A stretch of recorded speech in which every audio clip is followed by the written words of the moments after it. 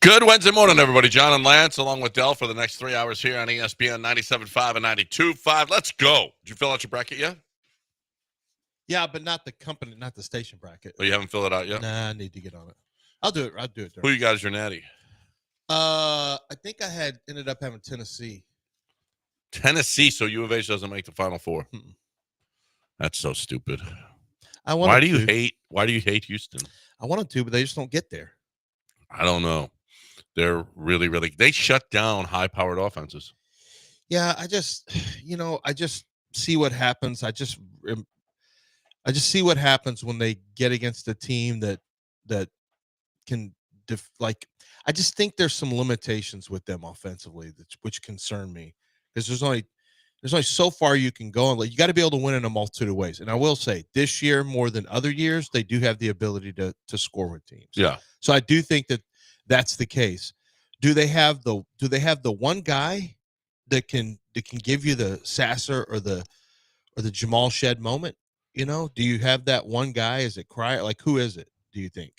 And maybe you don't have to have that. Well, you don't, because it's LJ, and last game it was Milos, and Sharp has been that guy as well, and Jawan has been that guy as well. But see, Jawan, like, if you need a basket, who do you go to? I like when you have a dude, because most college teams have a dude. Most really good teams have a dude. There's a guy that is going to hit the big shot. And that's the one thing that I think Houston lacks right now is, and you can look at it as a good thing, because you're not dependent upon, because you can also, if you're too dependent upon one guy, they can shut him down. That guy has a bad game. But it's really not about a bad game. It's about a big moment. So I look for the guy who can win in the big moment. And who is that? Like, who do you think that guy, does Houston say, oh, this is our guy in the big moment, that we put the ball in this guy's hands? Well, it's LJ. It's LJ. Well, it has to but be, here's the Coach deal: said it is if LJ can't get anything, he gets it down to Jawan. So you have him winning? But I have them going to the Final Four. Okay. Yep. You don't have them winning. I haven't picked my winner yet. Okay. I haven't picked I love Florida. I think Florida's the best team. But yeah, I think I have Florida. But I'm really worried everybody loves Florida. I have Florida and Michigan State. I think Michigan State's going to be. Man, that Wisconsin loss worries me a lot. Yeah, it wasn't great, but I have a feeling like I'm sticking with the notion that this season is not going to go according to Hoyle. Yeah, there's just too many. So is it going to be chalk? Is there going to be an 8 seed? Is there going to be an 11 seed? I think it's going to be chalky. I think it's going to be chalky. I think it's 1s and 2s. Well, that's how I have it. But I mean, it's more open than usual. But I also think that it's open within reason. I don't know that there's I gotta look and see. Like, there could be I think Texas Tech could make some noise if they got. Yeah. I know they went out it's easy to have recency bias against Tech because they went out in the playoffs. I mean, that's a team that has played University of Houston really well. Right. And that's a team you have in a Final Four. They have. And U of H beat them at Tech, but they didn't have a couple of players there. Here's what Joe Lunardi had to say about Houston. He broke down every team. Why they will advance: because you can't score against them. Nation's best defense in terms of points allowed can stop any offense. Top 10 defense in terms of field goal percentage. They held offensive powerhouses Auburn, Arizona, and BYU to a combined 22 points below their season averages. And the Cougs are hot, having won 22-23. Why they won't advance? And this is the thing. Did you see the selection show? Did you see when the Cougs were announced and they all stood up? I stood next to Jawan Roberts. I'm not that much shorter than him. They've never had bigs. Your 6'9" is about the cap. JoJo's tall. Javier is tall. Jawan is not tall. He is strong, and he is a beast, and he gets rebounds. We're picking nits here, but the Cougars are a little undersized. With no regular contributor standing above 6'8", they could run into trouble against a much taller team. The Cougs still finished in the top 40 nationally in rebounding margin, though it's not a huge concern. So it's not a huge concern. They do get out rebounded. They do. There are stretches where it's like, man, come on, grab a defensive board. Well, that didn't used to be the case. No, it wasn't. But it is the case this year.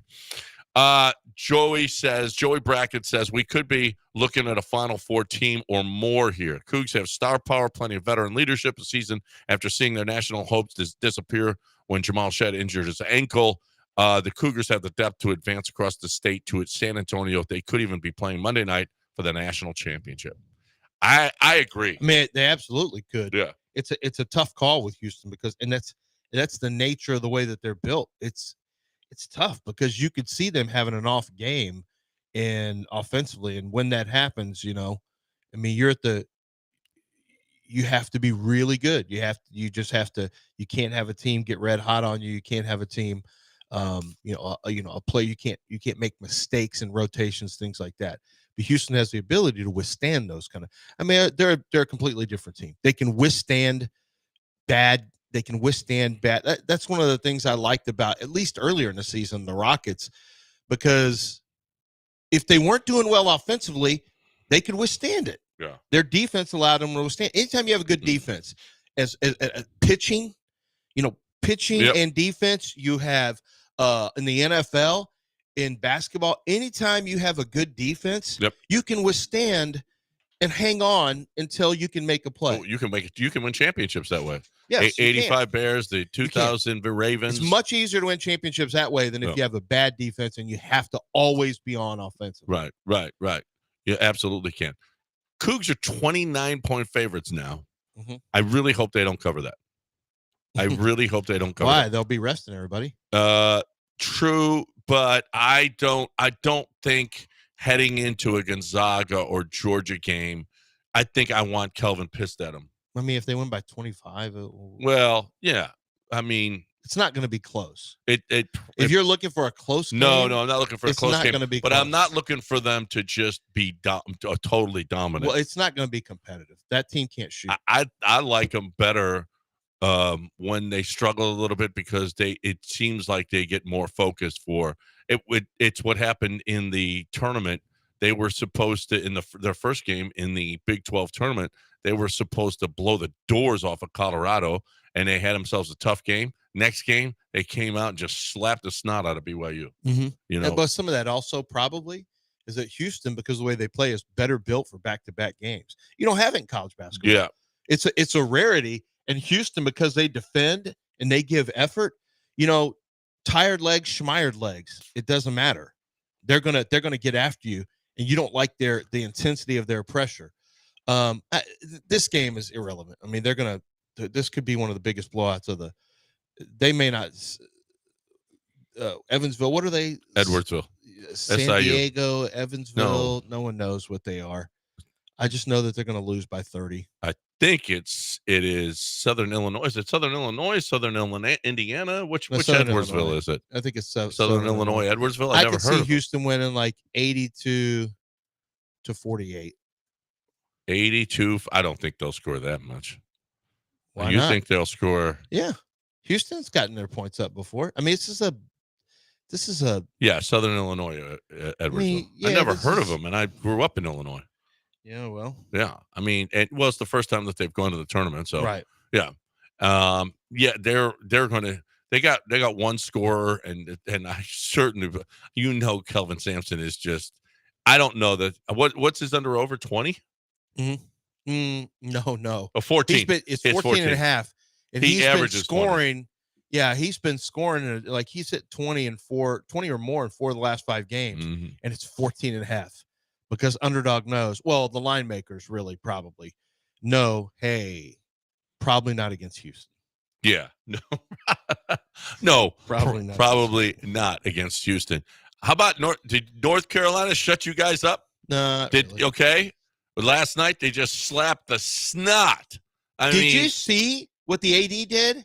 Have you ever seen that thing where they take the stacks of money and they hold it up to their head like a brick phone? He took a picture like that and tweeted it out after the game. Bubba did? Yeah, he just did a big thing with $100,000 worth of ones. And then he threw it in the air like he was making it rain. He recreated the big heavy guy laying down in Breaking Bad on top of the big pile of money in the storage shed. Yeah. He did a bunch of iconic shots with all of his money. How's this taste? With his $104,000 he got for his team being in the tournament after he's on the selection committee. I thought that was a cool moment for him to finally have something break his way at North Carolina. Would West Virginia have beaten them like that? No, I think not. Sorry, Chase. They didn't even have a coach. Sorry, Chase. I don't think you guys would have won that. How could you win without a coach? I'll tell you what, RJ Davis is scary. That dude was really good against Duke in the final game of the season. And he was really, really good last night. He could not miss. Holy crap. That was that dude can just he can shoot now.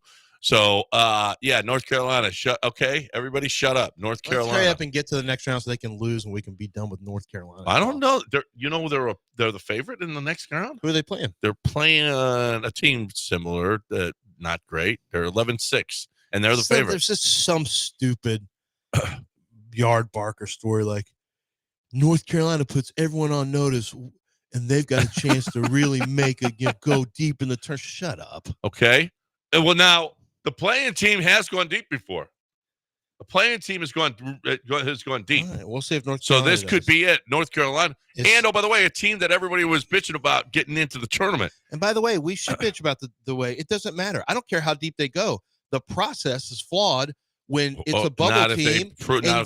No, it absolutely doesn't matter. Your guy who helps make a decision got $104,000 if they go. That's the biggest conflict of interest.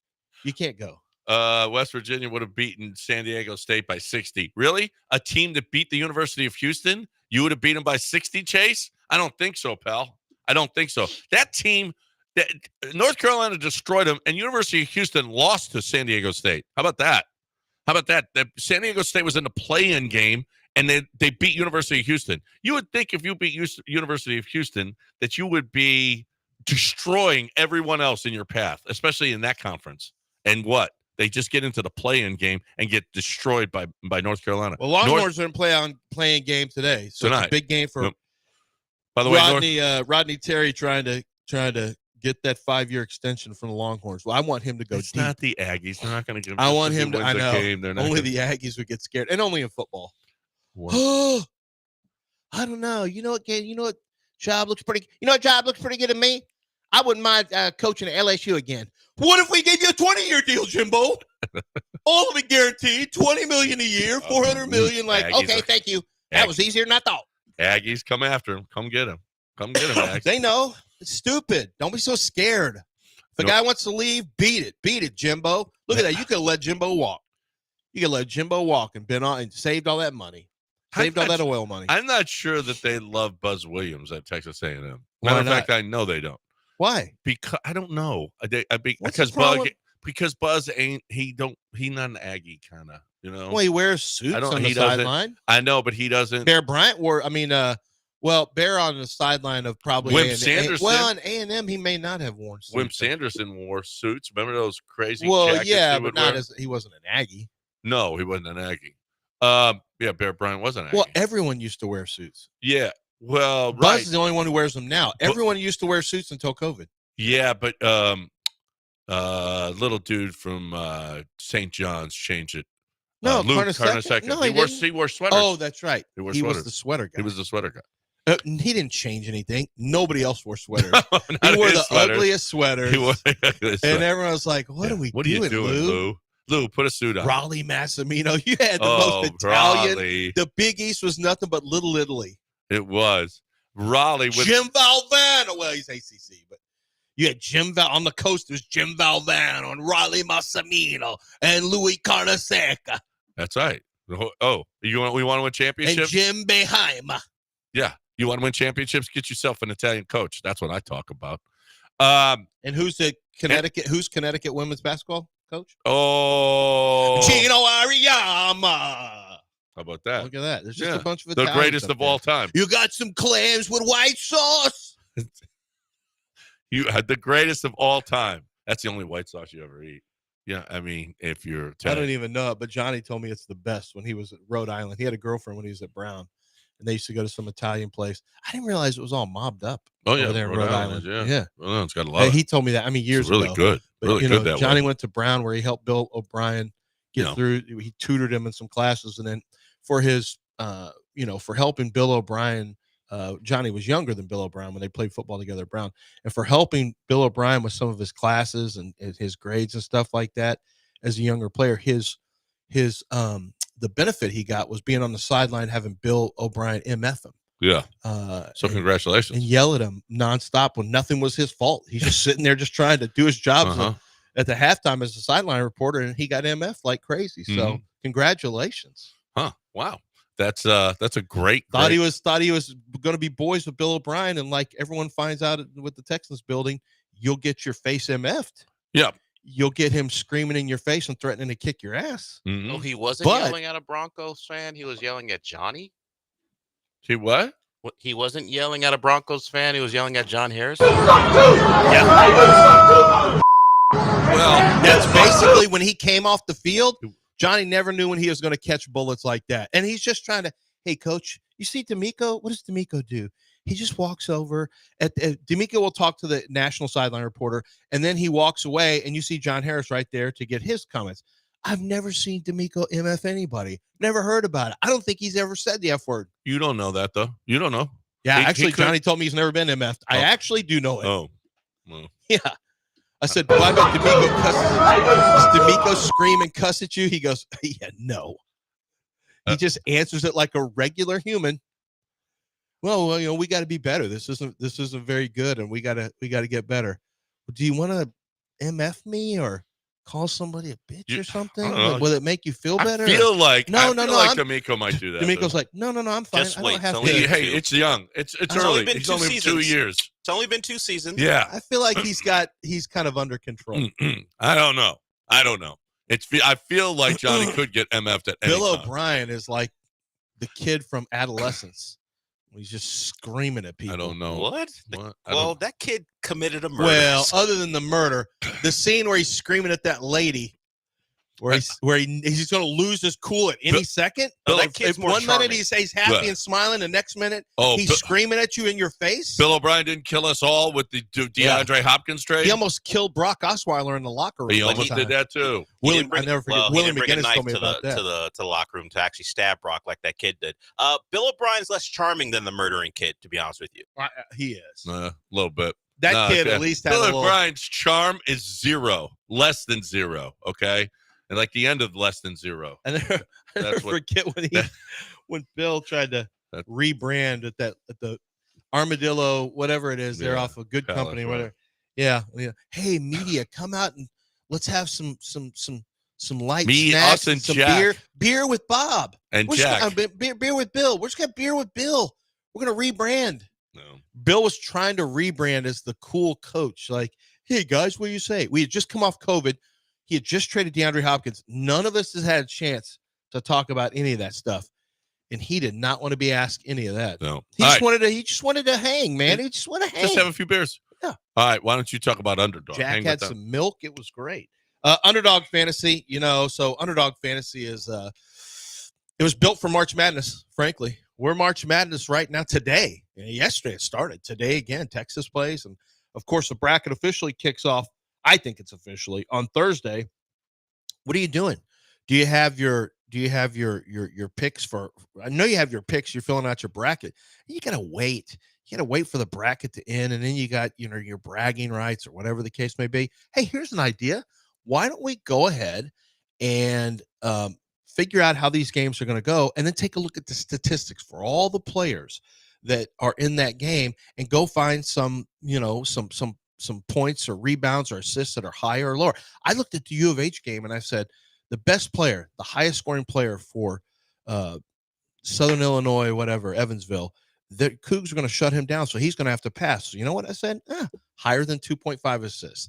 I took a look at the game. I analyzed it, and then I made my picks higher or lower based on how I thought games were going to go. You can pick as few as 2 players, you pick as many as 7. You can win up to 1,000 times your original play, but you have to download the app, and then you use promo code Lance on your first deposit. You're going to get up to $1,000 in bonus credit when you make that first deposit, and a free pick. Do not miss out on this. It's a great chance for you to make money with your sports knowledge and just make the games more fun while you're watching. It's Underdog Fantasy. You must be present in a state where Underdog Fantasy operates. Terms and conditions apply.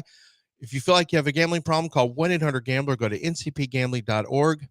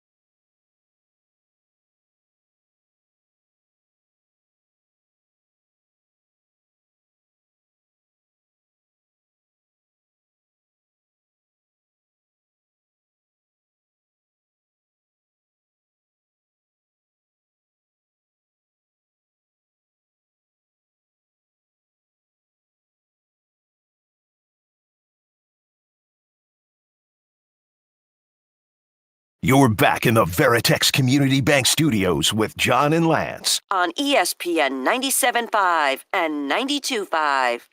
Sign up for our Bracket Madness. It's back, brought to you by Golden Nugget Lake Charles, supported by East River 9 and Two Creeks Crossing Resort. All kinds of great prizes, great restaurants that will be given away, all kinds of stuff.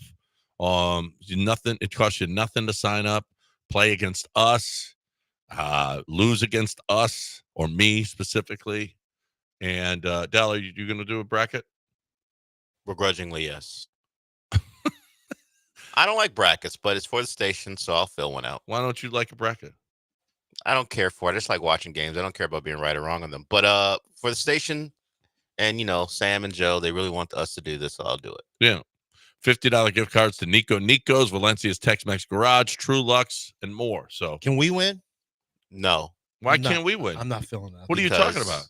It would suggest impropriety for whatever. No, if it's North actually Carolina could win 100,000 if we put it in and we won, then we get the everybody I beat owes me $10 in. That's what we're doing. I'm going to fill it out, and any listener who I beat owes me $10. Okay. All right. So I just want the gift cards that we're giving away. Well, I that's wouldn't mind the a issue $50 there. gift card to Nico like if Nico's. ESPN was the big ESPN was giving away something, I'm sure you guys can win it because hey, you're just filling in brackets, whatever. I don't think we should be taking away listeners' prizes. I don't give a crap. I know.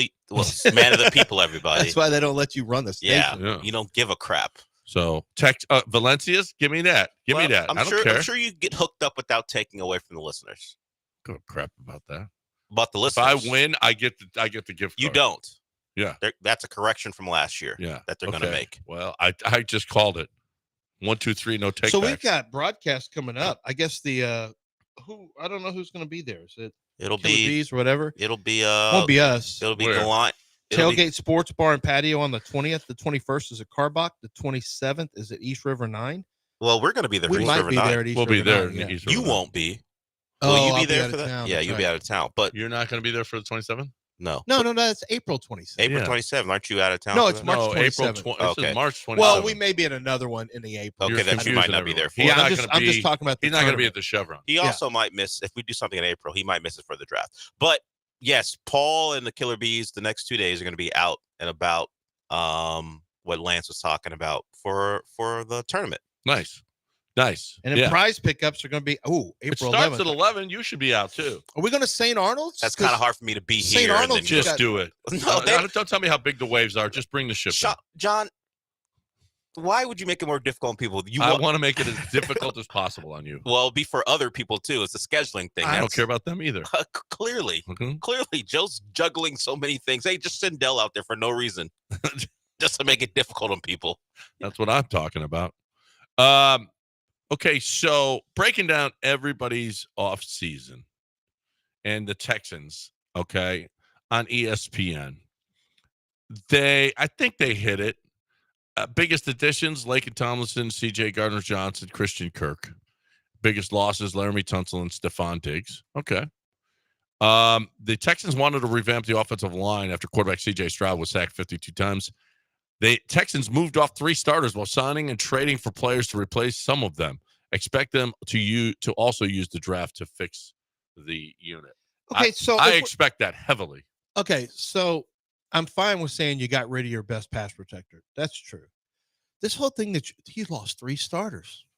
They were bad. So 2 of them who are the other starters that you lost? I guess they're talking You about lost Kenyon Shaq. Green? Huh? Yes. They're talking about Kenyon Green. Well, he wasn't. Well, a then starter. that's just factually inaccurate. Yeah. Well, this was by DJ Bieniemy. Okay, he started 8 games in 3 years. Yeah, right. Something like that. 10 games in 3 out of He what? didn't- 51. How many started, games what, did he 10, start all 12? last year? Well, not that. That's why He was their starter when healthy, and then he was bad, and then they benched him and then brought him back. 1 or 2 games? Kenyon Green? Yeah. Now they.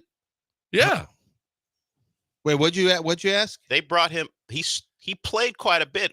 He and then did got until hurt. the Jets, and then the Jets game. I guess he played. Yeah, you know what? He did play 12 games. He was their starting, and we couldn't believe it. Why is he still out there until he got had- hurt? You know what? I think about it. He had 9 starts. Yeah, he did start 23 out of 51 He started games. 9 games? Yes, he Yeah. was their starter, and he got hurt, so they had to. Oh. And then they tried to bring him Well, back. so 9 games he started, 8 games he didn't. About half the year.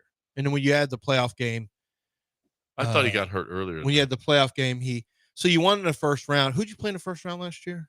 Played the Chargers. So you won the first round, you lost second round. So you ended up playing 19 games. He didn't play 10. He didn't start 10. He did start 9. Some of it was because of injury. But when he came back from the injury, I thought he got injured before that. But okay, all right. He started. Well, no, I think he did, and then he came. And I think he was. He played. He played in 12 games. Started 9. Yeah. So he started 23 out of. Well, it's 51, 52, 53, 54, 55. Out of 55 total games when he was here, he started 23. I mean, I guess he's a starter. No one cares. No one even thought he was going to. When he was you lost a starter, I don't even think he was going to be a cap cut. Yeah, when he was available, they wanted to play him. When he was healthy in 2022, he played 14 games. And last year, when he was available, they started him until they figured they couldn't. And then they tried again. Yeah. I mean, he got rid of guys who weren't playing well anyway, other than Tunsil, and Tunsil was his own thing we've already talked about. But so that's why I don't. Who cares? And he does say this. The team source said the Texans traded Tunsil for contract reasons. Yeah, but there was more to it than that. Yeah.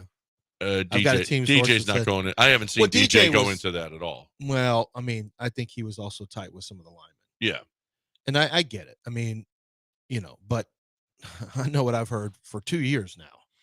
The Texans maybe he didn't hear it from anybody in there, but if you dug around with enough people, you would find there was more than just the contract. It's a multitude of things. It helped in a multitude of ways. It doesn't matter. He's gone now. So, oh well. Too bad, so sad. Let's get that culture cleaned up in the offensive line. Let's get it grimy in the O-line again. You agree with Although this? I don't know when the last biggest remaining roster question, offensive line, because the unit has only one starter, Titus Howard, who has proved he can provide solid play. Yep. Juice hadn't proved it. Well, yeah, but Titus has proved it? More than these other guys. Well, no, but has he provided solid play? At left? I thought he was solid at left guard. Yeah. I think he's been average at right tackle, but it was enough for Nick and those guys to, that's very quietly a bad move by Nick. Given that extension before the 5th year, not making him prove it in the 5th year when you had a really good tackle draft last year. And then you risk him going to free agency, though. Oh, well, God, hate to see Titus Howard leave. Well, what would we possibly do other than have money to spend? Well, I mean, and you could have drafted, and guess what? He could have gone to free agency, and you could have drafted one of those tackles last year. It was a good tackle draft last year, not so much this year, and now you're in the market for tackles. So sleep tight. Yeah, well, the end of the story is they're going to have to address this in the draft, and I wholeheartedly agree. They have to use, even if they use the first 2 picks on offensive line. Would you be upset at that at all? I wouldn't. No, not really. I mean, it depends on the players, but not really. Not really. I mean, the pickup of Ronald Darby, does that solve any cornerback needs? No. He's been around a long time. He's Laken Tomlinson cornerback. Yeah. He's been around. He's played with a lot of teams. At least he's not Jeff Okudah. He's CJ Henderson and Okudah all over again. Except, this guy actually performed at a pretty good level in the pros. Yeah. I mean, those guys are a little disrespectful. Those guys are bust. But all he is an older. I mean, Ronald Darby. What is he now? 32. He's just another old corner he's played he's 31. He will turn 32 in January 2nd. So Ronald Darby has played for 1, 2, 3, 4, 5, 6 teams. This is now his 7th team. So you play for 7 teams, you're probably not a guy that's going to be considered a prominent part of the secondary. Well, he had his moments. Moments early in his career when he was with Buffalo and then again with Philadelphia. But since then, he was a full-time starter. He started 12 or 13 games for Jacksonville, who was, they're one of the worst teams in football. He started 7 games for Baltimore the year before during all those injuries. In Denver, he started 5 games. I'm working backwards. In Denver, he started 11 games. And then for Washington, he started all 16 games in 2020. But Ronald Darby is just he hasn't had an interception since 2019.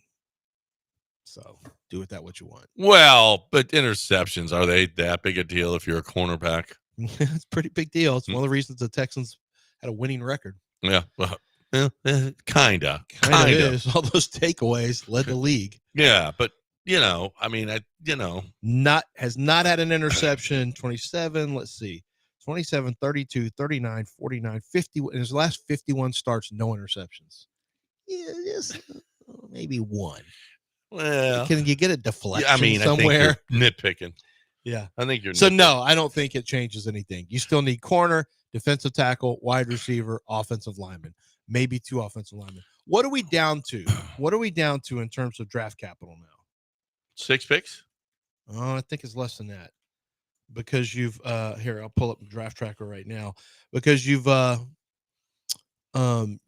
given up picks for 2 of the players you brought in, Christian Kirk and not Lakin, but Ed Ingram. You gave up 2 different draft picks, and I think it's from this year's draft too. They've got 5: a first, a second, a third, a fifth, and a 7th. Okay, your 5th's probably a defensive tackle. They only have 2 of their own picks. The other 3, the yeah. 3rd, 5th, You don't 7th, have a are lot. ones To, they've you don't have a lot acquired to work with there. from other trades. So I don't think you can go O-line twice. I think you go O-line once. I think you go. Excuse me, they have 6. They have 2/3. They have their own, and then they have a pick they acquired through trade. So they have 2/3. Okay, so they have 2/3, and they have a 5th and a 7th. No, I read this wrong because they just didn't list it all that well. They have 7 picks: 2 7ths, 2/3, a 5th, a 2nd, and a 1st. Okay, because they gave up a 4th and a 6th. Ed Ingram was a But- 6th. No. Christian wasn't a 4th. No, They got that Christian was a for low, like- a 6th round pick, something like that. Yeah, they got him for dirt Because he was cheap. going to get cut. So they got 2 picks from the Commanders for Tunsil. That's their 2nd, 3rd, and their 2nd, 7th this year. So that's where the extra picks come from. Oh yeah, okay, because of the Tunsil trade. Yeah. So they have 7 picks. All right. 7, not 6. Like I said, you said 5. Absolutely, you can use a couple on offensive line. Absolutely. Let's go. 25th, 79th, 166, 241. 236 and 89. 58th, 89th. Yeah. So, okay. So you got 4 of the first 90 picks. You could go 2 O-linemen there. My guess is, and once again, it just depends on the board. My guess is they go a D-line in there. In a corner somewhere. Honestly, you really need a corner. They weren't bet. Yeah. If they get hurt, they're in terrible Yep, shape. yep. They'll get the brakes beat off of them. You got to get a corner. I think you have to get an O-line. You have to get a corner. And then after that, wide receiver and defensive tackle are very important. You could go O-line, wide receiver, defensive tackle, corner in those first 4 picks. There's a chance you wait on wide receiver until the 5th round. If you get wide receiver in the 5th round, is he going to be better than Braxton Berrios? There's a chance. It's a pretty deep draft this year. So, yeah, I mean, Braxton Berrios is very limited. He's got arms like a T-Rex. He's a little wee guy. Yeah. He's a wee little slot. I can find you a better So slot is than- Julian Edelman. I don't know that Okay. Braxton Berrios makes his team. So is Danny Amendola, but okay. Yeah, if that's who you think he is, that's Okay. fine. That's all right. He just hasn't hit with anybody. Yeah. But maybe So, when he's 30, he turns into So was Drew Brees, but I guess he's not good enough. But he for you. plays quarterback. He Okay, played that quarterback. doesn't matter. Not, 737. You got to talk different about. Dell knows Braxton Berrios. He knows it. He's one of my favorite Canes, but nah. As a don't worry about it, John. You better Yeah. hope for an improvement in the draft. Where's your favorite taqueria? Taqueria Fernandez. That's an easy one. And March Madness is a great chance for you to go in and start watching your games tomorrow. If you want to post up, get you and your boys, go to your local Taqueria Fernandez, pull up to the bar. They're going to have TVs in there. They treat it like a sports bar. They got a sports bar menu. So they have a different food menu, a different drink menu that you can choose from, or the standard menu with the authentic Mexican food, the beer, the margaritas, things like that. But pull up, though. You and your boys go in. You know the deal. You belly up to the bar. It's 11 o'clock. There's 3 or 4 of you there, and you got the TVs on the games that you want, the 2 different games. Get them on the channels that you're looking for. You'll have those 2 games that are staggered. You know how to do this. You're a veteran. I'm a veteran of this. You're a veteran of this. You know how to do this. And then you order your food. and you pace yourself with your food and your drinks, then you call your boss. You say, "Oh no, there's a huge wreck on 59. Oh, I-10. There's a fire. There's a car fire." And then you stay for the second game, at least until the halftime. You make it a long lunch, and you're doing it at Taqueria Sarandas. I just gave you the whole game plan. You're getting food, you're getting drinks, you're hanging out with your boys, you're watching basketball. That's how it's going to work. And you can do that tomorrow. You can do it Friday. You can do it Saturday, Sunday. You can do it any day during the tournament or any of the basketball or baseball games that are coming up. It's great food. It's going to be great fun. And whether it's breakfast, dinner, or lunch, they're always open and they're always waiting for you. Taqueria Sarandas.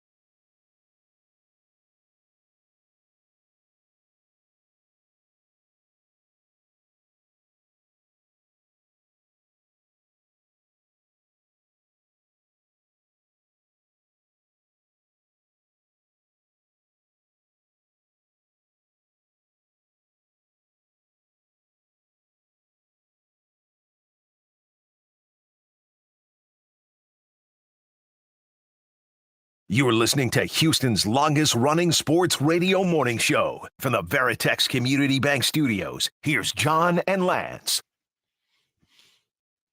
All right. Well, Is this this is your where la- we're is this supposed your to. last This day? is where we're supposed to break, but okay, Is this your last day in Texas? it is. I'm heading back to LA, but I'll be back in a week. Oh, okay. Yeah, What are you coming back for? for the live show at East River 9. Oh, Thank good. you. Thank you. Good night. March 27th. That's right. And then I'll be here for a couple more weeks. Actually, I'm spending more time here than LA. There's fewer fires here. Yeah. Well, yeah. Although, all the Tesla outlets are all burning, but Well, not in Houston. not in Houston. You know what? We're like not civilized. really a violent people. No. There's one in Richmond. It used to be Dave and Buster's. We're a civilized people. I There's like one that in about us. Westheimer. Yeah, that's by. There's one in Westheimer that's by like Gessner. Yeah. Nothing. So, and you know what? I'm proud of us. Like in Chicago, they're animals. Yeah, we don't. Well, you're one to talk. You were an I animal. was too. an animal. You were a literal animal. I left. Yeah, we don't really tear our own asses up too much. We gotta It's stop it's all pretty this. good. By the way, speaking of fires, Let's just get along. I hope everybody just gets along. my son. Now everything's conciliatory. Right, Guys, can't we all just get along? Can't we? No, we can't. I mean, Are you kidding? Have you seen our country? No, they can't get along. My son, who's a firefighter, he saved a 91-year-old woman yesterday. He did an hour and a half of CPR. He did an hour. She had Dell drowned. would have loved that He did an hour of CPR on a after 91-year-old woman. Yeah, she had drowned, and so he did an What? hour, and then wrong they with started to lose her again. So in the ambulance going back, he had to do like She another would have been 30 like, minutes. "I'm okay, Dell. I'm okay." I'm not looking to kiss. You Dell don't would've need still to been- put your You tongue can- in my mouth, young You man. guys are confused about that relationship. There's no kissing.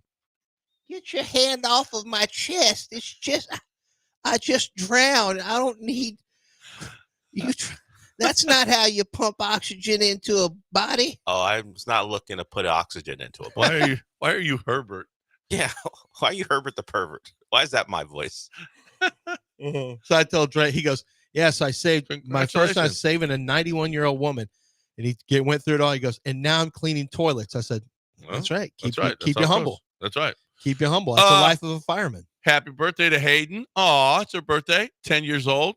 Way to go, Hayden. Wow, she's 10? She's 10. Holy crap. Yeah. You're getting old. She's out there getting ready for school. I tried to offer her a beer once when she was 4 or 5. She just didn't want it. I'm just disappointed in her. But she's 10 now today. Congratulations, Hayden. That a girl. Ramsden Ollie. Lance McCullers Jr. was the story yesterday, y'all. Mm-hmm. We buried the lead. Okay. 13 pitches, 7 strikes, 6 balls, hit a batter, got 3 outs, and he loved his changeup as well. So he got a standing ovation from his boys, from the whole dugout. Coming back, hadn't thrown a pitch since 2022. So for him, it says real pitches in a game. yeah. This is actually, I think, faster than maybe Did you anticipated. did At you least the way see- he had been. At least the way they had been. Remember, he was hitting 89 on a gun. We're like, this is it. Or Yeah. no, he was 84. he hit 93 yesterday. Yeah, 93. I think that's maybe like a little faster, but as long as he has movement on it, he's okay. Yeah, it would be nice if it was 94, 95, but it was 93. That's fine. Did you see the videos of him pitching in 2022 right next to him pitching yesterday?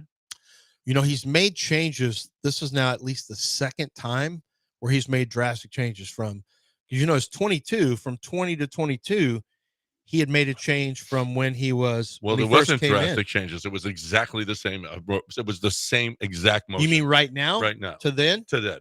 Well, I know the one originally when he came into the league in 16 or whatever it was, 15, 16.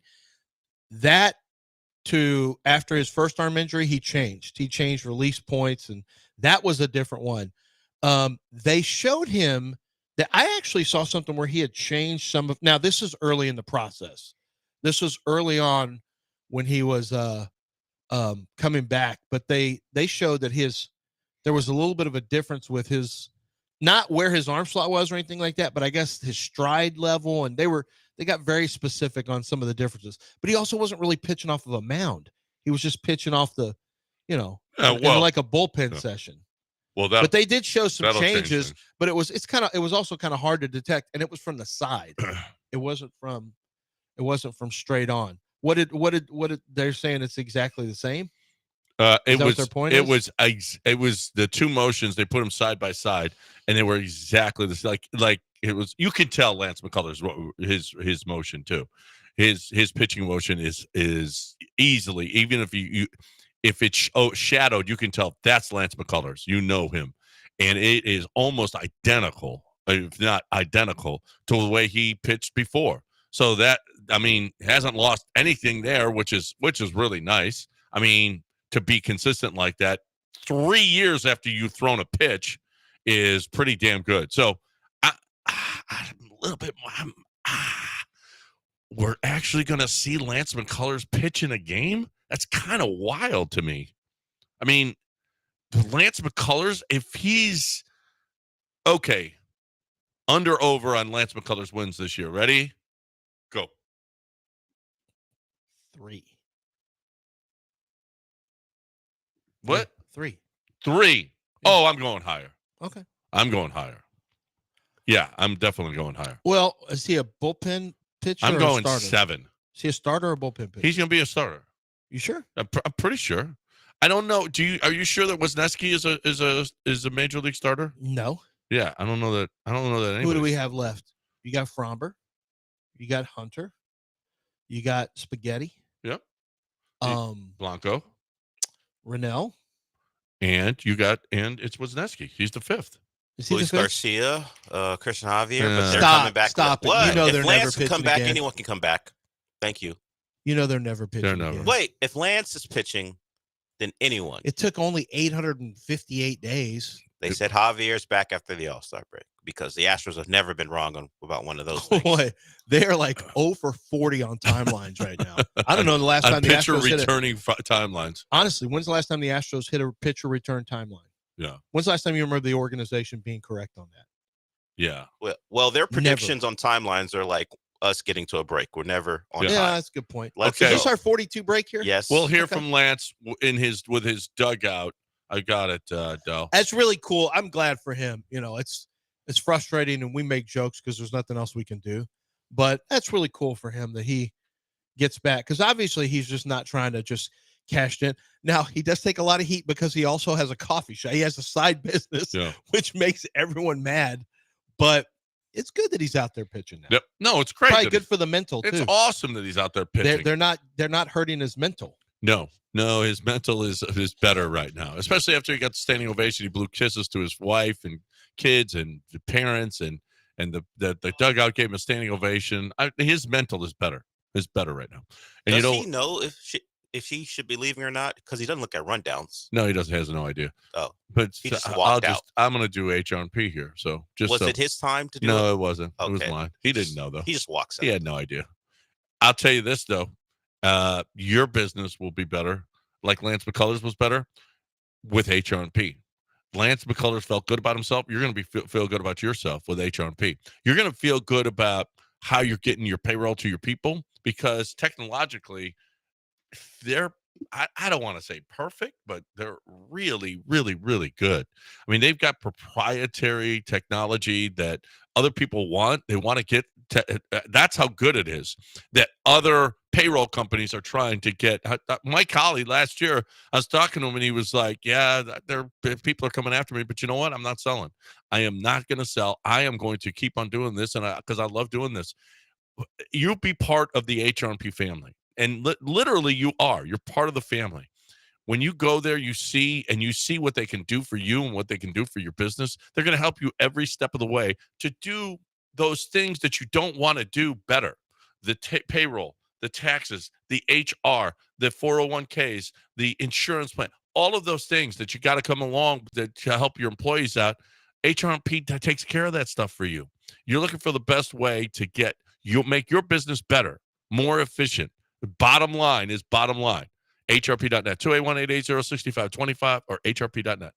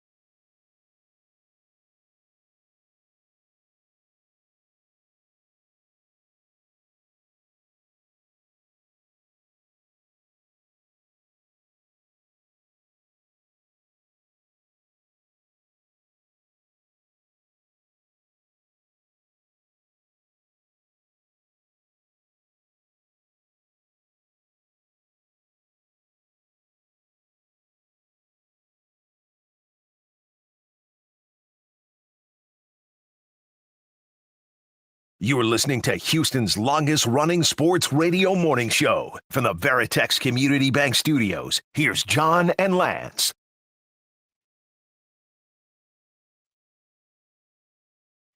All right, welcome back here on ESPN 97.5 and 92.5. So we were just talking about Lance McCullers. This will be a really nice story if Lance McCullers can actually bounce back and pitch well this year. How good a story is that going to be? I mean,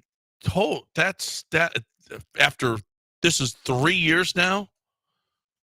This is that is cool. That is really, really cool. So, and Joe Espada said it was the highlight of the day. During the game, after he pitched, Lance McCullers in the dugout. Todd Callis interviewed him. Here is some of that from yesterday's exhibition game. Lance, we've talked to you at various times, and you mentioned long-term goals instead of short-term goals. That seems to have been your life the last few years. Were there any points where you were wondering, as you had to go through that rehab process, if a day like today was going to happen? Absolutely, man. I was there was many times I thought maybe retirement was on the horizon. A big inspiration for me has been my daughters. They've supported me without really even knowing what they're doing. And really, this journey that I've been on, at the end of the day, if this journey has led me closer to God and understanding my purpose and closer to my family, then I guess it's it was a long-winded journey, but a big win for me, and I'm just happy to be back on the mound. And there was definitely moments where I felt like, even maybe as early as this early offseason, where I didn't know if this was ever going to be possible again. But it was a big step for me today. That's great. That is great. And you know what? We made a lot of fun but he's had to live that nightmare, the injury nightmare. But if he does come back and he actually contributes to this team, to this division-winning team, and yet another Astros playoff run to the AL championship, then you know what? What a great story. Maybe a movie. Will you apologize for all your jokes? I didn't. No, jokes are jokes. Jokes, yeah, jokes. You don't We've got to learn. Ricky Gervais taught us you don't have to apologize for jokes. Were you when you suggested he was stealing money? I never suggested that. He called him the bag, whatever it is. The blank? What do you call it? The sleeping bag. I didn't suggest he was stealing money. Sleeping bag, don't you call it that one? Yeah, anybody who gets paid, who doesn't ever play, it's called the sleeping bag. It wasn't me. It's Mitch, but he kept putting that Mitch work something. in. He was working while you were making jokes. John acts like he's been coffee. an advocate of Lance McCullers now. I have been. Now that Lance McCullers threw 13 pitches, now John's changing his tune. No. Well, we know John's phony. I'm looking at a video. Rahil's the biggest phony, but John's in second place. You always put that. I like how Rahil's not on the show. Well, he does come on your show from time to time, but I like how he has to always put in there just so everyone knows. Everyone knows the biggest phony is Rahil. Rahil. And then everyone. There's a God tier phony, and that's Rahil. And then everyone else works underneath that. Right. Yeah, that's true. That's right. It is true. I'm looking right now. Dove Kleiman has put out a video of Deshaun Watson. That content thief, Dove Kleiman. Yeah. I can't believe you always give him He shine. is working out. He's doing the ropes. He's is this? lifting. He's Dove Kleiman. Deshaun Watson. Who cares? Delete that. Dog, it says. Delete that. Dog. It must Brown be star QB Deshaun Nobody Watson cares. already putting in the work this offseason, but Who despite cares? still He's not having even a playing. boot on his Who foot. cares? One of the best QBs in the NFL went healthy. Yeah. Watson is looking That's to just prove a troll. all the haters That's wrong. a rage bait. Hater. That's a rage bait. That's what they call a rage bait. You and all post. those 26 women hating. I will push Rage back bait on post. I will push back on star quarterback. That's the first thing I'm going to push One back of on. the best in the NFL I'll when push back healthy. on working hard. I'll push back on anything that? other than If just give me my money. He could have just said recently engaged Cleveland Brown quarterback Deshaun Watson. Now, that would would have been correct. accurate. That'd be accurate. I That'd would have be been fine accurate. with it. The rest of that Is he in a flowery crap. wheelchair doing this with ropes? No, he was standing in a No, boot. he's standing. How? He's got tore a his boot Achilles. on. Oh, now he's wearing a boot. He's got a boot. Oh, Yeah, cool. He better have that boot on. Cool. He's wearing a boot now. Trying to keep that money. Yeah. He's got to pay for a wedding. Are we done with Deshaun picks? Is it officially Yes, over? I think believe, we're done. I believe that's over. Mm-mm. Man, that was a good well to go to. Can't anymore. That was always nice to be able to go into the refrigerator and pull out another first-round pick. Well, now you got to stand on your Tunsil picks. A third and a seventh. Yeah, we got some Tunsil picks. We got Tunsil pick's coming next year.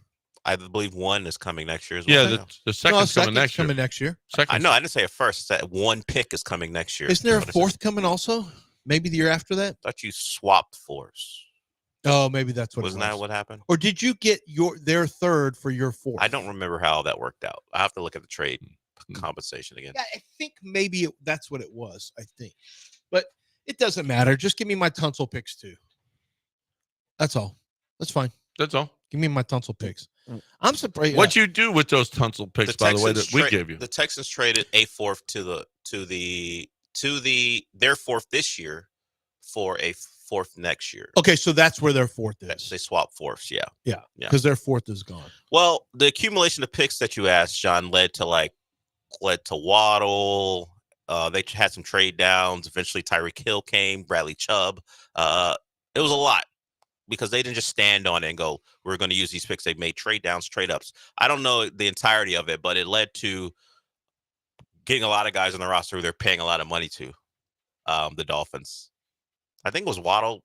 Maybe it been Waddle, Chubb, and Hill all came. Did you have any that were? Have they helped you win a championship? Have they helped you win a playoff game? Well, they've played into. You haven't won a playoff game since 2002, if I'm not. Well, I haven't played it. I haven't played in any of the games, so I haven't won a playoff game. No, your team, ever. the Dolphins. But I don't have control. Your team, over the that. Don't be Dolphins. glib. You know what he's meant. I don't have control over that. Yeah, It's like me yeah. saying you, John, haven't led the Texans to an AFC title. What are you? No, but I've won playoff games thanks to Larry Tunsil. Congratulations! What? You've won playoff games. Yeah, maybe it was the goal greatest trade in NFL history. Is the goal to win a playoff game or to win the title? Is the goal? You don't have to win. And now Larry Tunsil's gone, and now you don't have a left tackle. We don't need one. Don't need one. We got Blake Fisher. Yeah, that's right. Blake Fisher, who contributed to the 8 sacks given up the last time he played a game. And thanks to you, we got a second-round pick next year. What? For who?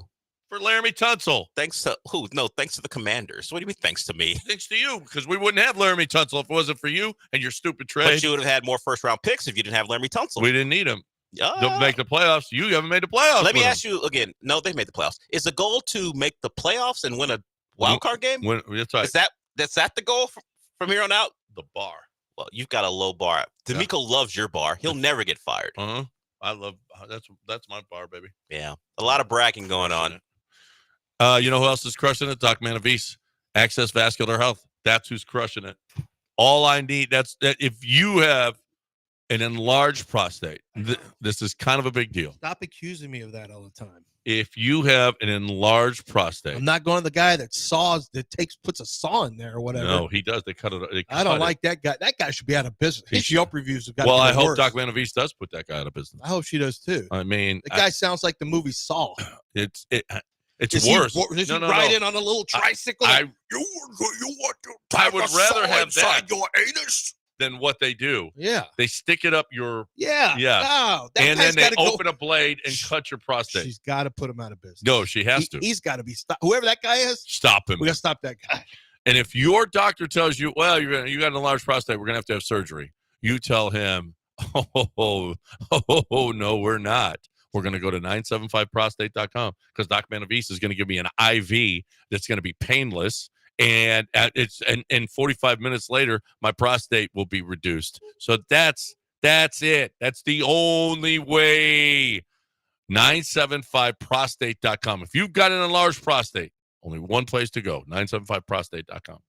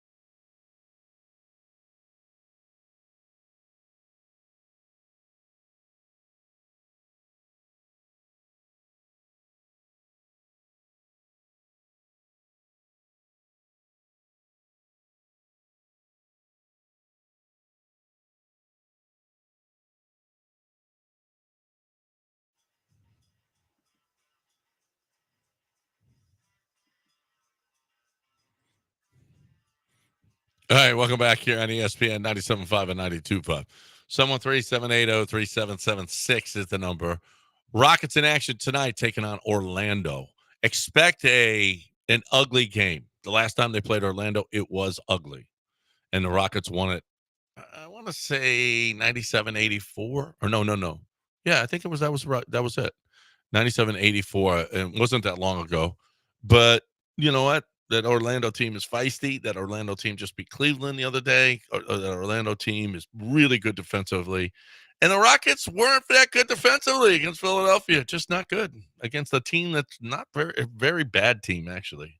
They're a bad team. One of the worst teams, one of the lowest rated teams.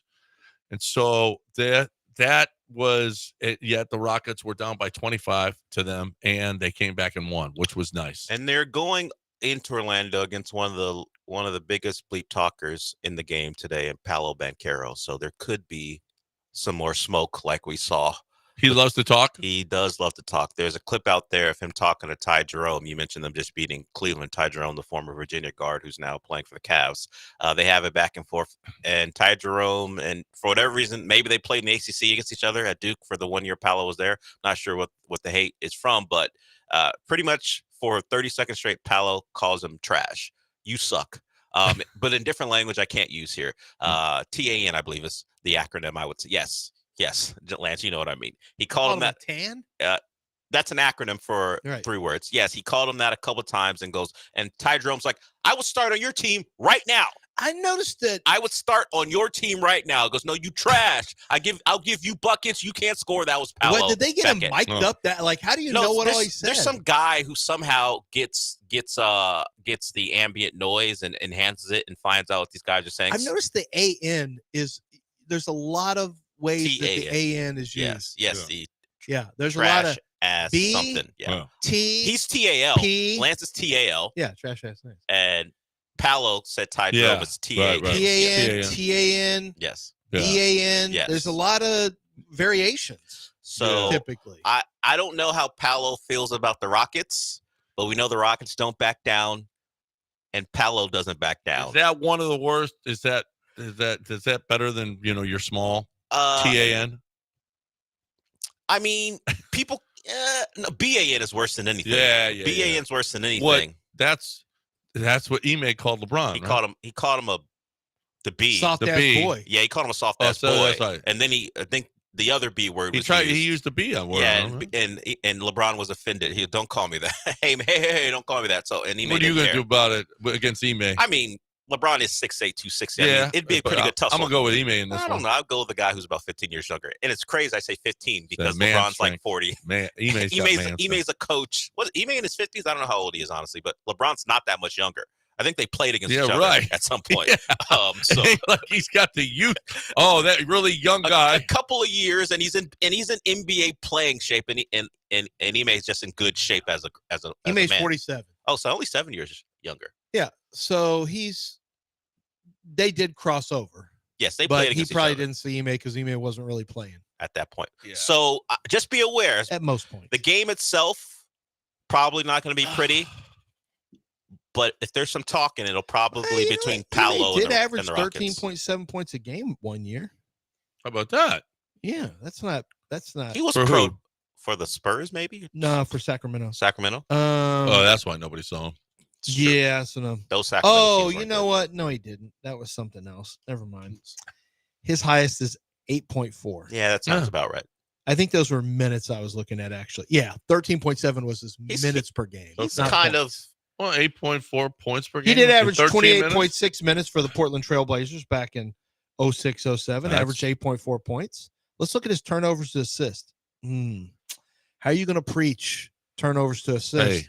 1 assist per game and 0.7 turnovers. Those who can't coach. Okay. I'm just saying. Sometimes you're a better coach than I don't player. want Jalen Green to say, look at you. You were 1 to 0.7. Name all those great players that were coaches. Larry Bird. Great coaches. Not many. One. Rick Carlisle. I don't know if he's a great player. Oh, great player? No. Yeah, he wasn't a great player. Yeah, great player. It just doesn't happen other than Larry Bird. Very Deion, do you believe now? Deion turned around that program. Mike Vrabel, would he be considered a great player? Yeah, he was a great player. for a time. He was a very good player. He's a very He's good a good player. He has wasn't way more great. touchdown catches than you. Yeah, you gonna keep talking trash? How many touchdown catches you have, John, in the NFL? 0. Well, no, Zero. but that's not what you're talking.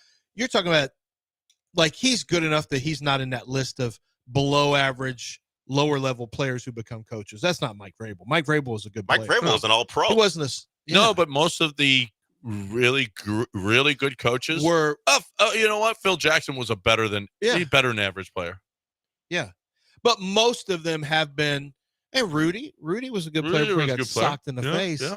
So that's maybe basketball has a few more actually that were pretty good players. But historically, they either haven't played or they've been not great. Right. Not great, There's especially more. in baseball. I think there's Baseball is the home of that kind of stuff. what Catchers. Of a bunch of catchers and guys who, like, Machete will be a manager before you know Tony it. La Russa didn't even play. He didn't? Whitey? No, he never was a major leaguer. No. Really? No, I he's thought a I had minor Tony league. La He was Russa baseball card from when he was a minor leaguer. really. Well, I mean, that's the an Whitey example of it, though. Herzogs, the Earl Weavers. They weren't players. They were just managers. I don't know that Earl Weaver. Did Earl Weaver? Did he play? Was he? No, Tony La Russa played Did he? for the Oakland. Yeah, I mean, not a ton, but he had 203. He had 203 at bats in his career. So Did he? The most he had was 106 in 1970. He was not good, as is the point we're making. Yeah. Tommy Lasorda wasn't good. No. Most of these guys weren't good. That's changing now, though, because there's enough money in it to where a lot of good players they want to do one of two things: either get on TV, get a podcast, and you can find a podcast pretty easily if you're a former player. Really? Because I don't see any former players with podcasts now. Yeah, it is. It is a podcast. It's a fest. big business now. I don't listen to a lot of podcasts, but there are some people who all they do. You know who's podcasts. God, that was what was it? What's his name? Former NBA player. Anyway, actually pretty good.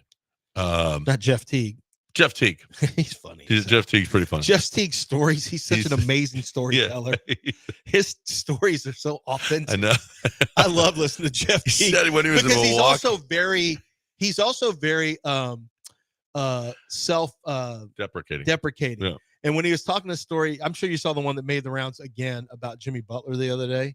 Did you see that one? No. There's a lot of them. Well, where he talked about, he's the original one that told the story about Jimmy Butler who wanted a contract extension from Minnesota, and he basically came in late, and then when he got there, and Jimmy was being a big pain in the ass, and he refused to play with the starters. He goes, I want these guys. Like, they were G League guys, and he took them. He beat the starters. He was trash talking them the whole time.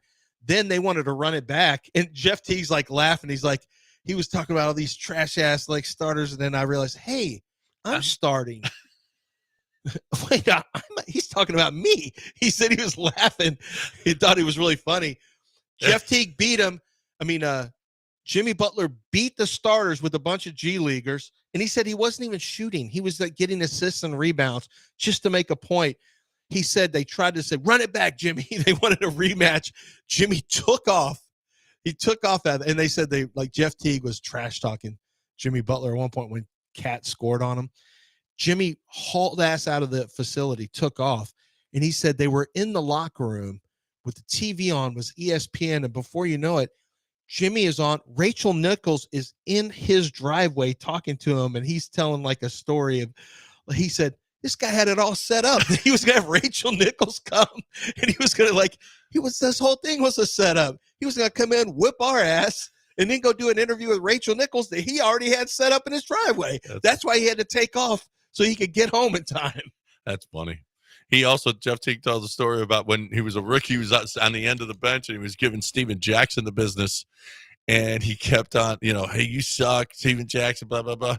Steven Jackson at the end of and Steven Jackson gets the ball at the end of the game and hits the game winner. And all of his and Jeff Teague's teammates were all like, shut up. What are you doing, you idiot? And Steven Jackson goes, it's the only one of my whole career. Because of you, I got one. Buzzer beater? Yeah, buzzer beater. Only one of my whole career. Yeah. 713-780-3776. Yeah, Kevin McHale, Pete Rose. There've been some that have been pretty good. Pete Rose was a good manager, not a great manager.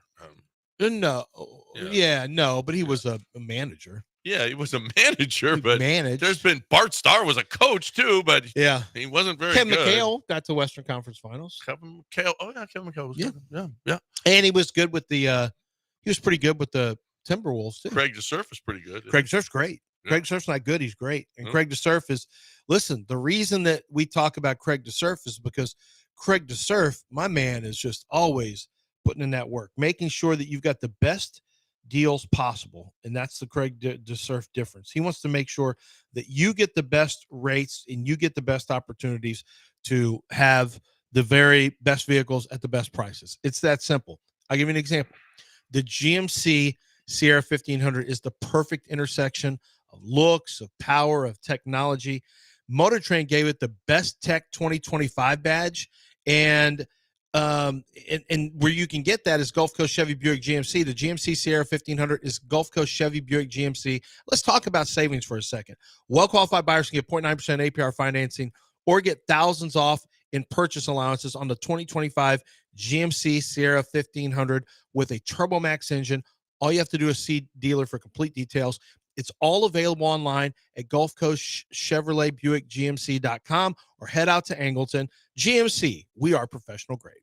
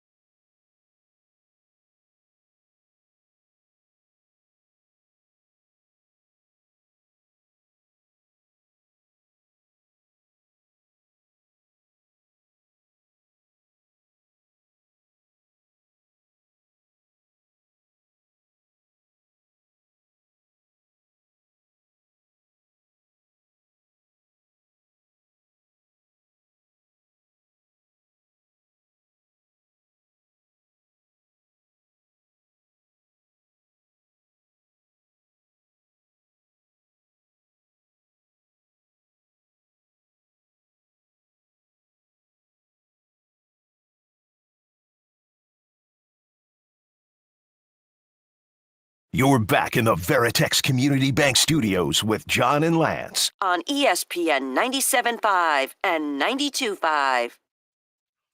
All right, welcome back here on ESPN 97.5 and 92.5. A little public service announcement here. Wayne is joining us here from University of Houston Clear Lake. They got a nice golf tournament coming up that we want to get people out to. Wayne, how are you this morning? I'm doing well, John. Good morning. How are you, sir? We're doing great. Thanks for joining us this morning, and tell people about University of Houston Clear Lake and the golf tournament coming up. Sure, absolutely.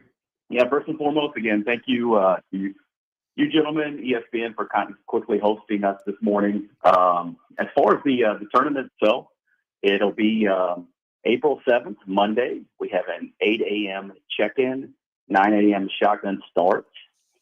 It's a typical 4-person best ball scramble. Each year, we've seen our numbers grow. We were 80 players the first year. Last year, we had 88, and we're on what I call the road to 112. Of course, some other golf committee members are pushing us 120 plus, and we're getting there, John. So, with the help of this station and other partners in the community, we feel confident we're going to hit 120 plus. So. Kind of give you a background on how this started, if you will. About 6 years ago, we're really, my wife and I are kind of involved as community individuals. We have three young boys, so of course we do kids sports, baseball, karate, chess tournaments, you name it. Also, a big advocate for education. So I've just been very blessed to have had support from, multiple members of the university, Dr. Richard Walker, who's the president over there, VP Joe Staley, and many others kind of helped pave the way for this event. And honestly, my vision was to kind of teach my young boys about creating a legacy or building something to be proud of. So you can imagine, John and Lance, how those conversations are in our household, where most are teaching them how to throw a baseball. And I'm talking about building a legacy. I must be a world-class father there. But definitely giving back, developing community growth is one we're always trying to teach them and mentor them, strengthen and connect alumni outreach, and then ultimately get to a point where we can start raising money for student scholarships. So that's what this is about. We're a regional comprehensive university, and an extension of the UH system, and the wonderful things the Chancellor Couture, the Board of Regents, and all her leadership team members are doing as a system. Good. So it's April 7th. It's Monday. Where is it? What's the course? It's at South Shore Harbor Golf Club, located in Big City, Texas. Yes, sir. Yeah, South Shore Harbor, University of Houston, Clear Lake, raising money for scholarships. If you want to play, if you can play, if you want to help, if you went to UH Clear Lake, or you're in the area and you want to help out, you want to help raise some money, you want to get a foursome together, whatever it is, what's the website? The website is www.uhcl.edu/alumni/events, and then you'll be able to get to the golf tournament from there. Okay, uhcl.edu/alumni/events. Get on out there April 7th and help out UHCL. Had to cut you off, but we got to go. We got Frank Caliendo joining us next here on ESPN 97.5 and 92.5, which is really, really cool. Wayne, best of luck with your tournament. April 7th, South Shore Harbor, uhcl.edu. Get there and sign up for the golf tournament. Help raise money for scholarships. Great stuff, Wayne. We appreciate you. And what Frank Caliendo going to join us next. When is he in town? I gotta see when he's in town. I think it's next month. Next month? Yeah, he wants to come in studio with us. So yeah, come on by. Okay, yeah, absolutely. No, would love unless him. You and I are both out of town, or unless you are at a golf tournament. I don't know when is. I got to see when is.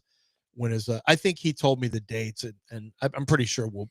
Well, I'll be in studio at least. You probably, unless you're at the draft.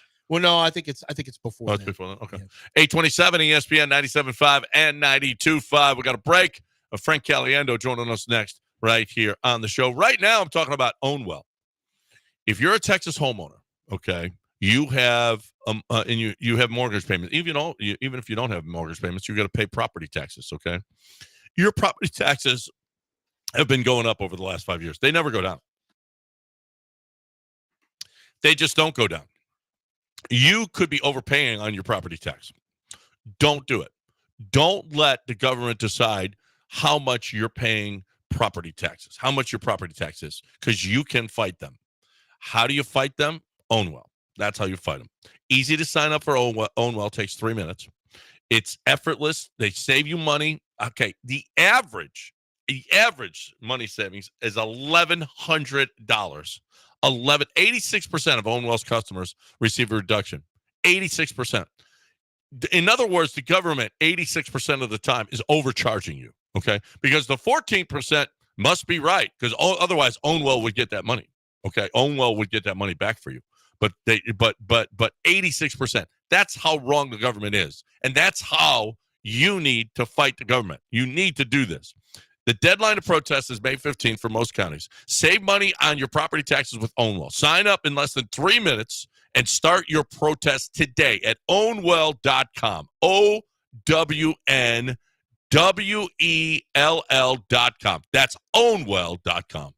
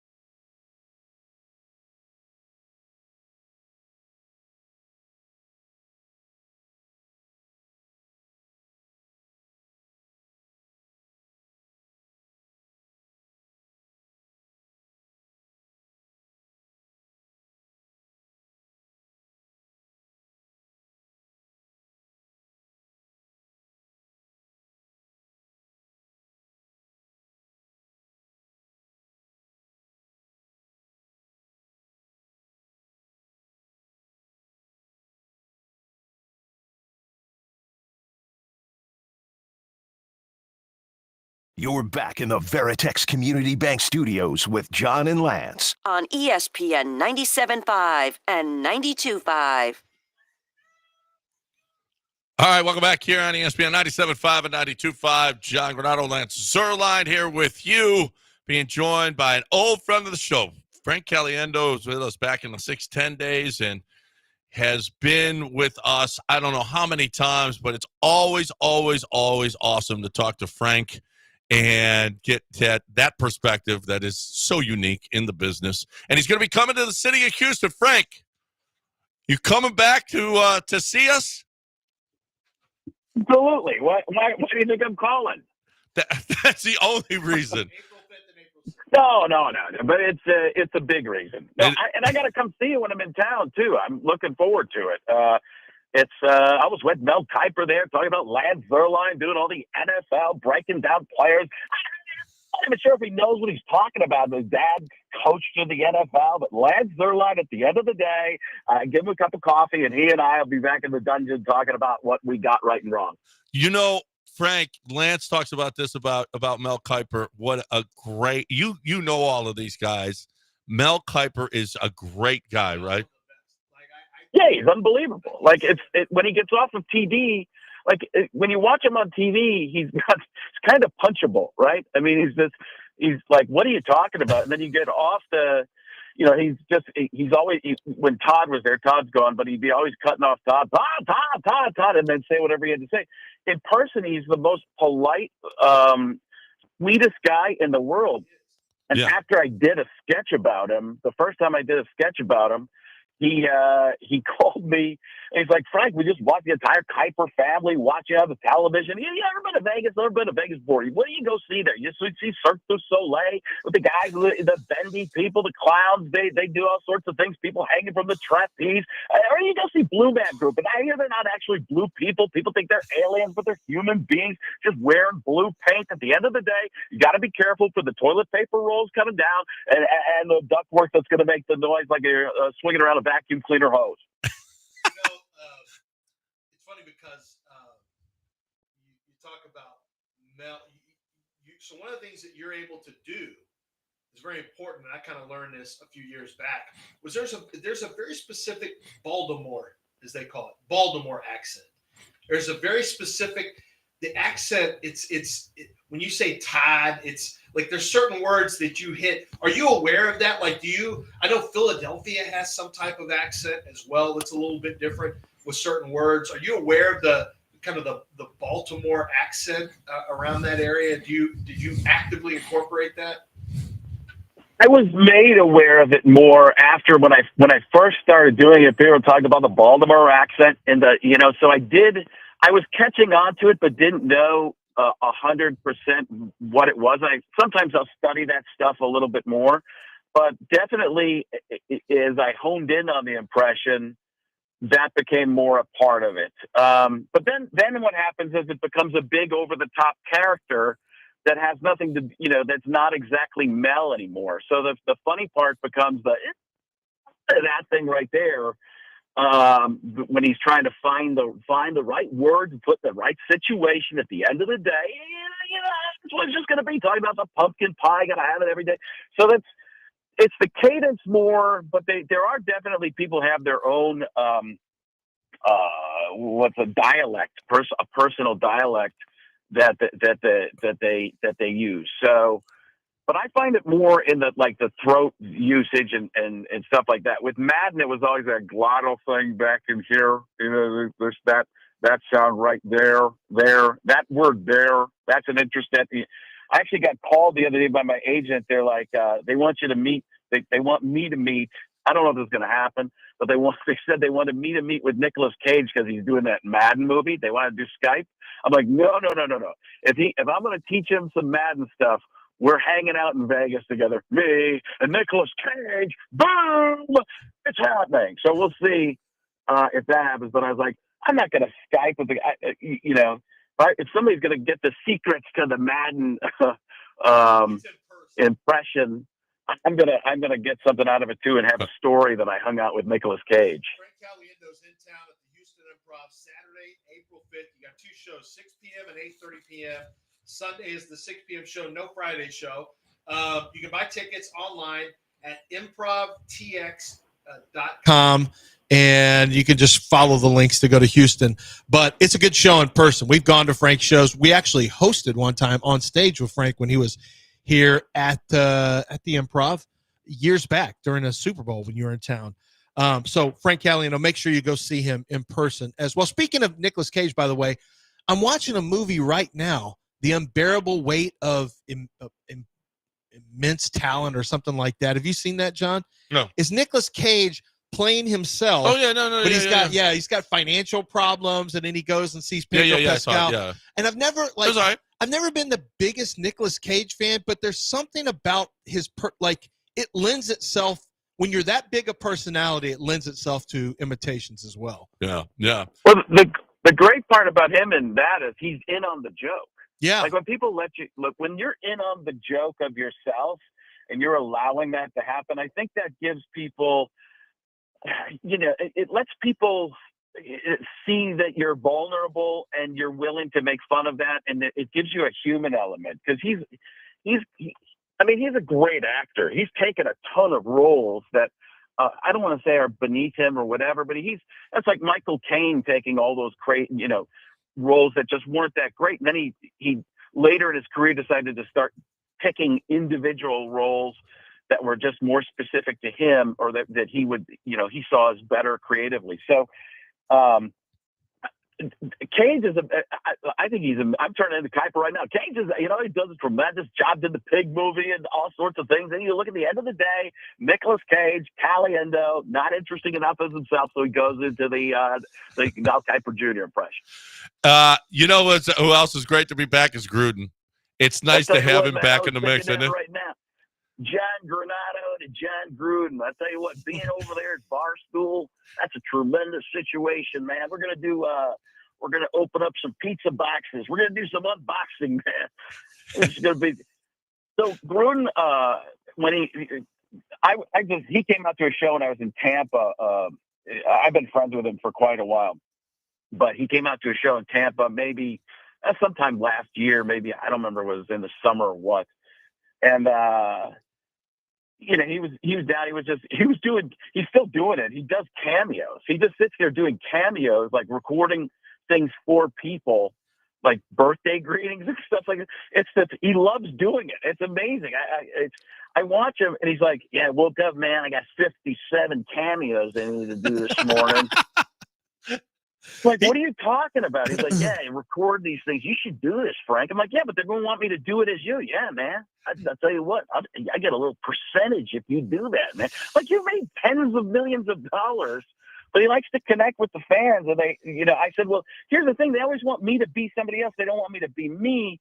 It's kind of, weird in that situation for me. You're just being, this crazy guy in your, in the FFCA terminal in this little cove in Tampa.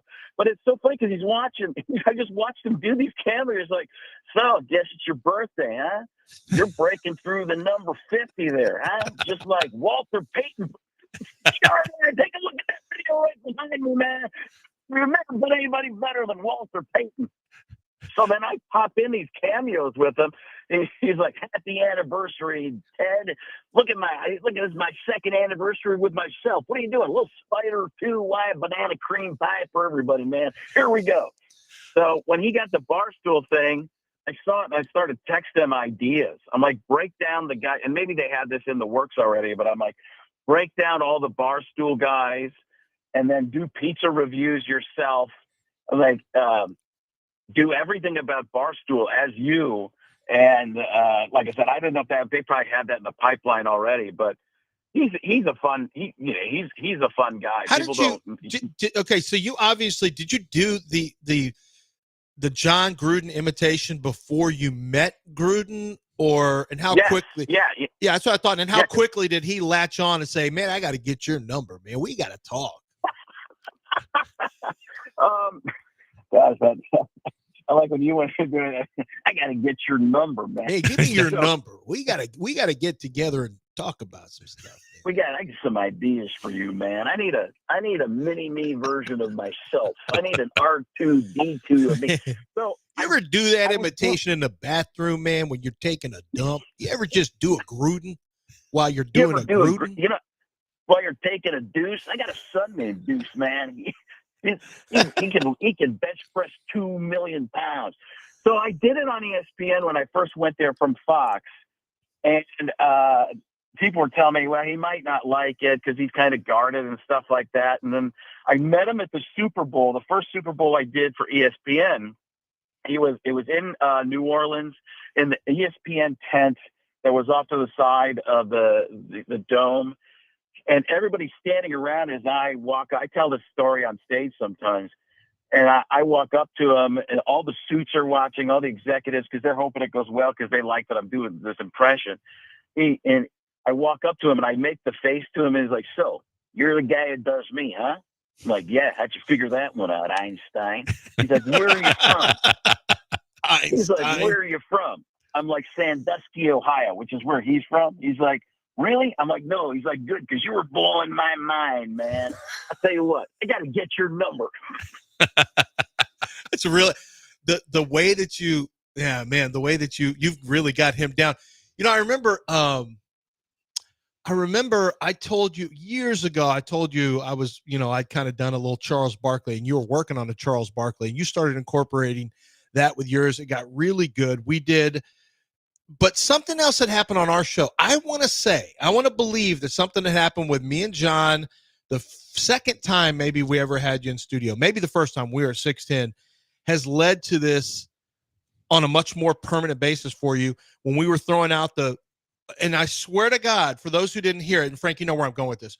For those who didn't hear it, we just said, Frank, when we come back from a break, we're going to yell out, we're going to blurt out characters, or people. You're going to break into those imitations, but I'm going to give you a topic to talk about, but you're not going to know before we do it. And I said, Willy Wonka, because I knew Frank would be able to roll on this one. I said, Willy Wonka and the Chocolate Factory. And then I said, started off as, John Madden, and you started going, and I'd say Chris Rock. And then he'd immediately transition to Chris Rock, continuing to talk about Willy Wonka and the Chocolate Factory. And then it was Seinfeld, and then it was Al Pacino. And so I've seen you the other day. I saw it on your Twitter, and you guys should follow him on there as well. And probably Instagram. I'm not sure, but you had, I don't know, I want to say your wife off camera doing that. And it was really, really good. Did that start with our show? Is that where that was the first time, or had you had people do that before? Well, first, that's my daughter who yells those. Oh, out. okay. I don't know. I mean, honestly, it might have been the first time I ever did it on the air somewhere. Okay. I had done it reading a book when I was a kid, like in high school. We used to do that. My friend John Zer's house, in his basement, everybody, the high school kids, we'd all hang out down there, and we would make videos and stuff like that. This is sounding real creepy. But we would do videos, and I would read books like that. And they would call some things out that way as well. But I'm pretty sure I never told you about that. And you just tried it, and we started doing it. So it might not have been something I'd ever really done on the air before. And it was just parallel thinking, and it actually got me going to start doing that again. It was phenomenal. It was absolutely phenomenal. That's one of the fun things. I mean, that's one of the things that makes me there's people that do impressions better than me. I've always known that. There's people that do dead-on voices better. I had the sports niche that were for a long time nobody else was really doing. Now there's quite a few people doing. I mean, guys, Lance, you've always done tons of impressions too, and the radio guys that are really good that do it. There was nobody doing it on TV nationally. And now with the internet, there's just tons of people doing it everywhere. But I don't remember where I was going now. I was trying to give you props, but at the same time, I forgot what it was. No. And you did Jim, and you started incorporating Jim Rome, who was really big at the time. But I like that you've continued to add to the repertoire. This is going to be a little. That's what I wanted to ask you, though. What? Tell us about the show and how it's evolved. What we're going to see April 5th and 6th? 5th and 6th. 5th and 6th. What are we going to see at the Improv?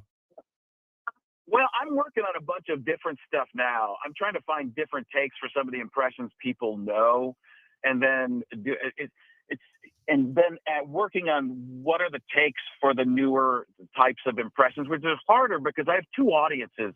Your audience actually kind of blends them together because you guys have always been a big pop culture reference type of show, more because of Lance than John, I think.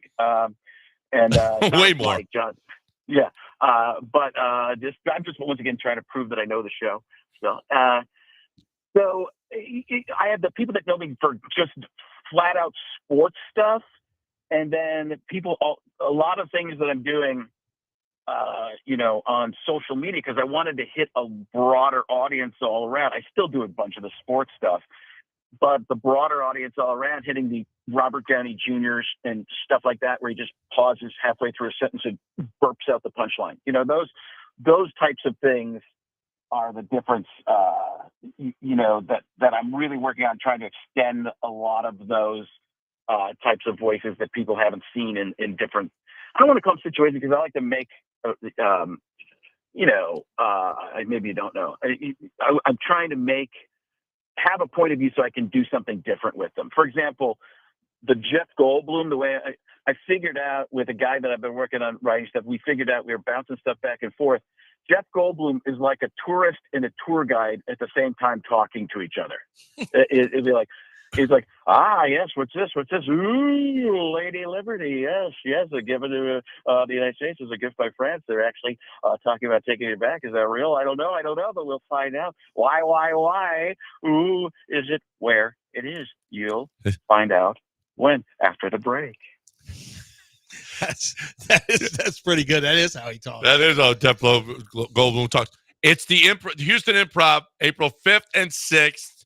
Improv.com. ImprovTX. ImprovTX. Yeah, and then just follow the link to Houston. Yeah, ImprovTX.com. Frank Caliendo coming to town. Are you coming in the studio on the 4th?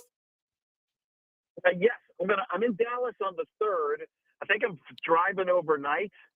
Or not overnight. Well, how far is Dallas from you guys? 3.5 hours? Yeah, 3.5. I'm gonna be there for sure in town Friday morning, but I might actually come in a little early. I'm gonna see what the situation is. But I'll be in with you guys for sure that week. I'll talk to you guys and figure out when. Awesome, man. Awesome. Great hearing from you again, Frank. Man, we can't wait for you to get here. Frank Caliendo at the Improv, ImprovTX.com, April 5th and 6th. It is a great show. Seen it, but this is all great new stuff. We haven't seen you in a while, so it'll be great to see you. Come on in, Frank. Can't wait. April 5th and 6th, ImprovTX.com. Hey, Frank, we'll talk to you next in just a couple of weeks. It's going to be fun, man. We'll do an unboxing, man. We'll unbox some Jordans, some vintage Jordans. I'll tell you what, man, it's going to be tremendous. It is going to be tremendous. I saw him the unboxing the Raider stuff was really good the other day. Yeah. Good stuff. All right, see you guys. All right, man. There's Frank Caliendo right here on ESPN 97.5 and 92.5. Time to talk a little John Daspit now. Yeah, John Daspit, the people's champ when it comes to personal injury law. And there's a lot of shysters in that business. There's a lot of guys with bad reputations, and they're just, and frankly, I mean, they're well deserved. And one of the first things when you meet John Daspit is he really wants to separate himself and let you know he's not one of those guys. And the thing that separates John Daspit and his law firm is that he hires a variety of lawyers, a large contingency of lawyers, because he wants to have enough people on staff to handle your cases and give it the proper amount of time. This is not about getting rid of your case, getting it done, making a settlement with the insurance company to get done, take a commission and get out of there like those other guys do. This is about discovering what it is, in terms of your hospital bills, in terms of future issues, whether you're going to have surgery or physical therapy, or did you get an MRI on your shoulder? Did you get an X-ray on your neck? Wherever you're having issues, he wants to make sure everything's fine because the insurance needs to pay for it. If you don't get that covered in your settlement, you're going to be responsible for it down the road. That's why they don't want you, to deal with the insurance company early on, because that insurance company is going to try to sweet talk you. When you're on the other side, they try to sweet talk you and then give you a not so great deal. Of course, when you have your own insurance, they're just screwing you right to your face. Well, you're going to get screwed one way or the other. In this instance, they're going to give you a settlement that's not a good settlement. let John Daspit fight for you. He'll get you a fair settlement, pain and suffering, time missed from work, your hospital bills, everything is going to be on point. And I promise you, that's the difference with the Daspit Law Firm. DaspitLaw.com, DaspitLaw.com, or call 713-CALL-NOW.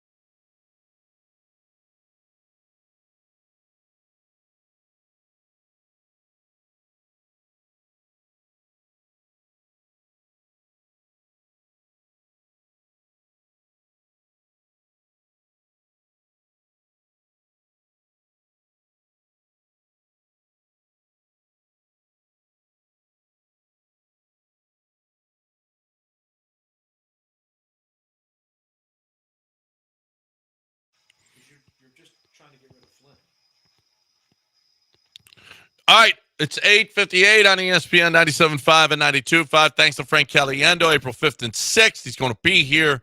Get on over there. Our headlines today, the University of Houston getting ready to play tomorrow in the NCAA tournament, a 1 o'clock game. And they're in so the first 4 are at 11, right? The Cougs are in the second 4 at 1 o'clock. And taking on SIU Edwardsville, and 29-point favorites. 29-point favorites. Juwan Roberts going to play, and I just really like this. I think this is Kelvin's best chance. His best chance, and the reason is he doesn't. I think you talked about it earlier, Lance. You don't have that go-to guy. I like that better. But did you see Milos the other day against Arizona? He was great. Unbelievable. He was unbelievable. He was great. LJ Cryer has carried this team. Kelvin called him the MVP of this team, and that's hard for him to do because he's got Juwan Roberts, who he loves. He's been with him for 24 years now. Juwan has been on the team, and Juwan will carry the team when he has to. He puts the team on his back, though. He's got Emmanuel Sharp, who is shooting better. His back looks like he's close to back to the early season form that had him one of the best 3-point shooters and one of the best free throw shooters in all of college basketball. And you got JoJo Tugler, who's the defensive player of the year. I mean, and I love the way Malik Wilson plays too. I'm telling you, I really believe that this team has its best shot, and it starts tomorrow against SIU Edwardsville. Like, very excited. Get your bracket in ESPN975.com. Brought to you by the Golden Nugget. Get your bracket in. Let's go. Try to beat us. I'm going to fill out my bracket today and get it in. And I'm telling you. Why would you not try to win free stuff? Free stuff. Doesn't cost you a dime. Doesn't cost you a dime. Just go to ESPN975.com. You can just click on the basketball link on the right-hand side. Then it says register here. Bing, bang, boom. Put your picks in, and you're done. Yeah. It's that simple. Lance McCullers pitched yesterday. 13 pitches, 7 strikes, 6 balls. Hit a batter. Yeah. And got out of the end. He got 3 outs with 13 pitches. He got 3 outs with 13 pitches. That's pretty good for him. I think the first guy was first pitch hit and ground out. Yeah. Yeah. And it looked like there was some movement on the ball. Like he looked real. Like honestly, it looks. I knew he pitched, but then when you see the video of him pitching, it just hits different. Like, oh my God, that's Lance pitching. Yeah, that's him. Really pitching. That's him really pitching. Yeah, like, and right away. I recognize this delivery. I recognize this wind up. Everything about it. It's like, oh my God, this is real. Lance McCullers may pitch this year. Yeah. And somebody said, the girl from the Quinn Howardson from the Chronicle, Chandler Rome said, and Lance McCullers is pitching today. And she goes, wait a minute, the coffee salesman, Lance McCullers? No, before he was a coffee salesman, Gwen, I know you do culture writing for the Chronicle. Before he was a coffee salesman, he actually won 2 World Series. He was a pitcher in the Major League Baseball. World Series. I didn't know that. Yeah. Wow. 17 and 22, he won World Series. Wow. Yeah. That is awesome. He threw once through 27 straight curveballs. The coffee guy actually won World Series. 27 straight curveballs, or was it 22? It was 27. It was 27, right? Yeah. 27 straight missed threes by the Rockets against Golden State. Hey, Siri. I think it was 27 How as many well. straight curveballs did Lance McCullers throw against the New York Yankees? The coffee salesman? If she That says what Siri answered with? Here are matches for 24. See, she's stupid. Well, I think it's 20. Isn't it 24? This stupid. Is one of the stupidest people. My Siri is the dumbest Siri. Wait a Everyone minute. else apparently can do anything with their Siris. My Siri is absolutely the stupidest Siri on the planet. And it makes me mad because I can't get anything out of this dummy. I ask questions and it's nothing. I can't show you that. You're driving. Just show it to me. Siri answered with a number and asked and expected you to read into it. How hard is this? 24. He threw 24 straight curveballs. Was it 24? Yeah. So Siri was like, hey, I'm going to give you a she puzzle. She did say 24. Give you a puzzle and see if you can figure it out. Then why did she? Here are matches for 24 because it was 24 straight curveballs. Oh, You want to sorry. apologize? Yeah, now you want to should apologize? Hey now? Siri. Yeah. Old punk ass Lance. Siri just punked you. Hey Siri. Now she's not answering you after you. Now she's not talk talking to you. trash. I can't blame her. That's right. She's Yeah. just like your wife. Hey Siri. I just wanted to apologize to you. Yeah, I Sorry. bet. Here are matches for 24. Okay. She expected you to kind of figure it out. She didn't want to just. She led you to water. She didn't want to force you to drink too. I know. 24. Here's an example. Here's Google site. Here's link matches for 24. Like the TV show. What are we doing? No, she's laying it out for you. Yeah, Figure it she out. did. That's on me. I got to do better. John. Called her a bad word. You did call her a I bad did. word. I was mad at her because she's usually stupid, and she won't show me things. Wow. She won't show me things in the car. Lance, what did you call Siri? I thought she was stupid. I said it soft though. Yeah, if you say it soft, it doesn't count. Wow. Yeah, I said it softer. That was Lance. I did kind of say Sounded it like like Stephen that. A. Hey Siri, I'll ask Siri to Lance, show Stephen me A. something. What's the difference? I asked her to show me something, and she's always, I can't show you that where you're driving. And then like, you where the stop sign? and then you Everything's fine. respond with Just quiet. Wow. now turn her Quiet. off. We have 3 of I those. don't apologize. Now you Can't take it say back. anything anymore. You're taking it back. Hey, no, now. she's a stupid. Hey Siri, Wow. bitch. You bitch. Wow. Don't, we've got 3 of them. This is Hell. we're at the top of the hour. Hell. It's Oh, 9 doing this. o'clock. It's 9 Yeah. o'clock. Wow. Let's break and catch up on breaks here. No, we combined. We're fine we for did? once. Yes, we can go to like 9:13. Oh, okay. Did he do his that? I can't. I moved it. I told you. I walked in there and told you I moved it. Oh, no one was listening to you. I'm surprised. Yeah. I'm surprised by that. Well, it still says 8:57 here. Well, it's been moved. Don't worry about it. Okay. It's Well, you been didn't moved. move it on. Well, I Forget told about just go it. about it. I It'll be walked fine. in there and told You you guys will be I fine. combined and I moved it. I put in at Marcus Morris. Apparently, he ripped. Oh, Well, ripped it's like Daryl 5 Morey. minutes long. pull up before we get to Marcus Morris. Pull up Cam Hayward. You guys want to battle it out? Which one am I pulling up first? Cam Hayward. Go ahead. The Cam Hayward, because I mentioned it earlier. You know, Aaron Rodgers' little drama is really on people's nerves.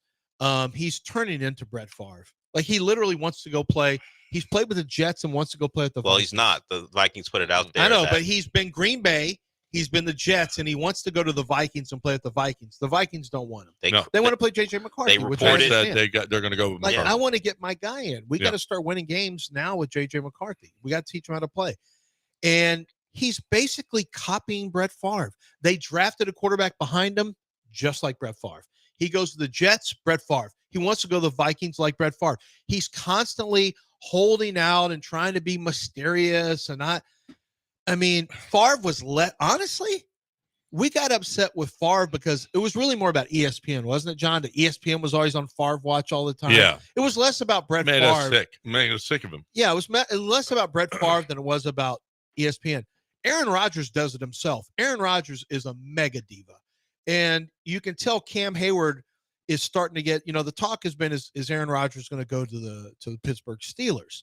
Well, Cam Hayward was on a podcast yesterday, maybe his own, and the subject of Aaron Rodgers came up, and you can see he's not going to do this Aaron Rodgers stuff. Well, I want to play football. I'm tired of talking about the quarterback situation. I'd rather have it done.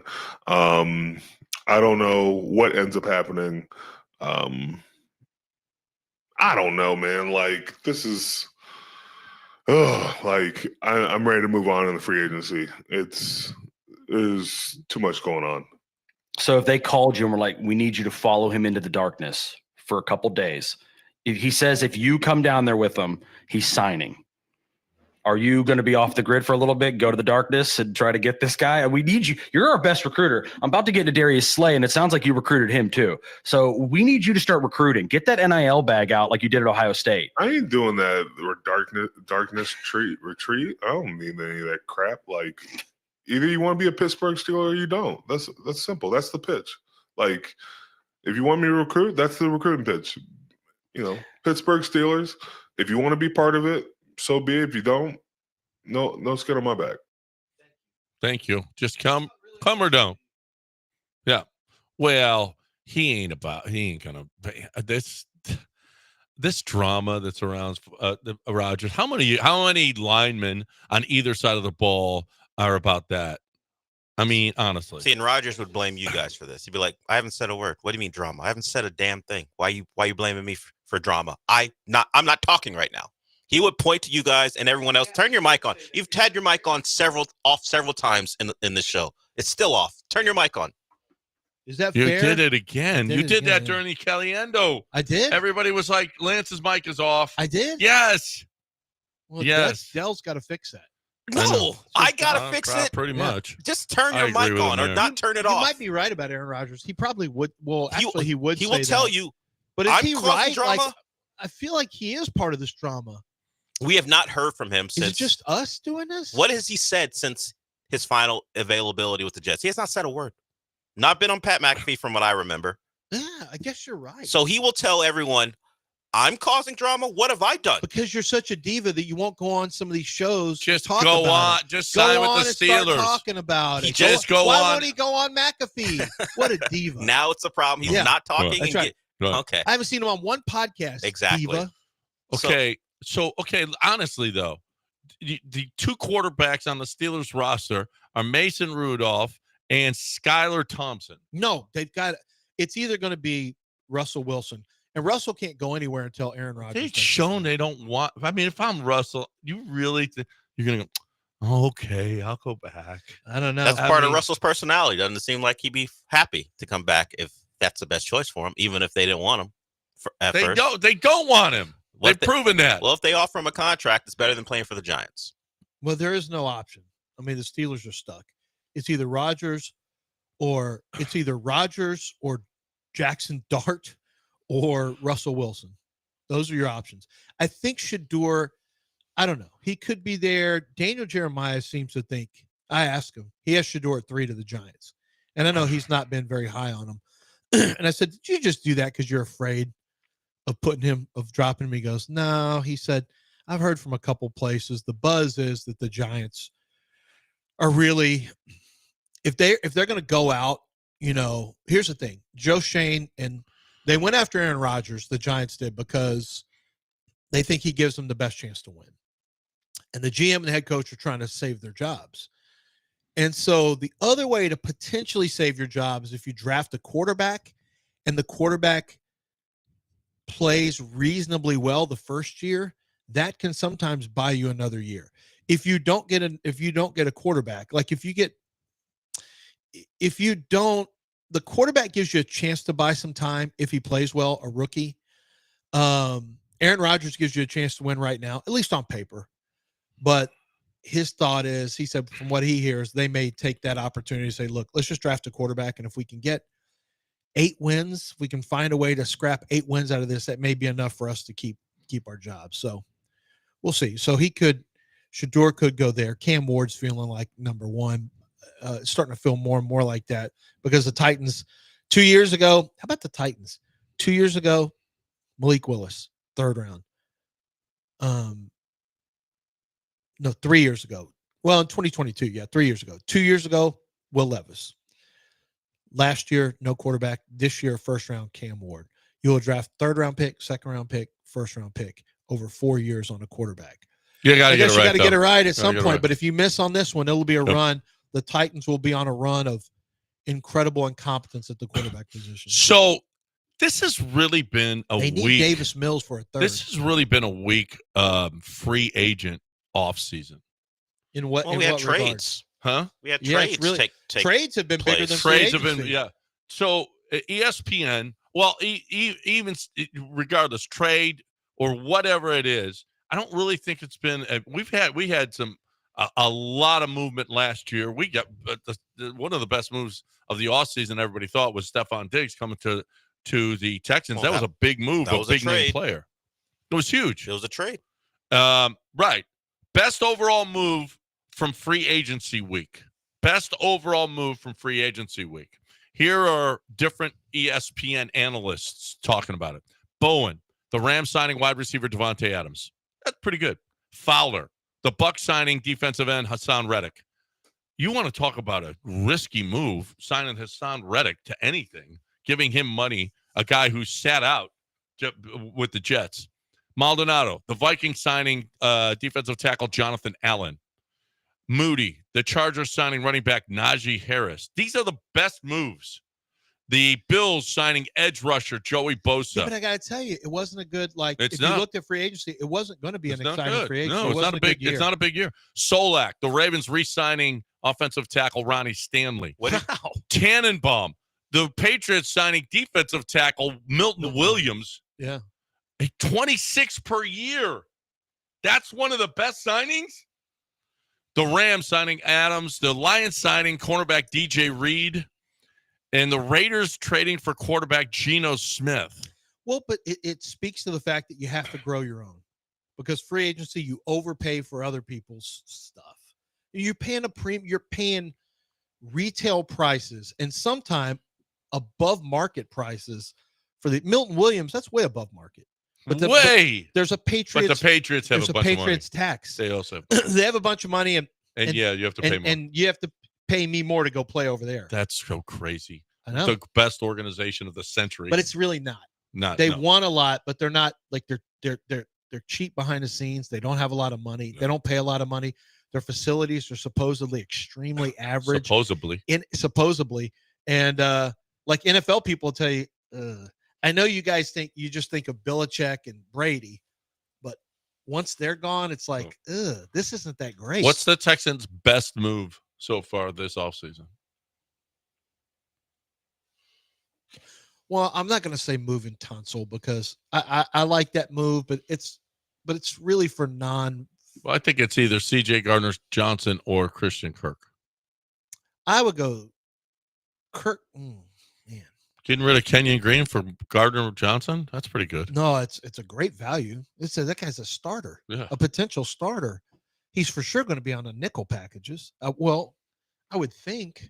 I don't know how he fits in, because I think you have him and Bullock in there at the same time. You got some cover guys, Bullock and Stingley and Lassiter. Petrie a little less so in terms of being a cover guy, but I don't know how Chauncey Gardner-Johnson fits in where they play him, but he's good enough to play. I think he's good enough to challenge Jimmy Ward, although Jimmy's a little bit more of an enforcer. Jimmy won't be there. Jimmy's always hurt. Yeah. Jimmy won't be there. That's probably the best move. I know that. Did you see that he badmouthed Taylor Swift? This is an old story. I didn't see it. That he badmouthed. He's got T-shirts. He badmouthed. He badmouthed Travis Kelce for leaving a thick girl. It said that's what you get for leaving a thickness and going. Basically, you went to Taylor Swift after that, despite the fact that he'd been with the other girl. He was over it. He was done with her. And so he made that comment. Well, the Swifties got mad. They bombarded his mom's restaurant with 1-star reviews. They did something else. They did some. The Swifties aren't very nice. No.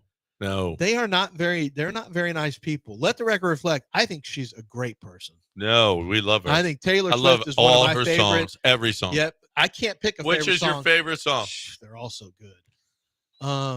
I know that one. What's your favorite Taylor Swift? I'm gonna go the one where 22. she goes after an ex-boyfriend.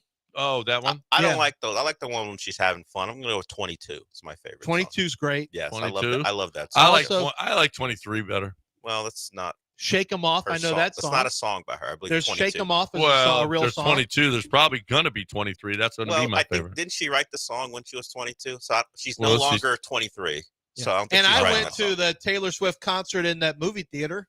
You did? Yeah, with Marty, and I saw it. And you told Marty you were going to take her to Taylor Swift, and you took her to a movie. Well, I told her that counts because, first of all, we didn't have to deal with parking problems. We were able to get our concessions easily. We didn't have to wait for her little uniform change, her little outfit. Is there a more disappointing father? And we got it. What are you talking about? I'm going to take you to Taylor Swift, and he took her to a movie. We got closer to the action. You could see her face. And then, but I did fly her to Indianapolis so she could watch it live. Oh, see. So I kind of took her to Taylor Swift. I had to pay for the flights. Okay, thank you. I had to pay for the flights, and it was more than $100. It was more than the price of a theater ticket. I can promise you that. Yep. Okay, she went to a concert. That's yeah, good. you tried to kill him as a father. Yeah, she Yeah. went to. I made sure she went to it. She was I'm the far one who away, got her but she still the went. ticket. Yeah, she got to sit in a suite. Yeah, but that's far She away. got to go in a limo with a bunch of other girls her age. Yeah. It's better than going with me. That's still far She went away. to Post I thought Malone you should have got yesterday. her front row center. So she's gone to Air Supply, Taylor Swift, and yesterday she went to Post Malone. Did she see Nice. Sam and Abigail at Post Malone? Were they there? I don't think. They did? I don't think she saw them. Uh-huh. I told her to look out for them. Okay. She doesn't know what they look like. That's very difficult. But I said then. one of them has curly black hair and the other one has like Doesn't. blondish hair. Doesn't. Yeah. Yeah. She has strawberry like, blonde. It's a little blondish on the tips. It's Yeah. blonde. Look for both of them. Yeah. You'll, Yeah. So she may have I'm sure seen you them, I don't found know. it at Jeans. My wife jean does- shorts and tattoos on one. Yeah. I don't know what Sam was gonna do, but curly there's black no hair. chance Sam has tattoos. Curly black hair. Yeah. That's what Yeah. you Just should look curly for. black hair. Look for a girl with curly black hair. That's it. Uh, And Who used to be a volleyball I star. want to give you guys some credit. You got into this segment at 8:59 and somehow are still late. By a lot. but we got in. That's terrible. But you know what is great is hoops. Pro Dunk hoops. ProDunk.com. ProDunk.com. Love that goal. Had that goal. All right. And when the kids are growing up, this is what you want, Dad. You want the best goal. My boy out in Mount Bellevue, he got himself one. You're driving down the street, you're going to know a Pro Dunk goal when you see it. I promise you, you are going to know a Pro Dunk goal when you see it because it's just the best goal. And not even arguable. If you're looking for the best way to get the kids outside and playing, raise and lower the goal with just a push of a button. Okay, no crank anymore. You just push the button. Back in the day, we had to crank it to raise and lower. That's how old I am. I grew up. Well, I didn't really grow up. I was old already when I bought it. But JT, they had to crank it and you know what they did? They cranked it and they went and they moved the goal up and down and they love to dunk and they love to play and the kids love it. When your little kids are trying to play basketball, Dad, they ain't playing on a 10-foot goal. You need the Pro Dunk goal. The best goal in the history of goals. ProDunk.com, ProDunk.com.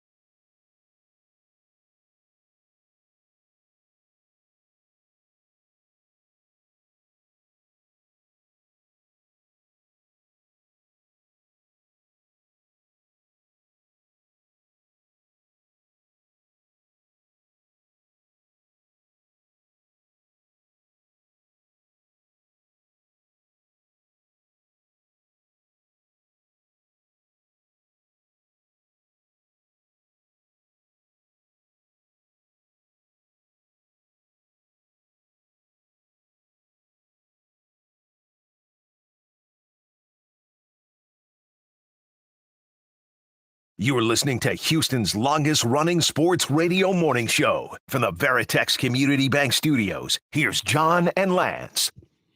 All right, welcome back here on ESPN 97.5 and 92.5. You know what grills are, right? Grills? Yeah. Yeah. The teeth? Yeah.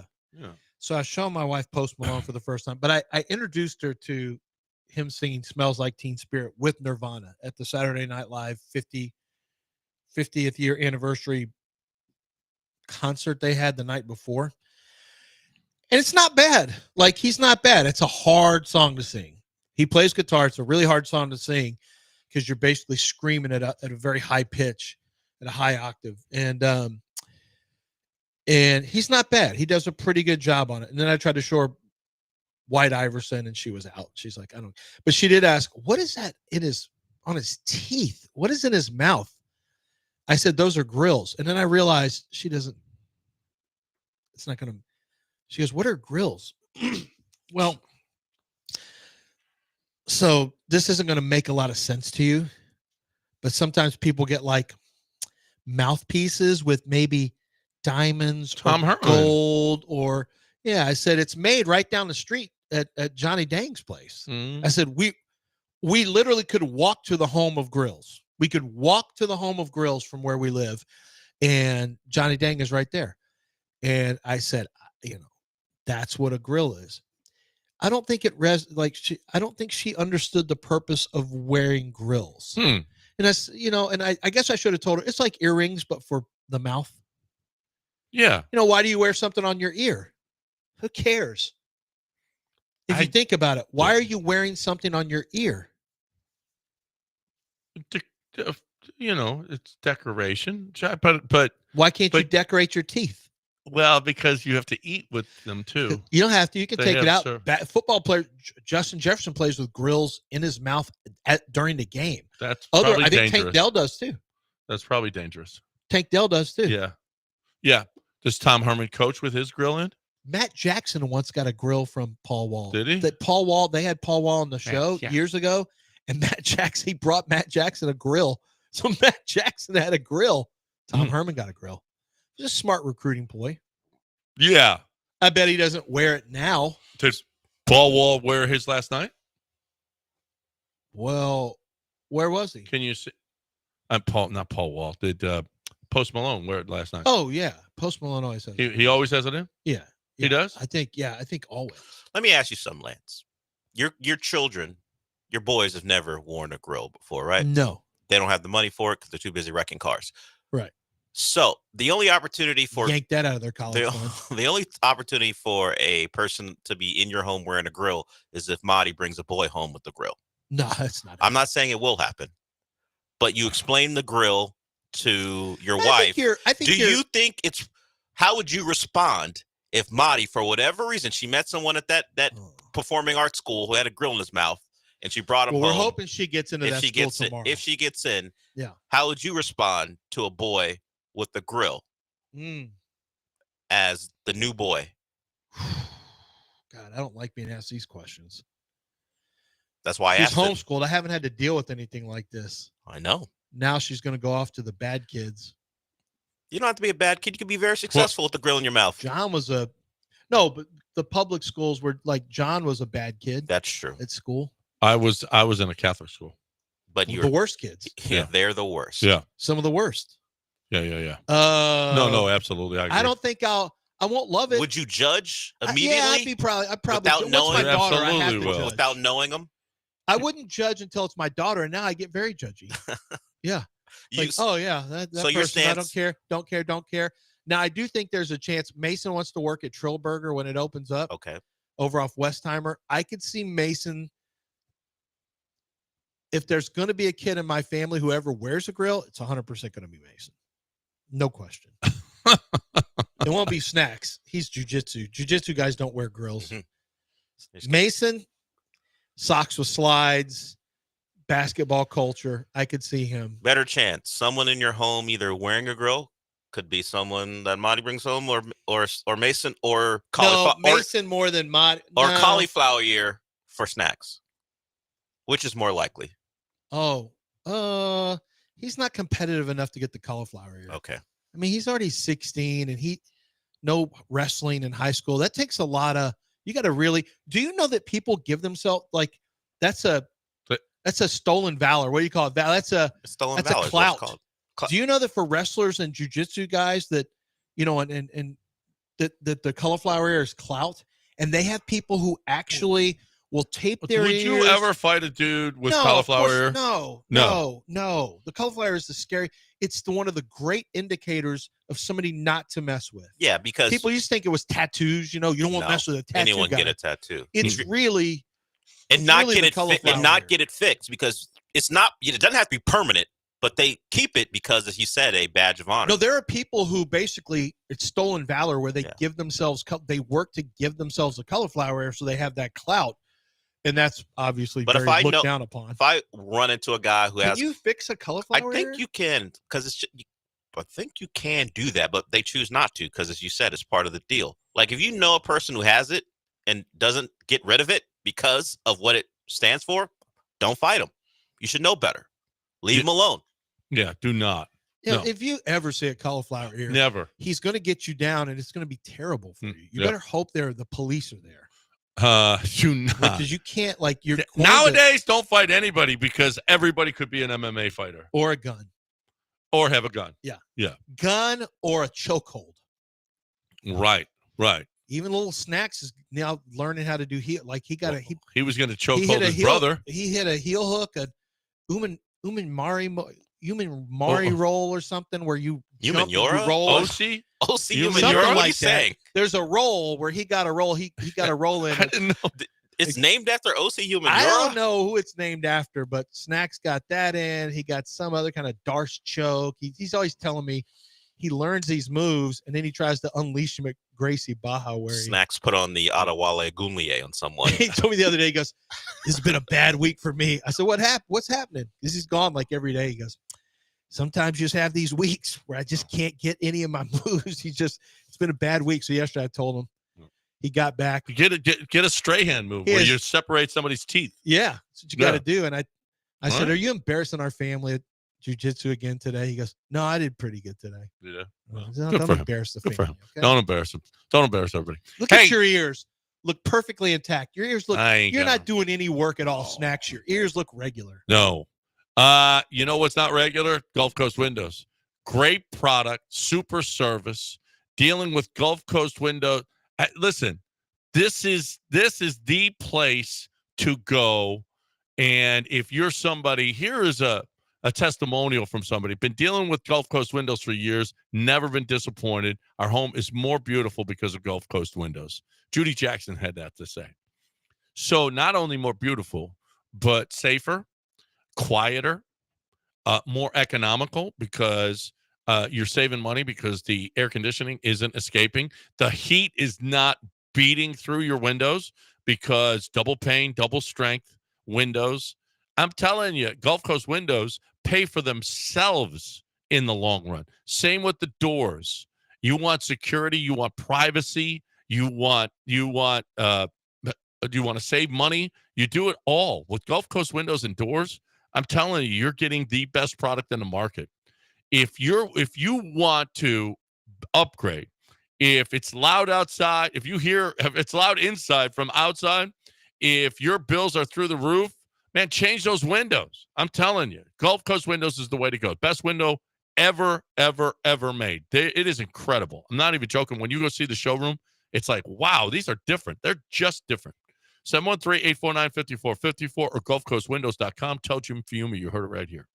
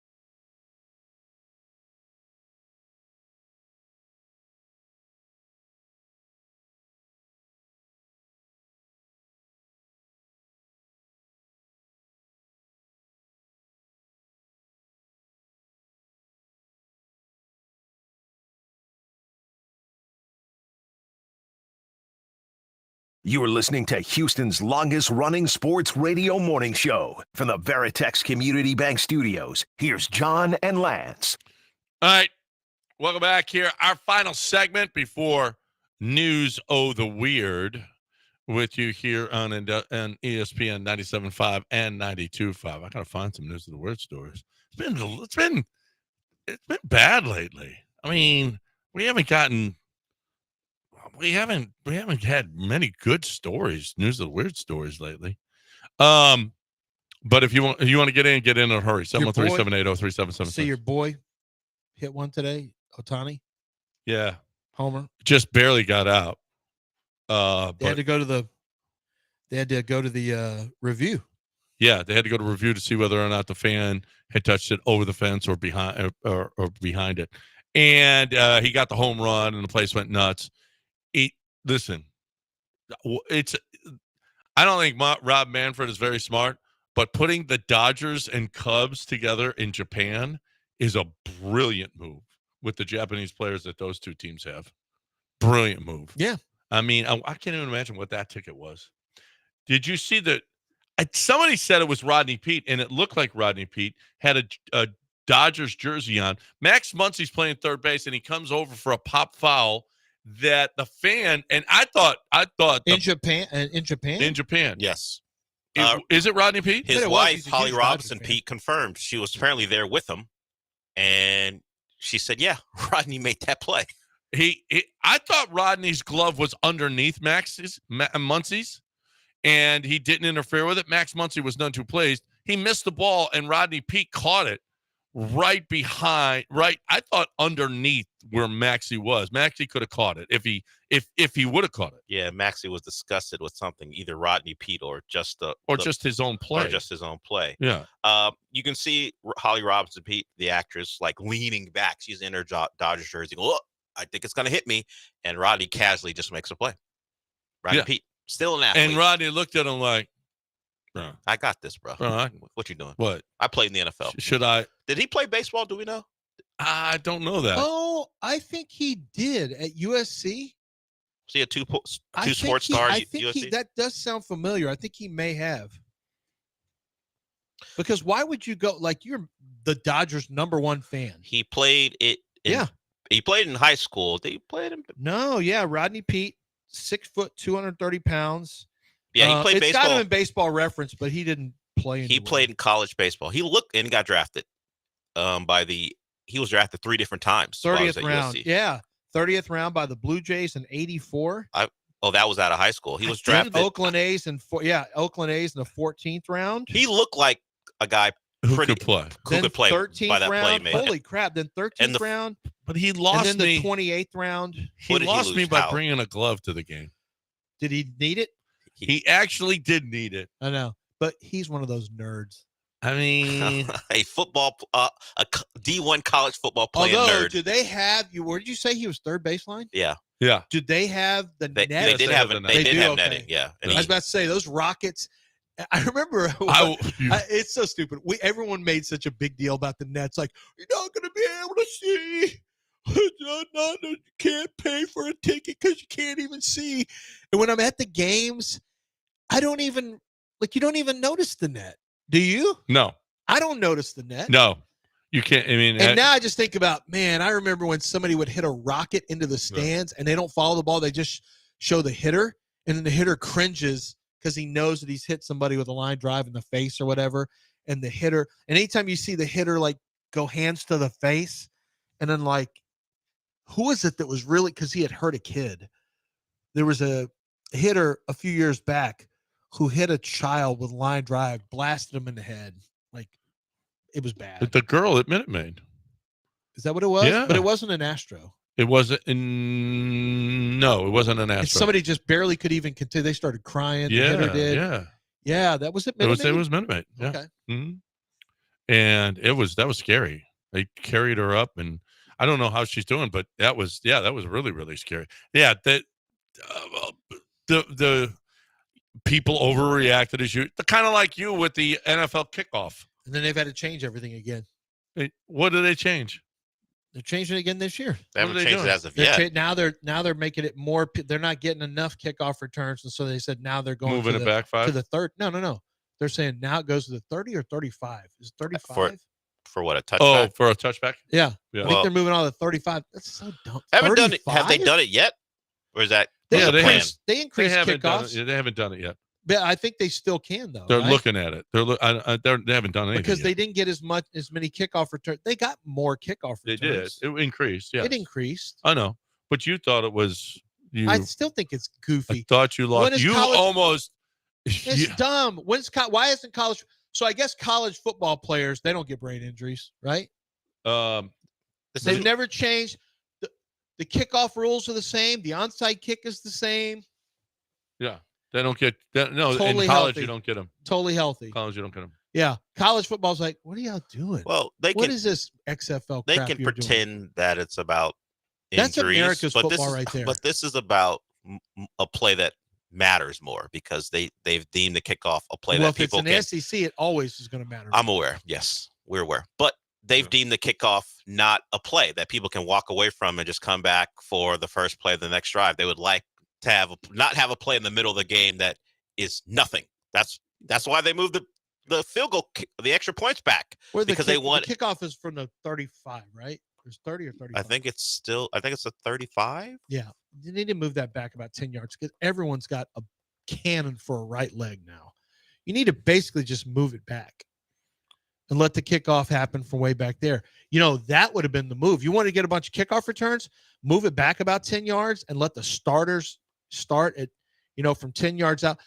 Have you ever watched how hard it is to get a block on those guys from 5 yards or from 10 yards don't away? have a lot It's of big really returns. hard to get a block on those guys. Yep. Ricky was there. Ricky Harmon. He said, we were there. We were 5 rows behind the girl. It was a cub that hit the ball. Oh, that was horrible. He was crying. Oh man, I don't even. It was awful. I didn't want to think about it. It It was was awful. so bad. Yep. Well, someone who got hit by a ball yesterday was Zach DeCenzo. He dived for a grounder and hit him in the ear, so he had to be replaced. For talking about things that happened that we didn't get to. Also, we didn't get to this, and it's a shame because. Wait a minute, Zach DeCenzo. He was playing in the ground ball. He tried to make a play and hit him in the ear, and he had to be removed from the game. He was playing first. So wait a minute, Zach DeCenzo was playing first, and a ground ball hit him in the ear. Yes, Don't you think he should have used his glove? I think that's what he tried to do. He just misplayed the ball. And speaking of misplays of the ball, it's like oh, I know. We didn't get to that. Go ahead. Now he Go made ahead. a great play, and yes, and then he dropped the ball. People were like, "See, Yeah, who says he can't play the outfield?" And then he did what he did. and then he dropped one. Yeah, and that was really, really bad. I don't know. He's having the time of his life out there. That's what a spotter Well, told us. stop already.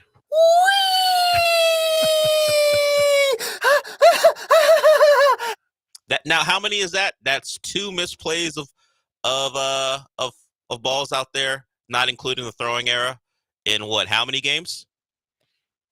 That doesn't really matter. Zach DeCenzo can play in the field than Jose Altuve can. Well, Zach, you just said he had 4 errors. You just said Zach DeCenzo should Or maybe was try that, to use his uh, glove. was Was that that the other Whitcomb or Whitcomb? DeCenzo? Was that I think that Whitcomb? might have been Whitcomb. I think. Doesn't matter. Same thing. Same thing. Frank Caliendo just texted me. He goes, "Hey, just so you know, it was weird at the beginning. I couldn't really hear you. I could only hear you in the background." Mm-hmm. Yeah, because you didn't have your mic on. His Dell turned my mic No, off. why He would was I trying to turn your mic sabotage off? me. You turned your I mic know. off because you were Everyone in the worried. chat knows you turned my mic off. Yes, I don't care. I do turn kind your of mic fiddle with off. this. I Yes, kinda you do mess with fiddle my with it. You mics turned a it little off. bit. You turned Twice. it off. Yeah, I don't know why I do that. Why do you do it? Probably all these write-ups I'm doing. What does your What? NFL Network Don't job have to touch do that. with And I just sometimes I just turn it off. fidgety? And the only Right, reason yeah. Like 10 people Why didn't you texted tell me that? Tell Lance. Why didn't you say something? Well, I didn't see it until I And told you have you. your earphone in. Couldn't you hear that I wasn't? you Nah, couldn't hear really, me? because I hear. He said he could hear me from the background of it was your John's mic. Yeah, he could hear you through John's mic. mic. Yeah. And Dell, you just let it happen. I wasn't paying attention, to be honest. No, No, he you wasn't. also all you have to do is push. People don't know. He doesn't Dell care can- about this show. Dell can turn off my mic in there. I didn't know. You turned it off yourself. I could turn Yeah. it You on. know that for sure? Yeah, Yes. we're pretty sure. We can watch the video actually of me rushing over to turn your mic on after like the second time you turned it off for no reason. I do remember that time. Yes. Mm-hmm. And I do think I turned it off at that Yes, point. you did it. Well, stop. Yes. No, I'm not you sure did why it. I'm turning my own mic. In fact, we have video of you turning it off, just like the kid in adolescence. I didn't do it. No, we see you. You did it. It's in the tape. It's on the tape. It's the reveal It's at the right end there. of the reveal at the end of episode 1. Lance turned his mic off. Stephen Graham's going to win an Emmy easily. Yeah, he's really good. Like you can put that one away. The dad has won in what? All the Adolescence. awards. His In best what? actor. Adolescence on Netflix. 4 Best episodes. Drama. And that show is going to win a bunch of awards. They already say That like kid might win one. It's being reviewed. The kid who's never done anything before. Yeah. Never acted in anything before. It's all a one shot. Every single episode, it's one camera, one shot the whole time, one take for 1 hour, one take. That's it. You sure about that? 100%. 100%. I read it. I had to read about it because I realized in the second episode, I'm like, wait a minute. This is like one big, long one shot. And the famous one is the Goodfellas, where they go through they go when he's taking Karen to dinner and they're going through the kitchen and all that stuff. That's supposedly a really famous one. This lasts an hour. And I don't know where they could edit it. When you watch it, because I kept looking for a spot, like they might, because they never, you maybe could, like it would have to be a seamless edit because you're basically following them the whole time. It would have to be just perfect, but maybe they could have. You could never tell. But the whole episode, like the last one where he's got to go get something off of his van, and it's so intense because you can't get away. If somebody's dealing with depression or anger or fear or whatever it is, you can't get away from the scene. Like they don't do a cutaway. You're stuck with it for 1 hour. What was this show that we were watching? And it was the kids that killed their parents in California. Oh, Menendez brothers. The Menendez brothers, where they Monsters or something like Monsters, where they zoomed in. You didn't even realize it. You were getting closer and closer and closer when he was being interviewed by his lawyer. And it just kept going. It never stopped. And it was one shot. And I think it was one take, one scene. Uh-huh. I don't know if they had to redo it or what. Might not have been the first take. Right. But it was one take all the way through, and it just kept on zooming in until you were, I don't think it wasn't Eric, it was the other brother. And it was a real tight close-up of him. You didn't even realize during the entire interview that it was moving in. And then all of a sudden, oh my God, yeah, that camera kept moving in. It was great. It was good great. camera work. Yeah. Like there's a scene, the last scene of the movie, or last scene of the show. It's only 5 episodes for adolescents. Last scene where this is just, is there 4, Del? The last scene where it's just all this is just weighing down on this dad, and he's been trying to hold it in, and like the whole family just breaks down at the very end. It's a good show. It's a good show. It's no happy endings. There's no. I don't know if it's based on a true story, but the guy who is the actor, you'll recognize him. He's been in lots of Guy Ritchie movies. He was like, in Snatch, I think. He was in Snatch. Boardwalk He was in Lock, Stock, Empire. and Two Smoking Barrels. He was in This is London, or This is England, which is a really good movie also. And his name is Stephen Graham. When you see him, you'll be like, oh, yeah, I've seen him on lots of movies. He actually wrote it. Brad Pitt's an executive producer. But this guy starred in it, and he wrote it. And it's a. Oh, I know. Yeah. Yeah, when you see him, Stephen you're like, Graham. oh yeah, for sure. Yeah. He's been 5'5". That's it. I just need to throw that in there. He's 5'5". Yeah. He's a tank though. He is. Oh yeah, he's rocked up now. Oh, he's lifted now. He's hitting chest days. It's a British show? Yeah. UK. What happens? The very first episode, the police storm in. Well, don't give it all away. Yeah, what are you doing? Well, you don't realize what you're seeing, but you'll notice it's a one shot the whole time, and you just follow the police as they bang through the door, and you're following up, and they're looking for this murder. Why are you talking? I just said don't give it all away. And he kept going. Well, yeah, and he kept going. Right. What? Oh, police are breaking into. He may not have seen the trailer. They're looking for he somebody. may not have seen anything about it. He just gave away. I mean, the opening scene. Honestly, what is wrong with you? He's bad at this. That's what's wrong with him. Sometimes I do give stuff away. Like that time where I said Voldemort died on the air at 6:10 because I thought it would be funny if I ruined it. Funny. Voldemort died in a book my wife was reading, Harry Potter. It's the only time I've ever seen her cry in 4 years we've been together ever. When Voldemort, no, when not Voldemort, when Dumbledore. Yeah, Dumbledore died, not Voldemort. Yeah, I said Dumbledore died, and I said that on 610 as a spoiler. Wow. Wow. I thought it was just like kind of goofing. Just You were funny. surprised Harry Potter was a big thing? Oh my God, were people mad at me? Holy crap. Wait a minute. Those Potters. Voldemort died? Well, he died too at Dumbledore. the very end. Oh, Dumbledore died. Yeah, but Dumbledore died. The No good one knows. wizard died. No one knows. And when Dumbledore died and my wife got a little teary-eyed, and I'm like, is that human? Is that sadness in your eyes? I've never seen a human tear. And it almost came down, but not quite. Oh, She teared up. She's nothing makes her tear up. Zero. Nothing.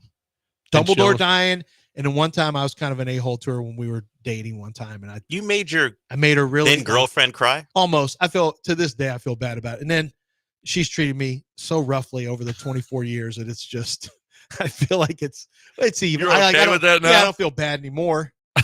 Not anymore.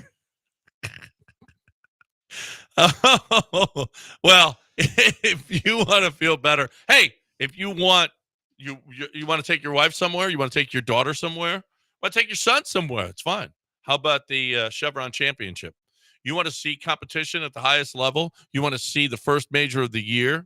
You want to see a beautiful golf course?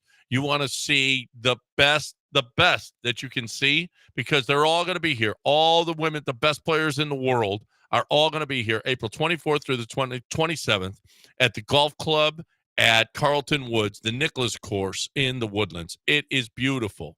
And the players are great. And the competition is excellent. And oh, by the way, great food that you can get into the stands. You can walk the course. You can do it however you want. Great concessions, food, drink, everything. All at the Chevron Championship. It is a huge event, and they want you there. TheChevronChampionship.com. Get your tickets today. TheChevronChampionship.com. You want to see the best of the best? It's right here, April 24th through the 27th, just next month, about a month away. TheChevronChampionship.com.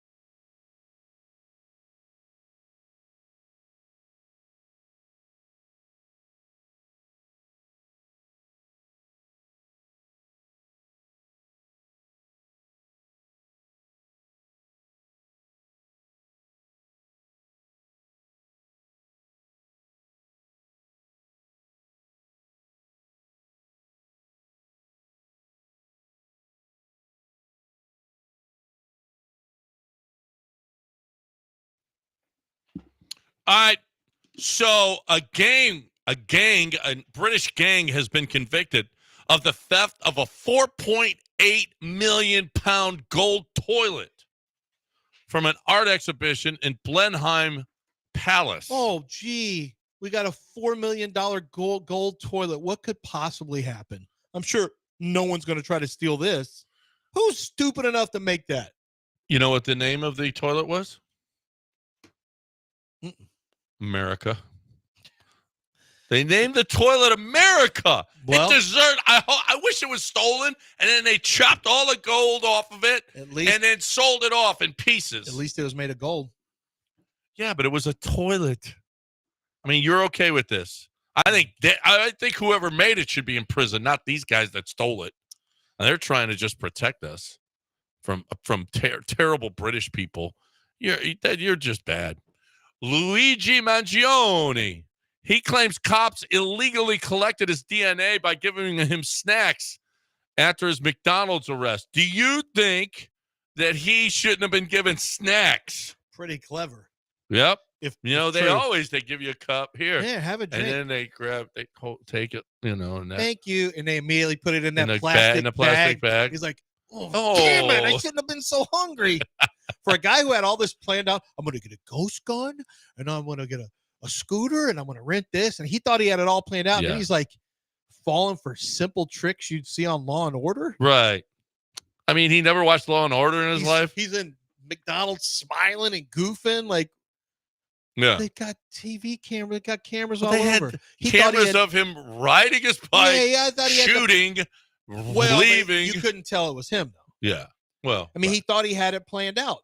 And then he's like in a McDonald's just goofing and laughing, nothing on his face. He's just drinking right out of a can. And then, here, you want a sip of this?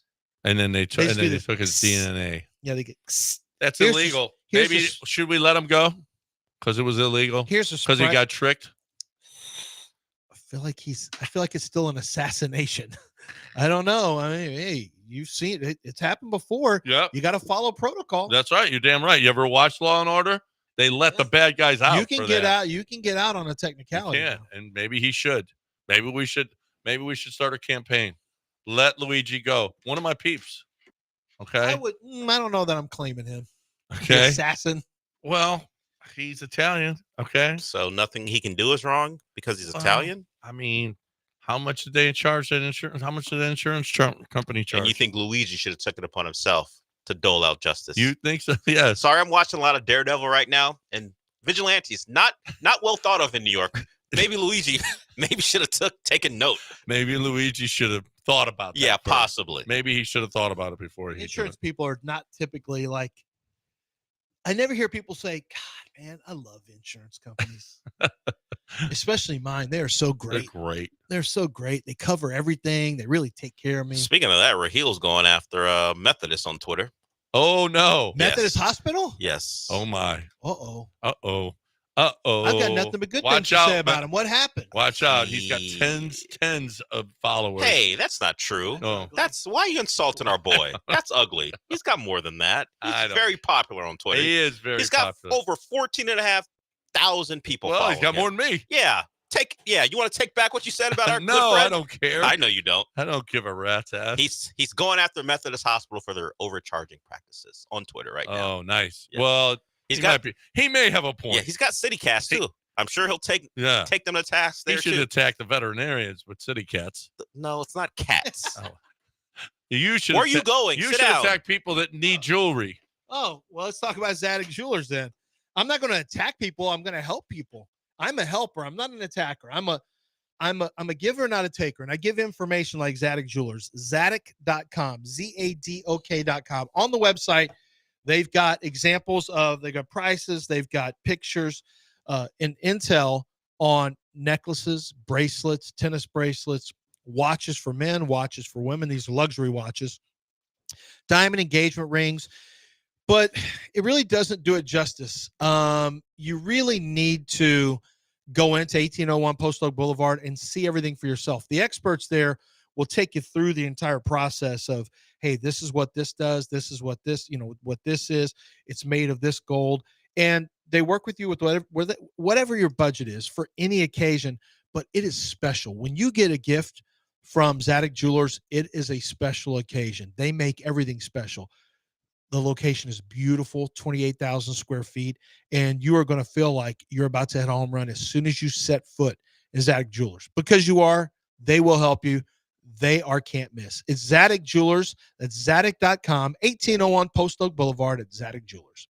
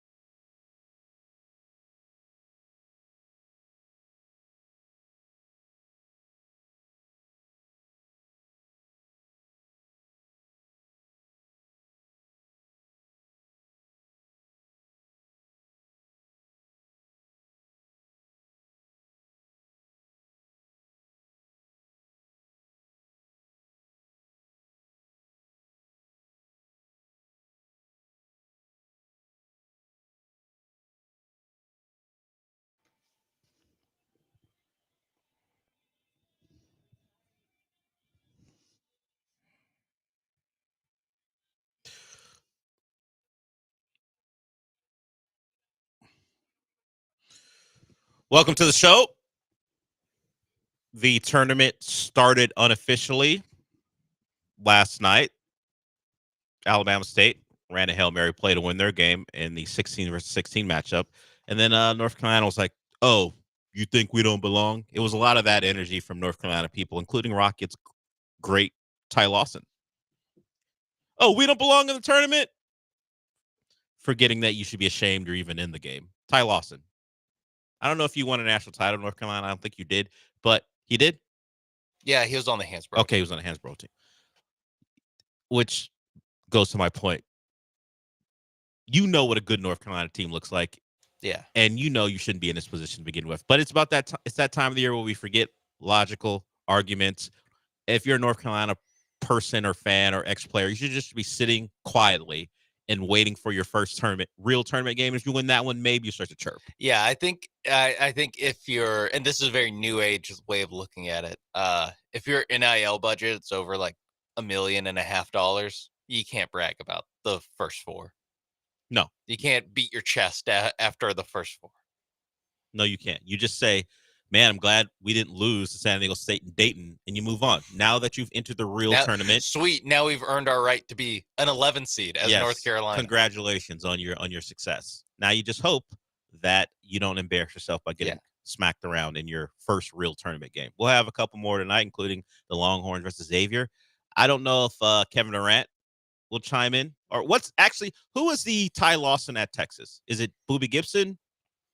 Is it the Ty Lawson of Texas? PJ Tucker, maybe. Maybe. I'm trying to, because you have to be a solid NBA player, but not like insane. I'm trying to think who would fit the profile. I mean, Kevin Durant's definitely most likely to be Royale Ivy active on Twitter. Ty Lawson was a better player than Royale Ivy in the pros. Yes. Whoever that might be. I know. And Royale Ivy, I don't think current Rockets assistant coach is going to be on Twitter being like, they said we shouldn't make it. I don't believe that's in his bag. In fact, they've got a game tonight. They have a game going on concurrently. He'll be focused on hoping that they can get a win in Orlando with the Magic, the next opponent. Rockets still without Reed Sheppard and Thompson. But the rest of so there's 2 college basketball games on tonight. Gotta watch the Orlando Magic college basketball ass offense, bricking mid-rangers. Mm-hmm. And you gotta watch Texas brick mid-rangers in the late game against Xavier. Hopefully you can survive. Or maybe you want it to end right now. Maybe you want your misery to end right now. And you'd be right to feel that way. Considering it's been a relatively miserable season for Texas. If you're watching us on Twitter or YouTube or Twitch, you can see there's a bobblehead Jesus in front of me. I don't know if that's sacrilegious or not. I didn't bring this in as a prop for this thing I'm going to do next. It just happened to be here.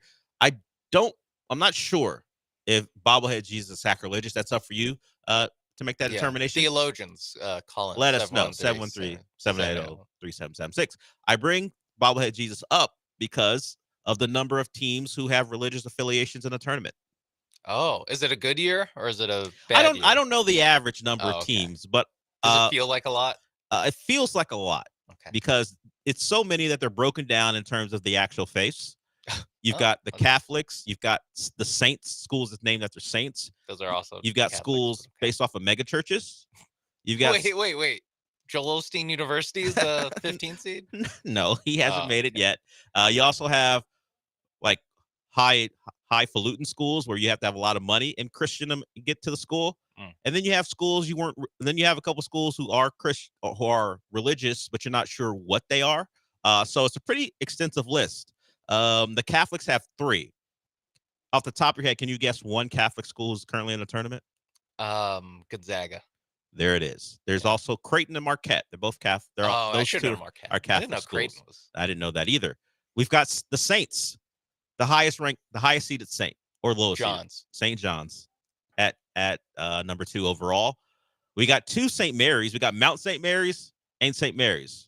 Okay. At 7 and 16. St. Xavier is playing your Longhorns, so you're going up against God tonight. Congratulations to the Longhorns. All right. And also normal position for us. Yes, some people do think Austin's a very godless place, yeah. depending on what part of it you live in. And St. Francis is the other school named after a saint, and they just lost last night. Okay. Right? On a Hail Mary pass, yeah. Yeah, there it is. All the tie-ins. Grand Canyon and Liberty are the 2 mega church schools. GCU and Liberty. I didn't know Grand Canyon was. I guess unless you have like an overtly saintly name, I am a little surprised. Yes. Your parents got money. This is all according to John B. Christ. Maybe that's John B. Christ. John B. Christ. There's no H there, but maybe it's John B. Christ. Hiding in plain sight? Possibly, just like this bobblehead Jesus. Your parents got money schools, Wofford, Lipscomb, and High Point. They're all Christian schools. I didn't know any of those. But it costs money. Yes. And the three that, at least this list, is questioning whether they're Christian or not. Okay. Baylor. For this. I don't know why he's questioning Baylor. Overtly Christian. Yeah. BYU does not count as Christian. Well, they're Christian ties, but they would call themselves Mormon. They have a specific thing that they call themselves. Yeah, but they are Church of Latter-day Saints. Yes. But would they say they're Christian or would they say they're Mormons? I think they're Christian. I think they count as Christian. I think it's a sect of Christianity. A sect of Christianity, huh? Maybe. You're probably right. I didn't do enough research. They And believe in Jesus. They do that. And Duke, unbeknownst to me. Duke is right. This is right for Duke, where it's like kind of shouldn't count. And that's where he put him. He wasn't sure. But Duke originally was a faith-based school. I'm sure they still have their tenants there as well. Yeah, I'm sure there's still I'm sure chapel or whatever. Yeah, definitely. But we have a lot of Christianity adjacent or just straight out Christian schools in this tournament. So there's my Sweet 16 right there. So apparently Dayton is godless because they let St. Francis lose last night. Yeah. And now Xavier is coming up against your Horns. We'll see how that goes. I'll pray for him. For the Horns or Xavier? Xavier. Because they're in trouble. Okay. Ty Lawson got me. Got you fired up? Yeah. Hell yeah. Wednesday night tournament action. That's right. You get to watch them and then wait for the commercials of whatever TBS, TNT, or True TV the Anthony show. Davis prank show. Yeah, those I've are the heard things. So much about. Those are the things you'll have to look forward to if you decide not to watch the Rockets tonight. You rather watch college basketball because it's one of 82, and these games you would in some cases matter more. Look, we're making jokes about the first four, but it's 2-team seasons in tonight, so that at least there's some finality there as opposed to playing against the Magic and what kind of makes you think it's going to be an awful, aesthetically non-pleasing basketball game. The Rockets have done that with the Magic in the last couple weeks, and they won one. Let's see if they can sweep the Magic. Then they have a game against the Heat, who are playing poorly, but because Detroit is a pretty good basketball team, that game's on ESPN. So yeah, pick and choose what you want to watch tonight. But there's plenty of basketball, and we have the Aggies.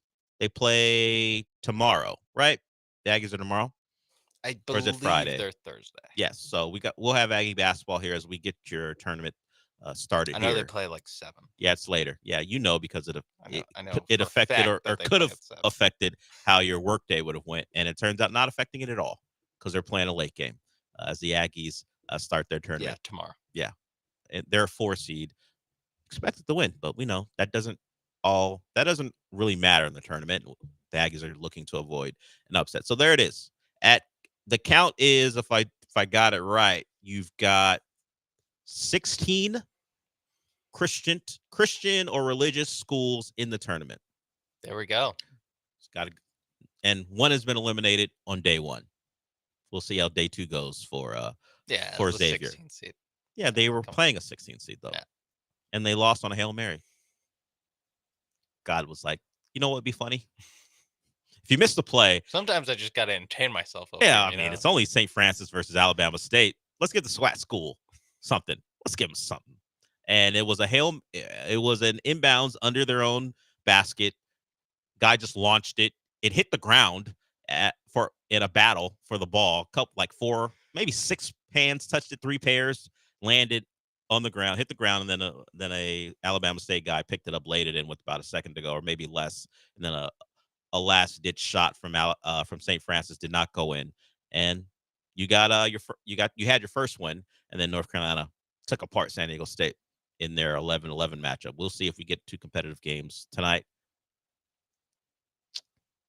There are no guarantees, right? I can't even guarantee that the games will be enjoyable.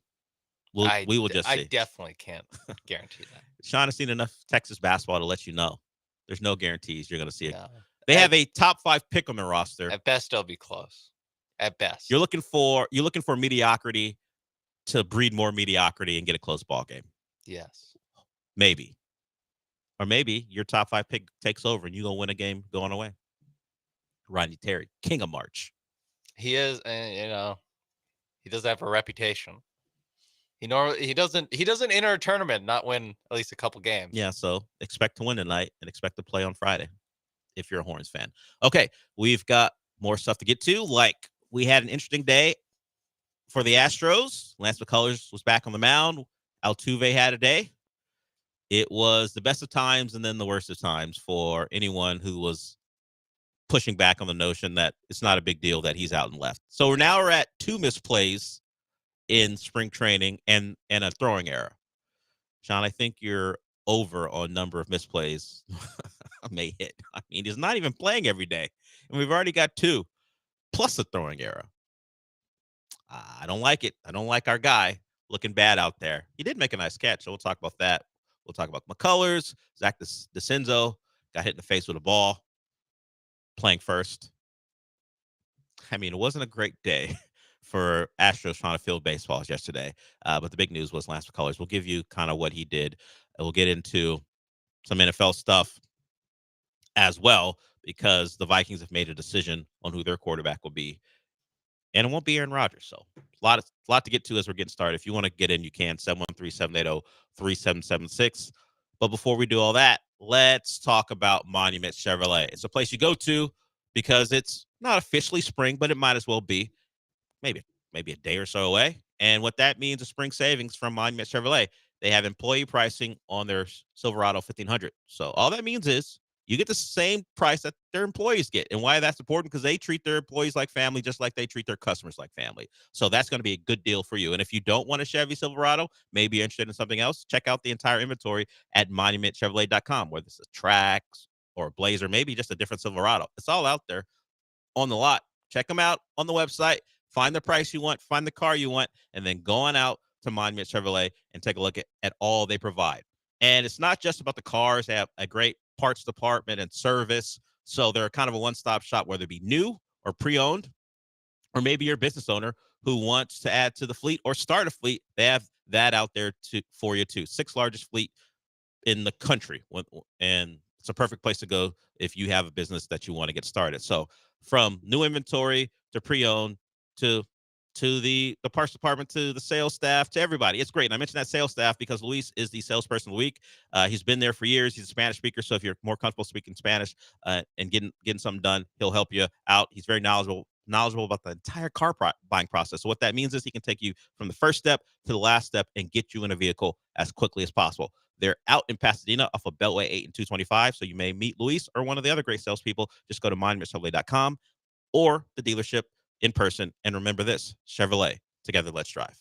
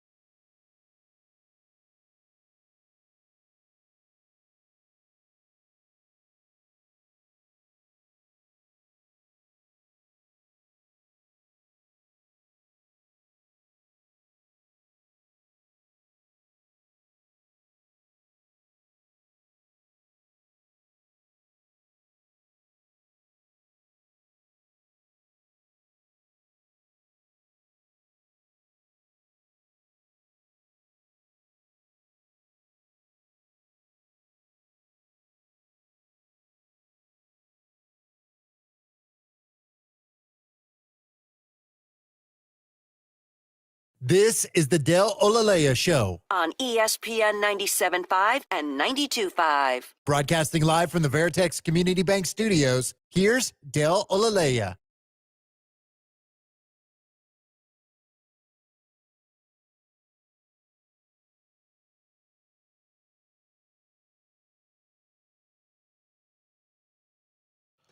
We talked plenty of college basketball in our way in the first segment. So I want to let you guys know if you want to be part of the Bracket Madness and maybe pick a couple of religious-based schools to go all the way, or maybe just make a Sweet 16. You can do it with us because our Bracket Madness is going on. Brought to you by Golden Nugget, Lake Charles, East River 9, and Two Creeks Crossing Resort. It is that time of the year to test your knowledge against other listeners and all the hosts here and producers at ESPN 97.5 in the Bracket Challenge. You won't just be competing against us for like, hey, I'm better than John and Lance or the Killer Bees or Paul.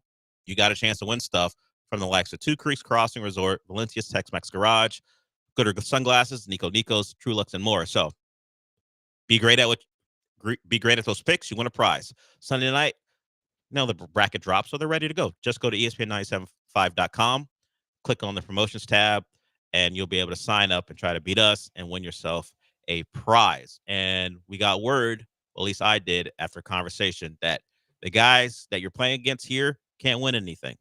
What? We can't win. We're just there. We're just there as a measuring stick. Yeah, just see how much better at it. How much better they are than us. We're not here to win anything because why should we be? Well, we do it for the love of the game. I would have spent way less time doing my bracket last night. If you didn't know you couldn't get if you knew you couldn't get a Trulux gift card. Yeah. No great chocolate cake for you. Once UNC was up 20 in the first half, I was like, you know what? Let me put this bracket together. Yeah, might be about that time. So there it is. Once again, go to ESPN975.com for our bracket madness. Good luck, everyone. Hopefully you win out. I'm not rooting for the guys here to win. What do I care about that for? I don't want those guys to feel better about themselves. They do enough of that as it is. Who has the highest self-esteem, do you think? I won't say arrogance or cockiness, but self-esteem wise. Who do you think here needs a win the least? Say probably Lance. You think he's very confident? I feel like if we live in the world where Lance has the best bracket in the group, that's the worst. It's a dark world for all of us. Yeah. He will let it be known all the time how much better he was at it than everyone else. Branham's up there too. You think so? Yeah. Because Paul knows that it's like a crapshoot. Like he knows that he's just gonna like. You think those guys would say their success in picking is based off their knowledge, not just luck? Yes, those two. Those two specifically. Yeah, I think Granado maybe a little bit, but not as bad. Like not as he wouldn't be as bad as Lance would be about it. You know, or Jeremy. Granado would be loud about it for show, but I think Lance would actually believe this is about him being great at just picking, knowing ball. Yeah, even though he just started looking up stats about most of these teams in the last 3 days. Yes, and it would come up and it would be like, and my son was saying that this team's now. I was like, no, this team plays through the post. You see? Yeah, I gotta agree. I don't know about the Jeremy thing. You would know more about it than me. I'm usually napping when he is talking about how smart he is. The show and start napping. No, I've long been asleep before that show begins. When he starts talking about how smart he is, I guess the way you're putting it. But Lance is a problem. Like John has a nickname, the problem, but as far as I'm good at this and I'm smarter than you, Lance is the problem. I think you're right on that. So we will see if you beat out those guys, or you guys are so much worse than them. We got to hear about it for the next month or so as the tournament rolls on. It'll be interesting to see. You finished yours? Yes. I gotta do mine today. I'll wait. I'll see what Texas does against Xavier. Yeah, it's gonna before I make a decision. Gonna hold some weight. Yeah, what you do. I don't know. Don't wait too late though, because 11 o'clock on tomorrow that they tip off. Got it. I'm up all night. I'll just wait till after the game. That is true. Yeah. Or you could just do it during Hour 2 of the John and Lance show. Hour 2, 7:30. They're lucky if they get me to hour 2 when I got to fill out a bracket. So there that is. Okay, we talked about college basketball. We have not talked a lot about what happened yesterday for the Astros, and we'll get to that when we come back. I mean, we'll stay on time for once. So we had Altuve in the outfield, we had DeCenzo at first, and we had McCullers on the mound. We will hear from Lance McCullers as part of his comeback continues. Nice first step. We'll see how he responds to throwing 13 pitches. Scoreless inning for him. And he talked about one thing he did say is he's happy that he didn't have to be extended and he could finish the inning because I'm sure he was on a pitch count. He's thrown more pitches in those backfield, if you want to call them appearances, whatever. But he's thrown more pitches in those than he did yesterday afternoon. But he got through it clean. We will see how the arm and the body responds today, and hopefully there is nothing to report as he tries to make his way back. So we'll hear from him when we come back. We'll talk about what happened with Altuve as part of our camp report when we get back.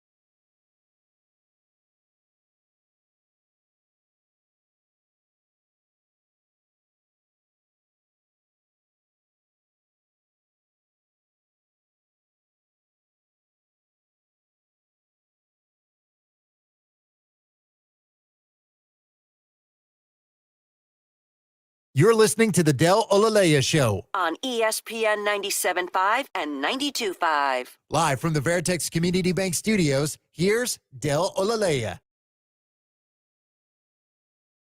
Lance, we've talked to you at various times, and you mentioned long-term goals instead of short-term goals. That seems to have been your life the last few years. Were there any points where you were wondering, as you had to go through that rehab process, if a day like today was going to happen? Absolutely, man. I was, wow, there was many times I thought maybe retirement was on the horizon. A big inspiration for me has been my daughters. Just, they've supported me without really even knowing what they're doing. And really, this journey that I've been on, at the end of the day, if this journey has led me closer to God and understanding my purpose and closer to my family, then I guess it's it was a long-winded journey, but a big win for me, and I'm just happy to be back on the mound. And there was definitely moments where I felt like, even maybe as early as this early offseason, where I didn't know if this was ever going to be possible again. But it was a big step for me today.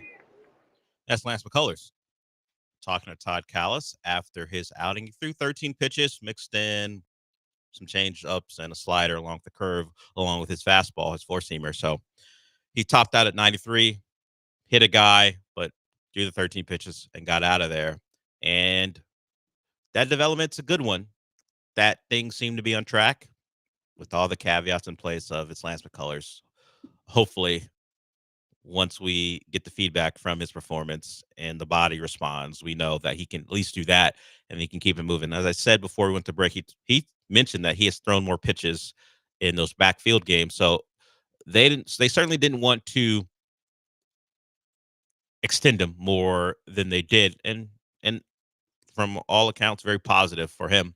And as much as we will joke, and I don't think the jokes will stop that much, it's just how things work. The Lance McCullers thing has become just more of a meme he's become more of a meme than an actual person at this point. From the coffee jokes to never playing to he's getting paid a lot not to do anything, all those things. But you heard the guy himself, and the mentioning of retiring even as early as maybe January, or excuse me, as recent as January, maybe December. That was a conversation that was being had because he just wasn't sure. And so as much as the jokes have flown, nothing we've heard about Lance McCullers says he's not a good guy. So if we're talking about being sincere, hopefully this works out for him and he can get back out there because clearly the work he's put in, baseball is something he loves to do. So hopefully he gets to do that. Yeah, it was very nice to hear that part, because it is what 800 something days since the last time he pitched. Like, that's a long time to rehab, more or less. I guess he wasn't rehabbing for literally every day of that, but he was rehabbing for a long time. And him talking about finding inspiration from his daughters and stuff in the dugout while you could hear everybody clap your hands playing was very funny. Him talking about, like, I was thinking about retiring. Everybody one hop this time. Yeah. And That's interviewing people during a live the dichotomy of of those two things, it does stand out. He also went on to talk about, he said he doesn't think people understand how long of a journey it's been, and you mentioned how many days since he pitched. He says as late as this past summer, he thought he may never pitch again. It's been a really long journey for me with ups and downs, and it was really just marked by just a really deep want to be back out there with the guys, and that kind of kept pushing me. So we saw him, went well. We'll see what's next up for him, and that kicks off our camp update as we have a couple more to go before the Astros break camp. So Sean, what's the music for today?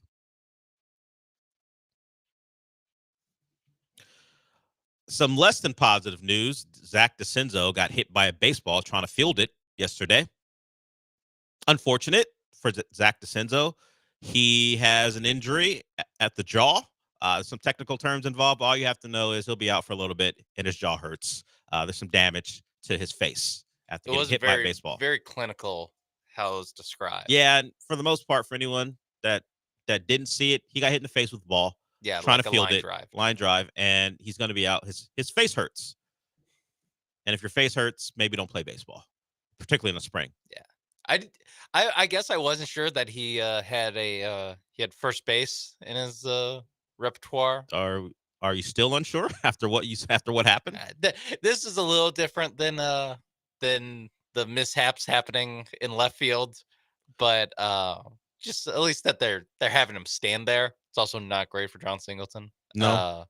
But what is great for John Singleton is that he broke his face. I mean, John Singleton probably doesn't He's think about not it that rooting way. for that. He's not rooting for it, but he's like, see, like that Shannon Sharp meme was like pointing. Look, see what happens when you put someone out there that ain't a first baseman. I never got hit in the face with the ball, not like that. So we will see what it means. But all we know is not a great time for DeCenzo yesterday, and not a great time for Jose Altuve. I hope everyone learns a lesson. Like, not the Altuve and left thing and how that might seem silly, but the jumping to, I thought he couldn't play left field after he made a catch. He made a nice play.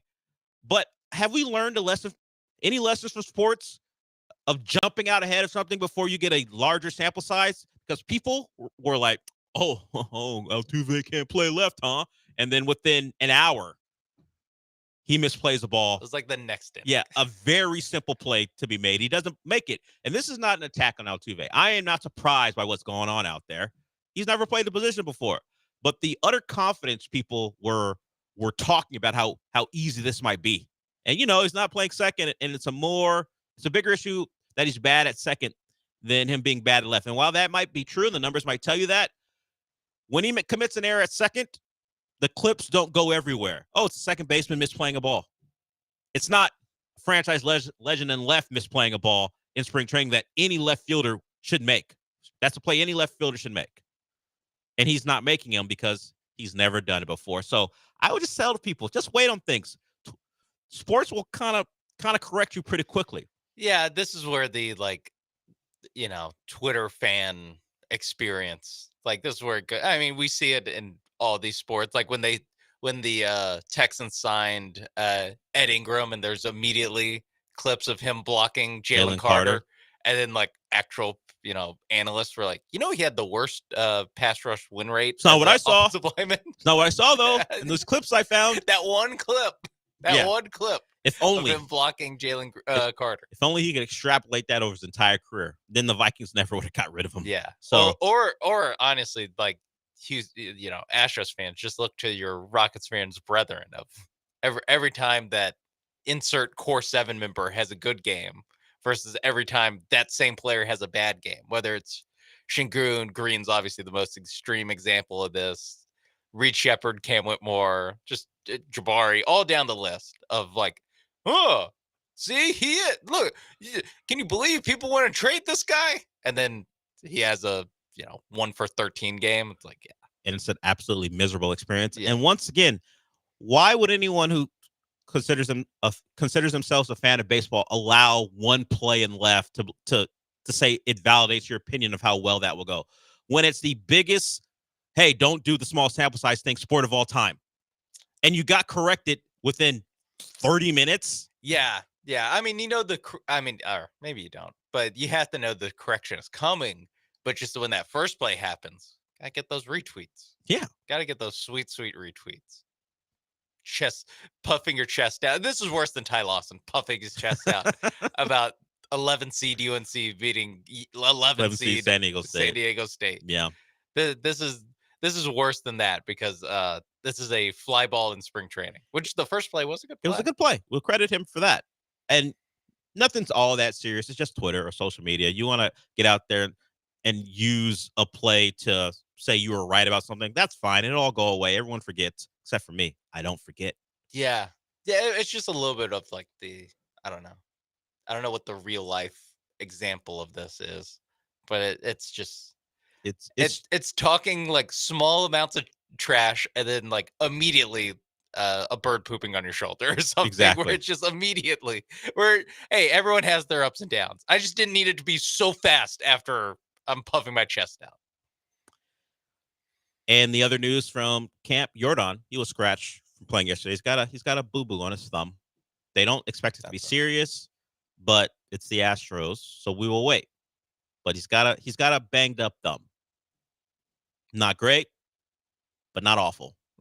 No. I mean, he can kick his feet up until they're back in Houston playing the Space He didn't have to play the Space Cowboys. He doesn't even have to. No, he can kick his feet up until there's actually a real game that matters. Even if this was the regular season and he was scratched because of this, I think we all, or at least reasonably, we all would have just been like, yeah, okay, just sit him. Like Jordan is the most like if anything is even a little bit wrong with them, you just need him healthy in October. So yes, you can punt like 2 days against the Angels if again he gets a boo-boo on his thumb. Yeah, he jammed his thumb in BP, and then he played Sunday and did not recover well enough, so they scratched him yesterday.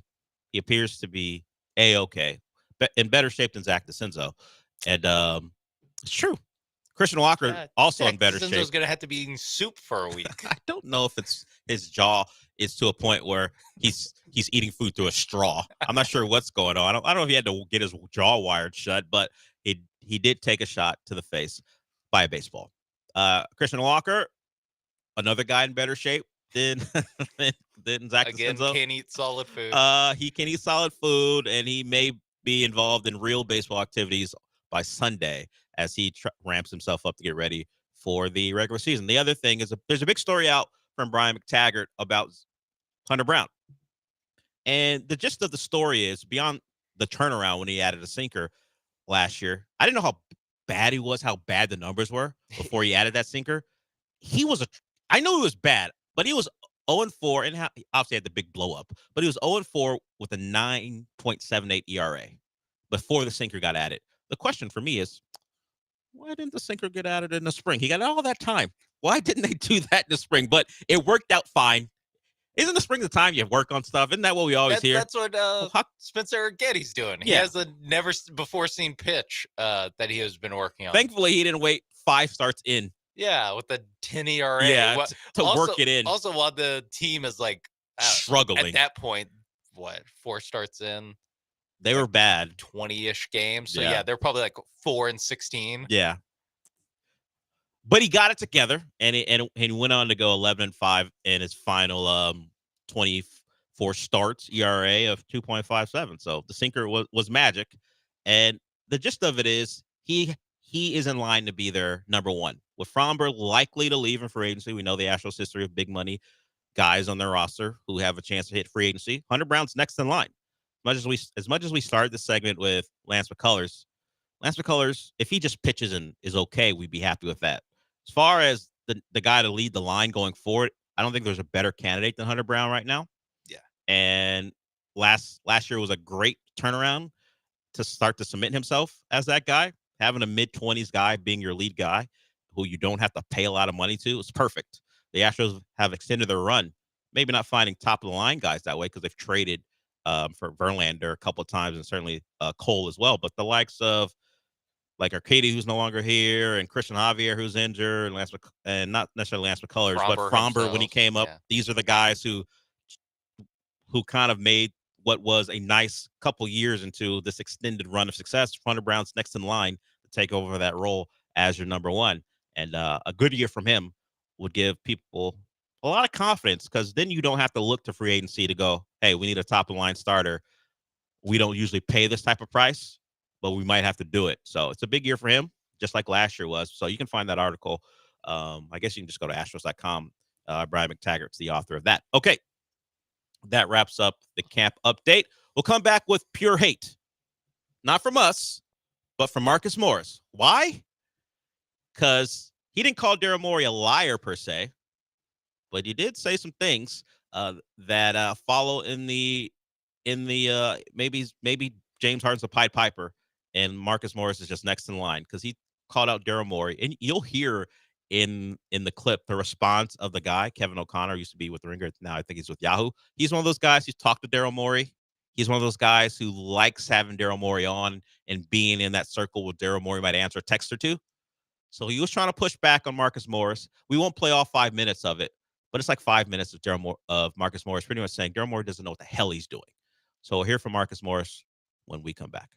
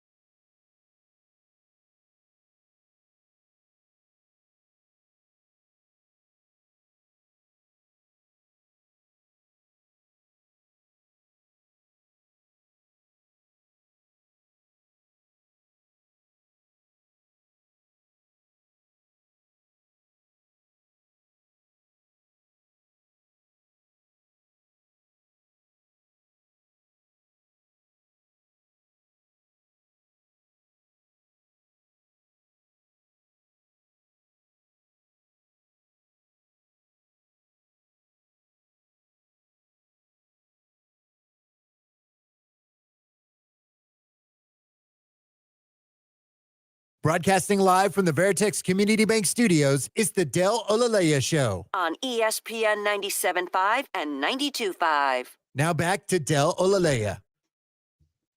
So Marcus Morris is an ex-Rocket, in fact, drafted by Daryl Morey. His claim to fame really is, hey, the Rockets could have had Kawhi, and they took Marcus Morris instead. As far as his time here. Not a very remarkable time here, but he's had experience with Daryl Morey from when he was drafted to even recently with the Philadelphia 76ers. He was with them, and he referenced that, I think, later in the clip. We're not going to get to that part of it, but he's on with Kevin O'Connor, sitting down for a long-form interview, and the question is really about AI and basketball and using technology even more to find the best angles to build a team. And Daryl Morey is someone, as we know from his time here, who loves to talk to the media. Kevin O'Connor is one of those people who, part of that Ringer network, at one point had a connection with Bill Simmons, and Daryl Morey went on podcast and talked to those guys. I think the Sloan Kettering thing. So there's a connection there. Hey, media people love having access. It's part of the deal. So you might hear a little pushback in this rant by Marcus Morris from Kevin O'Connor, the one who asked the question. So here's like the first minute or so of Marcus Morris and his thoughts on Daryl Morey. I'm curious, as a player, what were your thoughts on Daryl Morey's comments about using AI to assist in making decisions? Man, listen, and I'm gonna just say this, and this will be the first time I ever said this. I don't trust Daryl Morey. I just don't trust him. I think he's thinking it too far ahead of the way basketball needs to be played. He's trying to do a whole new team. He's trying to bring guys in. He's flipping them in and out, in and out, in and out. Does he even understand the dynamic of being in Philadelphia? What guys you need to play in Philadelphia? Like, understand how the team needs to gel first before you start talking about AI. What does AI do? Like, I understand the effects it can have on other spots of maybe the offense, the numbers and things like that, but like telling you what guys you should choose or which guy fits what you're trying to do. What has he won? Like, he hasn't won in so long, right? Come close. He came close in Houston. They went to a Game 7 against the amazing Warriors. And then what happened to that team the next year? They blew up. You tell my guy JH that you're gonna do something for him, a guy that you brought from all these teams, and then you don't like, the AI tell him not to pay James Harden this amount of money? Like, does the AI tell him to go get George, hire Nick Nurse. Hire Nick Nurse. Does AI tell you to get the guy from Miami, Caleb Martin, because he played well in the Boston series?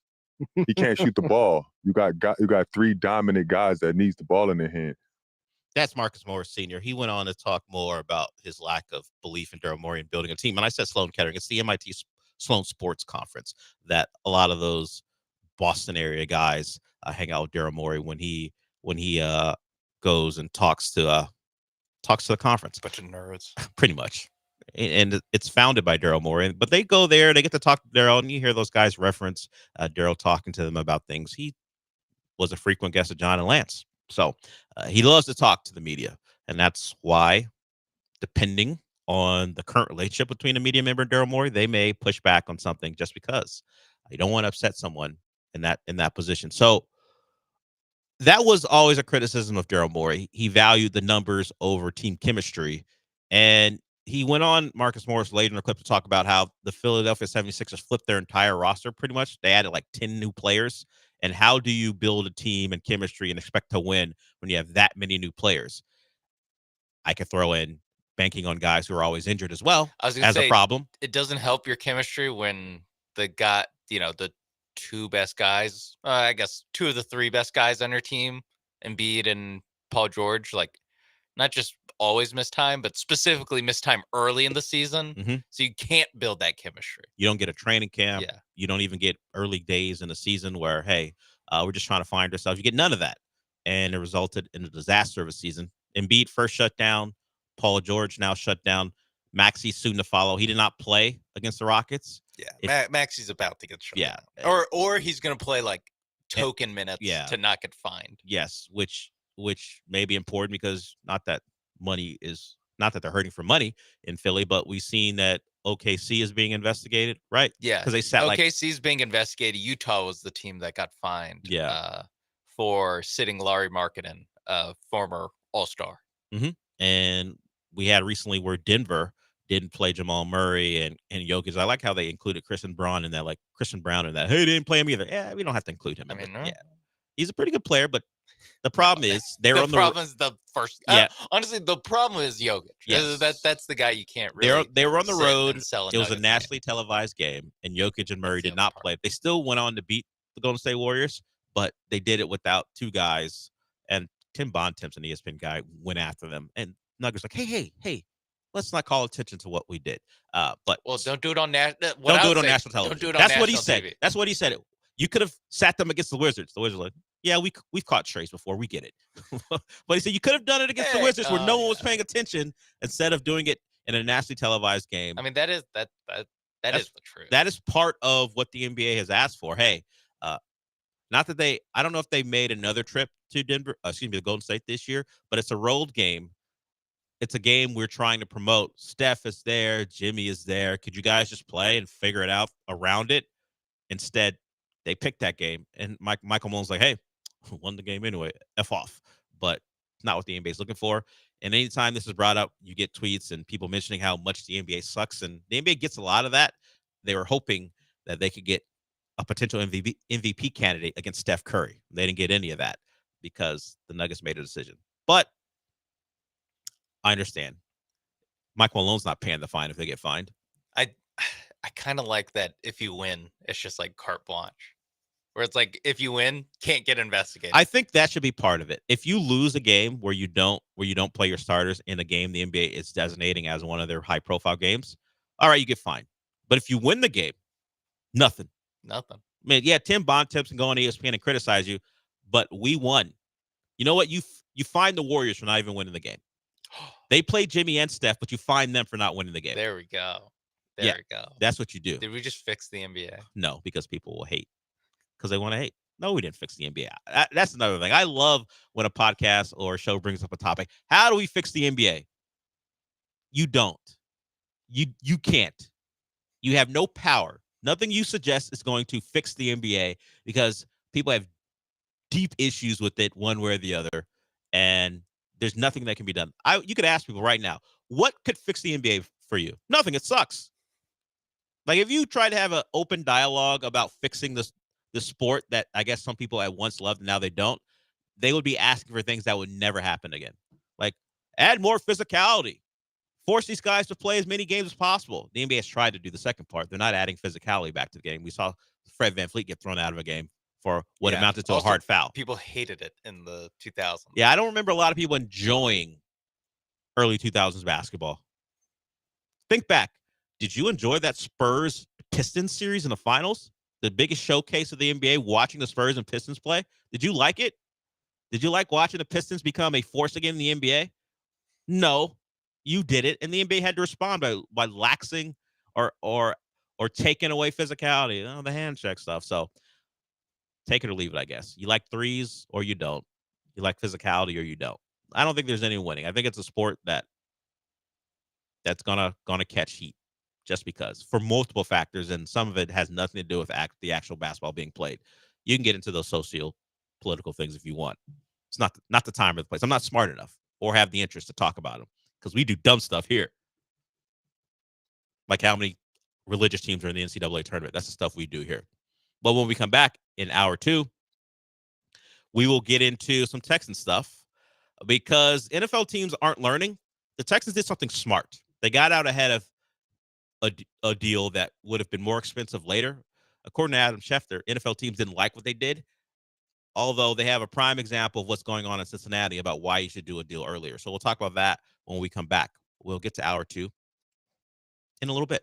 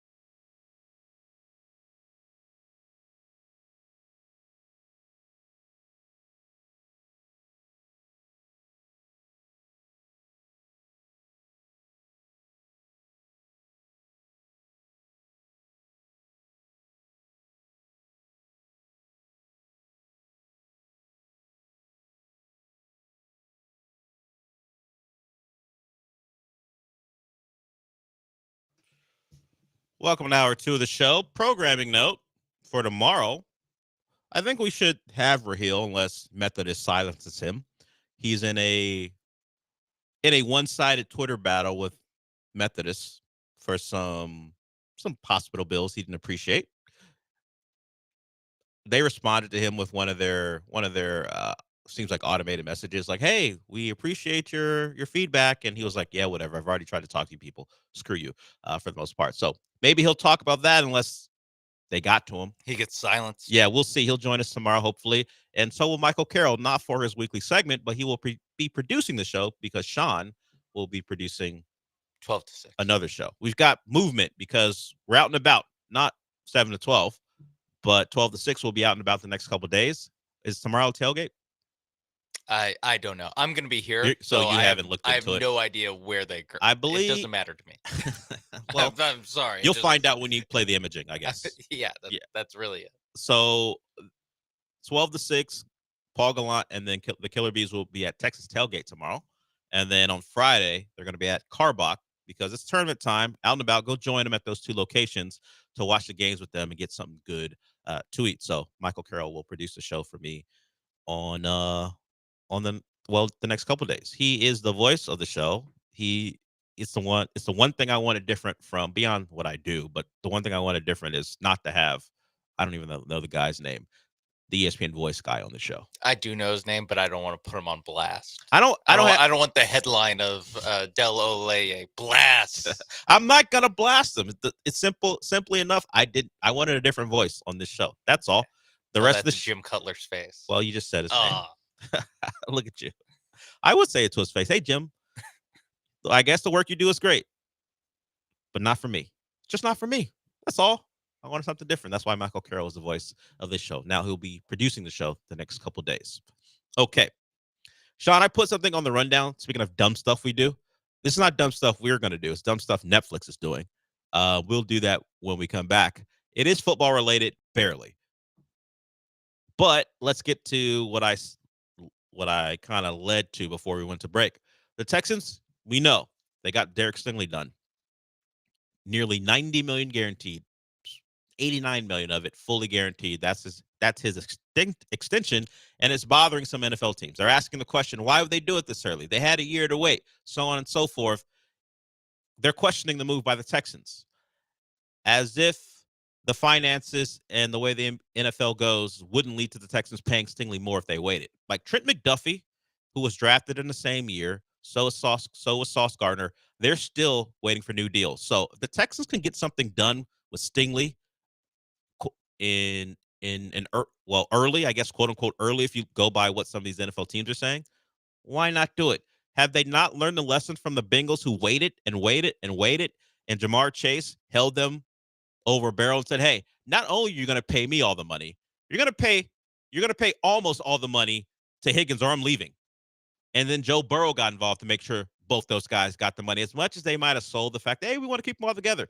Do you think if the Bengals had their way, they wanted to dole out that type of cash at the same time to 2 receivers? Yeah. The idea of paying like over $65 million per year to 2 receivers when you have a good quarterback. Because normally we see the move of like the Tyreek Hill and Waddle thing with Tua when Tua was cheap, especially, and to kind of elevate a guy who isn't viewed as like, hey, top 5 quarterback. Yeah, just give him anybody and he's gonna do it. Joe Burrow is viewed in that way of like top 5 quarterback. Which is funny because we don't know what he is. No, he's always had basically never done it. He's always had even his rookie year, he had T. Higgins, and then he got hurt after like 6 games. And even in college, he had the best. Only time he was good in college. He had the best accumulation of weapons, maybe of all time, from the quarterback position. No, maybe except for Tua at Bama. They both had pretty good weapons. That's about it. But yes, we have never seen him have to elevate a roster, particularly when it comes to skill position players. So we don't know, but what you're saying is right. The assumption would be that Joe Burrow would be just fine with Jamar Chase, and maybe a lesser than 2 and a 3. But you saw the Chiefs make the exact opposite. We think our guy's good enough. They think their guy's good enough, so they trade Tyreek Hill, and they used that money, invested in the offensive line, and they Yes. won back-to-back Super Bowls, went to a third. Yes, and we saw The Bengals have made the playoffs twice, right? In the last 4 years or something. Like yes, they it was the first half of the last 4 years. Yeah, and they went 9-8 this year, and they're doubling down on it and being more expensive, being a more expensive team of the team that just missed the playoffs. More expensive because they waited to pay the guys they eventually paid anyway. Like if you're gonna wait this long and franchise T. Higgins, I guess they didn't have the foresight to think that Jamar Chase would be like, actually give T his money, Yeah. and of course then give me more money because And that's how it's gonna go. pay me more money. They weren't even the Bengals weren't even negotiating against like the precedent set at wide receiver with give me more than Jefferson. Give It me was more the than the Lamb. precedent set of non-quarterbacks. Yes, pay me more than any non-quarterback ever. And Myles Garrett signing a deal for $40 million a year. That's what gets Chase to literally, I think it's like 40.1. And so the waiting on it, like they got hit on all sides by waiting on it. Where to shift it back to the Texans get the Stingley deal done before Sauce, before who's the other guy that McDuffie, and before someone in the next draft, Christian Gonzalez, where these are all guys that when they sign their deals, maybe not all of them, but they're probably going to get more per year than Stingley. They'll almost definitely get more total guaranteed more than Stingley because they'll probably sign 4-year deals as opposed to 3-year deals. You see what J.C. Horn signed for. I think he got $100 million for 4 years, 3 for 90 for Stingley. When you compare it to that is the value of getting the deal done early. So I don't understand why NFL teams are taken aback by it. You wait, it's going to cost you. Now, the Chiefs aren't doing it currently because they have some constraints on their cap. That's why Joe Tooney's no longer there. The Texans had an opportunity to make the move. They made the move now, and they're set. And you don't think Stingley would have got more expensive the more time you waited. So I don't get the NFL's reaction other than that's what we've always done. We never pay early. We're going to ignore the trend of guys just getting more money if you wait. Is it because that he got basically a fully guaranteed deal? That probably bothers that them it? too. But that wasn't part of the blurb from Schefter. That probably bothers them a lot too. But it was just, hey, we don't know why they had to do it so early. They could have waited. Well, what was the rush? He still had his 4th year. He still had his 5th year extension. They could have waited to next offseason. And I get that if it's a player that you're not sure about. But they're sure. Yeah, they're sure. As long as he's if you're plays, sure, he's great. If you're sure about a guy, just sign. There's no reason. He fits.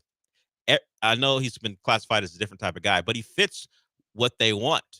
He's not a showy, however you want to classify that, off the field.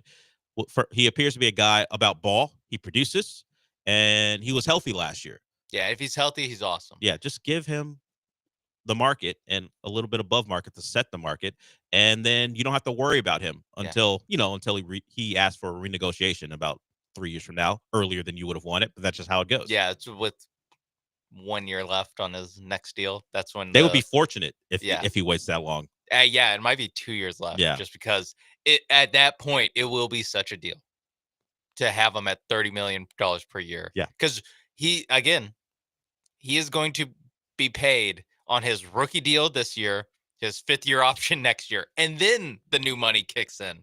So he won't be the highest annual cornerback. Probably, like, by the time he actually is playing on that contract, he will not be the highest paid cornerback in the league. It's almost like in our lives where you want to hey, I don't want to pay right now. I'll take on some late fees. What? Why are you welcoming late fees? Just pay the price right now. It's going to cost you more later. But NFL teams think that's not a smart way to go about it. Yeah, pre-order, get that 10% discount. Yeah, do what you can to lessen your costs. Use the app. It's just going to get more expensive. Stingley's not going to become a worse player as long as he plays. So, peace of mind. You don't have to pay him more than Sauce. You don't have to pay him more than Trip McDuffie whenever those deals come about. And now you have your guy locked in for the foreseeable future.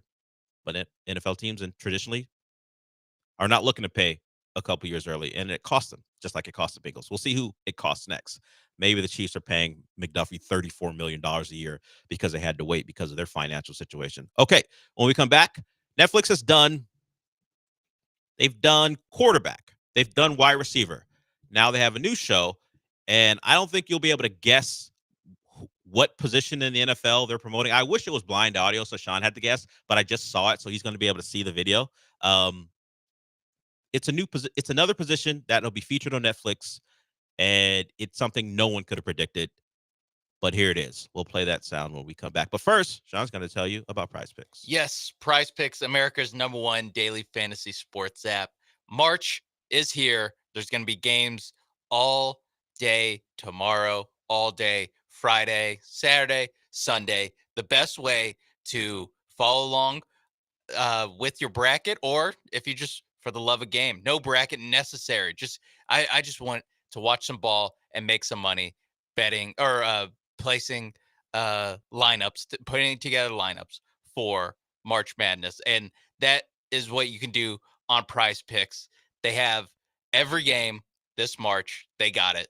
They have every game in basketball, whether it's professional, whether it's college. They'll have women's lineups available. You can do baseball when that gets started. You can do whatever you want on Prize Picks. You can mix and match. So say you want a night like tonight, perfect example. You have the Rockets playing, and then you have first 4 games later in Dayton. You can go with hey, I'd like Jalen Green to score more than 31 or to get more than 31 and a half points plus rebounds plus assists. Okay. I also like Tremont Mark from Texas, the guard from Texas. They've been playing with him with the ball in his hands a little bit more in the SEC tournament to some success.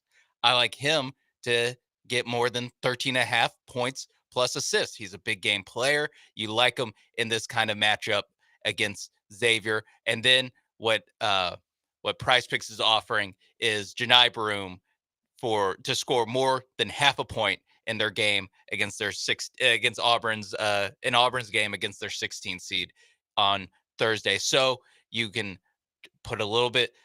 You can watch the Rockets game with Jalen Green in mind. You can watch the Texas game with Tremont Mark in mind, and then you know that you're going to get 5 times your money with this kind of lineup with Janai Broom scoring more than a point tomorrow. So you download the Prize Picks app today. Use promo code MAPES when you sign up to get $50 instantly when you play your first $5 lineup. That's promo code MAPES when you sign up to get $50 on your first lineup. You don't even have to win to get that money. It's guaranteed. Prize Picks, run your game.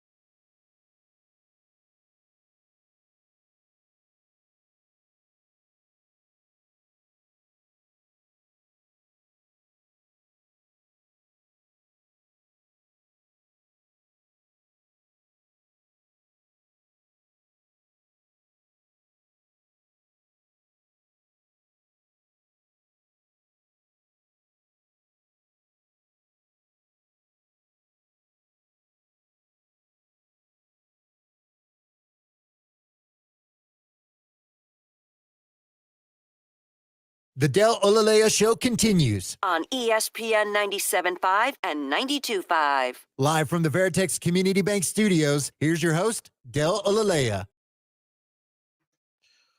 Sean, did you watch Quarterback on Netflix? I watched, the first season when it was Quarterback. Did you watch Wide Receiver? No, I did not watch Receiver. Neither did I. Well, let's see if you'll watch this. Netflix, in their tradition, is continuing, moving to a different position. Really, this all started with Quarterback, and then when they found out more quarterbacks didn't want to do it, they switched to the position most likely to have stars who want to be featured on a reality show. I did not know they had this in their bag, so they go from Quarterback to Wide Receiver to this. Here's the trailer. The greatest comeback in history. What a grab! Touchdown. The key to success is relentless dedication. Dream big, work hard, and never give up. We're really trying to chase excellence every day. Does it get heated? Yeah. It's a high-pressure situation. Seriously? Mascots? Is this actually the plan? You know they don't even talk, right? We're only gone for one season. You're not really doing that. Ridiculous. Can I make another suggestion? Why don't we just do another season of Quarterback? I'm in if you're in. I'm in. Did you really think Quarterback was going anywhere?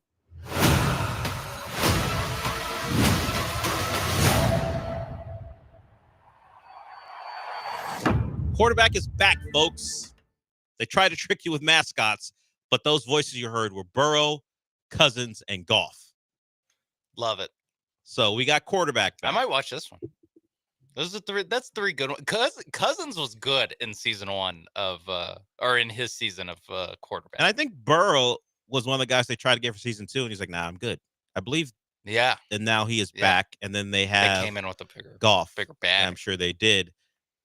And Goff, star from his rookie year on Hard Knocks with the Rams, where he didn't know basic like adult facts. I think they need to close the loop on that and ask him facts now that he's an Just actual like- adult, and see if he's learned anything. Just like Ask a him the pop same quiz. questions. Just ask him the same questions and see what he's learned. So, well, Cousins will still be a Falcon. People were surprised at the Falcons. Yeah, because they filmed it all last year. Yeah. So he will still be part of that team. Now, That'll be. but now he'll be a backup. I mean, it probably won't be like super interesting. Actually, no, he'll be benched in the season. Yeah. So that will be a part of the deal, right? It'll be the events of last year will be Yeah. presented on this. So you'll have Cousins rehab and trying to get back into it, having a great game, and then being benched ultimately for Penix. You have Burrow with everything that happened with the Bengals last season and how he was awesome, but they kept losing basically. And then you have Goff on Detroit, probably like America's team last year. We'll have America's favorite team last year, not actually. They're never People going didn't care about them. They're never going to be America's team. They just rooted for them. Yeah. Well, once they lost in the playoffs, no one like called out of work the next day. No, maybe some Detroit people did, but no one outside of the metropolitan area. Do you think we're gonna end the season with Joe Burrow winning Comeback Player of the Year?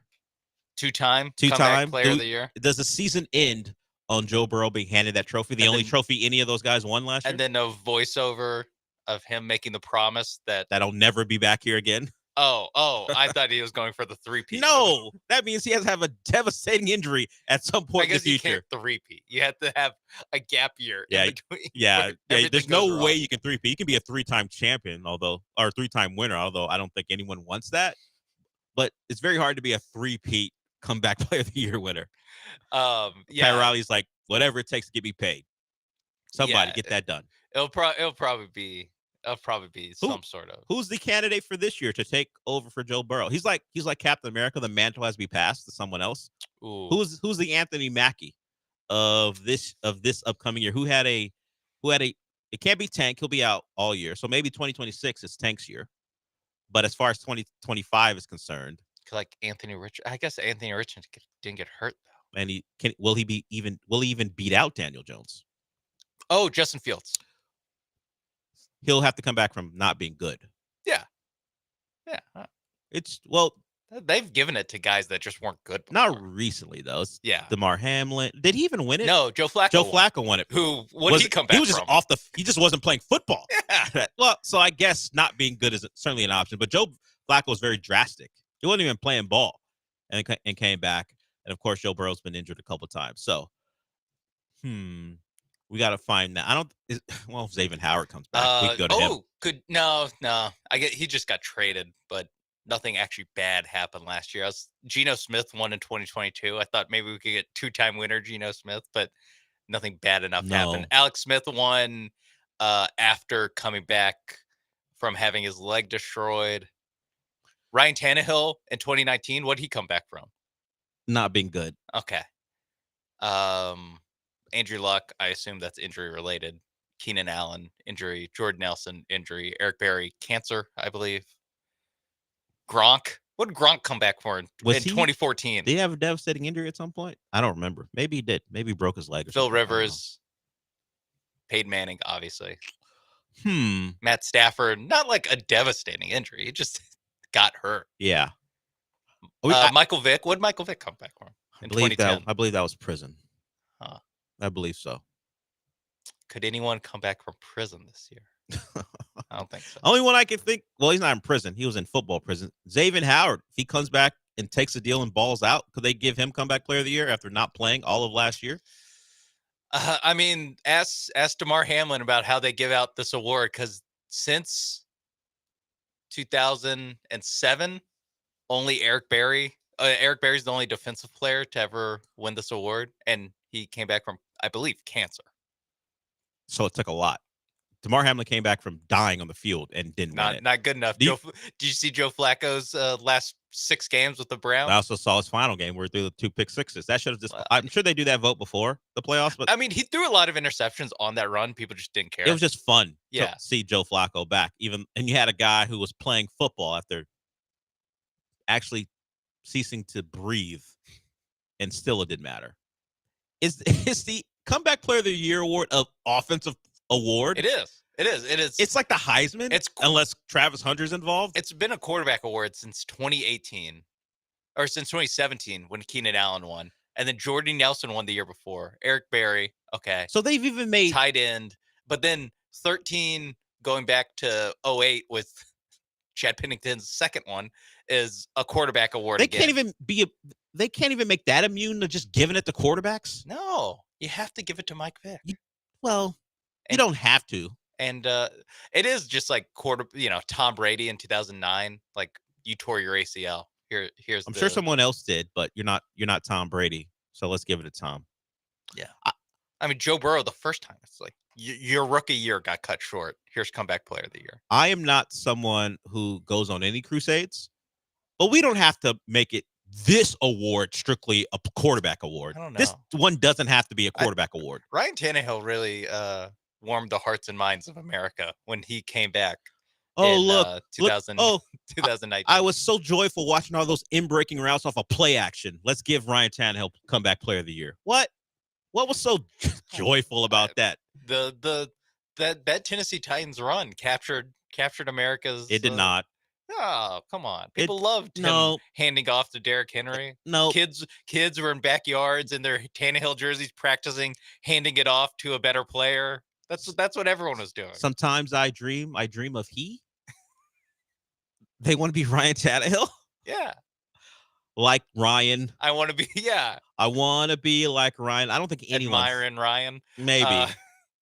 Not even Tennessee. Tannehill, the thrill. Yeah. No one other than making fun of him has ever called him the thrill Tannehill. Willie P, I see you. We'll get to you on the other side. I hate saying that, but I did it because I'm so off by the Tannehill stuff to capture the hearts of America. Oh man, throwing AJ Brown really got me going. Yeah. A tear in my eye. Maybe it's my Dolphins bias, but I don't think anyone was like. I think it is. I mean, he did stink on the Dolphins. He didn't stink. He just didn't live up. He was to below the status. average. Yeah. On he was an average quarterback on a below average team. They didn't do him any favors, but he didn't do the team any favors either. I mean, they made the playoffs with Matt Moore. Well, that's because Tannehill got hurt. I know. But yes, they did make the playoffs and get drilled by Pittsburgh because that's the life of a Dolphin fan. Make a wild card round and get your ass kicked by a much better team. And 2 of the last 3 times it's happened with a backup quarterback. So shout out to Skylar Thompson. Now a Pittsburgh Steeler. KD move. KD. No. He's 10 years ago, he saw when he was a freshman at Kansas State. Skylar Thompson is like ran from the grind. The Royce O'Neal of and I'm insulting Royce O'Neal by making that comp. He's a Royce O'Neal. He'll join up on a team that maybe can carry him to, while he doesn't play that much, to playoff success. All right, Willie P. As I mentioned, we'll get to you when we come back.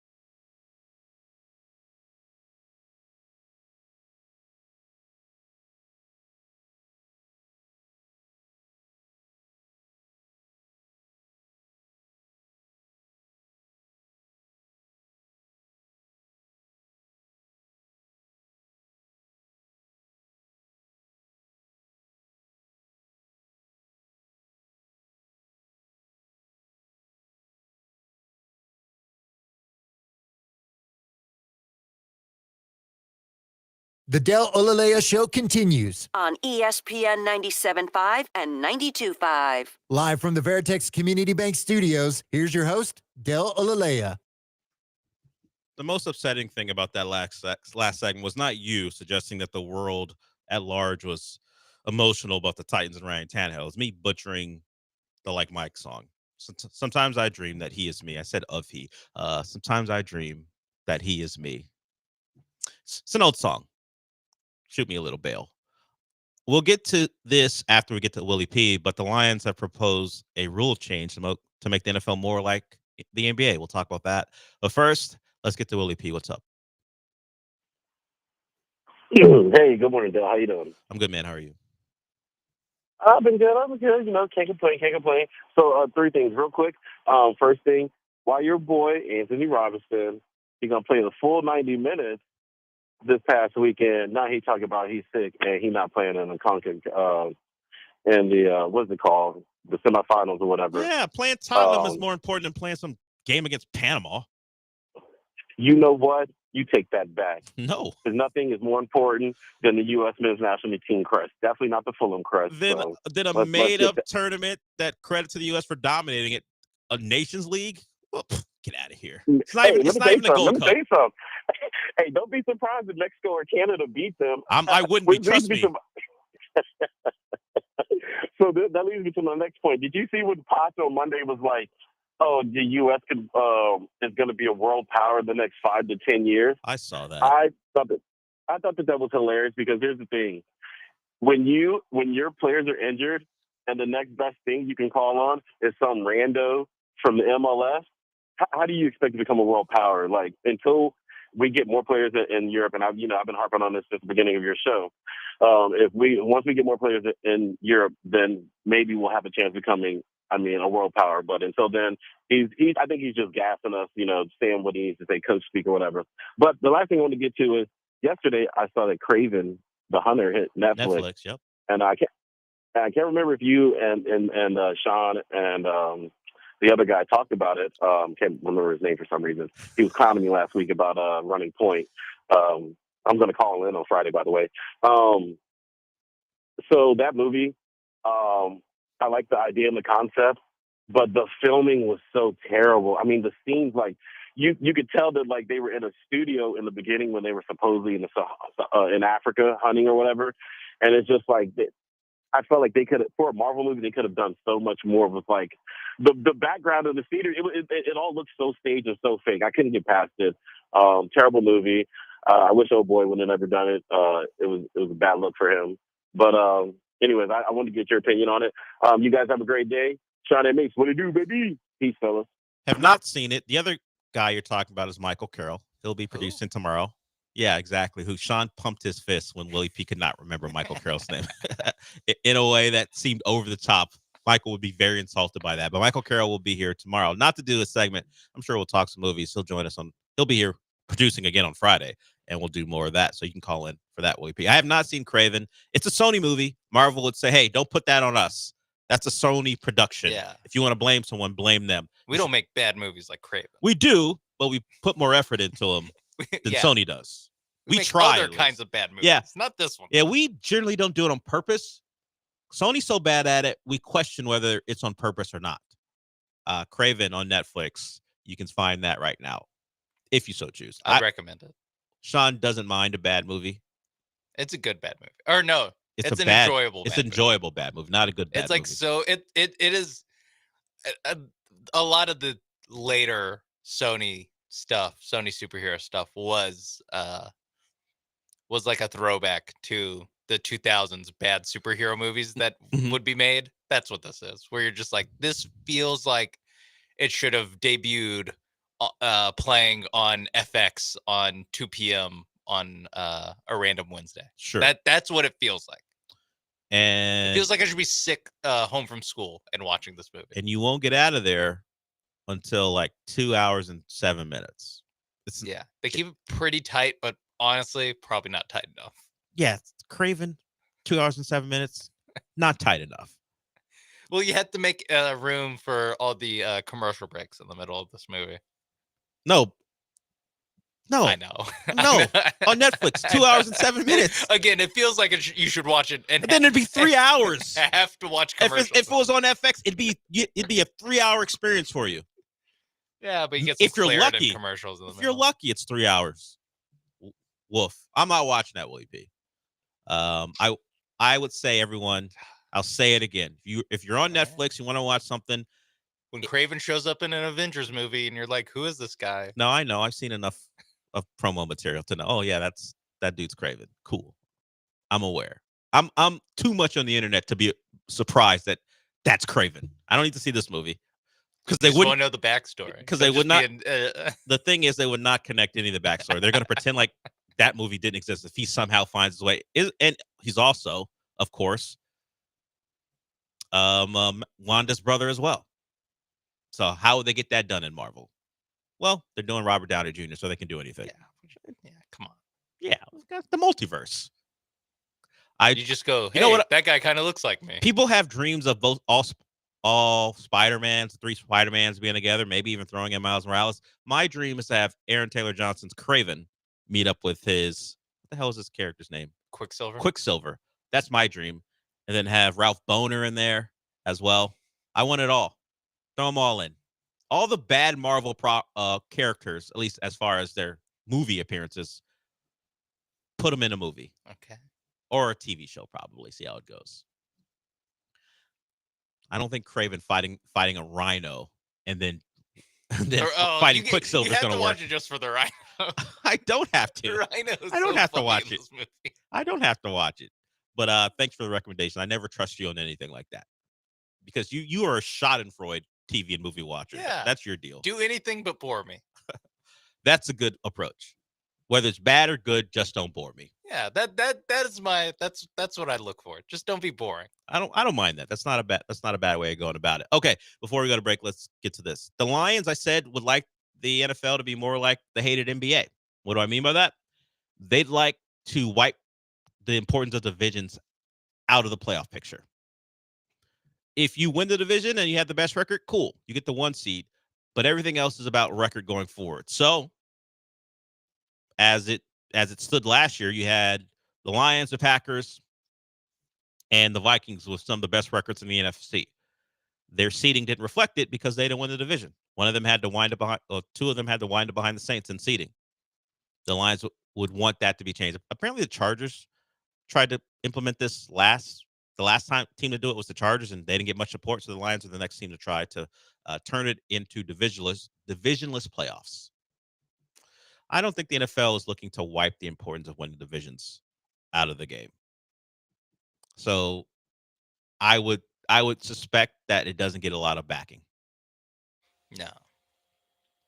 I'm fine with like you win your division. You get a playoff. You get a playoff home game, even if you're not like better than the team you're hosting. Like I guess what it is that it's same thing with the college football playoff too, where people are like just so, I guess, convinced, like so hard on like stacking the deck for the team with the best record, or like looking for the most like fairness, like where every team has a good shot at it, where I'm like, no, I'm okay with you having an advantage because you win something, because you're the best of your grouping. I'm okay with you getting an advantage there. I don't know. So the Bucks were the team that you would say, why do they deserve a home playoff game? Because they won the NFC South. The Texans played a team with the same record at home, right? Did the Chargers win 11? I forget. So it'll happen occasionally, and the Lions would like to avoid that. But my only contention would be, to your point, I don't mind it too much either, would be, should a bad team who wins their division, particularly if they're a cold weather team, get that type of advantage? Now, of course, you could also say, hey, just win your division, a warm weather team. You wouldn't have to worry about it. But if let's say the Browns, and they're playing in a good division, somehow win their division because all the quarterbacks get hurt. Or like the Bills. The Bills go 9-8. Yeah, in a bad division. That's probably a better example. Because it's far more likely it would happen to them than it would the Browns. The Bills go 9-8 and win their division because the division isn't good, whether it be the youth at quarterback or, just the fact that Justin Fields isn't good and Tua gets hurt again, which could happen. Yeah, and then like a 11-7 Chargers AFC team. West team comes to town, and it's a blizzard, and they win a game in conditions that you wouldn't expect any team to perform well in, but certainly not a team who plays in a controlled environment consistently. That would be my only problem with it. But once again, if you win your own division, you don't have to worry about it. So that's the answer to pretty much all these issues. And I was going to say, like, we're okay with that, though, being the deciding factor for a team that has a better record, but not a team that wins the division. Because to me, winning the division is like, that is actually more meaningful than being second place. Like winning your division at 10-7 is more meaningful than going 11-6 and being second place. You know what? I mean, I don't think that's crazy. I'm not gonna fight you on that at all. I also think that there's not a huge difference. It depends, and some of that has to do with scheduling. Like, not only your division, but who did you face? Like, they don't play the same schedule. So if you are not a great football team, and the metrics tell us you're not a great football team, but you had a soft schedule and you were able to win your division because your division's bad and your schedule was bad. It's also if they're this bad, but it's all they're just going to lose the home game. But unless my scenario plays out where it's 20 degrees and no one can operate in that condition except for the team who's used to it, and no one's really used to that condition. I was going to say, but no one expects the Chargers or any warm weather team, because history will tell you, to go into a spot like that and win a game. It rarely, if ever, happens. That's why it's always such a big deal when those matchups are set. More teams are building domes; they'll be fine. Well, the Browns are next. Yeah, the Bills are next too. Build a dome. This in what 10 years? This won't even matter. Yeah, the Bears. Every city will have a dome. Yeah, the Bears. I think their proposal is to have a covered stadium, right? Yeah. The Packers won't ever do it, so they'll be one of the holdouts. The New York teams, their stadium's relatively new, so it won't happen. But yeah, we're getting to the point where no one's going to be playing in an actual cold weather environment for the most part. Okay, we got one more segment to go here. If you are a fan of bad teams advancing because they happen to win a terrible division, you and Sean shake hands. Not advancing, just having a home game. Yeah, because if you're that bad, you'll just lose. Sometimes home field and weather has an undue part to play in a game, but there's always the pushback. If you're good enough, just go win the damn game. That's always you can control your destiny. Don't be a punk in the other P word and be affected by cold weather. Go win the game. You're a football player. Just deal with it. Okay, one more segment to go. We will be back.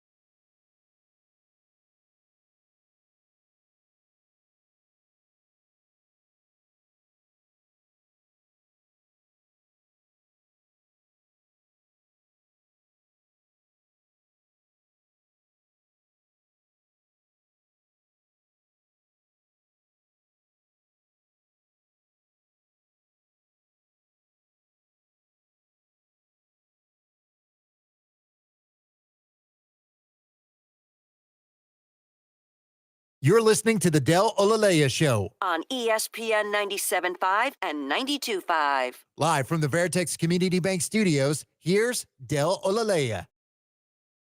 We'll close out the show with this. We started with college basketball. We'll end it with college basketball.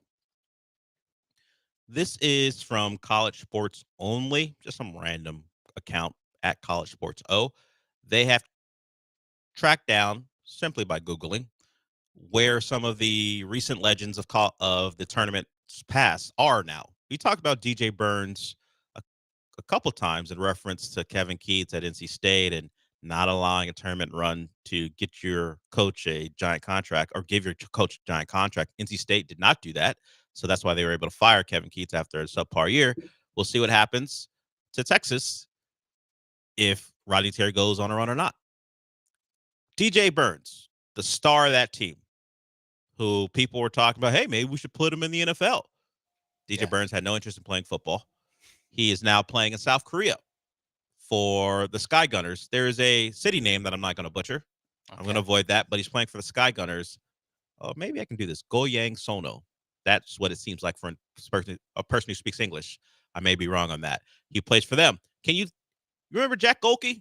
Yeah, Jack Golke. Jack Golke, the player for Oakland who looked like he was a 35-year-old knocking down jumper to eliminate Reed Shepherd's Kentucky team? Yep. He's playing for the G League Pistons. Oh, whoa. So he's pretty much back home as far as where you play college ball. Yeah, I was gonna guess I don't know, Europe or State Asia Farm? too. Yeah. Oh. Motor City Cruise. That's the name of the G League Pistons team. Yeah. Remember Doug Eddert, the wispy mustache dude for St. Peter's? Yeah. That was Sharon Holloway's team. Shaheen Holloway. Shaheen Holloway, who's now at his alma mater. Yeah. Seton Hall. Yes.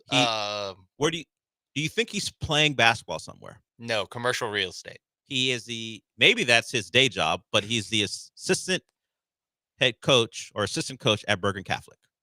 He coaches basketball. So I'm sure he's making money someplace else too. New Jersey high school too. Yes, it is. Bergen Catholic High School. Let's go to another guy you would know. Ali Farouk Manesh, the guy who hit the jumper to eliminate Texas. Yeah. In 2010 for Northern Iowa. He is an assistant coach for Colorado State. That's where Ali. Okay. Was it a trendy 12? Was it a half court shot that he made to eliminate Texas? No, that was in 2017. That I forgot who made that, but I think he hit a big three to kind of put them away, right? Yeah. And a big upset. Maybe he made a half court against Kansas. I don't remember exactly, but I know he knocked down a big jumper to eliminate Texas, or at least help eliminate Texas. It sealed an upset win over Texas. Actually, I'm wrong again. It's not Texas. It was Kansas. Yeah, It was not Texas. I knew. I was like, did they play Kansas and win, or play Kansas and lose in like the Sweet 16 or league? Yeah, it was Kansas. Yeah. That's Northern Iowa. They hit a half court jump shot to beat like Shaka Smart. A Texas team, but not Ali Farouk Manesh. He helps beat Kansas back in 2010. And there are others that maybe names you wouldn't recognize, but those are some of the guys of big time shots made or just big time runs. Bryce Drew, Valpo, made the big shot to beat Ole Miss way back when. Coach somewhere, right? He is the head coach of a team in the tournament. Bryce Drew coach, mid-major, I'm guessing. Yes. High Point, Grand Canyon. Okay. One of the religious schools we referenced earlier in the show. He is the head coach there. There are others like God Sham God. He's coaching with the Mavericks. But as far as people of recent memory, of course, Kevin Pittsnoggle. That name back in 05 and 06. He is a middle school principal. I was gonna say I'm just wondering, maybe because the guys we started with are all like 25. Yes, if you go further and further back, some of these guys aren't going to be in basketball. Yeah, I was gonna say coaching. like I was ready for one of them I could add him on LinkedIn, which I guess Doug Eddert I could. Yeah, he's a head coach. I mean, an assistant high school coach. Yeah, he's only been out of school for a couple of years. So should he be a head coach someplace? No, it's got to work his way up. That's right. Maybe handouts. Maybe he'll take over. Yeah. No handouts. You're not associated closely with Miami Athletics. No handouts. Yeah, exactly.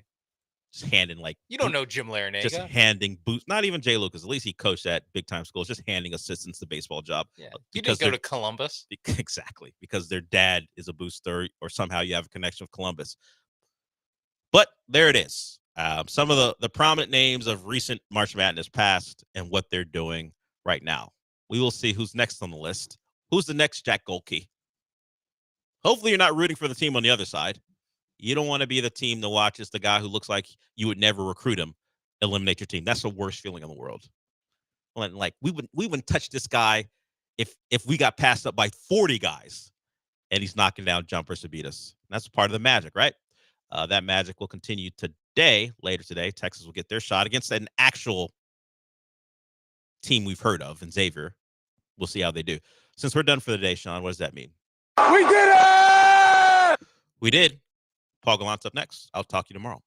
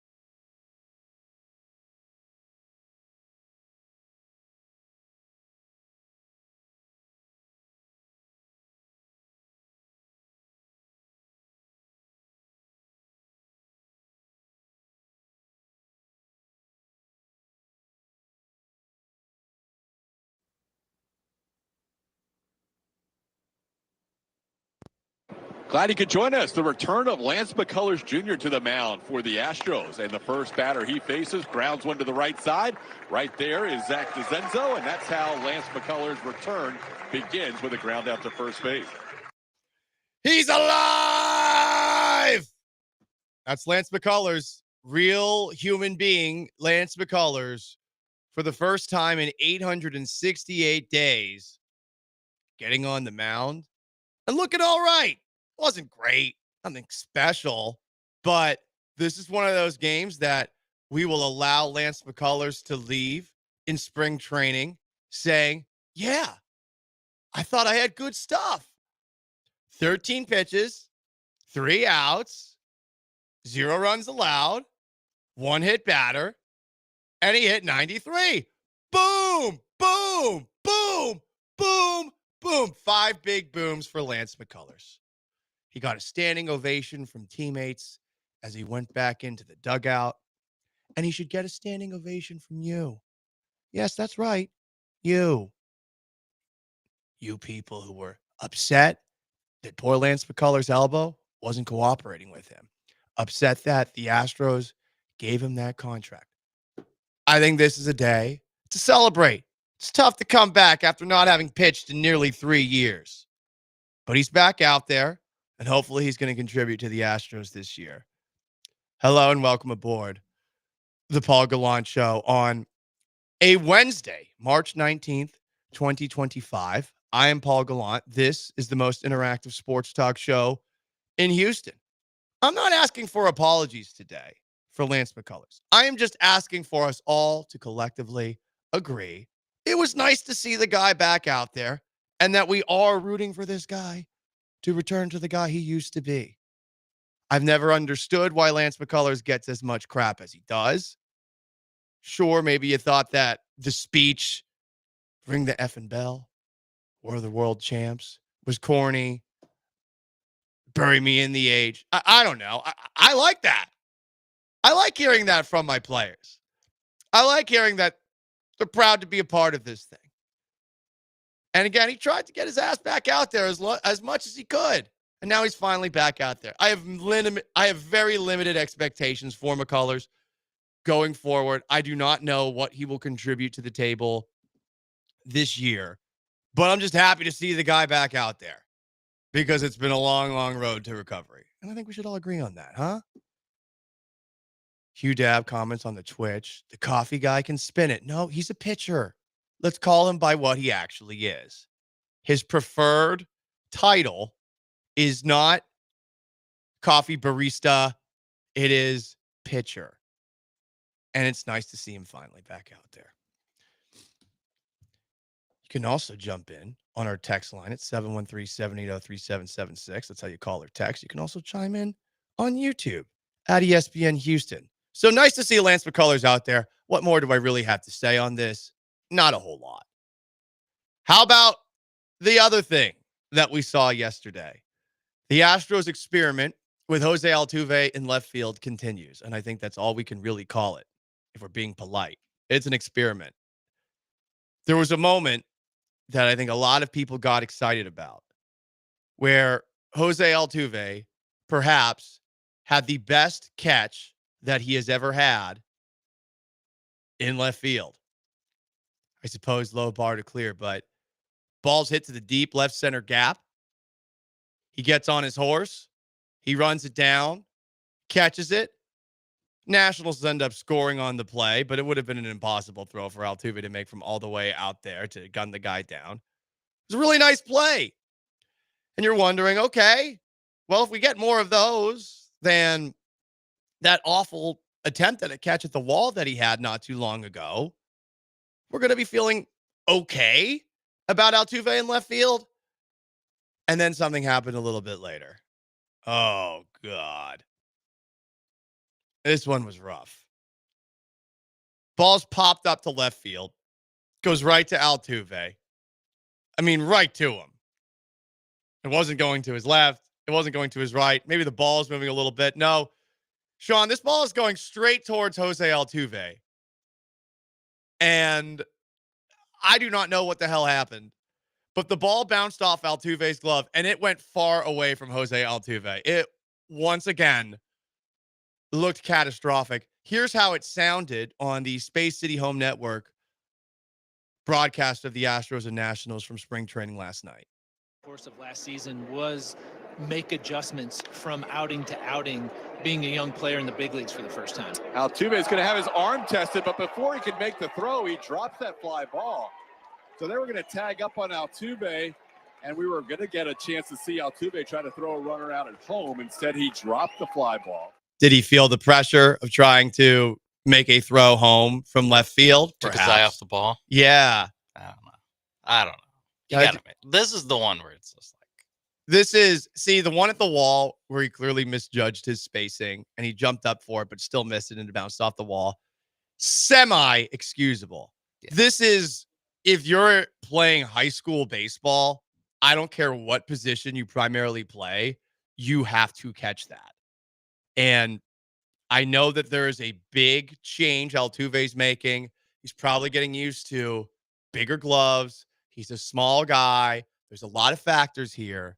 But once again, we have seen a catastrophic mistake out of Jose Altuve in the outfield. So do we really think this is going to work? Because Joe Espada has said that the plan is for Altuve to play primarily in left field. Is that going to change now? Is that going to change? Are they willing to adapt their plan that really does feel like some combination of desperation and throwing crap at the wall, seeing what sticks? The ball's clearly not sticking in Altuve's glove, and that's a little bit concerning. Yordan Alvarez, he didn't do that when he was in left field. Maybe there's always a risk of injury when Alvarez is out there, but that was a bad error, and it completely washes away the great catch that he had in the gap. So as we focus on a bunch of different things in spring training, what Cam Smith's doing and Jose Altuve, how he looks in left field, the left field experiment for Jose Altuve to this point has me a bit concerned. I'm curious as to how you guys feel about it. 713-780-3776 to call, to text. You can join on YouTube at ESPN Houston. You can join on Twitch at ESPN 975. Joe Espada was asked about his day in left field. Here's what he had to say. Quote, he's displaying his speed. He came in and did everything he needed to and got behind the ball. Well, he didn't do everything he needed to, Joe. He definitely did not do everything he needed to. But when you go from the infield to the outfield, the catch and transfer doesn't happen as fast as the infield. You've got a bigger glove. You got to secure the ball. It's slicing away from you. So there's some stuff that goes into it. He tried to catch it and get rid of it. It was going to be his first chance of really getting behind the ball and throwing to somebody at the plate. So the process of catching and transfer, he rushed it. Well, is he going to rush it again the next time he has an opportunity like this? And by the way, he hasn't had an opportunity like this. Isn't that a little bit concerning considering we've had all this time in spring training and he's been playing mostly in left field? Yes, it is. Question answered. Or is it not concerning because it obviously doesn't happen that often? I mean, that's a spin zone and a half, Sean. I mean, this has never happened before. It hasn't happened before in spring. He's played what, like 30 innings? He's been out there and left a lot. Yeah, I would say probably 3-4 games or so. Yeah. Well, just relax. Come on. So what? He made a play that, like, I don't know, JV high school players should make. So what? Sean, you're right though. Like, it's JV high school players. I was thinking about that. I was like, when I played baseball, I could have made that play. Like, that was not a hard, like, just a catch. Yeah, I could have gone farther. I would not have thrown the guy out. I'm willing to say that right now. That 14-year-old Sean Mays would not have thrown out a major league runner tagging up from third. I don't think I would have either. I would have thrown it over the back. Or four-hopped it to the catcher. I do think I would have caught it. I think I would have caught it. I'm mostly sure I would have caught it. Watch it for yourself. Would you have caught that ball hit to Jose Altuve? 713-780. That's the question of the day. 3776. Not the first one. Yes, the first one. Very few of us would have caught that. It was a great play. He could have just gotten pulled. I know. Don't you wish you got pulled down that inning? And it would have been the Jose Altuve can definitely play left field show. This probably made him a little bit better because you learn from your mistakes. Yeah. But that was quite the mistake. At the very least, Jose, stop doing it on the Space City Home Network Yeah, games. waiting for the ones that Brian McTaggart has to relay home via X. Yeah, or Pony Express. Yeah, Pony The bad part is that, we have about a week left of spring training, and then every game is going to be televised. So he doesn't have any safety net of. No, he doesn't. Brian McTaggart just has to describe what happened at this play. Hugh Dab comments, Altuve's doing his best Aaron Judge impersonation. We did see Judge do something along those lines. More comments here. 713-780-3776 to call, to text. Are we going to overanalyze every time Altuve has a mistake in a new position? I'm sure if it doesn't work, changes will be made. Relax, move on. Sir, you need to not relax. Yeah. You need to freak out. This is not a good plan. It's not. It's fun. It's not a good plan. It's not. I'm not going to relax about this. That was a routine play. And he hasn't been out there that long, and we've seen multiple plays like this, okay? So he's made some good plays, but he's made some really bad plays. You want to talk about this, you can. 713-780-3776 to call in or text in. Are you already out on the Jose Altuve in left field experiment? Also, how's Kyle Tucker doing to open up the Major League season? We'll discuss. Stay put.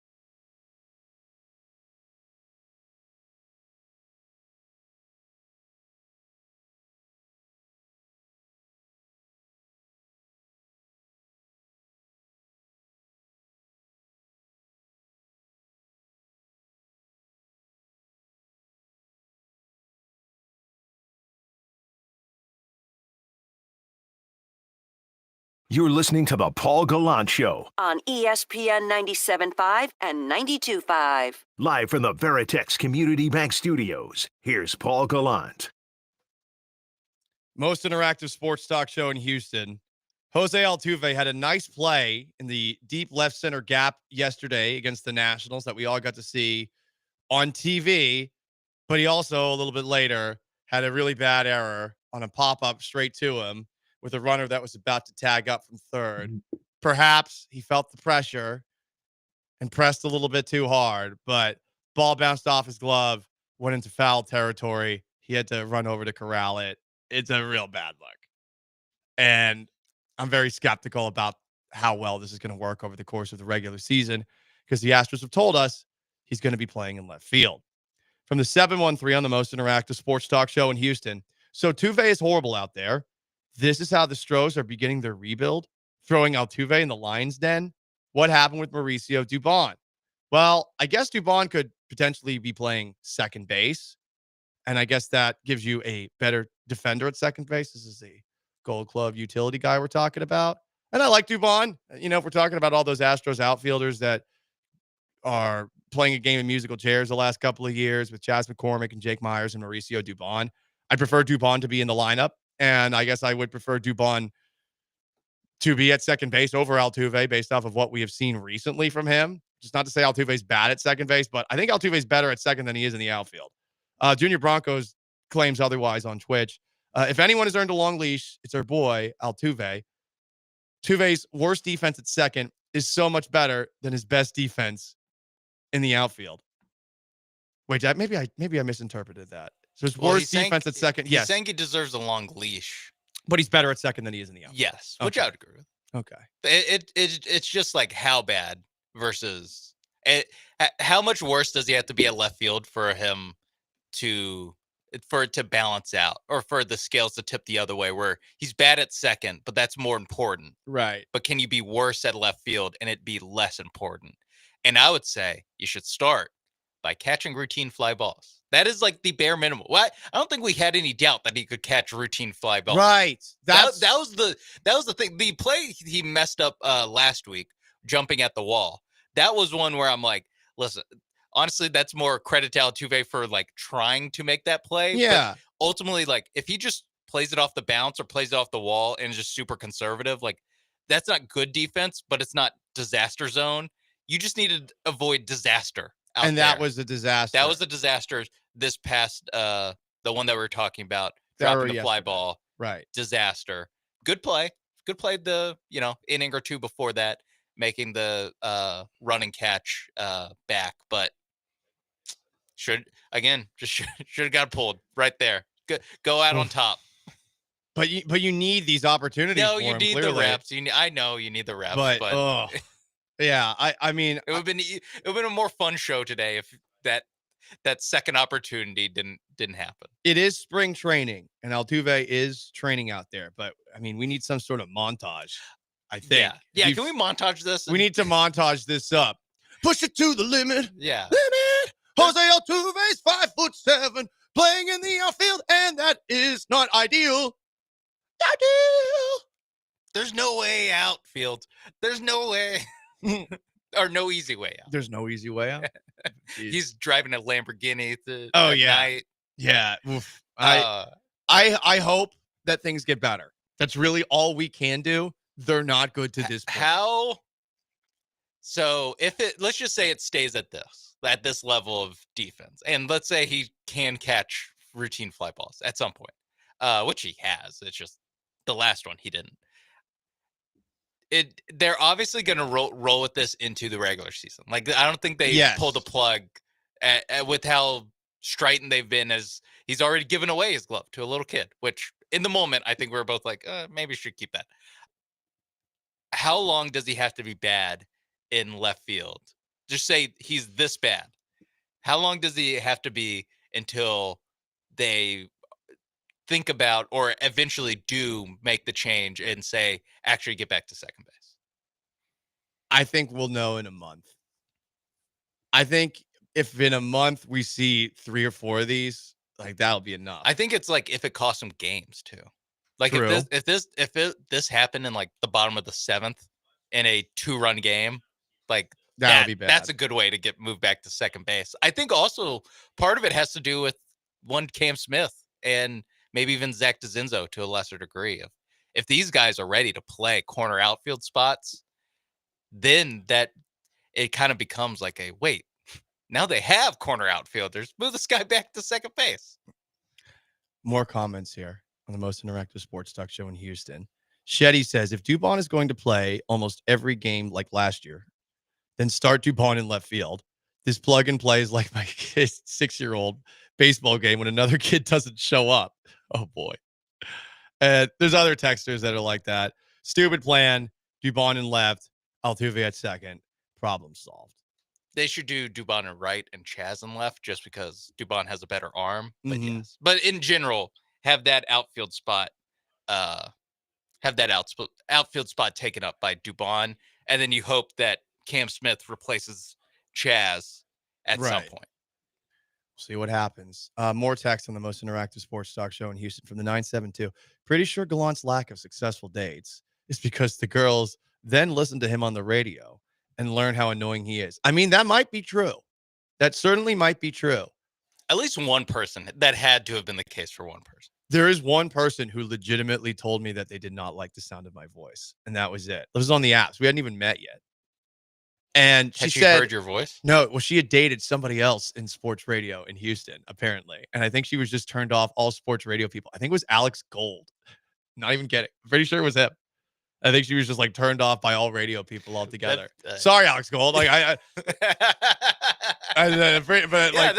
Gold is like, what the hell just happened? No, like she brought it up, like, oh, did you know Alex Gold? And I said, like, kind of. And she's like, oh, yeah, well, I don't really like radio people. And I'm like, what the hell, dude? That's kind of messed up. And Yeah.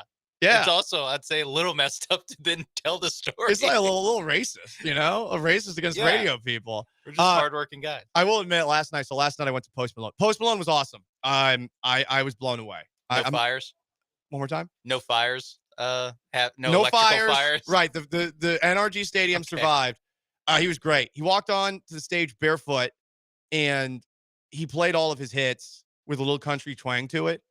Oh my God. It truly one of the best concerts I've seen in person. And I rant and rave about how NRG Stadium acoustics aren't great, and they weren't great for it, but I mean, he crushed it. The guy's just absolutely masterclass when it comes to musician. He is fantastic. And before that, just speaking of, the opposite sex and the pursuit of such, I was at a table with some people.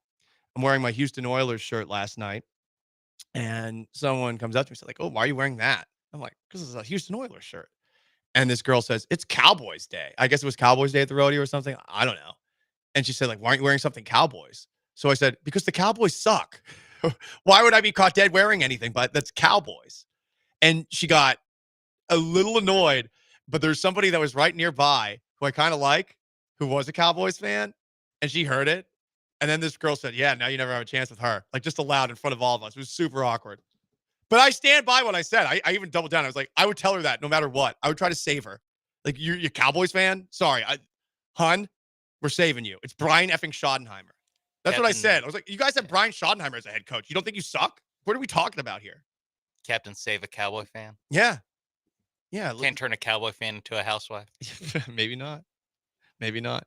From the 832 on the most interactive sports talk show in Houston, could someone please explain why white people love to walk around barefoot? That is a great question. I don't. I like socks. Yeah. No, I definitely need at least something on my feet. I never like going outside. Like, even as a kid, when like you would go play outside and like my cousins and stuff would be outside barefoot, I'd be like, I need to put on some shoes because I don't want to. Yeah, I don't like I don't want to step around grandma's house barefoot. Right. And look, for me, especially now that I've changed up my cat's litter to this crystal stuff, which is great because there's less of the clay like smell and all that stuff.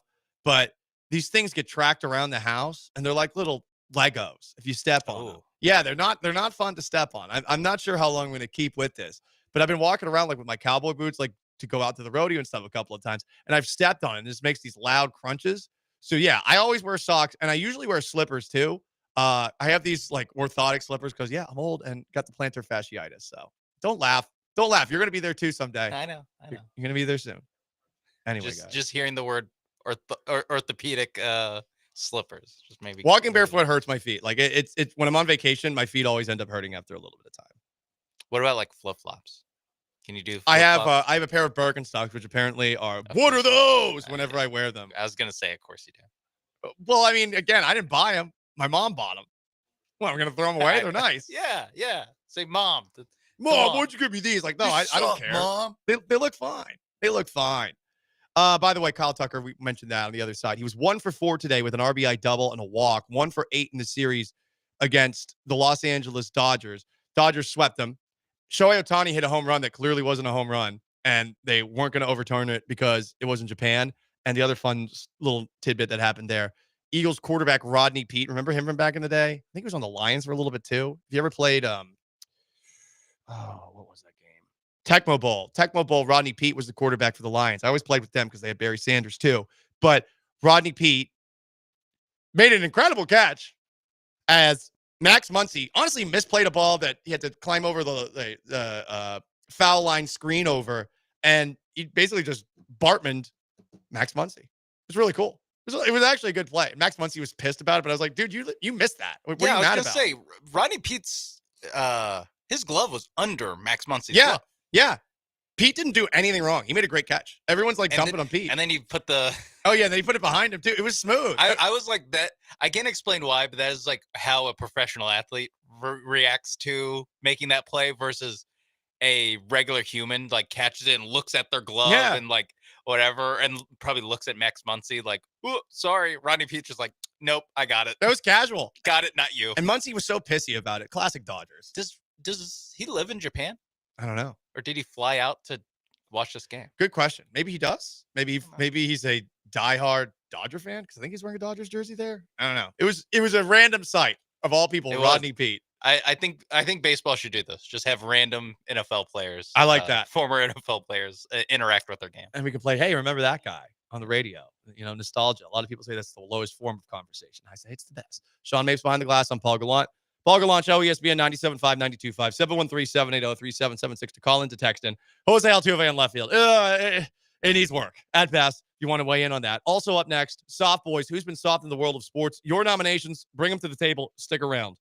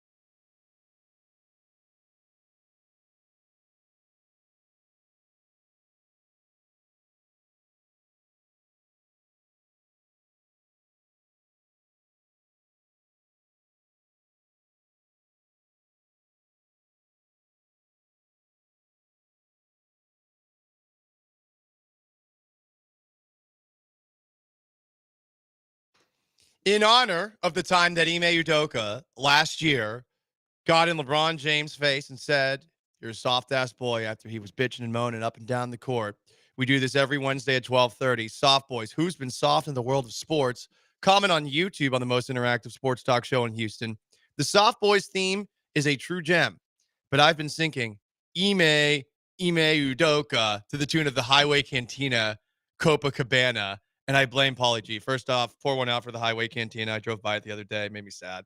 All the expansion that's going on around there. There's some great restaurants, like our friends at Kobos, who are ultimately going to get affected by it. I hope Jim Crane makes everything a lot nicer in the area, but I don't know. And this highway expansion, is it going to make things a pain in the ass to get around to? Is it going to make it difficult to get to Astros games and Rockets games? Probably. At least in the meantime, it's going to be way harder. Yeah. I mean, It's going to be a nightmare. it was already bad enough. Now people are going to have more of an excuse to show up 3 hours late.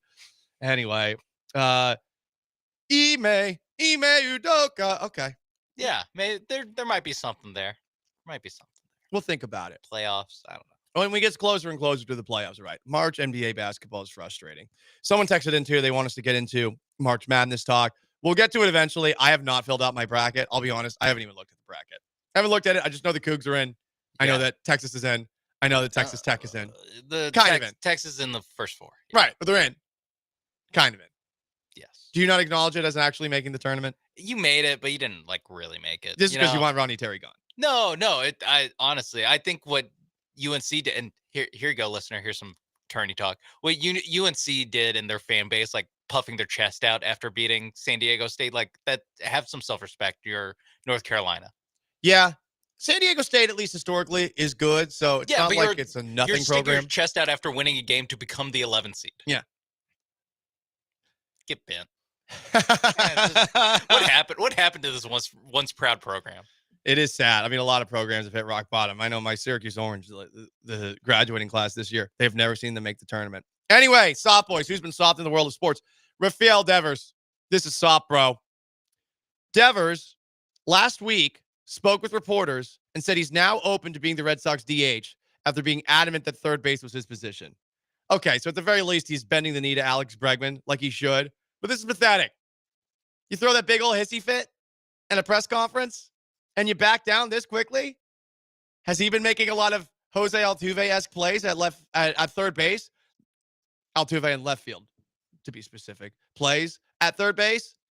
Because Devers does make a lot of those. Devers is cartoonishly bad defensively. So I don't understand why it was ever a question.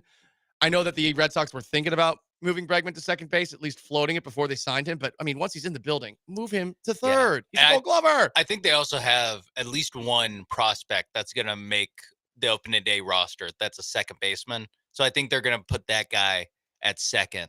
And so then they can't put Bregman there. But yes, soft boy, physically soft as well. He is physically soft. Boop. In the middle. Ooh, Yeah. Woohoo! He's the Pillsbury Doughboy.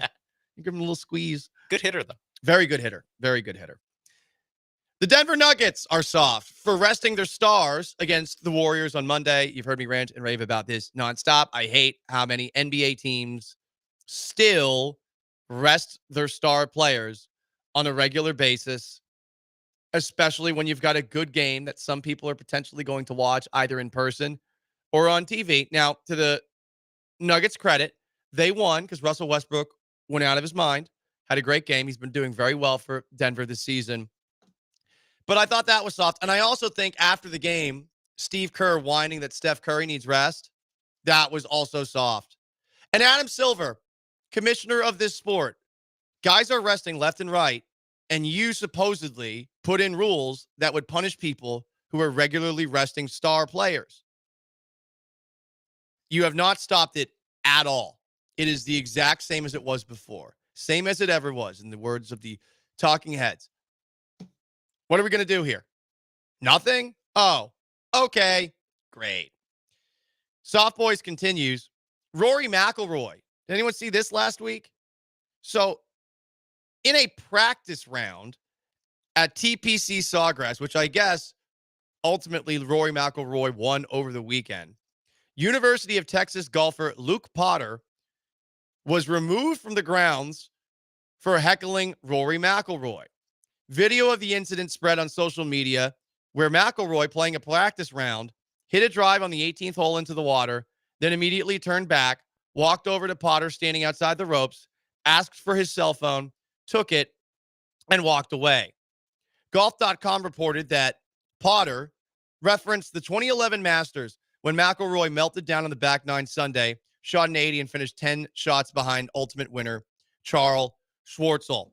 This is so soft. I do not like Rory McIlroy. I have never liked Rory McIlroy. First off, he's Northern Irish, traitor. Second, I have always found that the PGA putting him in this light as if he's like their shining star and all the crap that he was blabbing like as he bootlicked for the PGA during the Live PGA stuff. I thought that was gross, especially when, came to find out that the whole time a merger was eventually probably in the works.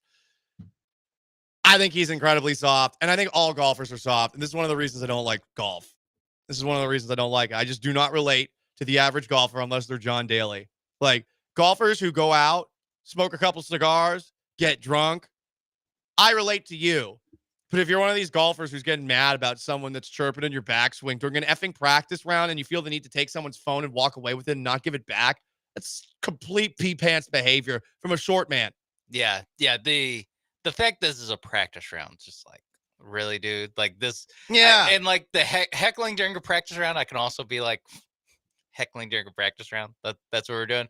But especially the taking the guy's phone. Like, all right, dude.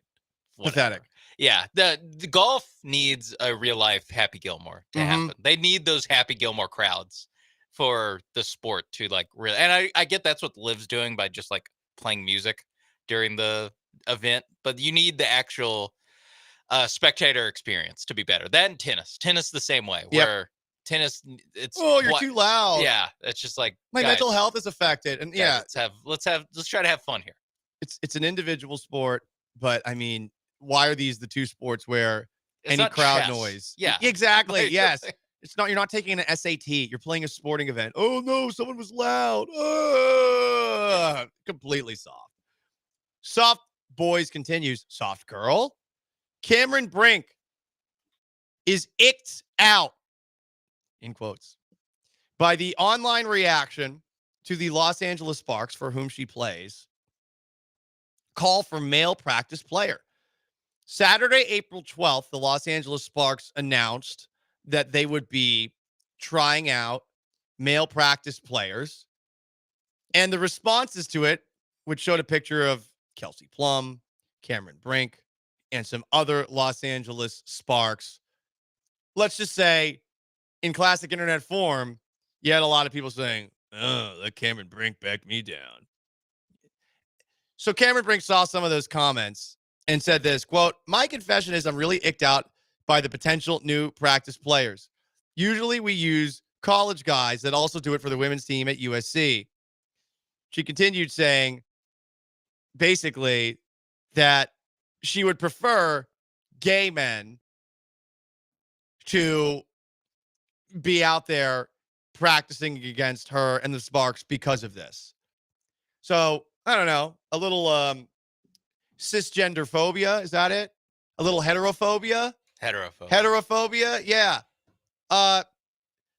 Listen, by and large, I don't think there's going to be a lot. There'll be some. I don't think there's going to be a lot of gay athletes out there in the LA area that are going to be able to actually give the Los Angeles Sparks a challenge. That'd be good enough, yeah. There might be some, for sure.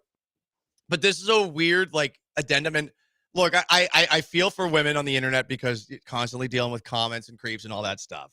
But, like, Cameron, are you new to the internet? Like, this is a security concern on your, and you feel the need to talk about it on your probably starved for content podcast. I mean, okay. That's the real problem here is just like, not everyone needs a podcast. This isn't a Cameron Brink thing. This is just every athlete now has a podcast where they have to comment on something. Yeah. What I would tell Cameron is like, hey, don't worry. I think 99.9% of the people leaving horny comments are probably fat slobs, right? Yeah, they're not going to be the guys that you're actually going to have to play against. Exactly. Soft Boys continues. Chicago radio host Dan Bernstein. I mean, my God. Oh, repeat offender. This is guy. Bernstein. This guy is something else. Bernsey or whatever you got he got mad at somebody for calling him Burnsy who didn't know him well. So he hosts a radio show at 670 The Score in Chicago. He was fishing. He posted a caption of a fish that he caught saying, "This was a hell of a fight." But a follower claimed the fish was a pregnant northern pike and also said, "Yeah, dude, you clearly killed it."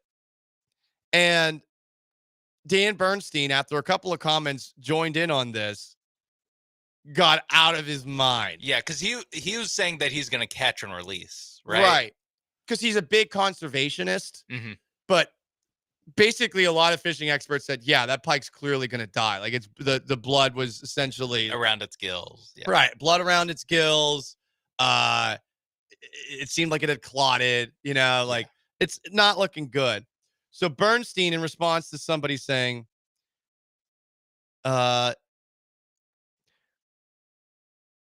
LOL, that's not walleye. That's a northern pike getting ready to spawn. Dan killed it and seems proud of it. Dan responds, "What the entire bleep is wrong with you? It was released successfully, took off like a torpedo. Go F yourself." The response, "With that dried blood on the gills, sure it did, Dan. Liar. Like a shot, I never respond to trolls, but questioning my sportsmanship and conservation awareness sets me off. Want to fight? I'm a bad enemy, bleeper." This person responds saying, "You were a 5'7", 165-pound fat boy. You really worry me as a bad enemy. By the way, your language continues to give you away as a very base, juvenile person." This person responds, "Where you at? I have your address and phone numbers. Want it all public? Do I worry you yet?" Again, this is all because somebody said, "Hey, man, you probably killed that pregnant fish." And him basically saying, "I know where you live." Yep. Per Joe George, who still works at the station now in a upper management role, I believe he has been suspended for the entirety of the week. Bernstein has. Dan Bernstein. Yes. Not, which is surprising. Not Joe George. Yes, not Joe George. Not Joe George. Upper management Joe. Okay, that would have been quite the reveal. That it's like Joe's just been suspended this whole time. The other guy in this comment thread is actually Joe George. that would be funny. Saying Bernstein killed some fish. Bernstein, I'm just gonna say, little bit of a crazy guy. Crazy, but also soft. 713-780-3776 to call into text in. Who's most likely to pull a Dan Bernstein on internet commenters? On YouTube at ESPN Houston, on Twitch at ESPN 975. Not soft. LeVar Ball. LeVar Ball's back.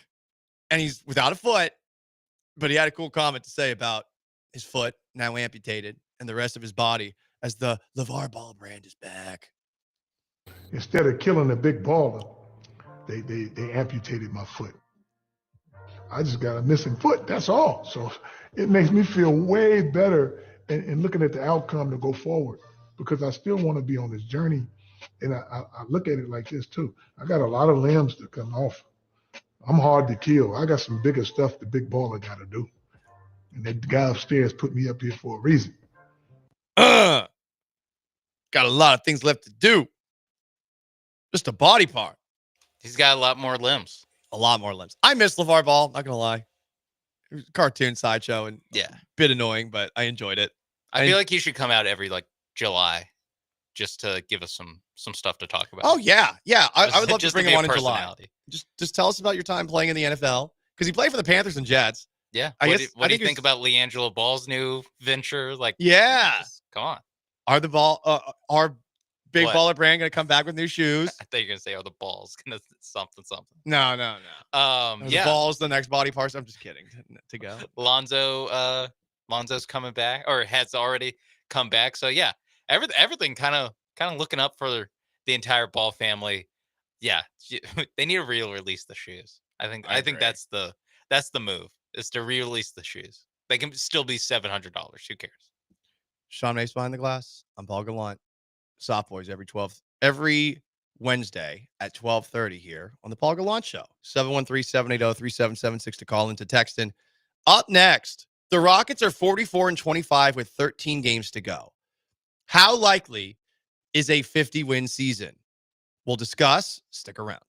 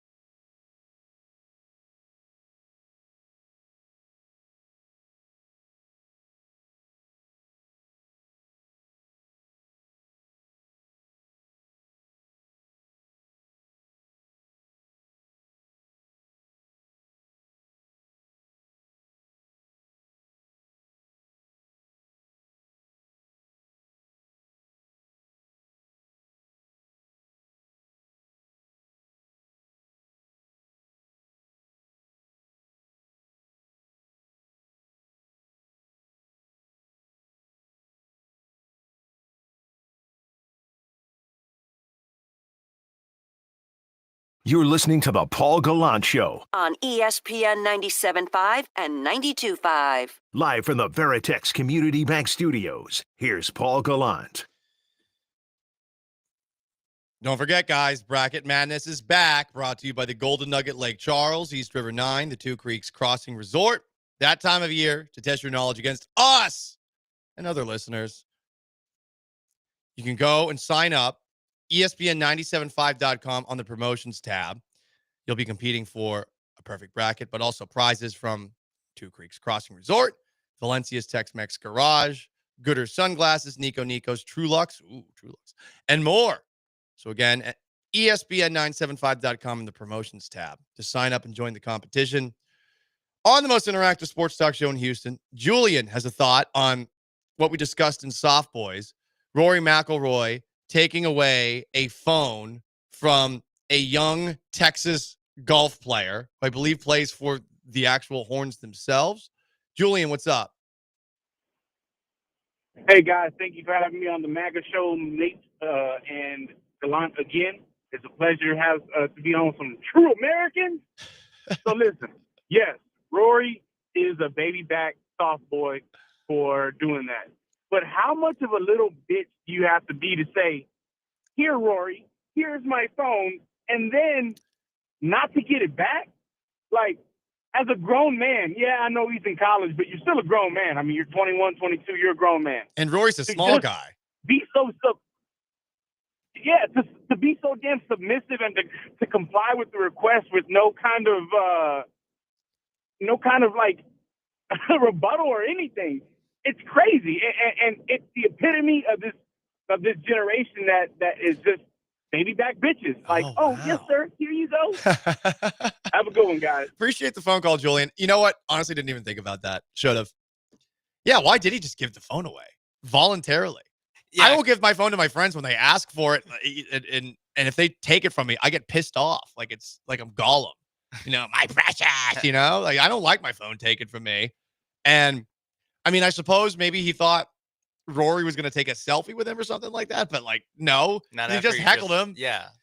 Maybe Luke Potter, the Texas golfer, felt guilty. He did apologize for it after the fact and gave him the phone because of that. You got to though.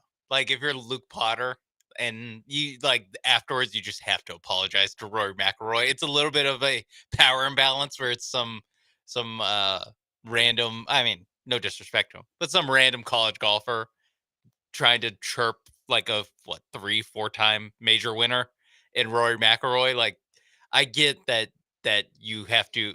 Someone eventually will pull Luke Potter aside and be like, "Dude, what the hell are you doing?" Right, but. Yeah, to like hand him because I did kind of just like visualize it as him snatching, the Jason Kelsey video from when he was at Penn State with what they call his brother. I think they called him F word or maybe just the G word. I forgot. But I was picturing a more violent act, but he really just kind of like, here you go. Yeah. It was legitimately like that. He was later escorted off the course. He did get his cell phone back. Okay, great. Potter had won his first NCAA individual victory the day before. He was asked about it. Look, I made a mistake. I take ownership for it. I apologize for it. That's all that needs to be said. A good learning experience. Yeah, I apologize. His golf coach, John Fields, said he's got a hole in his heart. Whoa. He has no idea what was coming out of his mouth was going to result. He had no idea that what was coming out of his mouth was going to result in this fashion. With regards to our University of Texas program, it's an embarrassing moment. It's particularly sensitive to me because our program is built on respect for the game. Oh my God, yep. That's annoying. Yep. Golf is so annoying. And I would tell you Fields. that we coach 18 to 22-year-olds on a normal basis, and they don't always make the right call. And that's my responsibility as a coach when they do make a mistake. It's a learning moment. Potter sent written apologies to McIlroy, the PGA Tour commissioner, and several others, and he did not say if he'll be disciplined within the team. Goodness gracious. I mean, he heckled him and he lost his phone for a moment in time and has been publicly shamed online. Like, what more do we need? And honestly, Rory McIlroy is soft AF for getting mad about that. We have high standards at University of Texas golf, all right? Yeah, I guess Legendary coach John Fields he's got national championships to win. So is Potter Texas worthy, Sean? I He used to I say don't- Texans worthy. I Is don't- he Texas worthy? I don't think this rises to the level of shunning him. Save that for more the Justin Tuckers of the world, allegedly. You know what? He's a kid, made a mistake, although he is a junior. So Julian's right. He is like 21 years old. But yeah, come on. It's a good heckle. It was a good heckle. Guess what? I mean, week before St. Patrick's Day. I don't know. Potter does sound like British based off of Harry Potter Yeah. entirely. Yeah. But you know what? You guys should be on the same side. Someone should have just stepped in. If Guys, I know I'm a professional journalist and all that crap, blah, blah, blah. But if I were at a golf event and Rory McIlroy's nearby, I would probably heckle. And I'd probably say, Northern Ireland sucks. F you. Traitor. Traitor. Traitor. Margaret just keep Thatcher. yelling traitor. Margaret Thatcher sympathizer. Traitor. Traitor. Resign, sir. Resign. Resign. He is Sean Mapes behind the glass. I am Paul Gallant. 713-780-3776 to call to text on YouTube at ESPN Houston, on Twitch at ESPN 97.5. If you want to weigh in on Jose Altuve's first really bad play in left field, you can. It's been rough. If you want to weigh in on Lance McCullers and his first appearance with the Astros in nearly 850 days, you can too. Up next, though, something really interesting could be coming in the near future to Texas sports. I don't know how this is happening, but it is. What is it? You'll find out next. Stay put.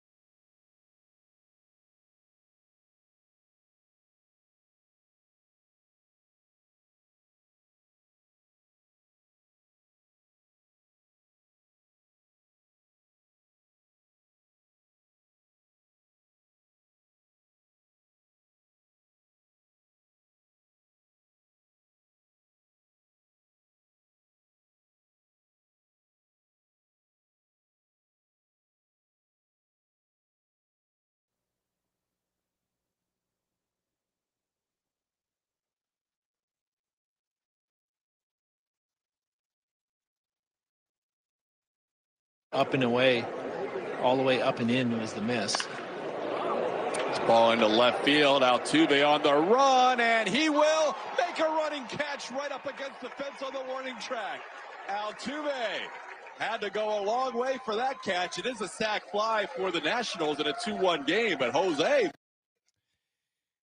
I mean, he did make a nice play in left field, but Jose Altuve had a disastrously ugly error trying to field a pop-up with a runner on third base. Ball bounced off his glove. I think he was trying to move the ball from his glove to his throwing hand. It ends up going into foul territory, and it has me very, very concerned that the Astros are seriously thinking about Altuve as their primary left fielder, especially when you consider there's only 8 days left until opening day. I mean, how much better can he get? What kind of montage can we play to make things better? Do we need to do Joe Esposito's "You're the best around, nothing's ever gonna keep you down"?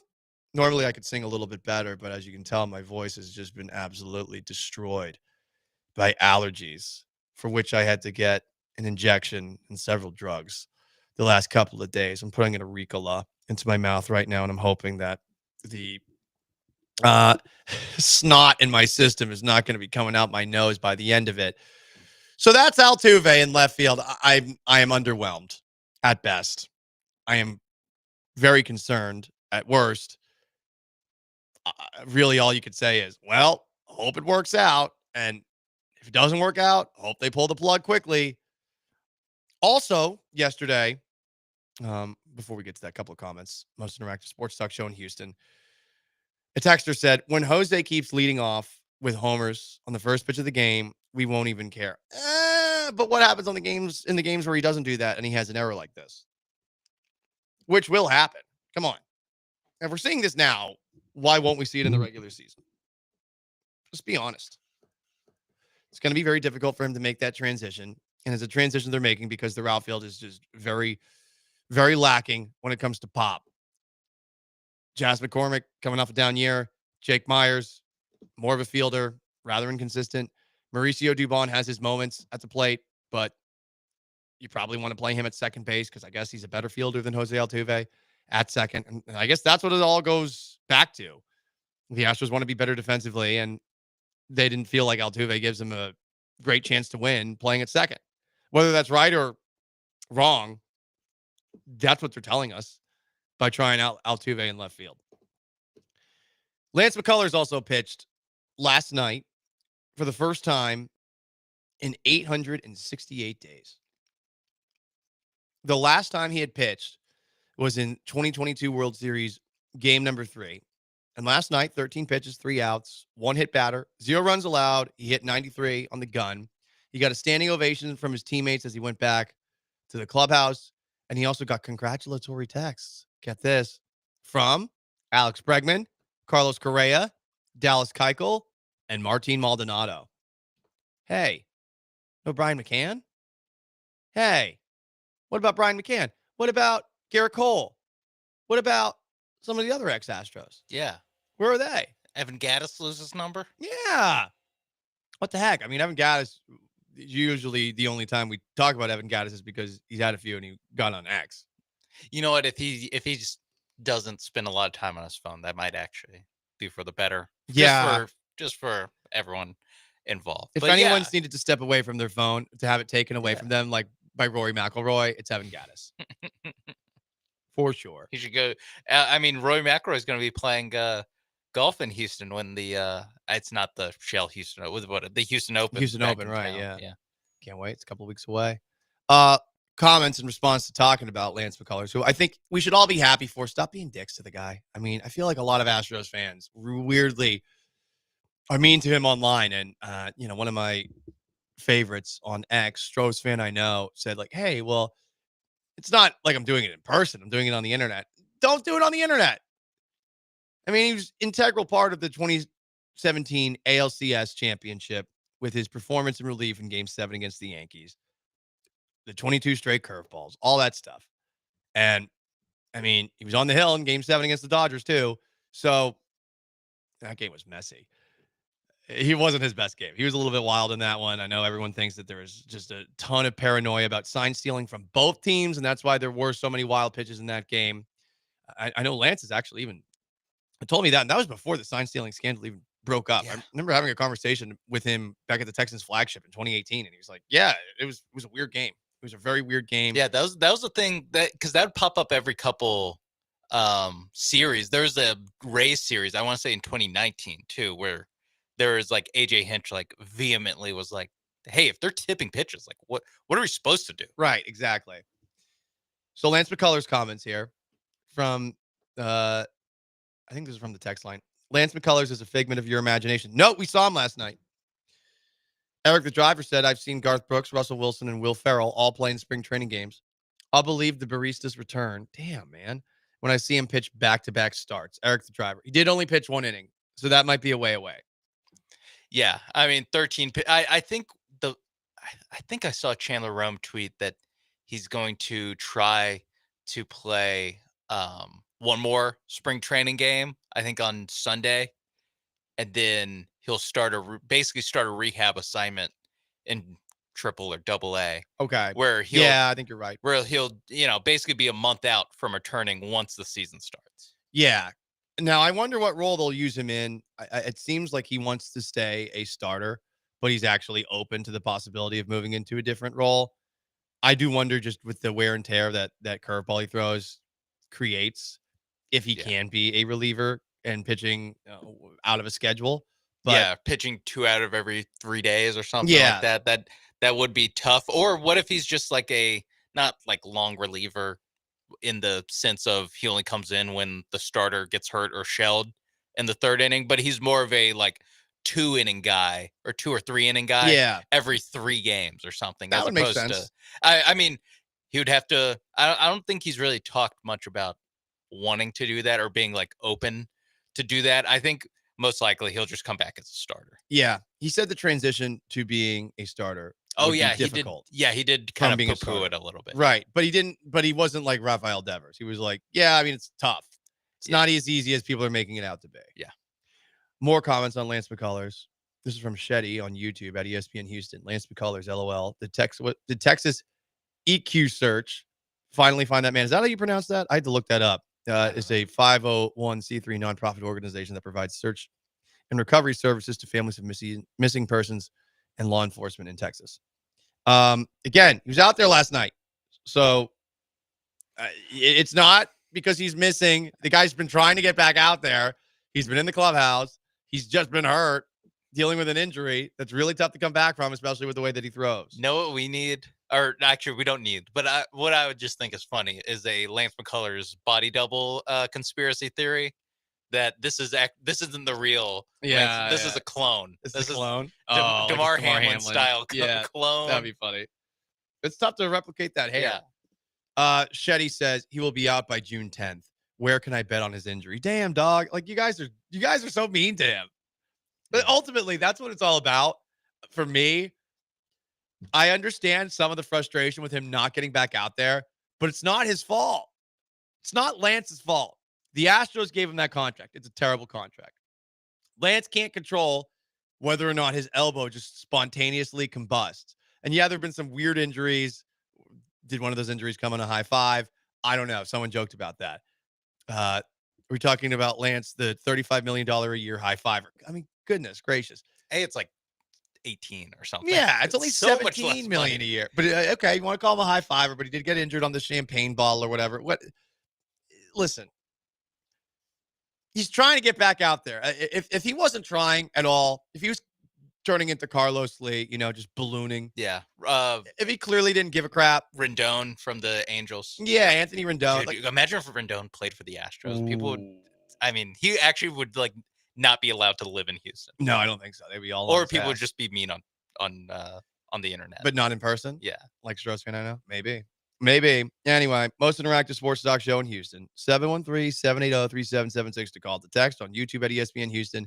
On Twitch at ESPN 975. You want to weigh in on Lance McCullers? You can. You want to weigh in on Altuve's struggles in left field? You also can. Up next, on the most interactive sports talk show in Houston. Something could be coming to Texas that'll change everything in sports. And I don't know how the hell it's about to happen. Stay put.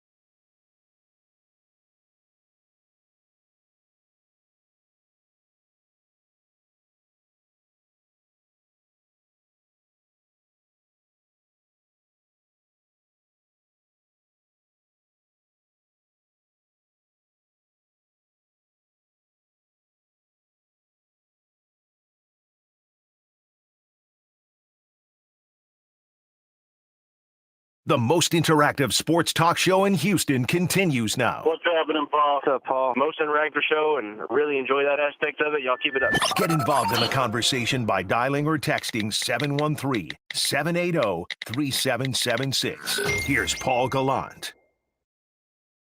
Or at least some version of Paul Gallant. Emphysemic hacks in the midst of every single commercial break.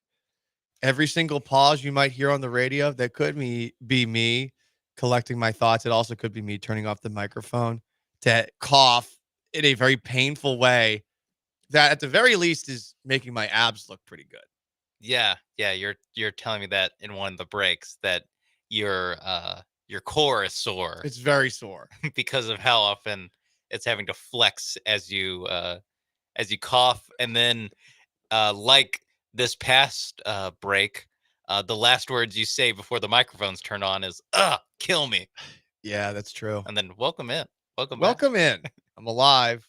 Barely. 713-780-3776 to call or text in the most interactive sports talk show in Houston. Some comments on Lance McCullers that we will get back into. But I did want to bring up this story because I have no idea how the hell it's happening. You know, the Dallas Mavericks owners, who are more infamous for trading Luka Doncic than they are for anything else right now, But yesterday in Irving, Texas, at a city council meeting at 2:30 a.m. My God, city council meetings go forever. Have you ever seen how long some of these things go? They go No, deep luckily I've into the night. They go deep into the morning. Imagine voting on something at 2:30 in the morning, and there's like arguments being heard, and you're probably tired and you want to get out of here. It's like when a jury deliberates for too long, and it's just like you can just tell, or you assume that it just means one guy's like, you know what, whatever, I changed my vote. Yeah, just right. just so I can leave, just to get out. So I'm wondering if that happened. There's 9 people on this council, and at 2:30 they voted 5-4 on 2 proposals in Irving, Texas. One includes changing a 1,001 acre development area around a couple of state highways. And that zoning change would allow the Dallas Mavericks to build a casino, resort, and arena near the former Texas Stadium site. The second proposal would switch 2 specific tracks within that development from transit-oriented mixed-use community to high-intensity mixed use. So this would allow the people who own the Mavericks, the Las Vegas Sands Corporation, to build a resort and casino on the property. Obviously, gambling is still illegal in Texas, but I would imagine that if a bunch of billionaires are buying this much, just changing the zoning in some real estate and probably are in the process of purchasing said real estate, they're just going to build something. And now it's a matter of how deep are these guys' pockets and can they pay the right people? Can they wet the right beaks? Because let's be honest, I know we like to act as if Americans are above bribery, and other countries, it's culturally not an issue at all the way that it is here to be bribed. But people get bribed. People get bribed here. And I'm wondering if the people that have consistently stood in the way of legalized gambling in Texas will be enlightened, he said in quotation marks. have their views change a little bit Just on the a little subject. bit. We don't know why. We don't know how. Just, you know what? New information came across my desk, and they won't elaborate what that information is, but it's a giant stack of money. Actually, it's millions of dollars. Actually. Millions and millions of dollars. Now, I'm not a huge gambler, though mybookie.ag promo code BET975 if you ever go. But I am intrigued by this, and I want this to happen because it's obviously awesome for our bottom dollar. And with all transparency here, it pisses me off that Mattress Mac and others stand in the way of gambling in Texas as if it's something that we can't handle, while this guy's going to Vegas with wheelbarrows of money after the Astros win the World Series. You talk about irresponsible gambling. I mean, I get it. Mattress Mac is always offsetting his losses in some way, shape, or form, whether it's the free furniture or it's the actual bet on the World Series, you know? Like, the guy's a crafty businessman. He has been for a while. But it's still BS. And I tell this to his face, that we continuously are told that, yeah, but we can't have it here. It's so transparent. Like, we get it. Like, there are things in Louisiana that perhaps are also enlightening you a little bit further. But I'd rather it be in Texas. I don't really want to drive 2 hours. I don't want to drive 2 hours to gamble. Will I? Yeah, Lake Charles is great. There's some great places there. It's 2 hours away. But if there's an option that's 20 minutes away, exactly, you're going to take that one. So I do not know how this speeds up the process of Texas being legalized of gambling being legalized in Texas, but it's going to happen. Something like this happens. It's only a matter of time. I guess the real question is, how long will it take? Yeah, if you're making this kind of carve out or like exception or whatever you want to call this for the owners of the Mavericks, which does this end this is the plot to Major League and they're going to move to Las Vegas? Yeah, I think so. Which was always like, wait, so Dallas is just going to get an expansion team? Like, right. Why would they not just have waited until Las Vegas gets a team? Like, it was always a very convoluted thing. It's like, actually, it actually makes more sense that they're just going to legalize Texas gambling in Texas. Way more. At least for them, which this is what it seems, that it's just going to be legal for the Sands people to have a casino. And now that they have a bad team, they can always just bet against the Mavericks.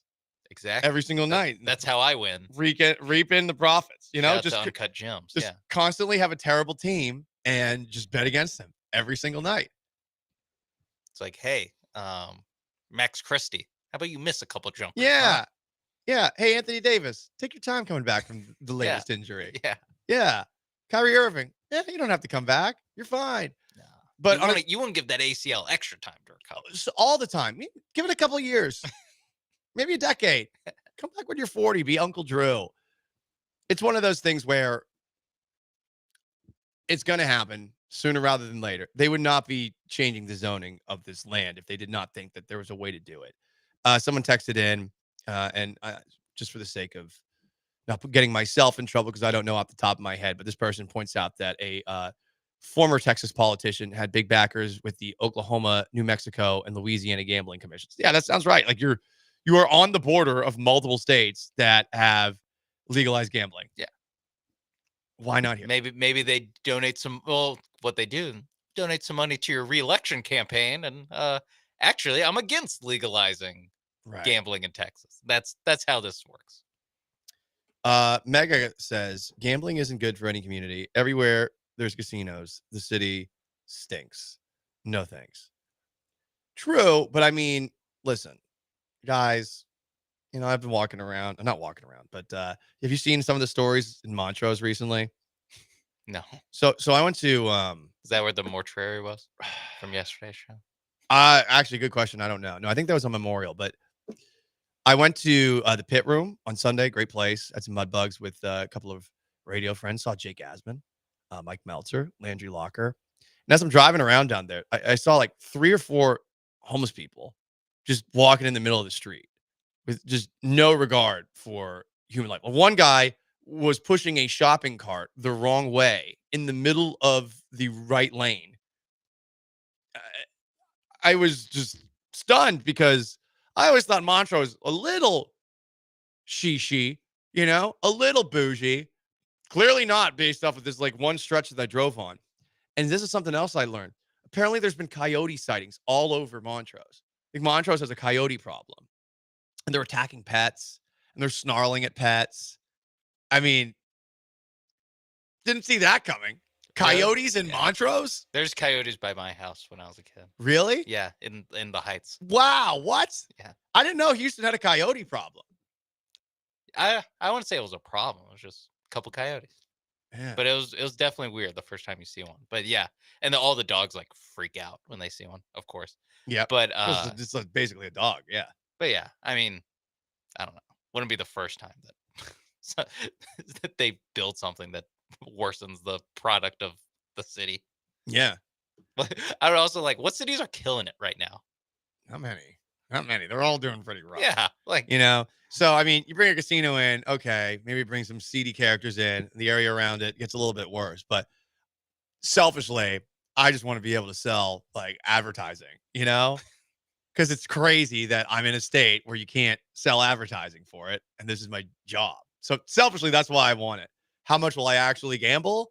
Like, probably not that much, because I'm pretty frugal, if you will, cheap. The Scottish people are very cheap, mostly Irish, little French Canadian.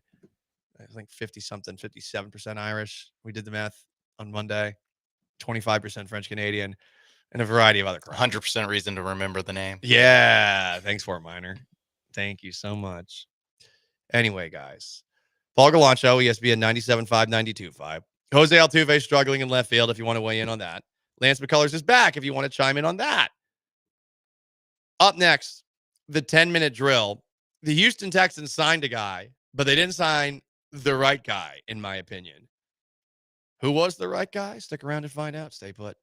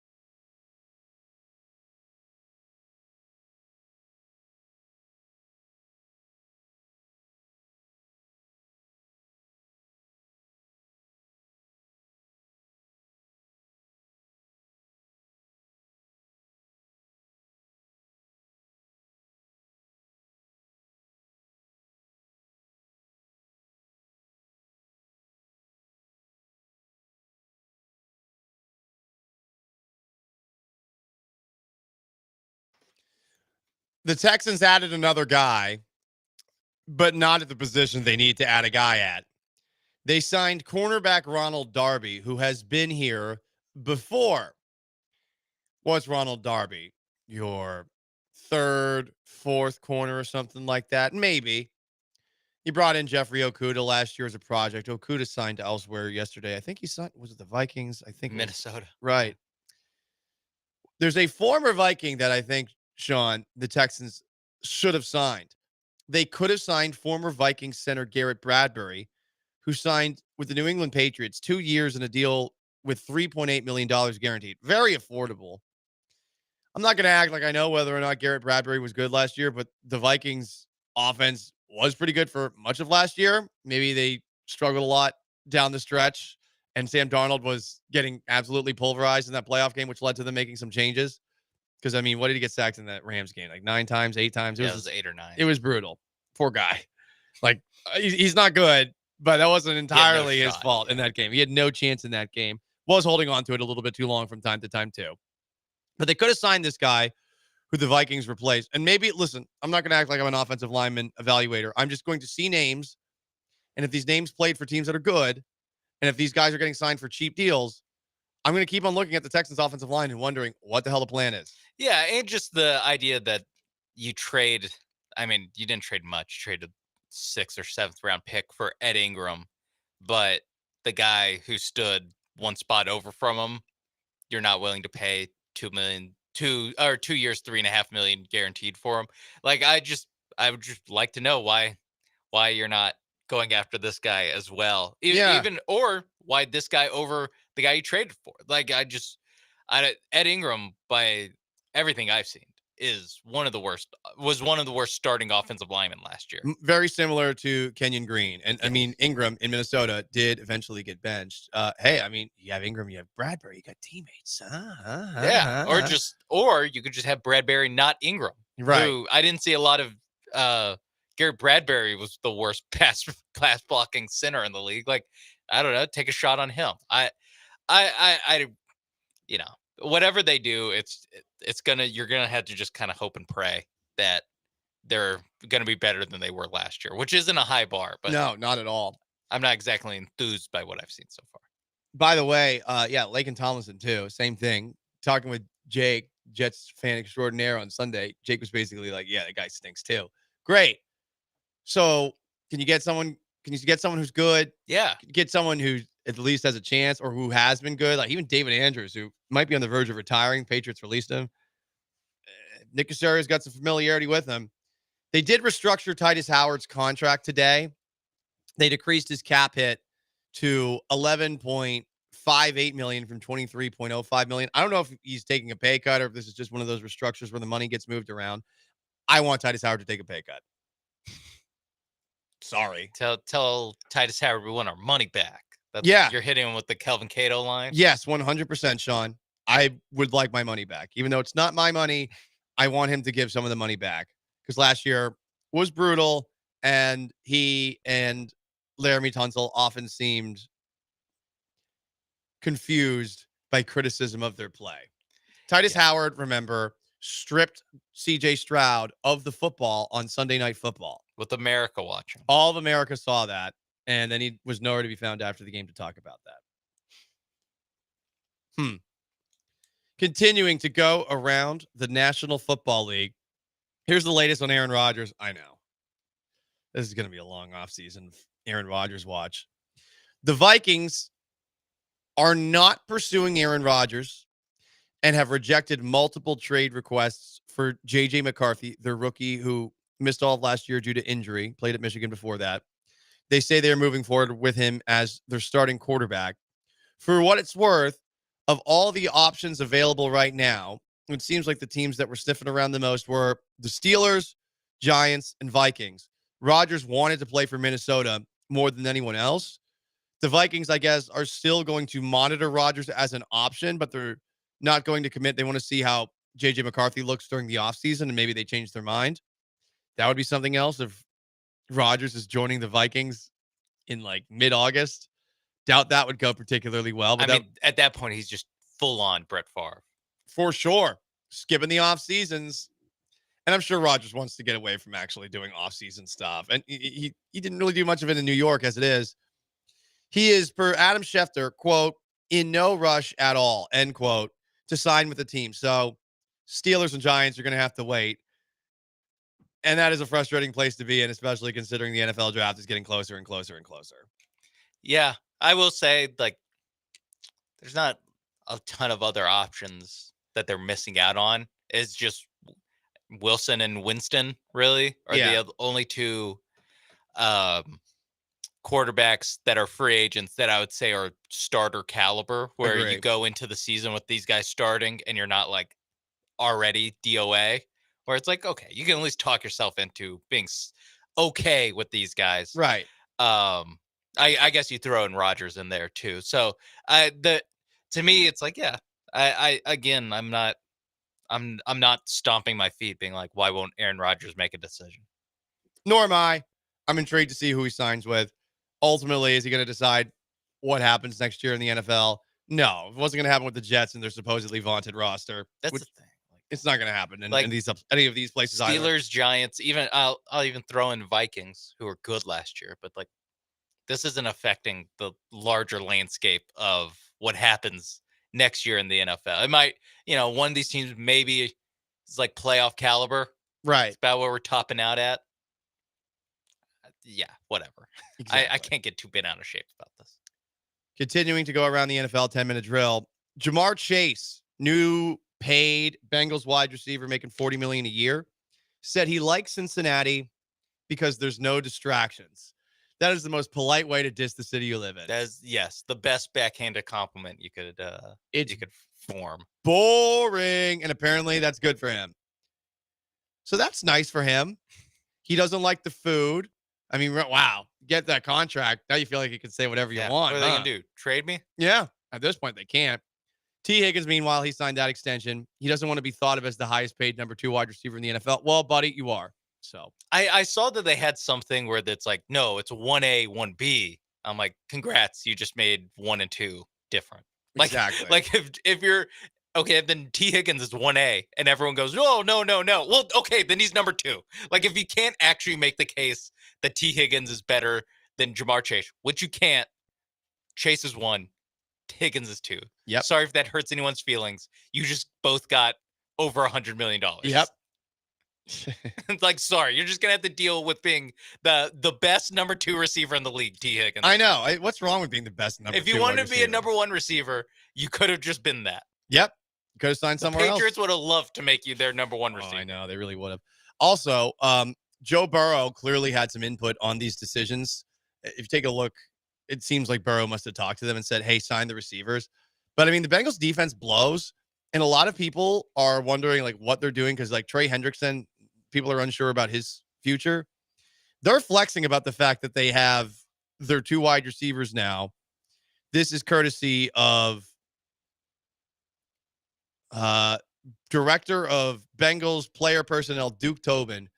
Quote, we are known for our explosive, high-scoring offense. Jamar and T are a big part of that identity. We have our receivers. The rest of the league can go find their own. Congrats. But like you need running back, defensive lineman, defensive backs, offensive lineman. Yeah, like you need a lot. You need a lot, guys. Again, they're running back a 9-8 failure. Yep. like the Texans are at least trying to change their offensive line. Yep. And they won a playoff game last year. These guys got their backs padded for losing not every big game that they needed, but not winning enough of the big games to miss the playoffs. And it's like, gotta lock these guys up. They had lots of great individual performances. I mean, Jamar Chase had an insane year. Joe Burrow had an insane year. Trey Hendrickson had an insane year. But I mean, it's not Stats about are for losers. Exactly. Stats are for losers. Final scores for winners. And you got to fill out that roster. This is definitely an obstacle in your way. We would be freaking out if the Texans did this. We'd be flipping out. I think a lot of people, though, would have giant pants sense over it and totally forget that we got excited for a bunch of wide receivers being signed the offseason before. No, Sean. A lot of people have short memories. They're like, well, these guys are different. No, but even then, like they re-signed Nico Collins, which was immediately a good deal, and then they had 1 year of Stephon Diggs. Yeah. That's a little different than $40 million for Chase and whatever. It's like close to 30 for T. Higgins after your quarterback just got demolished all year. That's true. Cooper Kupp, a possible target of the Houston Texans, had an introductory press conference with the Seattle Seahawks. He signed a 3-year, $45 million deal there. He said the Rams didn't give him much clarity. That's on brand for Sean McVay, who's done that with Jared Goff and others before. Yeah, I mean, the clarity would have been like, we don't want you. Yeah. I mean, they said... We'd rather have Devontae Adams. They said, hey, we're going to trade you. And, yeah. So, I mean, there's some clarity there, that's for sure. He says he's excited to be on a team that gets to play the Rams twice a year. He's from the Washington area. He played at Eastern Washington, so he's excited about that. And apparently the Cowboys were sniffing around at Cooper Kupp, but 3 years and $45 million was too much for them. Selectively aggressive. Selectively aggressive. Sounding selectively aggressive is the, I guess, higher class version of this, because that's what they're actually doing. Like, oh, yeah, we were in on that, but we're being selective. I do think that if you're in on that until you find out how much it'll cost, you weren't really in on it. Like, this is a little different than the Yankees going after Juan Soto, where they're like actually making bids, right. competitive bids with the Mets and driving up the price. This is just like, hey, Cooper Kupp, you're a good player. You're a really good player 3 years ago, so you'd be a perfect Cowboy. And got him. Then they saw the price. They're like, actually, never mind. But yeah, it's going to be a fun year in Dallas with Brian Schottenheimer and maybe Dak Prescott and maybe Micah Parsons. We'll talk more about Micah Parsons probably on tomorrow's show. Sean Mapes behind the glass and Paul Gallant. It's the Paul Gallant Show, the most interactive sports talk show in Houston. Up next, we are 8 days away from the Astros opening up their season against the New York Mets. Let's keep that countdown going with something interesting going on at Daikin Park tonight and more. Stay put.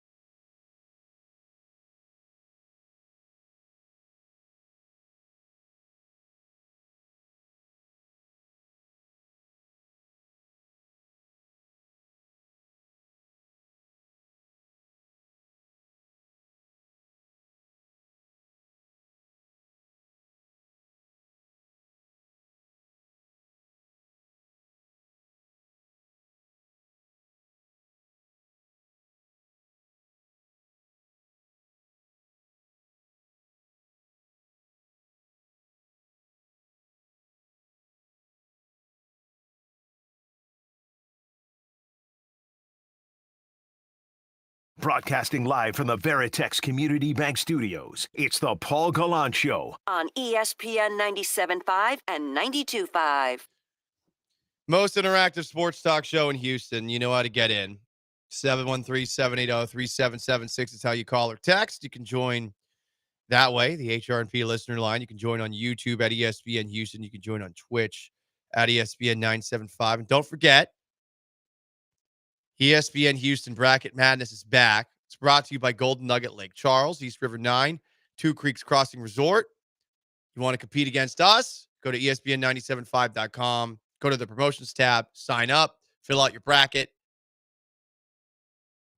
You could get a perfect bracket, but you could also get great prizes from Two Creeks Crossing Resort, Valencia's Tex-Mex Garage, Gooder Sunglasses, Nico's, Trulux, and more. Again, ESPN975.com and the promotions tab. I think this is the year for a perfect bracket. I think I got one. You think you got one? Yeah, I think Who you got winning it all? Duke. Ew.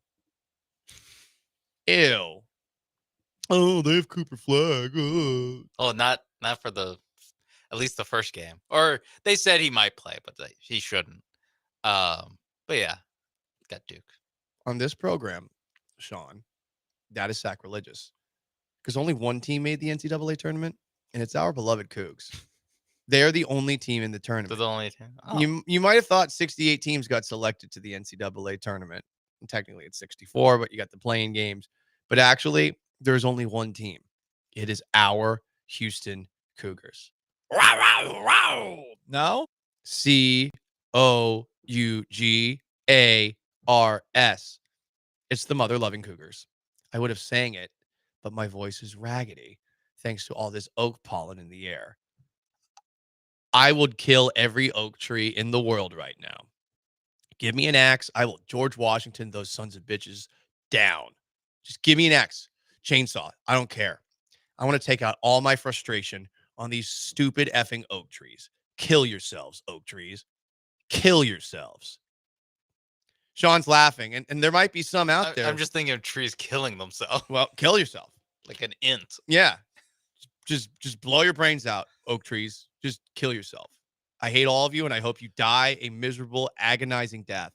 And if you ever hear like a story in the news, like, oh, crazy person, pasty man with huge eyebrows takes saw to an oak tree, it was me.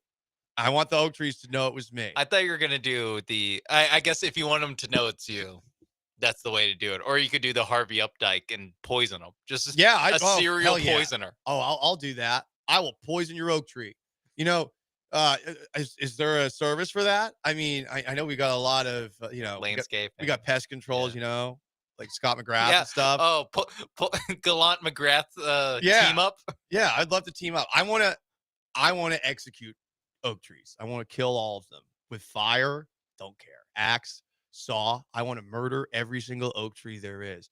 And a lot of people, you might be an arborist or some sort of conservationist and something and think it's yourself. Dan Bernstein doesn't like this. Oh, he wouldn't like this. But you know what? Like you just don't see the forest for the trees. And I'm going to burn down both.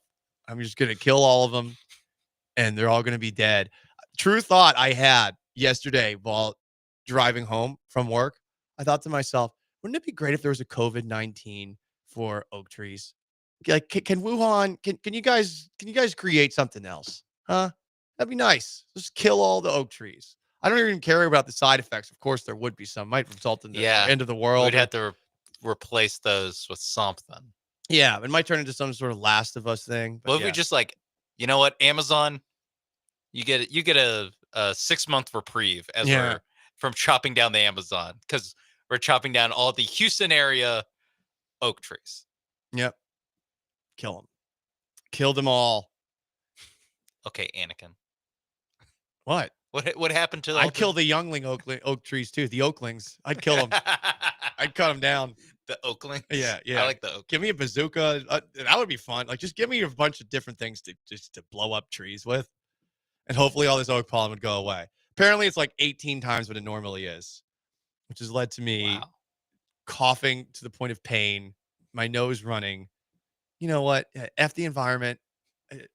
It's all going to end anyway. Yeah, when the that New environment's Year what's hits. doing this to you. Exactly. The environment is being mean. Okay. Thanks for hitting the cop on that. Paul is currently out of commission. God, that was awful. Sorry for coughing on the air, everybody. Every now and then, it's getting me to the point of like it's just brutal. That was the worst one so far. All right. It's not the worst. We're just 8 days away from Astros opening day. Give me that bone.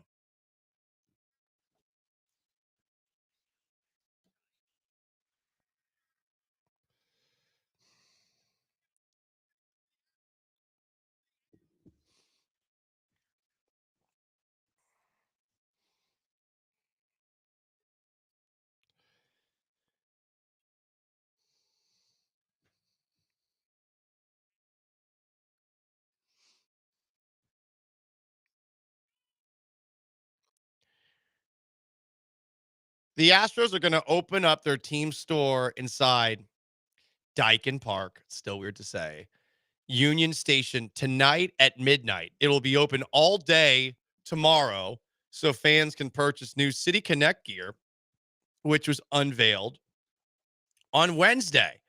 So if you're going to come out and hang out with us watching the NCAA tournament, we're going to be in Edo. We're going to be at Tailgate Texas Sports Bar and Patio. I'm not sure how close that is off the top of my head, but I know it's in the Edo area. So, hey, you want to get yourself one of those Space City Connect jerseys and then come on down, hang out with us, watch some March Madness? You can. Would you buy one of these jerseys? I would think about it. If I were still in the paying full price for jerseys market, and if I thought a little bit more highly of the very poor quality that baseball jerseys now have, thanks to Fanatics takeover and Nike as well, I would think about it. I like these. I think they look really nice. I think they look like actual baseball uniforms as opposed to those weird blue jerseys. I hated the all blue with the stripes, the Space City Connect ones. I didn't like those. These are a lot better, in my opinion. It says Stros across the front with the 90s Astro star emblazoned with a little blue and a little orange. Yeah. These, I mean, honestly, they could have been announced as like, this is just their new home jerseys. And then they have a gray and blue counterpart. And that's just what the Astros look like. And that would have been completely fine by me. These look sharp. They are definitely better than last year's or the last set of alternates that they got. If you were to buy a jersey of anyone on the Houston Astros, who would you buy this? Jeremy Pena. Because now he's a leader on the Astros. He is a leader. Cam Smith would be a fun one to buy. From the 713, someone's not a fan of these jerseys. Astros City Connect jerseys suck. Trying too hard. I'll still buy the hat. I think the last ones were trying too hard. Oh, we have the same exact colors as astronauts. Look at us. Yeah. I do agree with them with the hat. The hat's good. It's a good hat. The last hat was good too. It was basically the same one, just with little circle around. Yeah, it. little I didn't like orbit looking thing. I didn't like the circle. That orbit. Yeah, I didn't like it. But I wasn't a fan of those uniforms, and I was in the minority on that. I really hated the gold uniforms that they steal money from people when the Astros win the World Series. Oh, there's gold in it. They're never going to wear those in a game. Why would you buy those? Anyway. No, they wear them for the first series. Yeah, they wear, and it's awful because they do it in the dumbest way possible. Anyway, Anyway, show from 2023. 8 days away from opening day. Justin Verlander, former Astro, now San Francisco Giant, was on the Dan Patrick Show and was asked what hat he will wear in baseball's Hall of Fame. Here's what he had to say. What hat will you wear when you go into the Hall of Fame? Oh gosh.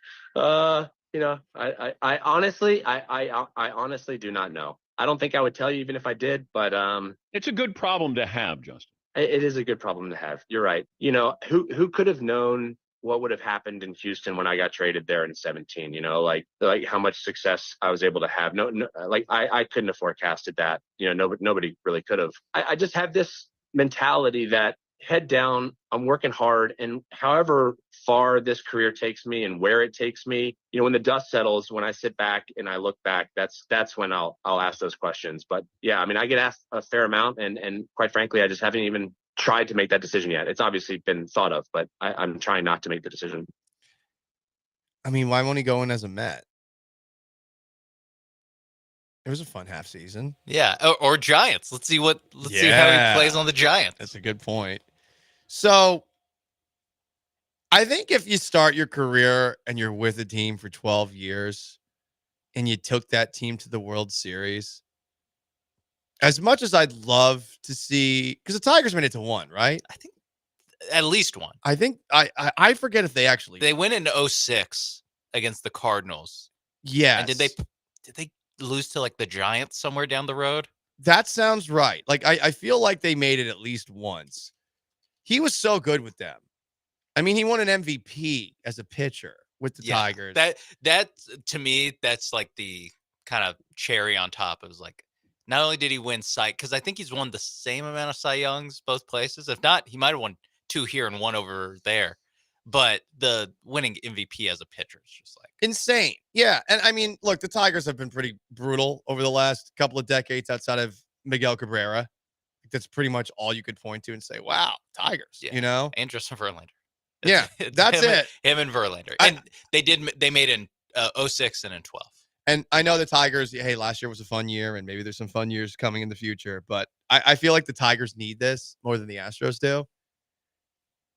So I mean, I'll take it. I'll take him in the Hall of Fame as an Astro. Also, just because it'll drive Detroit fans insane. It would be really funny. I bet it would be our vengeance for maybe overlooking them not too long ago. Bringing in the Dustbuster. Yeah. Thought they were going to dustbust him in that 2-game series. Alas, earwax.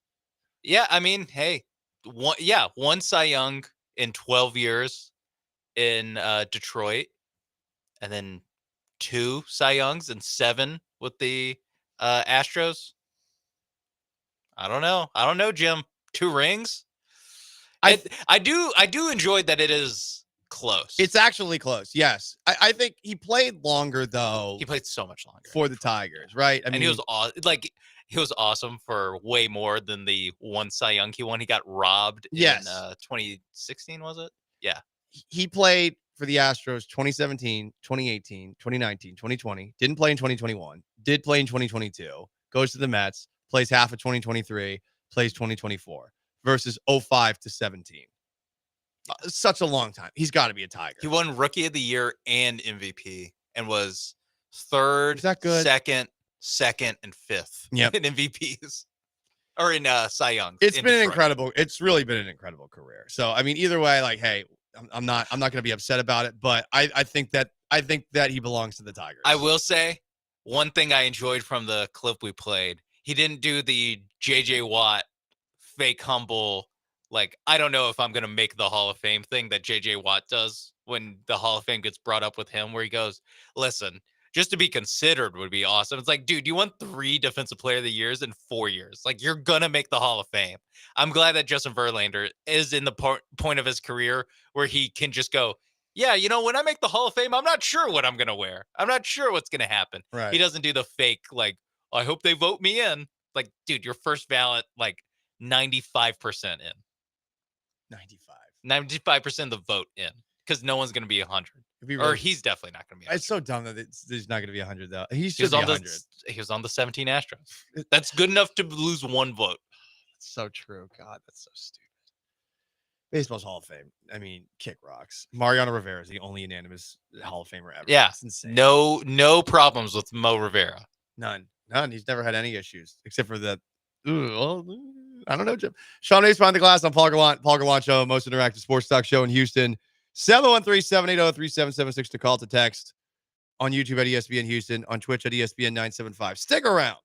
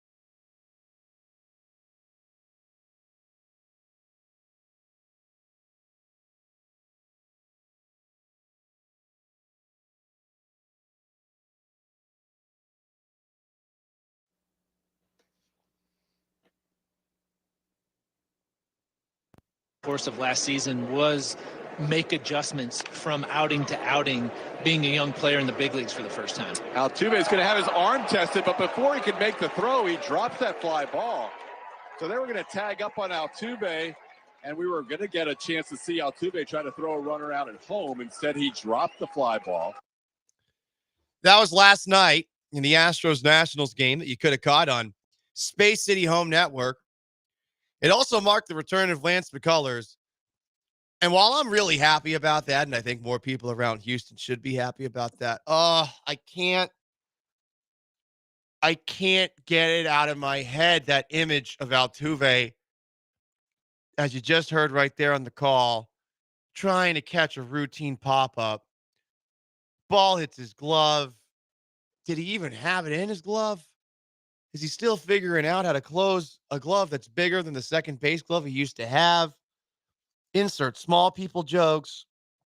Ball bounces off of his glove, rolls into foul territory past the left field line.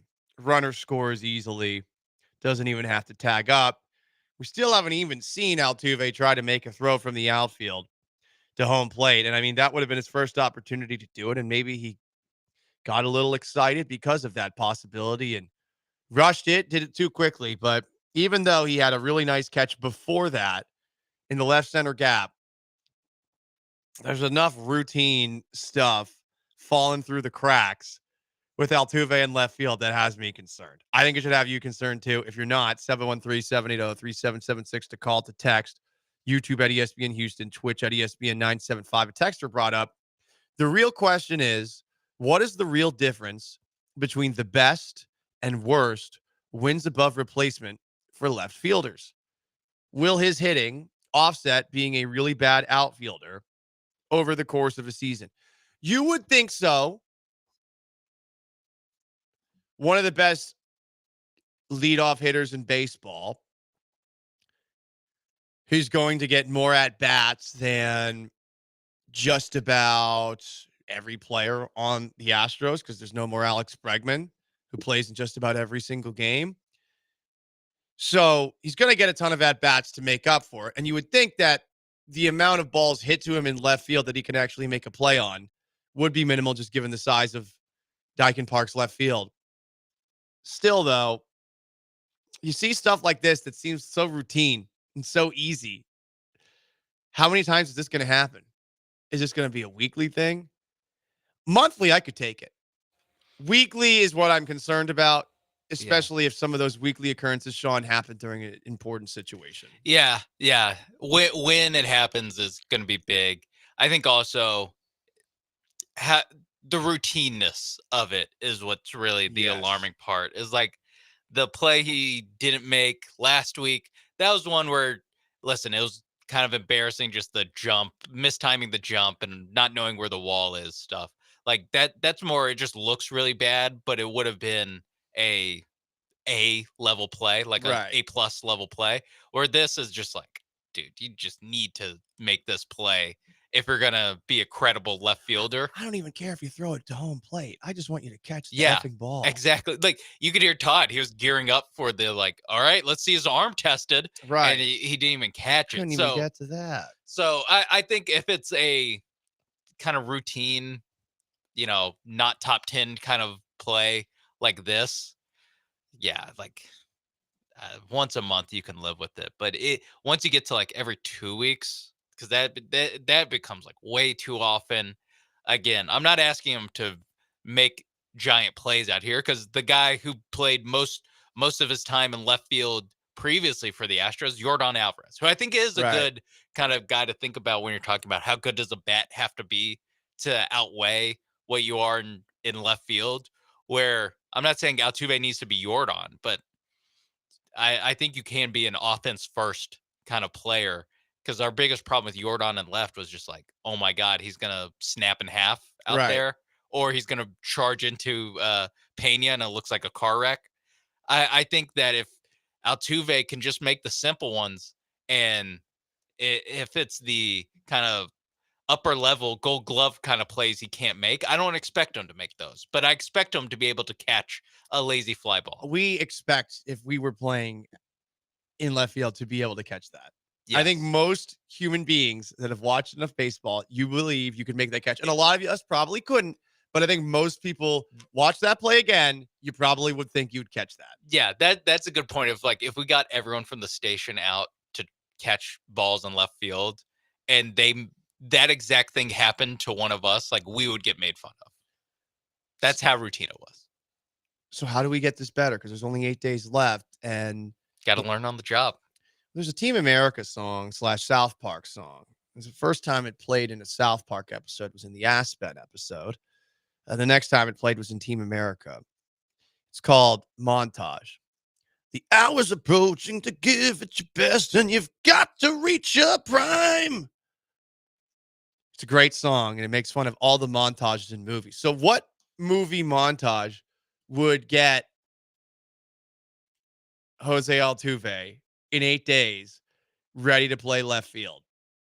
I mean, there's a million Rocky montages. Every Rocky movie has at least one montage. Rocky 4, Hearts on Fire. Rocky, the original one. There's Rocky 3,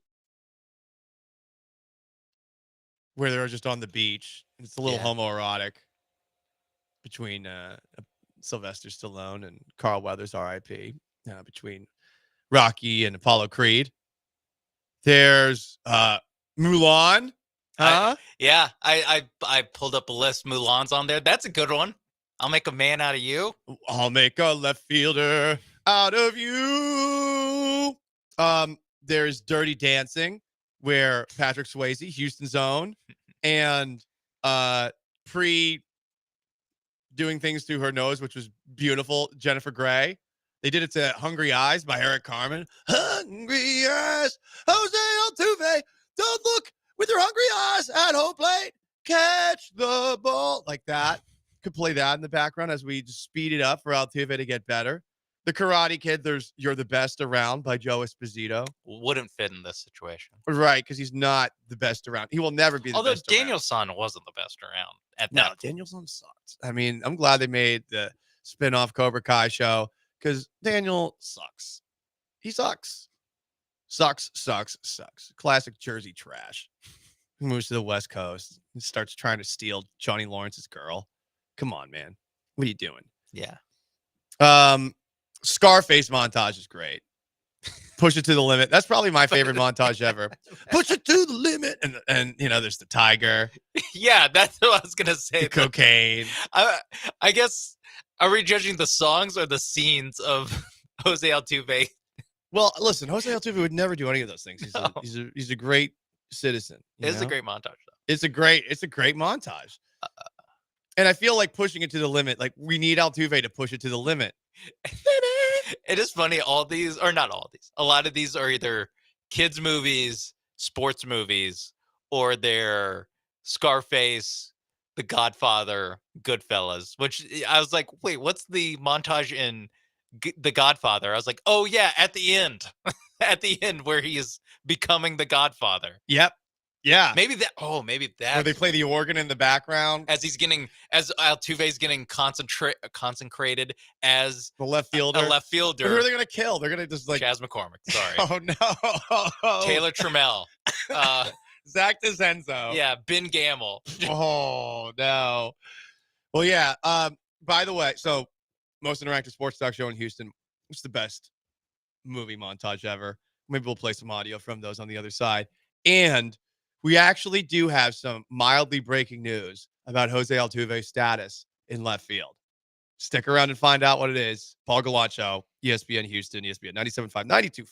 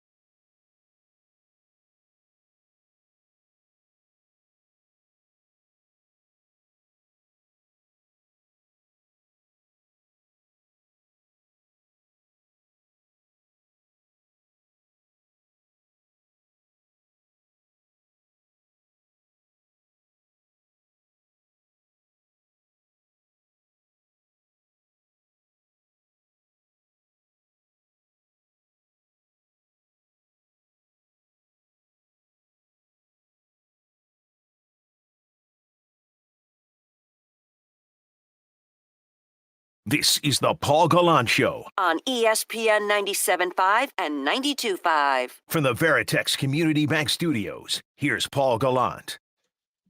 I mean, Rocky IV was just one montage. The whole movie was a montage.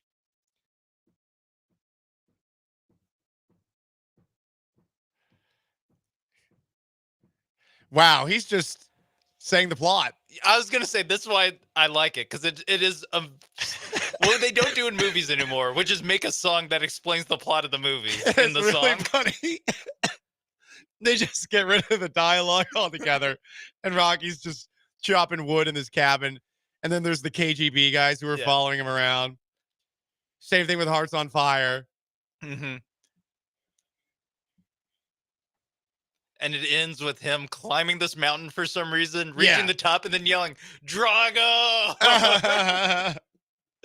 It's easily the cheesiest Rocky movie, but it's possibly the best. Yeah, because it's all the Rocky movies just turned up to 11. Like, it's just like the people pleaser. It's what Fast and Furious became. Yes. Rocky yes. 4 is where Fast and Furious is now. It's the Fast 5 of maybe Fast 7 of Fast 7, because the last couple of Fast were okay, and Rocky 5 is a mixed bag. I actually enjoyed it. I think it's fun. It's its own thing. Tommy Gunn. R.I.P. Tommy Gunn, real life. Great name though. So what montage should Jose Altuve play so that he can become a better left fielder? Here is the update on Joe Espada, on Jose Altuve in left field, courtesy of Joe Espada. Today, Espada said Jose Altuve will play most of his games in left field this season. He left the door open for things to change, injuries, good performances in the minor leagues, but made it clear that Altuve will open the season as the Astros' primary left fielder. So it's happening, and we got to figure out how to get this guy playing the best possible defense he can in left. And all I can think of are cheesy 1980s montages. That's all I've got. From the 361, did Happy Gilmore have a montage? I don't remember off the top of my head. I do know it's going to have a sequel in July. I forgot what what was happening. I feel like there were sequences where it showed his happy place, which was Julie Bowen and lingerie and a bunch of beer. Well, it was also like him winning tournaments, right? Wasn't that? Or maybe just playing super well. You know in what? One of You're the right. There where like the crowd gets bigger and bigger, and the that checks kind of get bigger and bigger. Right.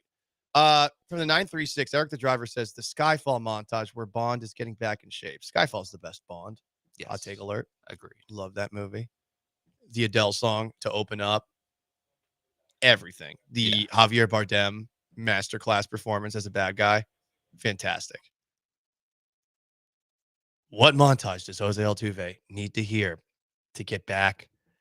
Well, I don't even say get back. To look competent. to learn how to like these guys, I guess, other than in the Rocky sequels, where those were to get back on top. But this is just to learn how to do this thing. We're just asking for competence. That's all we're asking for, and hopefully that won't be a huge problem for the Astros this year.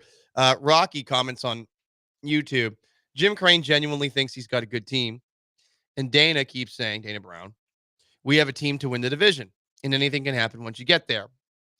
That tone lets me know Dana knows this team is not good. I don't know. I mean, the sheer volume of pitching that they have, a lot of it's injured, but the volume of pitching that they could have by the end of the season, I'd feel pretty good about the Astros' chances. And I do like the offense. Paredes projects well for Minute Maid Park. Christian Walker had a good season last year. He is by far better than anything the Astros put at first base last year. He should be ready for opening day, dealing with that oblique injury. Second base is where it gets tricky, and it does, stand to reason. Well, why isn't Altuve just play second base? But I think that they are looking at better fielding options. They clearly don't feel very good about him as a second baseman. They brought in Brendan Rodgers. They brought in Luis Guillorme. They brought in some guys who are good defenders. But I do wonder, where are those guys going to be in the lineup? And if it ends up just being Mauricio Dubon as your everyday second baseman, it makes the most sense. And I've said this before, Dubon should be an everyday player. I think he's good enough to be an everyday player. Then after that, you got to figure out what the hell's going on with the other two outfield spots, which are probably Jake Myers and Chas McCormick. And you don't feel great about either of those. and you're hoping that Cam Smith is going to be up sooner rather than later. But it is really a plan that feels like it was thought up at the last second, or things are just being thrown against the wall because they realize the limitations of their outfield having just traded Kyle Tucker. It is limited. I will say there does seem a little bit of, well, what if Cam Smith and Zach DeZenzo like actually are everyday players, and now there's not really a place for them to play other than the 2 corner outfield spots, because they're both third baseman, really. DeZenzo played a little bit of first, broke his jaw doing so. Right. Well, hang on. I don't know if it's a broken jaw, but yeah, that sprained something. Like he got hit in the face with a baseball. It was a strange sounding injury yesterday. Here is the actual injury. Zach DeZenzo suffered a TMJ sprain, which is an injury to the ligaments and muscles that support the jaw joint. It's on the left side of his face, even though the ground ball hit him on the right side of his jaw. So I guess he didn't break his jaw where the ball hit impact-wise. That's him hitting the ground? He cleared concussion protocol and will be reevaluated tomorrow. Okay. So he didn't break a jaw. Okay. And DeZenzo, I guess, still has a chance to make the opening day roster, but I'd be surprised. But if both these guys pan out, like he hurt himself playing first base. Well, Christian Walker's there. Yeah. They're both third basemen. Well, Isaac Paredes is there. Right. The only other places to put them are in the outfield, left and right fields, and you have Jose Altuve holding down one of those spots. So, and neither of them can really play center. So, and Myers has to play center. Yes, or McCormick. Like one of those guys has to play center. If Myers, I think, because he's so good defensively, better makes up for because you got Altuve in left, you got to make up for him now, and you might have to make up for whoever's in right field. If it's not Chaz, because Chaz has another option, and Chaz has sucked this spring. Yeah, he hasn't really been good. So if you want to say, hey, neither of these guys can really hit, just give me the better fielder at center, having to cover up for the mistakes, I'd buy that. But if these prospects both pan out and are good enough to play this year, I know, but you might the plan might be to move Altuve back to second base. Maybe, but it's if is such a big word. For for this one. I mean, you're hitting on two, and I mean, I'm optimistic about Cam Smith. DeZenzo, we'll see.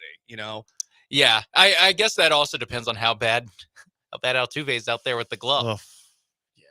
Again, it's not looking great to this point. We're asking what montages should Jose Altuve have played in the background as he tries to get better as a fielder. Another text. This is from the 713. Someone else brings up the Karate Kid. You're the best around. No, he's never going to be the best around. We can't do that. From the 832, Altuve has to have a montage using "Nothing's Going to Stop Us Now" by Starship. Sir, you need to be arrested.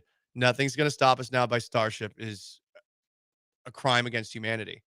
Much like all these oak trees out here, I want to take them out. Starship, someone should have taken out that Starship. We needed a Death Star to take that thing out. From the 409, what song was played in Major League when they were removing the pasties from the owner? From Aaron in Mid-County. Good question. I don't know. I'm bad with these songs are. I can remember the montage in the movie, but like the song just absolutely I can't remember that. I'm not sure if it was a song as much as it was a tune, just like the score to the movie or something. And then it wraps up with that credit card commercial that they do where they're all wearing tuxes and they say, "We're contenders now." Yeah, and then the Willie Mays Hayes slides in. He slides in. The Nickelodeon cartoon Doug intro music for Altuve montage. No, you're getting too cute. This is some millennial. Stuff. Yeah, just like a cartoon or a cartoon intro song. That's not what we're doing.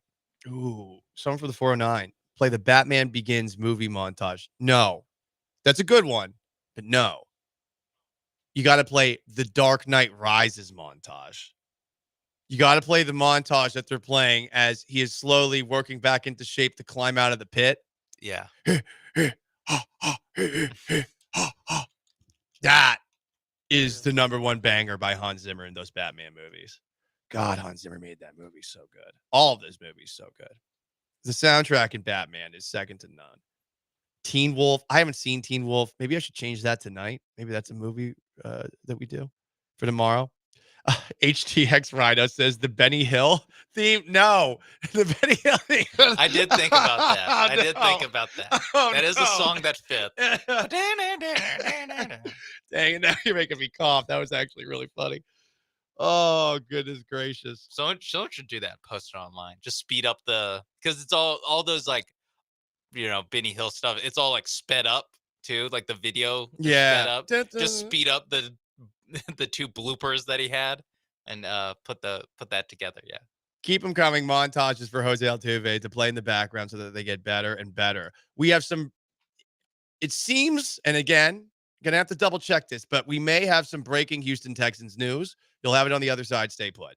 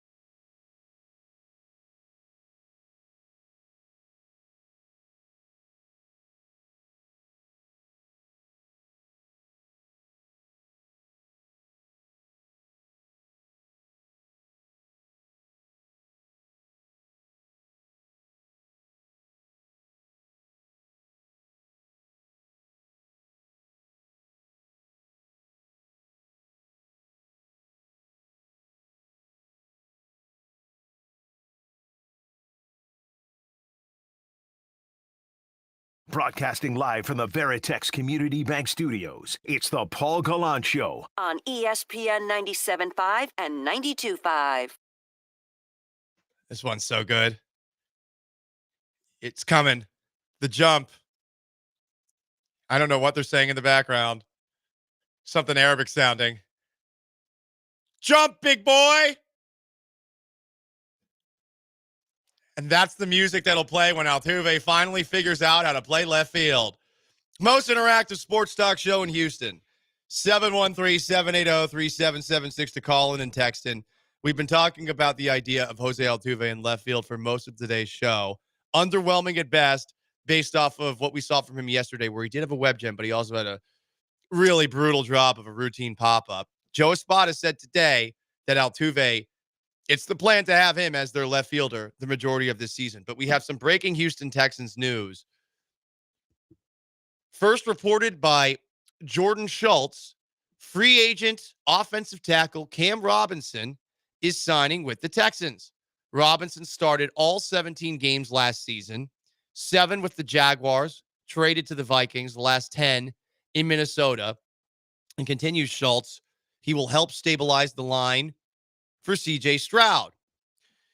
Per Diana Rossini of The Athletic, the deal is 1 year, worth between $12 and $14.5 million. Last I saw, Cam Robinson was supposedly asking for $15 million a year or so, and the Patriots walked away from the table. That's from Albert Breer when they saw that. As far as Cam Robinson goes, here are all the important notes. He was a second-round pick by the Jacksonville Jaguars in the 2017 NFL draft. He was with Jacksonville until last year where he was traded. Not a lot given up in return for him, but he was on an expiring contract. The Vikings got him and a 2026 7th-round pick. Minnesota shipped off a conditional 2026 5th-round pick that upgrades to a 4th if Robinson has enough playtime, and Robinson had enough playtime. So a 29-year-old tackle who was traded for a 4th-round pick last year. And last year for the Vikings was part of an offense that did pretty well, but also was part of an offense that was under siege in the playoffs against the Los Angeles Rams. I went to Pro Football Focus to take a look at where he ranks statistically. And again, take it all with a grain of salt. I'm not someone who studies the film, but he ranks 56th out of 141 qualifying tackles overall, 49th in pass protection, and 75th in run blocking. Will he play left tackle? Will he play right tackle? That's the big question here, because the other news today for the Houston Texans is that they restructured Titus Howard's contract, saving them about $12 million against the cap. I think they brought the number down from 23 against the cap to 11-something against the cap. From what we heard, courtesy of Aaron Wilson from Channel 2 last week, the plan was for the Texans to move Titus Howard from right to left tackle. This definitely gives you another option. And as we have been saying for really the last couple of weeks, as we scratch our head at what the Texans have been doing on the offensive line, Sean, we just wanted them to sign a guy that we've heard of, and they have just signed a guy that they have heard of, and they are paying him starter money. Yeah, that to me is the biggest thing, is that he is getting paid a contract that you think is a starting tackle in the league. Not one of the best, not, Laremy Tunsil, but a starting tackle in the NFL. The interesting part is, like you said, Titus Howard's supposed to be the starting. They're prepared to start with him at left tackle. And in the 2024 draft, their second round pick was right tackle Blake Fisher, a guy who hasn't played anywhere else on the line. So I do wonder, does this mean that Titus Howard is moving to left guard? Does it mean that he's good question, no longer on the team? I think it's more likely that he's a guard. Yes, I would nowhere, think so here. But we'll see, because again, with Blake Fisher, what if Blake Fisher's not good going into his second year and the Texans think to themselves, you know what, we're going to put Titus Howard back at right tackle and we're going to try Blake Fisher on the interior, even though he's never done that before. Or it's a year after they started the season with Kenyon Green at left guard saying, hey, we drafted this guy in the first round. We got to see. We got to at least roll into a season and just see how he handles it. He'll be the starter, and we'll have to live with the results. Maybe they learned their lesson. They're correcting from that, going, hey, if we don't think Blake Fisher is ready, let's not throw him out there just to throw him out there because we picked him in the second round. Exactly. You can't force a guy into that role just because you drafted him there. This year, Blake Fisher might just be a swing tackle. Mm-hmm. And nothing wrong with that. There's nothing wrong with that. Now, you'll probably need him at some point. You will. You needed him this past season, and he came in, and there were some struggles. And look, his second year might be better. He finally got some NFL experience, but Look, they needed bodies, and they needed bodies that were to be taken seriously. Yeah. Cam Robinson, I'm not going to act like he's a great player or anything like that. I wouldn't know, truly. Even to speak against that, I wouldn't know. But they need serious options on their offensive line. And to this point, they had not gotten any. Ed Ingram, who they traded for, late round draft pick, not it. Laken Tomlinson, not it. Bringing back Zach Thomas, not it. Jarrett Patterson, I mean, of all the guys that are returning on the interior, that's the one that I feel like has done the most. Juice Scruggs, not feeling great about to this point. Blake Fisher, complete unknown to me. I'm not going to say the guy is never going to be a good offensive lineman, but I mean, take a look at how the offensive line did while he was playing right tackle and they had moved Titus Howard over to left guard. Yeah. Didn't do so hot. Yeah. It's going to be interesting.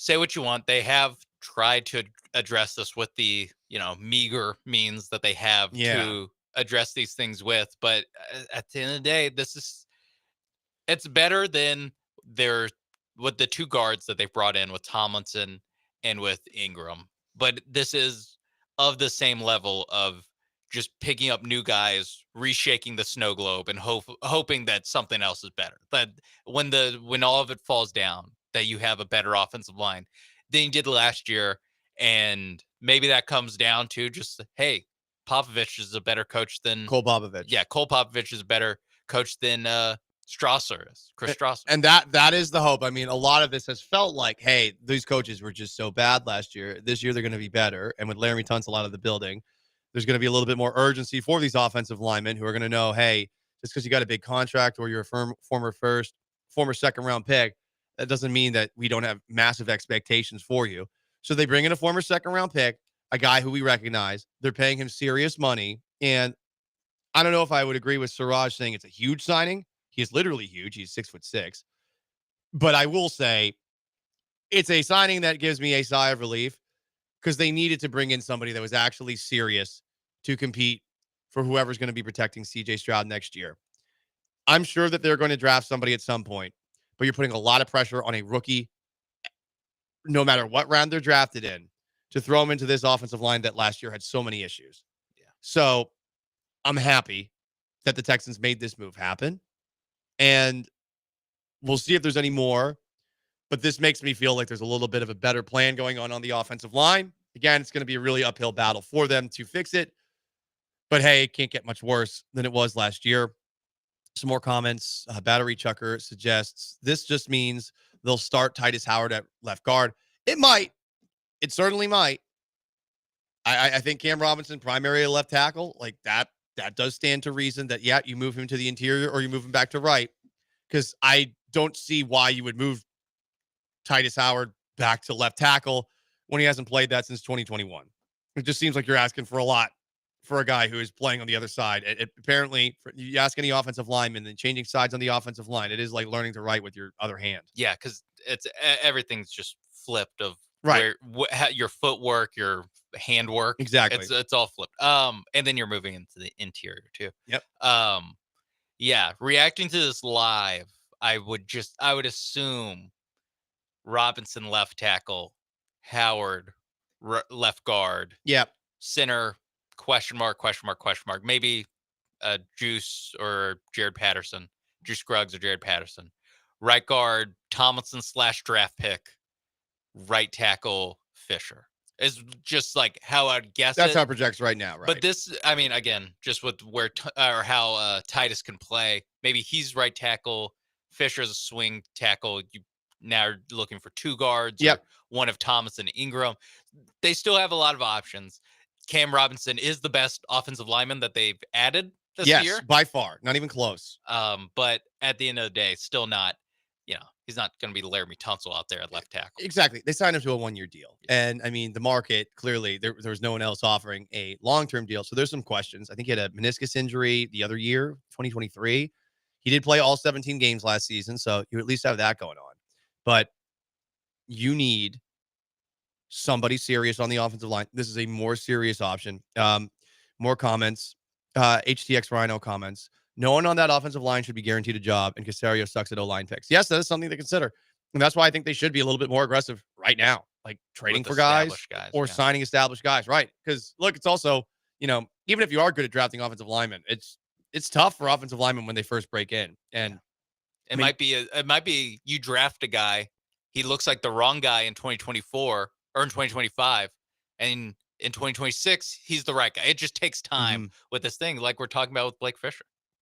J-Dog comments, the draft will probably know what their plan is. Yeah, they got to draft a guard or a lineman, probably an interior guy at this point with the Robinson signing. Yes. They got to get their first 2 picks. Probably first 2 to 3 picks. I would like to see one, and definitely a wide receiver too. That's Sean Mace behind the glass. I'm Paul Gallant. We did scrap Washed Watch today because of this breaking news. In case you are just tuning in, the Houston Texans signed Cam Robinson, former Jaguar and former Viking left tackle, started all 17 games last year, to a 1-year deal, $12 million to $14.5 million. How do you feel about the move? Do you feel better about the Texans offensive line now? 713-780-3776 to call to Texas, the most interactive sports talk show in Houston. Stick around.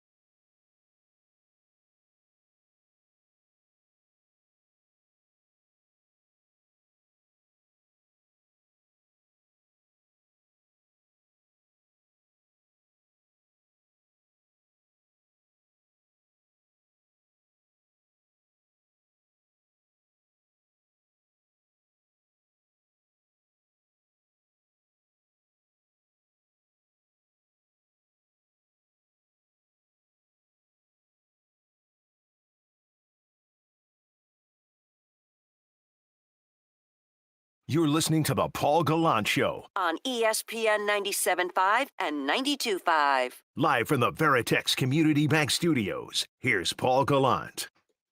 Last chance to dance, Paul Gallant Show. In case you're just tuning in, The Houston Texans have signed former Jaguar and former Viking left tackle Cam Robinson, who started all 17 games last year for Minnesota.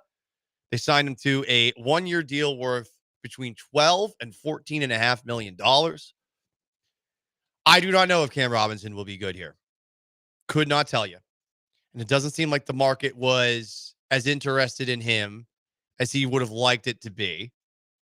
But I like that the Texans are at least signing somebody who I've heard of on this offensive line that desperately needs all the help it can get. Where will Robinson play? I'd imagine left tackle. That allows them to move Titus Howard either to left guard or potentially back to right tackle if Blake Fisher's not ready to go next year. And on the interior, you're going to have some sort of Thunderdome-esque competition between a lot of big dudes. Ed Ingram, who they traded for. Laken Tomlinson, who they signed. Jared Patterson. Juice Scruggs. And I imagine someone that they draft. We'll see who they end up drafting. A texter asks, so Paul, with all the linemen the Texans have signed, what position do you think they will focus on in the draft? I mean, they're still focusing on this. You think it's done? It's not done. This is a step in the right direction, though. They had not taken a step in the right direction yet. They traded Laramie Tunsil. They didn't get that much back in return for Laramie Tunsil. They cut Shaq Mason, who did stink last year, but they lost pieces on an offensive line that wasn't good. And even though it can't get much worse than the offensive line was last year, the offensive line was worse until they got Cam Robinson. Are they back to where they were last year? I don't know. I still think there's some more help that's needed to get them over that level. Losing Laramie Tunsil, no matter how you feel about the guy's a great tackle, and they got worse at left tackle. Robinson's a worse player, but at least Robinson's passable. Yeah, Robinson's the first guy that they've brought in, either signed or traded for this offseason that I view as like, okay, there's a starter. You know, there's a guy who is not definitely, but I feel good about like him being a starter on this year's Texans teams. Tomlinson and Ingram, to me, were both moves where it's like they can start, but you hope they're backups. And this is the first guy where it's like, okay, with the contract he's getting, with how with how he's played in the past, you're like, okay, this guy is going to be starting on one of your tackle spots. It just, you now need the interior starters still, because to me, Right. Tomlinson and Ingram weren't that. None of these guys are starters. None of them. I mean, and I hope that the offseason we figure out who's the best, but this is a lot like last offseason when the Texans brought in Jeffrey Okudah and CJ Henderson at corner That's a good comparison. before they drafted ultimately Kamari Lassiter and ended up getting perhaps the best corner in the second round, which is saying something. This was an incredible corner draft this past year. Some comments on the most interactive sports talk show in Houston. Eric with 2 eyes says, it's an upgrade. I'll take it. J-Dog comments, Joe Mixon tweeted out a chef cooking emoji, so he must be good. He did say that Nick Caserio was up to something. I don't think this counts. I don't either. As cooking. I don't either. I think the CJ Gardner-Johnson, you can count that as cooking, I guess, but the Cam Robinson, it's like, he's, again, solid piece. Not Caserio, you've done it again, you son of a gun. Yeah. Another text. 713. Why are you guys so high on Tunsil? He was playing scared most of the season. Scared. His false starts the results of playing with anxiety. Does he have anxiety? I think you're reaching here. And the underlying emotion of that is fear. This guy's a hardo. The linemen he faced, he was more afraid of them than they were. Coach Ryans, man, it sounds like he played for the team, wants mentally tough guys who play every down like a beast. That's the culture of the coaching staff, and I like that. They didn't bench Laramie Tunsil. No. Because even though he, as you are saying, I think incorrectly, was scared. Continues this texter, I would rather have a player with demonstrated heart than one who was collecting millions to protect a quarterback that his play says he wasn't interested in doing. Damn. Tough-minded player wins championships. Sir, it sounds like you want Rudy Rudiger playing left tackle. Bad news for you. Cam Robinson will also be making millions. He will.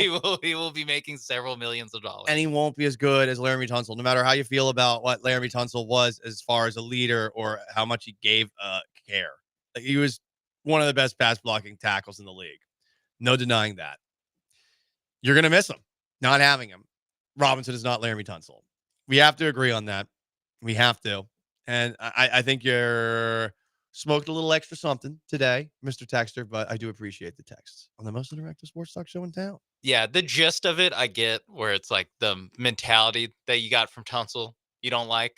And I think we both agree on that, but it's just the play was better than what you're going to get from Cam Robinson. Yes. Even with the penalties. Yes, 100%. Ask Gallant anything? Or one quick question before we do some garbage time. Paul, during your long radio career, asks Chetty on YouTube, what's the best breaking news you had while doing a show? Not this. Cam Robinson signing with the Texans, not the best breaking news I've had. What? The best breaking news was when, over at the flagship, I did a show from 8 p.m. to 4 in the morning that was running counter to the Astros flagship broadcast of Game 7 of the 2017 World Series. So I was basically doing play-by-play and screwing around while watching World Series Game 7. And when they won the World Series, we partied. We partied very hard. I had a lot to drink that night. And again, I did a show from 8 p.m. to 4 a.m. all by myself, though with Ryan Rocket, who was my producer at the time. And Ryan Rocket is the man. I am one of the greatest radio hosts in the history of the world. What do you think your the listenership was? 8 a.m. to like 11. 8 p.m. to 11. It was probably low, It right? was a decent amount. Oh, really? It was a decent amount. Well, comments I will say for myself. I felt like it was a fun broadcast. So there was a serious broadcast and there was a fun broadcast. Okay. The fun broadcast was the fun one. Anyway, he's Sean. I'm Paul. Time for some garbage time before we get out of here.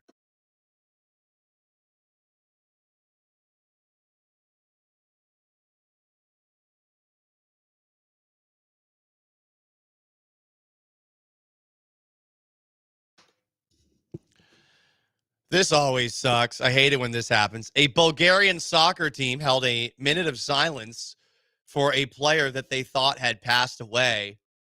He was a 76-year-old former player. Turns out the guy was alive. So they had to do an apology. Not going to lie, though, that was probably pretty cool for that guy because there's like a moment of silence for him and he's not actually dead. Like they sent out an apology. They were really embarrassed by it. But I don't know. It would be pretty cool to see how people feel about you once you're gone. And this is the only way you're going to get it is if someone accidentally kills you on the internet. Yeah. That is the way to do it, is to have an internet hoax of your death. I hope it went well for this Bulgarian soccer team legend. I hope no one was like, good, glad that piece of trash. Everyone forgets about this story from 40 years ago about how he slapped a waitress or whatever. No, that would be funny if he got canceled out of that. Yeah. Old Petko Ganchev, that's his name. Oh, Petko. Old Petko in Bulgaria. I mean, it does seem like a rather Bulgarian story, but hey, shout out to our good buddy, a longtime listener of the program, Petko Ganchev of Bulgaria. He is not dead. Yeah, we're gonna work on him calling in. That would be great. Yeah. I wonder what Bulgarian sounds like. Probably close to Russian. Yeah. Is that xenophobic? At least we wouldn't be able to tell the difference. You know? Sounds like that, probably. Russian mob's going to put a hit on me now. The astronauts, speaking of Russia, they used to have astronauts. The astronauts who were stuck in space for 285 days since last June are finally home. These are the guys who got stranded by Boeing, which is having just the best year, you know? No issues with witnesses and court cases. No airlines crashing and screwing up all over the place. No issues for Boeing, who tried to take their talents to space and failed there too. SpaceX saved these guys. So, hey, listen, I know Elon's a little too involved these days, perhaps, but at least he saved these people who were up there for a while. These people landed and there were dolphins like swimming around their pod and they crashed in the ocean. That's cool. That was pretty cool. You get welcomed back by dolphins. Yeah, welcome back. Scientists are trapped at a base in Antarctica with an unhinged guy. Someone sent out an email. Yeah, one of these guys is unhinged and has tried to hurt some of us. So I think they're going to have a future horror movie at some point. Stephen King, start going. And one last one in garbage time. Dairy Queen is giving away free ice cream cones tomorrow. Oh. Yeah. For what? I guess it's the end of spring. Okay. Or it's the beginning of spring. I mean, it doesn't matter. I'm not asking too many questions. Yeah, just take your free Dairy Queen ice cream cone. All right. Wherever you can get them. And on that note, guys, that's going to wrap up today's edition of the Paul Gallant Show. Big thanks to our texters, callers, YouTubers, Twitchers, and everyone else who listened.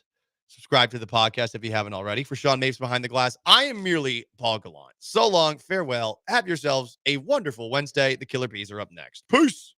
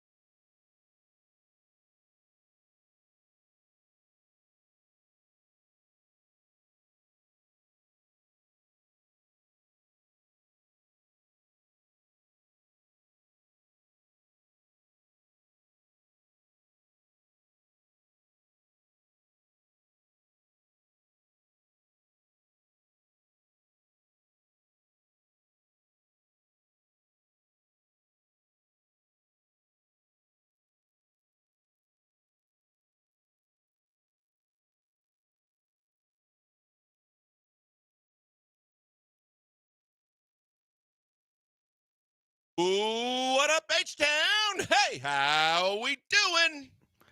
He's Blank. I'm Branham. It's Brian Behind the Glass, and it's a Wednesday edition of the Killer Bees on ESPN 97.5 and ESPN 92.5. How's the weather there?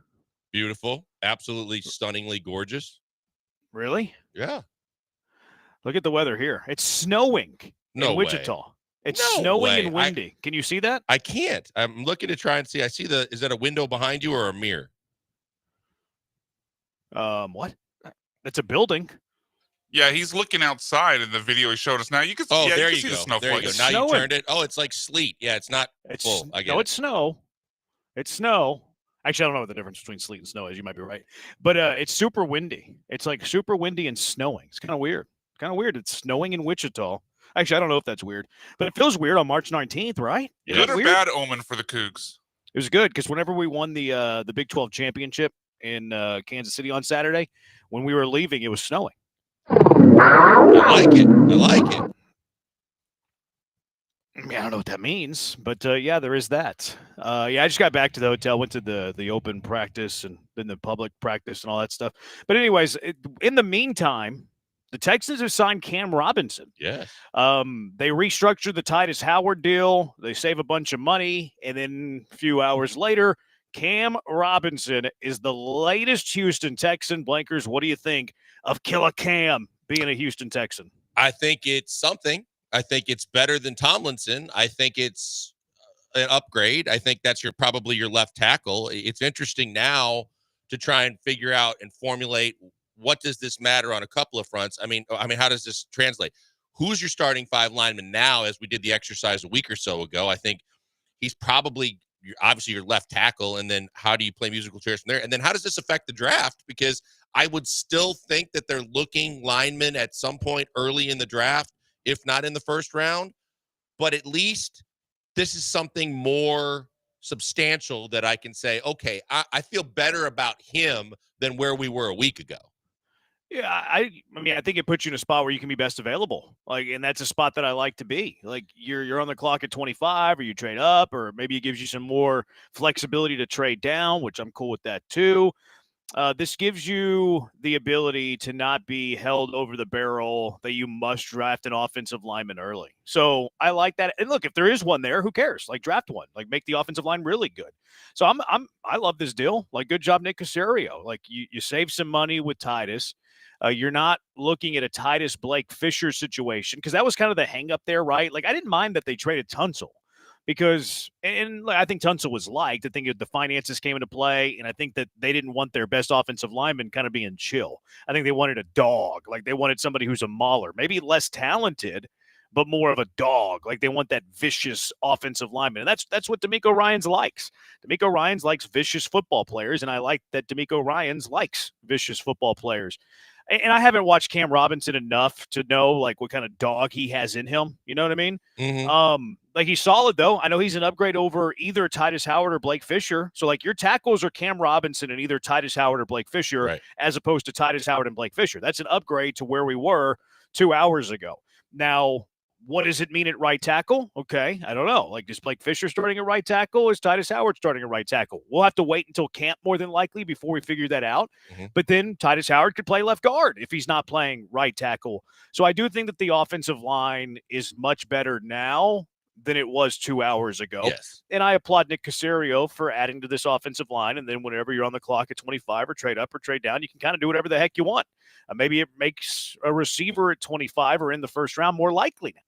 I don't know. Now, Go ahead, Blake. No, I was going to say, I agree with what you're saying. And I look at this, too, from the standpoint of it's interesting because Tomlinson, you picked him up. Is he versatile enough? Is he a possibility at right guard? Is that something that you could do? I totally think that, from the Cam Robinson perspective, look, he came out highly decorated, highly touted. Everybody, was looking at him as going to be a premier offensive lineman in this league. I think to some degree, he hasn't really turned out the way people thought. But at the same time, he was good enough that, he was starting for Jacksonville, and then Minnesota made the trade to get him because they desperately needed help at left tackle. I think he's an upgrade, like you said, over anybody that they had on the roster a week ago for the left tackle position. I'm just really curious about how the rest of the line shakes out. Yeah, I think if you were, I'll post this on Twitter here in a minute. If you were trying to fill out your starting 5 right now with what you currently have under contract on your team, I think Cam Robinson's your left tackle. I think Blake Fisher's your right guard. Titus Howard Blake Fisher at right tackle. Okay. Titus Howard at left guard. I guess Jarrett Patterson's your center. Mm-hmm. And then Lakin Tomlinson, Juice Scruggs fighting out for right guard. Or you could also have Juice Scruggs fighting with Patterson at center. Like, maybe Juice Scruggs moves back to center with a new offensive line coach in Popovich. That makes it a little simpler for him. That makes it easier for him. That's where coaching comes into play. So maybe we're not giving enough credence to the idea that Juice Scruggs might be the center. You could even go Titus Howard at right tackle, Lakin Thompson at left guard, Juice Scruggs at center. And, well, Juice Scruggs probably playing right guard in that scenario. Jarrett Patterson's probably your center. But they have some options now. Which is kind of cool. Yeah, it's cool. I'm curious, can Tomlinson play right guard? I'm curious, Juice going to right guard. I don't like the fact that I'm curious and I'm basically hoping that one of those guys could step up. The versatility's still there, obviously, as you mentioned, but then I'm also curious about if they would still use the draft and possibly a high draft pick to say, hey, this is the one position that we're still looking at that we really need, and go that route and get another guy with versatility maybe in the draft that can play. Because I just don't know, can Fisher play right guard? No, he can't. I misspoke. Like to me, he's your right tackle. Yes. To me, he's either your right tackle and Titus Howard your left guard, or Titus Howard is your right tackle and Laken Tomlinson's your left guard. Like those are the two scenarios now to me that they have to decide and figure it out. They probably already have a plan, but they're not going to let us know. Robinson, once upon a time, was franchise tagged by Jacksonville in 2022. He also signed a 3-year contract in Jacksonville worth $54 million. So it kind of gives you an idea of the market for Cam Robinson. I can't remember what did the Vikings trade for Cam Robinson? I think it was minimal. It was a first-round pick. Was it really? Yes. It was That's a first-round significant. pick. So I thought it was minimal. I was thinking like mid-round pick. No, I didn't it was. realize it was I'm that high. 95% sure it was a first-round pick. I'll look it up, though. I'm going to look it up right now. I thought it was a conditional seventh. Yeah, that's what I thought. I thought it was a Who seventh-round am I? pick. Man, I must be thinking of someone completely different then. Hold I'll take that L. Let's see. Minnesota's agreed to terms to acquire Cam Robinson and no. They acquired Cam Robinson and a 7th for a 2026 5th. So it was a late round draft. There you swap. go. That's what I thought. Not at all a first rounder. Okay, I'll take that L. Early car wreck. Yeah, that was a lot of conviction behind that too. Like you swung and you missed badly. And then there was you not only did you swing and miss badly, like Jeremy Pena flailing at a slider that's 3 feet off the plate. Not only did you do that, but you also Babe Ruth called your shot. I think he kind of bat flipped. He bat flipped after. I'd rather go into it with conviction though, because if you're right, then you look really smart. I'm not sure I've seen that sort of conviction and be so wrong in my life. That was Babe Ruth calling a shot, and then a Jeremy Pena swinging a miss on a slider 3.5 feet off the outside corner. But Robinson, if you care about his Pro Football Focus score, last year was 64.7, which isn't bad. Like it's kind of middle of the pack, but it's an upgrade. He was a better pass blocker, according to Pro Football Focus, than a run blocker, which you kind of want that from your tackles. Now, he did get penalized a lot last year, Blankers, and maybe this is something that the Texans like in their left tackles. They like penalties, baby. He had 13 penalties last year, which ranked 132nd out of 141 tackles that qualified. Now, does it break it down for what kind of penalties? Because it's one thing if it's a legal procedure and he lines up with a little bit too far back off the line of scrimmage. It's another thing if he's holding on every play. I'll let you break down the film on that one. I'm not Pro going to do Football Focus doesn't say that. He also allowed 7 sacks, which was 127th out of 141. But it's weird because his pass blocking grade was like in the top third of the league. So top third in the league in pass blocking, but was one of the worst in the league at sacks allowed. So I don't think the Texans are getting a world beater here. I don't think that they're getting like an all-pro by any stretch of the imagination. I think they're probably getting an above average left tackle. But maybe they like his demeanor. I haven't seen enough Cam Robinson to know. And then secondly, maybe he really fits this scheme well. And thirdly, I'll add another point here. This is an upgrade to what they had. So, and it was only a 1-year deal. So if it doesn't work, okay, well, it's a 1-year deal. So I support this move for Nick Caserio.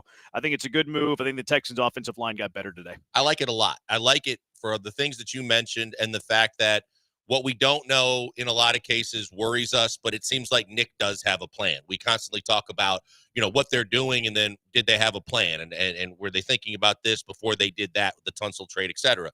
This seems like Nick's got a plan, and he freed up the money by restructuring Titus. He went out and got a left tackle that gets you through this year.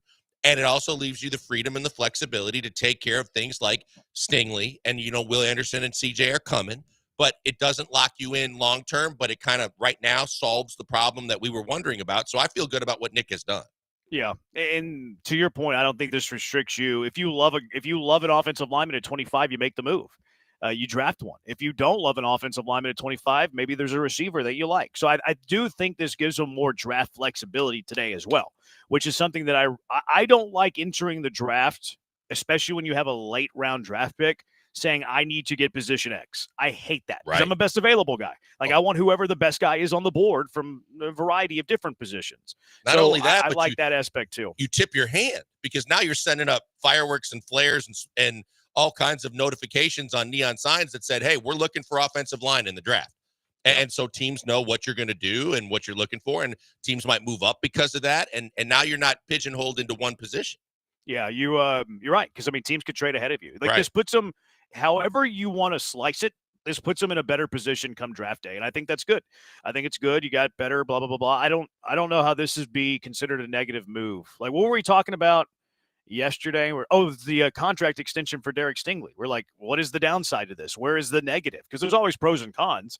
I don't see a con here. Like I don't see a con here. It's significant money. Like maybe the con is that you're not spending this money on a one-tech defensive tackle. Maybe the con is you're not spending the money on the wide receiver. I would just poo-poo those cons. Like I don't think there's a con to this move. I think Caserio knocked it out of the park again. Yeah, I can't disagree. I just feel like as much in the past as we've doubted or questioned on trades and moves with Nick, I think it's gotten better and better. And I think this is another one where what we didn't know didn't hurt us. And we've got a guy that's better than what we've had that makes this offensive line better. And now when we start talking about, new offensive line coach, new offensive coordinator, possibly a new scheme, getting guys that they wanted while also freeing up money to take care of guys that they need, I like everything about this move. Yeah, same here. No, if you have cons, please let us know because we'd love to have the disagreement. We love to have disagreements on the show. I don't see the con. I really don't. Texter GM Blankers called this weeks ago. Free agent offensive lineman acquisition. There you go. Blankers knocked out of the park. Did you get the Titus Howard redone deal part of it too? I guess you had to have had that if you're signing an offensive lineman. Everybody kind of thought that was coming down the pike, not the offensive lineman signing. Yeah, no, the restructure of Titus Howard. He fell right in line with Daniil Hunter, and a couple of when we look at the bigger contracts, it doesn't take a rocket scientist to just figure out, hey, you know what? They need money. They need to free up cap space, and they've got guys that are capable of doing it. And he would fall right into line with Daniil, and I think that's about it left on the big contract. Well, depending on what they do with Autry. Yeah. Well, they redid Autry's deal too, reportedly. I didn't came out see yesterday. That. I didn't see. Okay. Yeah. It wasn't like a huge move, but I think they saved a few $1 million by redoing his deal. And then Daniil Hunter is the obvious one too, like you mentioned. I can't remember who it was. I don't know if it was Jonathan Alexander from the Houston Chronicle or if it was Aaron Wilson, formerly of the Houston Chronicle. But they had a report either yesterday or Monday that the Texans weren't expected to sign another free agent starter. We're going to have to figure out who that is because we're going to have to put him on Bad Take Boulevard. Can add it to the list for Aaron Wilson?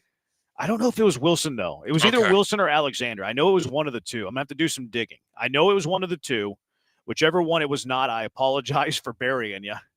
The other one, you just made the list. 713-780-ESPN. You just made the list. Whichever one of you it is. I don't know which one it is. We'll figure it out. The O-line transaction seems head-scratching to me because the moves being made aren't sexy, but I guarantee you the offensive line will be much better next season. Sometimes it's smarter to blow things up early, especially when the offensive line was so bad. Like, why wouldn't you blow up a bad unit that was one of the worst in football? I think this is a mentality change. I don't think that Laramie Tunsil was toxic in the locker room. I do think that he was well-liked. I think he got along with everybody. To me, it's more about the mentality and the finances with Tunsil. You have to mention that. That's big. But I think that they viewed this offensive line as like, I don't even want to use the word soft, but maybe just weren't dogs, right? I think they want to change the mentality. I think we're seeing that. Yeah, I think that, we talked about it, and I said at the time, I think that that a change is, you're not going to move your left tackle in the middle of the season. But I think that they had enough experience and seen enough that whether it be culturally, attitude-wise, systematic, whatever, that at the end of the year, they put in their minds that they would probably like to do something different. They moved on. Finances, I think, is first and foremost. Even Laramie admitted that. He did an interview after the whole press conference in Washington, and he basically said, no hard feelings to the Texans. I know they got some young guys coming up that they need to sign, and I know they needed money. And so he was able to move on without any hard feelings as well. But I think as much as we maybe didn't see this coming, maybe he even saw it coming. But even that attitude that Laramie took at that press conference, I think is the attitude they don't like. Too laid back. It was very it was kind of like, whatever. They can kind of do whatever they want. I think they want a player that if they traded him, they'd be ticked off. They'd be mad. They'd be out to get them. I think that was a big hang up with Laramie. Not that he was unliked. Not that he wasn't somebody who was really good. But to me, it's the mentality. 713-780-ESPN HRP listener line. We'll get your thoughts on is there any negative to this? Is there any negative to Cam Robinson being signed to the Texans today? 713-780-3776. We have a busy show planned. Evan Mayakawa from evanmaya.com. He'll be breaking down the NCAA tournament. Saw 2 games last night, see 2 games today. Brian's favorite T-shirt playing tonight against Xavier. And then the big boys get underway on Thursday and Friday. We'll talk some Rockets basketball along the way as well. New mock draft as we make mock drafts great again. This one's from Mr. Lego Hair himself, Mel Kiper. We'll get to all of that. 713-780-3776. We're on the Twitch, twitch.tv/ESPN975. We're on YouTube at ESPN Houston. We're on Twitter at ESPN975 as well. Blankers at Pac-Man Joel. Brian at Sack by BMAC. I'm at Jeremy Branham. It is the Bees, ESPN 97.5 and ESPN 92.5.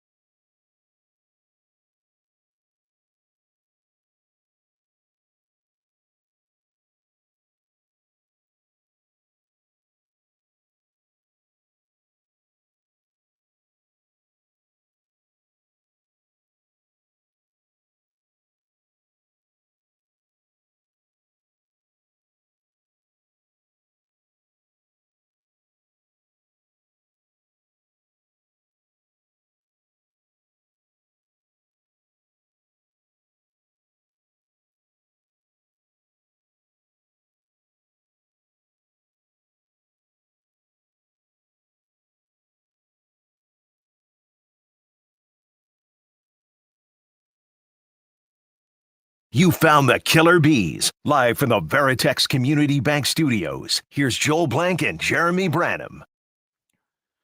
Chancellor Johnson's reporting that the Texans had Texas Longhorn, Houston Cougars standout Matthew Golden in today for an official visit per source. How many you get? 30 of those, I think? 30 OVs? Sounds right. Interesting.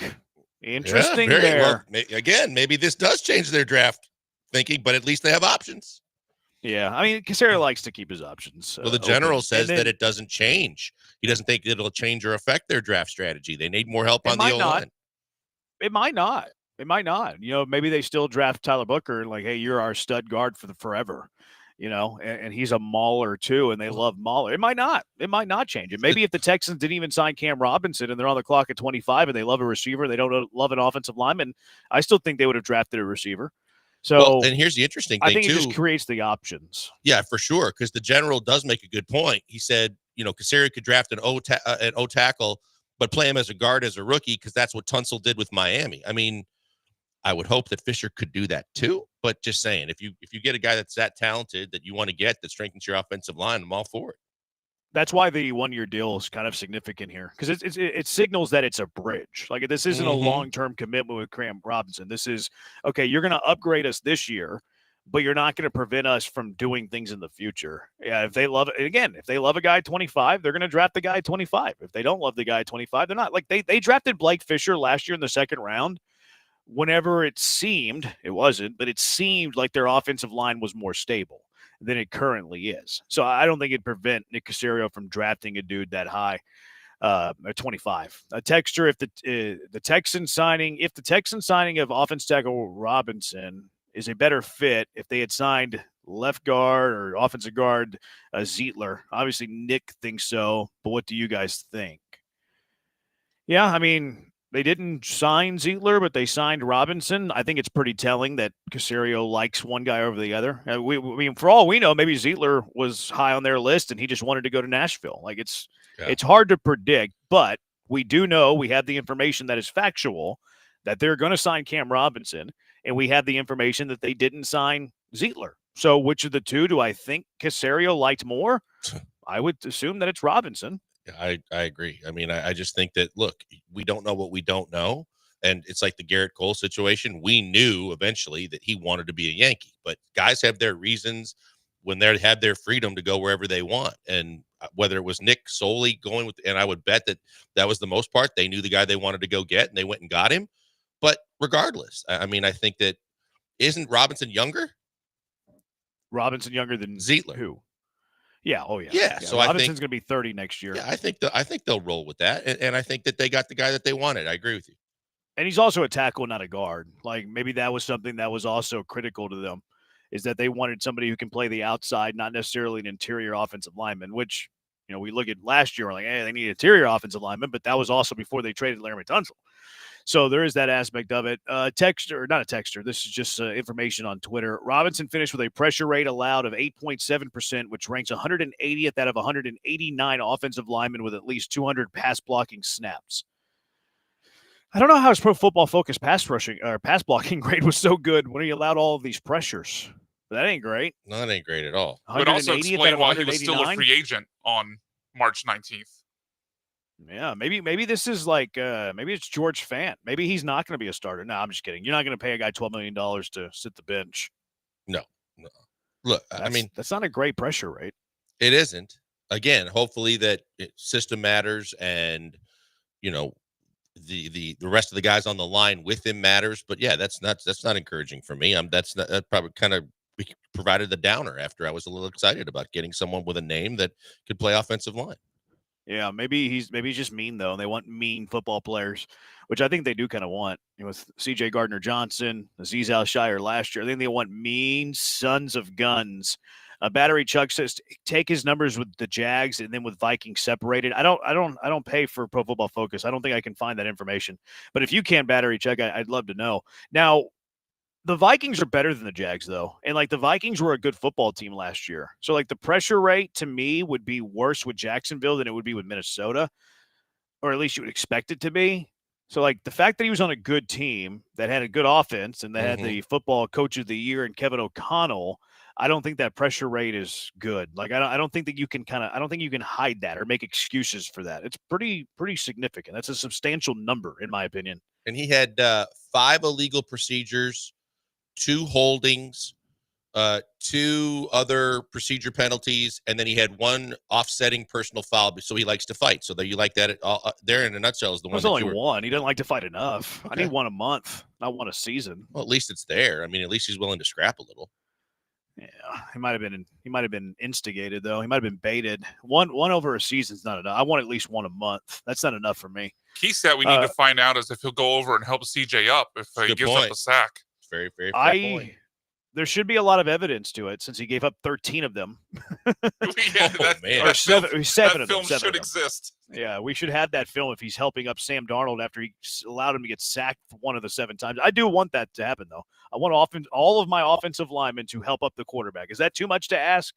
Is that too much to ask that I want my offensive linemen to help up the QB? Come on, man. Rocky ain't no one listening to the general's old behind. Dude is never right. Dang, okay. Rocky, he says negative. It was a 7 talking about the trade that you mentioned earlier. Max said bad L, B-Mac, LOL. Yeah, that was come up at 545. That was not a great look there, Brian. I think the Twitch was messing with you too, but go back in your hole. B-Mac said Junior Broncos. Wait, Twitch was messing with me? No way. Yeah, Nah, I so go can't- back I in don't your believe hole. that. Go back in your hole. Go back where you came from. Yeah. All right. 713-780 ESPN. Battery What, your check said he park? started all 17 games, though. Yeah. I mean, I see what you're saying there, Battery check. Like, he had more opportunities to give up pressures, but the pressure rate would not really matter with the 17 games played unless you're talking about his durability, which that's good. I mean, that's good. I still think he's an upgrade, though. Like, I much rather have Cam Robinson starting at one of my tackle positions going into next year than Blake Fisher starting at one of my tackle positions going into next year. And then if both of those guys are one of your best 5 offensive linemen, 2 of your best 5, you can move Titus Howard to left guard. You can play all 3 of them. So even though the numbers aren't great for Cam Robinson, hopefully Nick Caley knows what he's doing. Greg Popovich boy, Nick Popovich. I don't know if his name's Nick, but maybe he Cole likes, Popovich. There you go, Cole Popovich. Yeah, maybe they see something on film. Maybe they see something that they like here. We'll see. You hit on We'll something hurry up and that wait. I think is important. Joel and I were talking about this before the show when we saw the news. I don't really look at it as, is Cam Robinson an upgrade over Blake Fisher? I more look at it, is he an upgrade over your worst offensive guard, but whoever you decide that to be? Because, I mean, I think I agree with you that Titus Howard is definitely a candidate to the kick inside. So if that's the case, if Fisher or Titus are moving inside, probably Titus, then they're replacing your worst guard. So this is really more Cam Robinson being an improvement over that worst guard. So who would be your starting guard right now? Like, what would be your interior offensive line? I would guess at this point it's Titus at left, Jarrett Patterson at center, and then you let Juice and Laken Thompson fight it out at right guard. You got Titus at left? Yeah, and Blake Fisher. You started Yeah, Blake Fisher. Blake right Fisher, tackle. right tackle. And where are you starting Cam? Left tackle. Oh, guard. I see what you're saying, guard wise. See, Yeah, he answered it kind of funny. I'm going Cam at left. I'm going Titus at right. I would almost lean forcing Fisher to play guard. Yeah, I mean Tomlinson. Why? I think Tomlin's supposed to play left guard. Then I think if those are your tackles, I don't think Blake Fisher's your starter. To me, he's on the bench before he's a guard. Okay. I'm just. If they're moving one tackle to guard, it's Titus. Yes, I agree with that. But can he play right as well as left? Titus? Yeah, he's probably playing left guard. That's what I'm saying. So he's going to play left guard. Is Tomlinson playing right guard? He's on the bench, one of the two. I think he and Maybe Juice he's fight it out for. Yeah, right plus guard. he was only a $4.5 million deal. Like that doesn't guarantee him to be a starter. Like the 12.5 that Cam got. And maybe he can play right guard. Like it's easier to play right guard versus it's easier to go from left guard to right guard than it is left tackle to right tackle, in my opinion. Just talking to some offensive linemen in the past. All right, 713-780 ESPN HRMP listener line. Let's chat with Evan Mayakawa. Evan Mayakawa covers college basketball, one of the best in the business at it. We'll get his thoughts on the NCAA tournament next. It is the Bees, ESPN 97.5 and ESPN 92.5. Evan's the best in the college basketball game, and Monument Chevrolet is the very best in the car dealing game. It's March, spring is on the way, and it's time for spring savings at Monument Chevrolet. Get over to the dealership, 225 Beltway 8. Check out their massive inventory. It's like their own little community, how big that massive inventory is in their plot of land. It's massive. Monument Chevrolet is the dealer you can trust. They're transparent, no hassle pricing. Get your car shopping done fast. Don't waste time. There's employee pricing going on right now, too. The Silverado 1500s. Been looking to get your hands on one of these new bad boys, one of these new trucks. Now's the time to do it. The Silverado 1500, stop waiting. Stop being on your heels. If you've been looking at those Silverado 1500s, take advantage of the employee pricing happening now at Monument Chevrolet. They've been serving the Houston area for 5 decades, have helped generations of families get into new vehicles, and they want to get you into a new vehicle as well. Family feel, friendly atmosphere. They hire good people. The ownership's been good people for a long time. They have a great culture over there at Monument Chevrolet. You're going to love them. They get a fair deal, a fast, easy transaction without wasting your time in aggravating, stressful negotiations that nobody likes. Maybe it's a pre-owned vehicle you want. They got that too at Monument Chevrolet. 6 months, 6,000-mile warranty. That's how confident the folks in Monument Chevrolet are in the quality of their pre-owned vehicles as well. But I would advise you to take advantage of that employee pricing on those Silverado 1500. You're going to love that. Get a fair deal, a fast, easy transaction without wasting your time in aggravating, stressful negotiations. No tricks, no time wasting, no hidden charges. If you're waiting to upgrade your ride, now is the time to do it. Visit them online, monumentchevrolet.com, monumentchevrolet.com, or better yet, just visit them in person. 225 Beltway 8, Monument Chevrolet. Chevrolet, together, let's drive.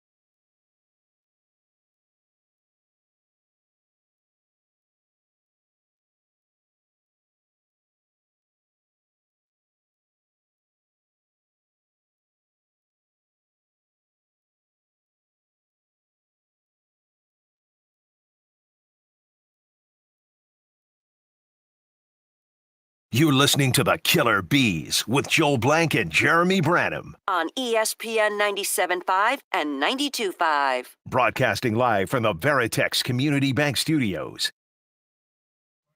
Let's go straight out to the HR&P guest line, being joined by Evan Miyakawa from evanmaya.com. Best college basketball follow, in my opinion, on Twitter. Evan, thanks for taking a few minutes on the tournament's underway, but on the cusp of the real NCAA tournament. Evan, appreciate it very much. Let's start with the Houston Cougars. I'm biased. I don't hide that. Hashtag go Cougs. What do you think of the Cougars' chances in March? What do you think of their draw? I think their draw is pretty favorable. I think comparing them to the other one seeds in the bracket, I think Duke probably has the easiest draw. I think Florida has the toughest one. Honestly, for Houston, if not for that second round potential matchup against Gonzaga, who is a much, much better team than their 8 seed indicates, if it weren't for that, I might say they have the easiest draw. I'm honestly not that concerned about Houston getting past the 4 or the 5 seed in their region. I think Houston probably matches up pretty well with Tennessee stylistically in a potential Elite 8 matchup. So it's really that second round potential hurdle against Gonzaga. If Gonzaga beats Georgia in their first game, the reality here is that Gonzaga is a top 10 team in the country according to the predictive metrics. And I was just looking this up here. According to my website, Houston has a 43% chance of making a Final Four. That's very, very good.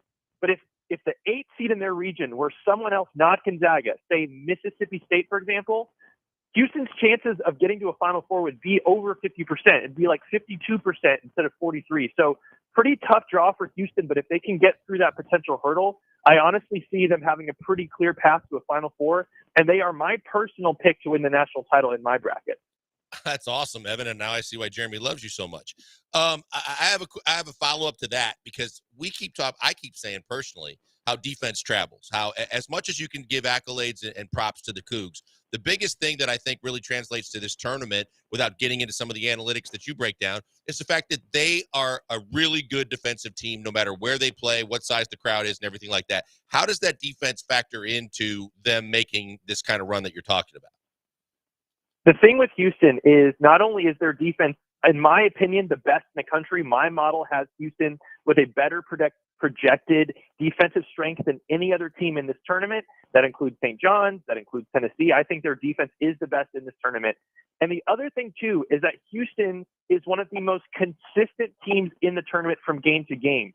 Their performances are very level across the board. You're always getting the same high caliber effort. They don't have games when they're really great and then really awesome. Some other teams in this tournament do struggle with that, but Houston is really consistent. And when you have a defense as reliable as the Houston Cougars have, and it's consistently just going to be stifling, and their offense is not that bad either. They're top 10 in the country according to my analytics.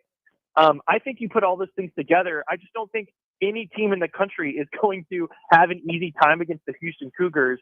And even if Houston were to get to a Final Four and, say, potentially face Duke or face Auburn or Florida in the title game, I honestly think those teams might walk into those games being like, hey, we're kind of a little bit scared of this Houston team because they're just an absolute beast to play kind of in every facet of the game for 40 minutes. Evan from evanmaya.com joining us on the HR&P guest line. What about these other Texas schools? Texas Tech, a 3 seed out west. Texas A&M, a 4 seed in the south. Texas plays tonight in the first 4. What do you make of the other 3 Texas schools?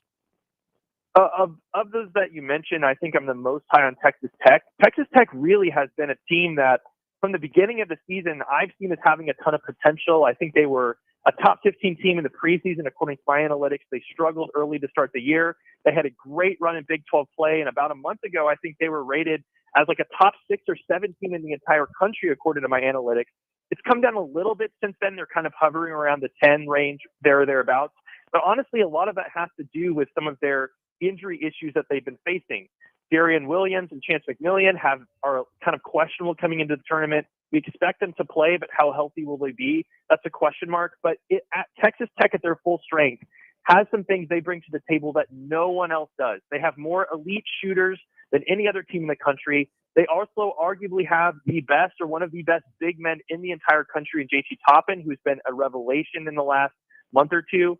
So Texas Tech, to me, when firing at all cylinders, absolutely has Final Four potential, if not further.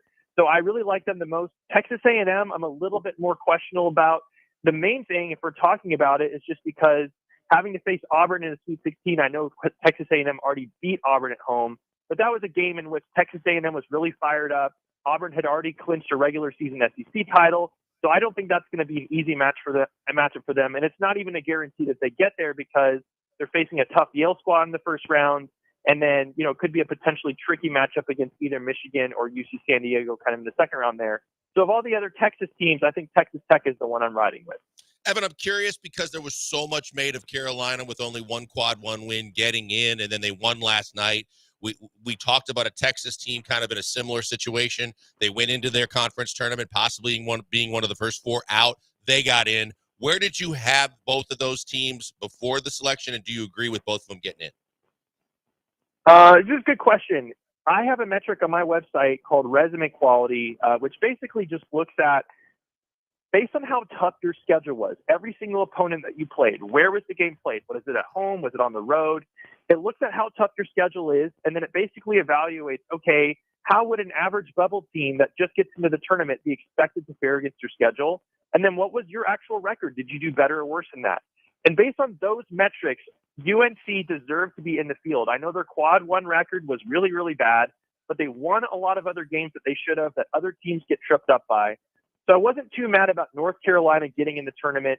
I think Texas was a little bit more of a question mark for me. I was pretty surprised that they got in. I know there were certainly some a lot of people thought they had a chance of getting in, but the SEC getting in with 14 teams was a little bit of a surprise to me. So I was more surprised, or maybe I thought UNC was probably more deserving than Texas, but obviously Texas has way more big wins than UNC does. If we're really talking about the biggest travesty in the selection process, I do not understand, and I think most people would agree with me, how West Virginia was left out of this field. Any of those teams that we just talked about, I think West Virginia was more deserving to be in than them. I didn't really understand any of the committee's reasoning for why they left West Virginia out, so that was a big miss for me. And so it was just inconsistent too. Like the reasons they had West Virginia out, they kind of misseeded other teams. Whenever you look at the reasoning that they had for that, it was bizarre. EvanMaya.com joining us on the HRNP guest line. Evan, as you know, everybody's filling out their brackets, maybe their 9th or 10th brackets ahead of tomorrow whenever it all gets underway. What are some teams in the first round that might be slept on that you think have a chance of winning in the first round?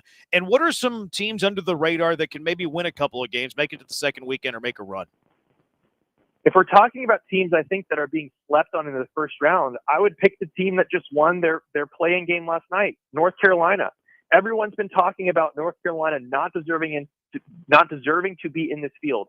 Regardless of how you feel about whether they deserve to be in or not, analytically speaking, in terms of how strong their roster is, in terms of how the metrics predict them to be, they are one of the strongest 11 seeds that we have in this field. I think it's going to be kind of a coin flip, maybe with UNC being slightly favored against Ole Miss on Friday. So I think UNC actually has the potential to potentially win a game or two in this tournament. If they were to get past their first game, they would play an Iowa State team that's a little bit banged up. And a lot of times we see these teams who had high expectations in the preseason and then were underwhelming during the season, squeak in the tournament. They often kind of revert back towards preseason expectations in the tournament. UNC is definitely one of these. You could throw Kansas in there. You could throw Gonzaga in there. I'm really watching some of these teams because I think that though they've had disappointing seasons, I think there's still a lot of potential for them to make noise in the tournament. If we're talking about a team that could be, Sweet 16, Elite 8 good that I think people maybe are sleeping on, the team that I'm picking is Maryland. I think Maryland has a very easy path to a Sweet 16. I'm not particularly worried about their first round matchup against 13 seed Grand Canyon. And then in their second game, they would be either playing 5 seed Memphis or 12 seed Colorado State, neither of which stacks up particularly well according to my models. Maryland would have around a 70% chance of beating either one of those teams. And then I think they have the roster talent to compete with Florida in a potential Sweet 16 game. So kind of outside of those top 1 or 2 seed lines, I really, really like Maryland's chances. I'm curious, Evan, before we let you go, what's the number 1 seed that has the biggest chance to be upset? And then what's the rest of your Final Four after you already picked the Cougs? Honestly, I think this year is going to be fairly chalky in terms of teams we see in the Final Four. The 4 number 1 seeds all are the best 4 teams in the country, and they've really separated themselves from the rest of the field. I think we're going to see plenty of first-round matchups, but in terms of Elite 8, Final Four, national title, I think it's going to be pretty chalky this year. And so I would expect 2, if not 3 1 seeds at least in the Final Four. So if we're talking who's the most likely to get tripped up, there's honestly not a team that severely sticks out to me. I do think Florida has the hardest path. We already mentioned Maryland could be a tough matchup for them. In the Elite 8, they have a potential matchup against UConn in the second round, the defending back-to-back champs. And then either St. John's or Texas Tech would be tough too. So purely on that, I think Florida has the toughest path. I think just by a narrow margin, they have the worst odds of making the Final Four of any of the 1 seeds, but it's still comfortably above everyone else in their region. Evan, college basketball analytics at EvanMaya.com. He's a PhD statistician. He's a data scientist. Evan, settle an argument for us. Is it data or data? Either way goes, I say data, but if data floats your boat, I'm not firing you. Yeah, you answered it correctly. Great job. Yeah, you answered it correctly. Evan, great stuff, man. I really appreciate you coming on. Yeah, thank you guys so much, and let's enjoy the tournament. Let's do it. Evan Miyakawa. You can follow him on Twitter at Evan Maya. He knows his stuff. He's very good. You can also visit his website, evanmaya.com. All right, we'll step aside for a moment. We come back. How can you not be romantic about Lance McCullers? I'm going to do this until everybody's on my side, and we all love Lance McCullers. Again, 713-780-3776. Killer Bees, ESPN 97.5, ESPN 92.5.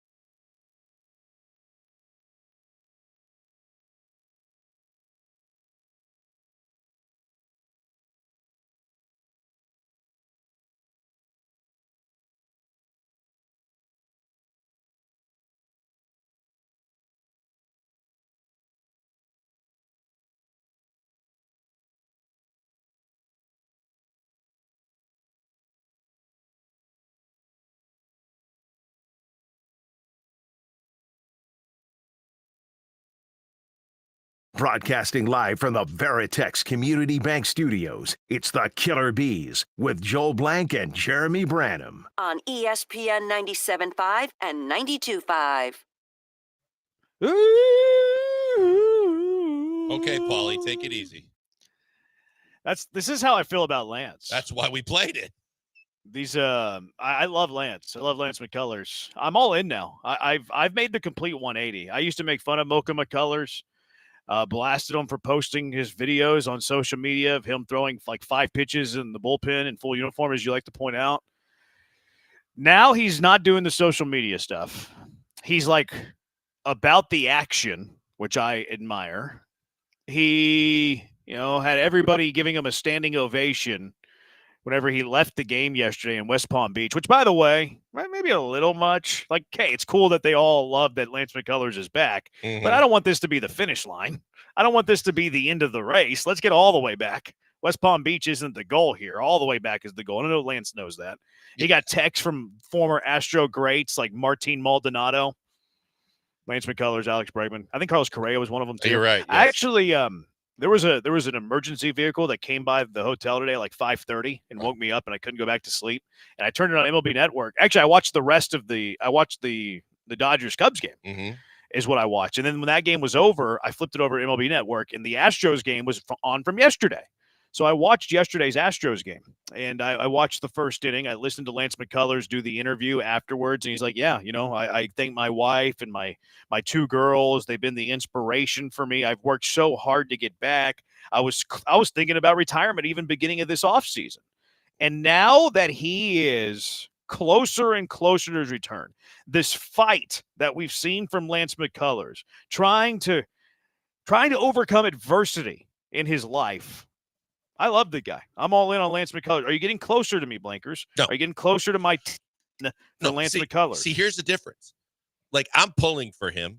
I'm in his corner. I think he's a really, really good guy, and I think that I want him to succeed. But my level of like anticipation, excitement, and belief that he's actually going to be capable of doing something for this team, there's just too many hurdles left to be hurdled before I'm going to get into that category. I think as a person, all for it. As a player, I am not. I don't know how he's going to recover. I don't know how he's going to feel. He did 1 inning. I had the same thought as you. I had the game recorded. I went back this morning. I was watching it. And I'm like, time out. What is this, like his memorial last game pitched where the whole family and everybody that knows him has to be somewhat in contact with him for 1 inning and 13 pitches? Yeah, it was a little thick. Yeah, it was like a retirement match for like Ric Flair or something. I thought when he walked off the mound that they might have had like his best, I don't know who his best friend, Correa might have come out of nowhere to walk him off the mound and give him like flowers and, something like retirement gifts. It was awful. We, Lance and I once upon a time shared headphones together. So we are best friends. We are like Eskimo brothers a little bit with the headphones. So we do have that relationship, Lance and I. So that's why I've always felt connected. I've always felt emotional to Lance. Sometimes it's love, sometimes it's hate, but it's always passionate between Lance McCullers and I. And that's why I have a pet name for him in Mocha McCullers, because we do have that type of relationship where we are very tight. We've been bonded through that headphone connection that we've had for some years. Now, like the injury, I don't think he's going to make like 15, 20 starts, like there's a very good chance that his bad body is going to fail him again. Like that's probably the betting favorite, right? Like we're not rooting for that, but if we're being realistic, right, his body has let him down many times over the years. Like, do we think he's going to be an Iron Man for the rest of his career? I think that would be very unrealistic. But if we give him the caveat of health, and I bite my tongue saying that a little bit, if we give him the caveat of health, to me, he helps this team. To me, he's a better, even though we haven't seen him in, 886 days or whatever. To me, he's a better option in the starting rotation than Hayden Wesneski. I'm intrigued by Hayden Wesneski, but if I had to count on one guy, and we're assuming health for McCullers, I think McCullers helps this rotation. I think Lance McCullers will help the Houston Astros in 2025. My concern is more how long does he help, but I do think he'll help this rotation. No, look, I think from my perspective, he would be the ultimate 5 this year when we were talking about our rotation. I would love to have him there. I saw one of the websites on Twitter, or one of the accounts on Twitter did a side by side of his mechanics previous to all the stuff and now after all the medical procedures, and they looked almost identical, which is a good sign. He's not having the discomfort throwing the breaking pitches so far, but that's why I'm tempering all expectations, because I believe in his ability to pitch, and when he has been healthy, he has been fantastic for this organization. I just have been fooled too many times and frustrated too many times by how long it took him to kind of finally try and get right, and then it still wasn't right. So I would love him as the 5th starter this year. I would love it to not take long for him to get to that point, but I am tempering everything because we've been down this road too many times. Yeah, to me, it's two different conversations. To me, it's like because I agree with everything that you say. Like, you do have to temper your expectations. He hasn't pitched in forever. He is on the wrong side of the 30s now, the wrong side of 30. So like, he's into his 30s. He hasn't pitched in a very, very long time. Like, he's not going to be the old Lance McCullers, but can he be good enough to be your number 5? Like, I agree with you that he can be. Now, if I had to bet, because he's going to start the season in the minors and do all that, and who knows when we actually see him, maybe May, maybe June. I don't know. I have no idea. I would bet that it's probably likely that he doesn't just have a completely healthy season once he's up again with the Houston Astros. He's got a bad body. Fool me once, shame on me. Fool me twice, shame on see, I got that backwards. Fool me once, shame on you. Fool me twice, shame on me. So I'm not going to just expect him to make 25 starts for the Astros. But I do like the little processes that he's doing. I like that he's staying off the social media with the videos. Like, I don't care about your talk, man. Like, get on the mound. I do understand that he's been through a hellacious run here with some injuries that he cannot control. He tried to pitch through an injury too. Like, I don't know if that was his doing or the team doing. I have no idea, but he was pitching through that bone spur. So like, I applaud his toughness there. I don't think he's, well, I was going to say I don't think he's soft, but he has some soft tendencies. You said it. Mocha You said it McCullers. before. He does, that's why I hesitated. That's why I stopped short. All right. But I do think he has some soft tendencies, like always playing with his hair before every pitch. If there's a speckle of dirt on the mound that's a little bit off, that's going to bother him a bit. Like, all of that stuff. I will give him credit for pitching through a bone spur in his elbow, and I'm giving him a lot of credit for getting back to this point and then hopefully helping the Astros. And I have a tremendous amount of love for Lance McCullers. Here are a few of his quotes yesterday. You try to keep it locked in. You try to kind of suppress any feelings, I guess. But it was a big moment for me, which, I mean, I understand that. But again, hopefully this isn't the finish line. I don't quite think people understand how long of a journey it's been, or how lonely it's been, how hard it's been on me to get back to this point. It's not an exaggeration where I felt as late as this past summer that I may never pitch again. It's been a really long journey for me with ups and downs marked by just a really deep want to be back out there with the guys that kind of kept pushing me. It didn't feel like a World Series game per se, but individually it was probably one of my bigger milestones. Espada says he's worked his tail off to get back on the mound. As I've said this before, he's going to help us. When Lance is healthy, he's a weapon, and I expect him to be a weapon for us this year. Miller, the Josh Miller, the pitching coach, looks like he's got the premium stuff he had before the injury. Dynamic spin weapons, really good changeup. He's ramped up the intensity with the fastball, velocity. Everything looks good. I think he got it up to 93 yesterday too. So that's good. I hadn't seen that quote from Miller. McCullers, I'm not too worried about the curveball and slider. I'm very bullish on the change. Not that as a pitch that I can still outs with and get back into counts. Threw a 3-1 to Abrams, blah, blah, blah, blah, blah. It's special for me, man. These guys have really supported me so much over the years.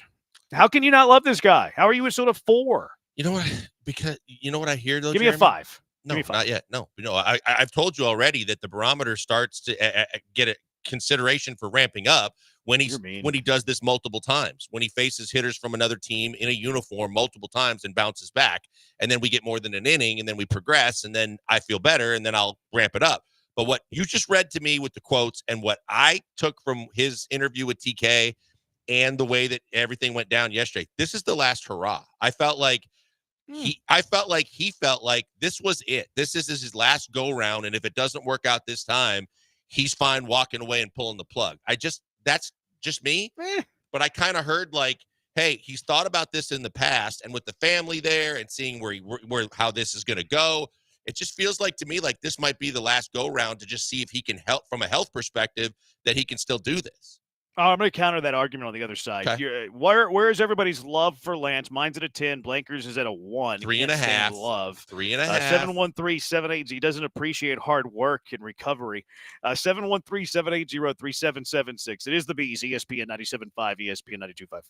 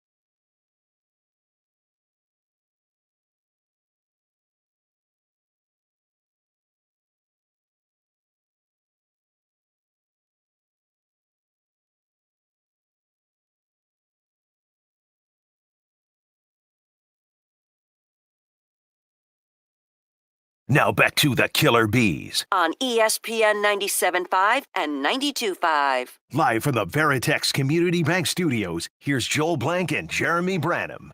Do you want prizes? Do you want free prizes? Of course you do. Well, enter ESPN 97.5's Bracket Madness. It's back, better than ever.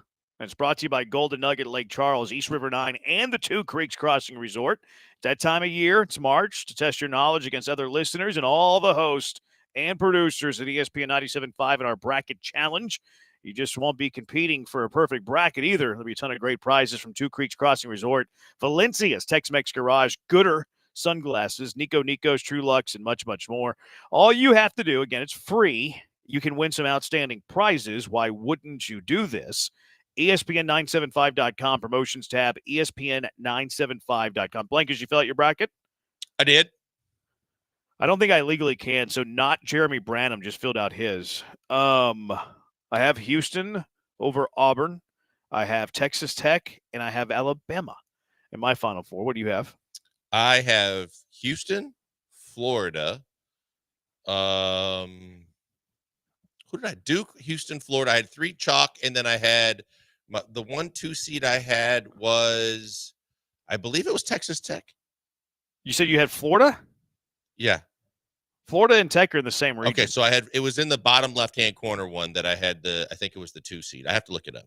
Yeah. So you probably went Tech in the bottom left corner, and then maybe Auburn in the top left corner. I had Auburn getting upset. Oh, really? Yeah. Huh. Yeah, I just don't believe in Bruce Pearl getting all the way there. Okay. Brian, what round did you have Texas losing? Tonight. Oh, dang. All right, dude. Who was your Final Four and champion? It was pretty chalky. Duke, Houston, Texas Tech, and Michigan State, and I have my champion as Duke. Okay. Michigan State and Texas Tech's pretty contrarian, though. Like, Yeah, if those hit, you might win. I from everything you read, it's, everyone expect. I mean, we just had Evan on. All the computer models show it to be a little bit chalky or way chalky. So I try to take just a tiny step back and not be too contrarian, but enough to give me some difference. And for what that's worth, that was not Jeremy Branham's bracket, by the way. Yeah, you get great cover on that, by the way. Not Jeremy Branham. Texter, I think the Astros would be lucky if they see Lance before June. See, I think he'll be back before June. Or he said July. I think he'll be back for July. My fear is that they lose him before the end of July. I think he will get back and pitch pretty soon into the season. I just don't think he's going to make this long, 20, 25 starts. And maybe he's not even a starter. Dana's mentioned him as a reliever. Now, Lance didn't love that he talk. Didn't want to do that. He kind of I don't want to say that he put an end to it because I don't know which way they're going to go, but it was very clear that he is not a proponent of the idea of him in the bullpen. No, absolutely not. Yeah, he was completely against it no matter what Dana was thinking, and he even called Dana out in so many words by saying, I don't know where that came from. So, yeah, I think that in his mind, this is the progress being made on the step-by-step to get him back to starting. Texture, he might be okay as long as they don't open up the dike roof. Is he bad when the roof's open? I didn't know that. I know he had the 1 year where he was really good on the road, and then the next year he had the really good at home, and who knows? Yeah. It's been so long. And plus, just get there. Is the dike, whenever the roof's open, and not that it's open very often, but does it play more as a hitter's park? Like, is it windy in the dike? I don't remember think so. I know it swirls. You can tell with the flags that it kind of does. It does swirl within the stadium and pushes it towards center. But I don't think it's like Wrigley Field or anything. Like it's just this blowtorch to throw balls over the wall. Like it'd be warmer, of course, although they're not opening it up whenever it's warm outside. So I don't know. I'd be curious to know the ballpark factors when the roof's open versus closed. Everybody appreciates the hard work. Jeremy, spell my name, Jeremie. Everyone appreciates the hard work, Jeremy, but still no faith. My love is at a 2. Okay, you're a hater. You don't like love. That's fine. It's okay. Keith from LA. The Astros got some mention this morning on the Dodger game because of all the ex-Astro players that play for the Cubs. They talked highly about Cam Smith. I actually heard that part, Keith from LA, because I was awake for that. I saw the Shohei Homer, too, which might have been fan interference, by the way. It was weird because I don't love Brzezinski. Brzezinski was on the call. What's his partner's name? Adam Amin? Adam Amin, yep. I like Adam Amin. But Adam Amin was like, yeah, he's having a decent spring training. When he talked about Cam Smith, I'm like, what? Decent? What do you don't know ball, Adam. You're not paying attention. He's just doing too many Bulls games. Yeah. He's probably unaware. He probably heard that he's having a good spring training and didn't know how good. So he just kind of took the easy way out, which I get it. I understand. But yeah, he's not that familiar with how good Cam has been in spring training so far. Texture, I really hope our pitching gets us to the playoffs this year because we got rid of 2 of our best 2 hitters. Okay, I don't think that Yordan Alvarez is off the team. Yordan's a better hitter than Tucker and Bregman, IMO. Tucker, I'd give Tucker the second best hitter on the team. Bregman, is he third best hitter? Yeah, maybe. Probably. Maybe. Him or Altuve? No, Altuve. I think Altuve. Yeah, I mean, they're pretty similar at this stage of their career. Yeah, but they're going to have to get – I'm actually okay with their offense. I think their offense has a chance to be pretty good. Whenever you go Altuve, I think they're going to go Isak in the 2-hole. I think Yordan's going to bat third. I don't love it, but I think they will. Walker, when he's healthy, 4. Yiner, 5. Pena, probably 6. And then who cares about the rest of the order? I think that offense has a chance to be better than people think. I would agree with you. Look, I believe that this offense is fully capable. I mean, I know that I've been harping on the bottom half of the bottom third of the lineup, but I just believe that there are still options that this offense is going to be very, very good. I still think the pitching is solid too, but I'm not going to turn my back on this offense and say that they're going to be that much worse than they were a year ago. Texture says, yeah, and I do think the pitching will be the strong suit for what it's worth, but I think the offense is going to be better than people think. It's also but maybe I'm just a significant homer, the amount I of don't know. games that Tucker missed last year to say, well, he really wasn't in the lineup for a majority of the year. So it's not saying it was that big of a drop off. Yeah, he missed half the year. He missed half the year. Texture saw your TikTok about the Astros uniforms, and I agree. Look at that. Look at me TikToking, bringing people into the station. How about that? You can follow me on TikTok at Jeremy J. Brown. I'm Just throw this crap out there to get clicks. No, not to get clicks, to get listeners, John. It's to get listeners. But did you see those new City Connects? I think they're great. Yeah, I did. think they're awesome. What'd you think? I actually liked them. I hated the softball uniforms that they used to have. I really, really like these. The hat, the A is a little big for me. It kind of gives me an Arizona Diamondback vibe a little bit. So I like the kind of the design of the hat, the colors of the hat. Maybe would have had an orange bill on it if I'm getting picky, but I just think that A is really big. But the uniform itself, so much better than the softball uniforms with the Space City jerseys and uniforms. I really like a lot of it. And I was a bigger fan than I thought I was going to be when they kind of were starting to sneak out some of these sneak peeks. Give me a 1 to 10. I will give it a 7.5. I gave it a 9.6. Ooh, that's high.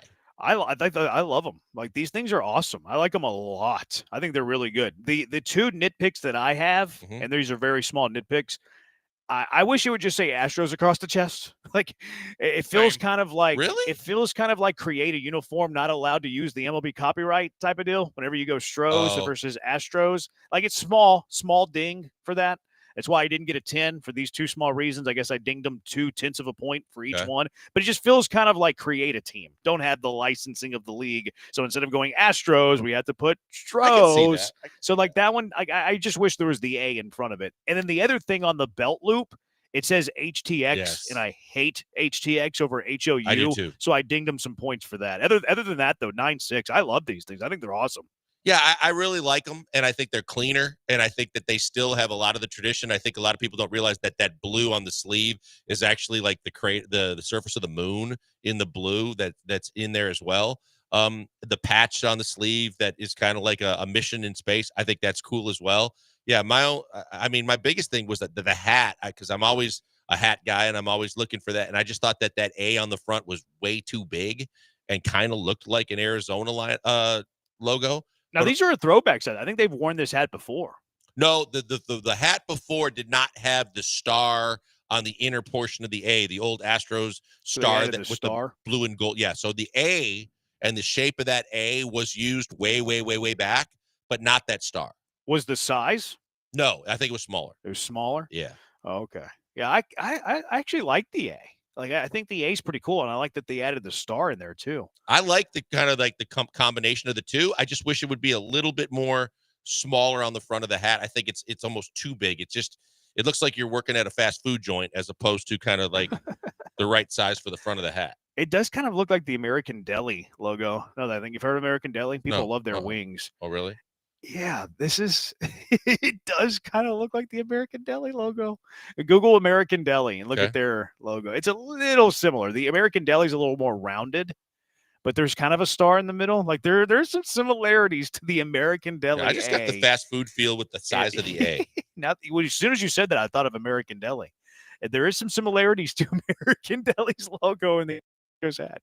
That's funny. 713-780-ESPN. What was your ranking of it, Brian? Joel was 7.5. I'm a 9.6. Which I'm usually not that positive. In the middle, I liked it a lot too. I actually didn't mind the last set of the City Connects, but I do like this one better. I give it an 8.5. I hated the old ones. I did too. I didn't mind it. I hated them. They grew on me a little bit more. I liked them a little bit more at the end of their run than I did when they unveiled them. But I like the hat more than the jersey, but I liked it overall.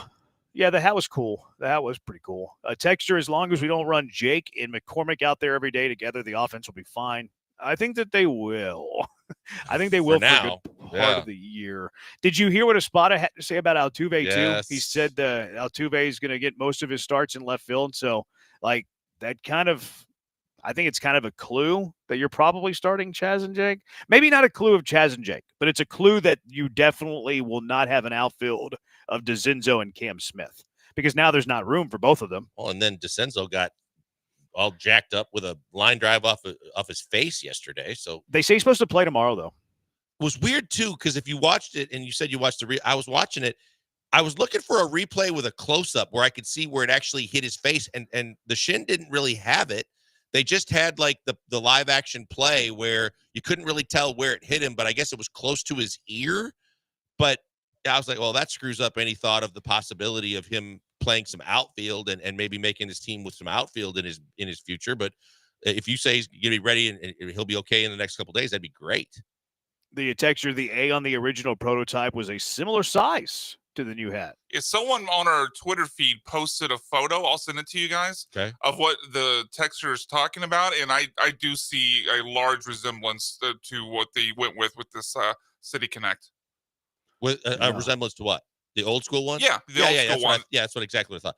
And Jeremy, I looked up American Deli. It looks like a combination between McDonald's and St. Louis. It looks like the St. Louis arch with a McDonald's M and that star going through it. But yeah, I see. Don't you think there's some similarities? A little to the bit, Astros yeah, hat a especially little with bit? the star going across. Like the size and the star, and yeah, I think there's some similarities there.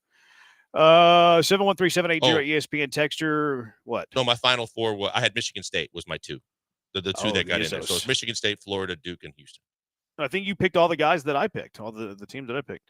Texture, you guys don't sleep on St. John. St. John's hard for me to get a good gauge. Like, I think they're really good. Their defense is elite. Number one, Ken Palm defensive efficiency. I think Rick Pitino's Hall of Fame coach, obviously.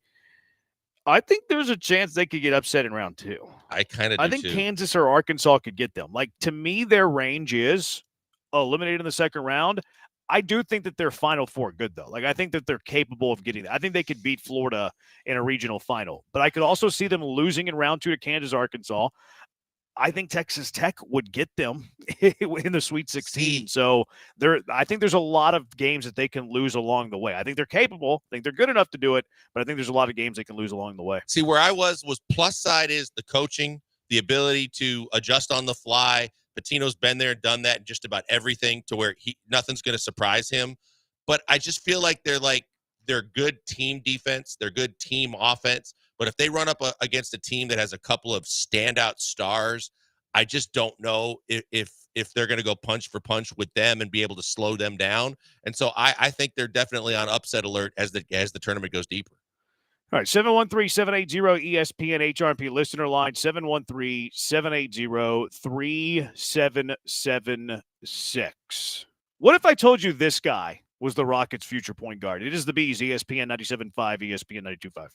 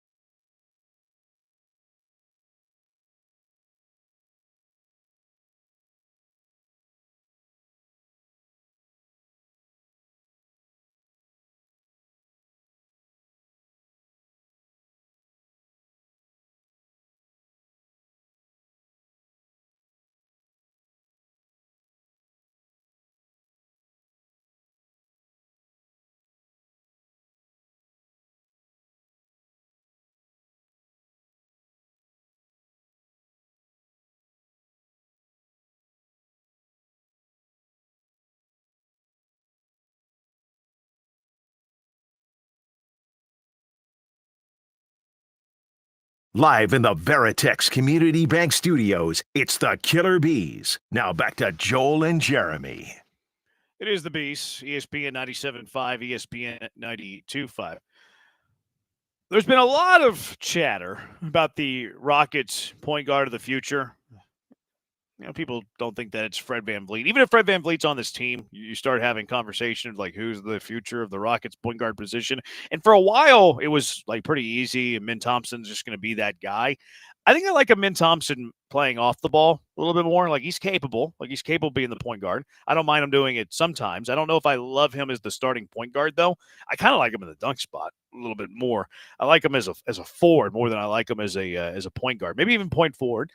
But what if I told you the Rockets' future point guard is Jalen Green? How would you feel about Jalen Green as the Rockets' future point guard, Blankers? I don't like it. I don't Why like not? it. I Tons don't. of assists I'm gonna tell you lately. why not. I don't like it because of the fact that I still see a guy that turns the ball over. He gets turnover happy. He makes bad decisions. Sometimes he still gets selfish with the ball, and I think that overall, I don't know that he has the mentality to play point guard unless it's a shoot first point guard. And I'm sometimes hesitant about his ball handling, but more so than anything else, it's his decision making that makes it cringe-worthy for me. I don't feel comfortable that he's there yet to lead. I mean, we saw it when Fred was out too. Like, I need someone that's going to take care of the basketball and make the right decisions, especially in the fourth quarter down the stretch in crunch time.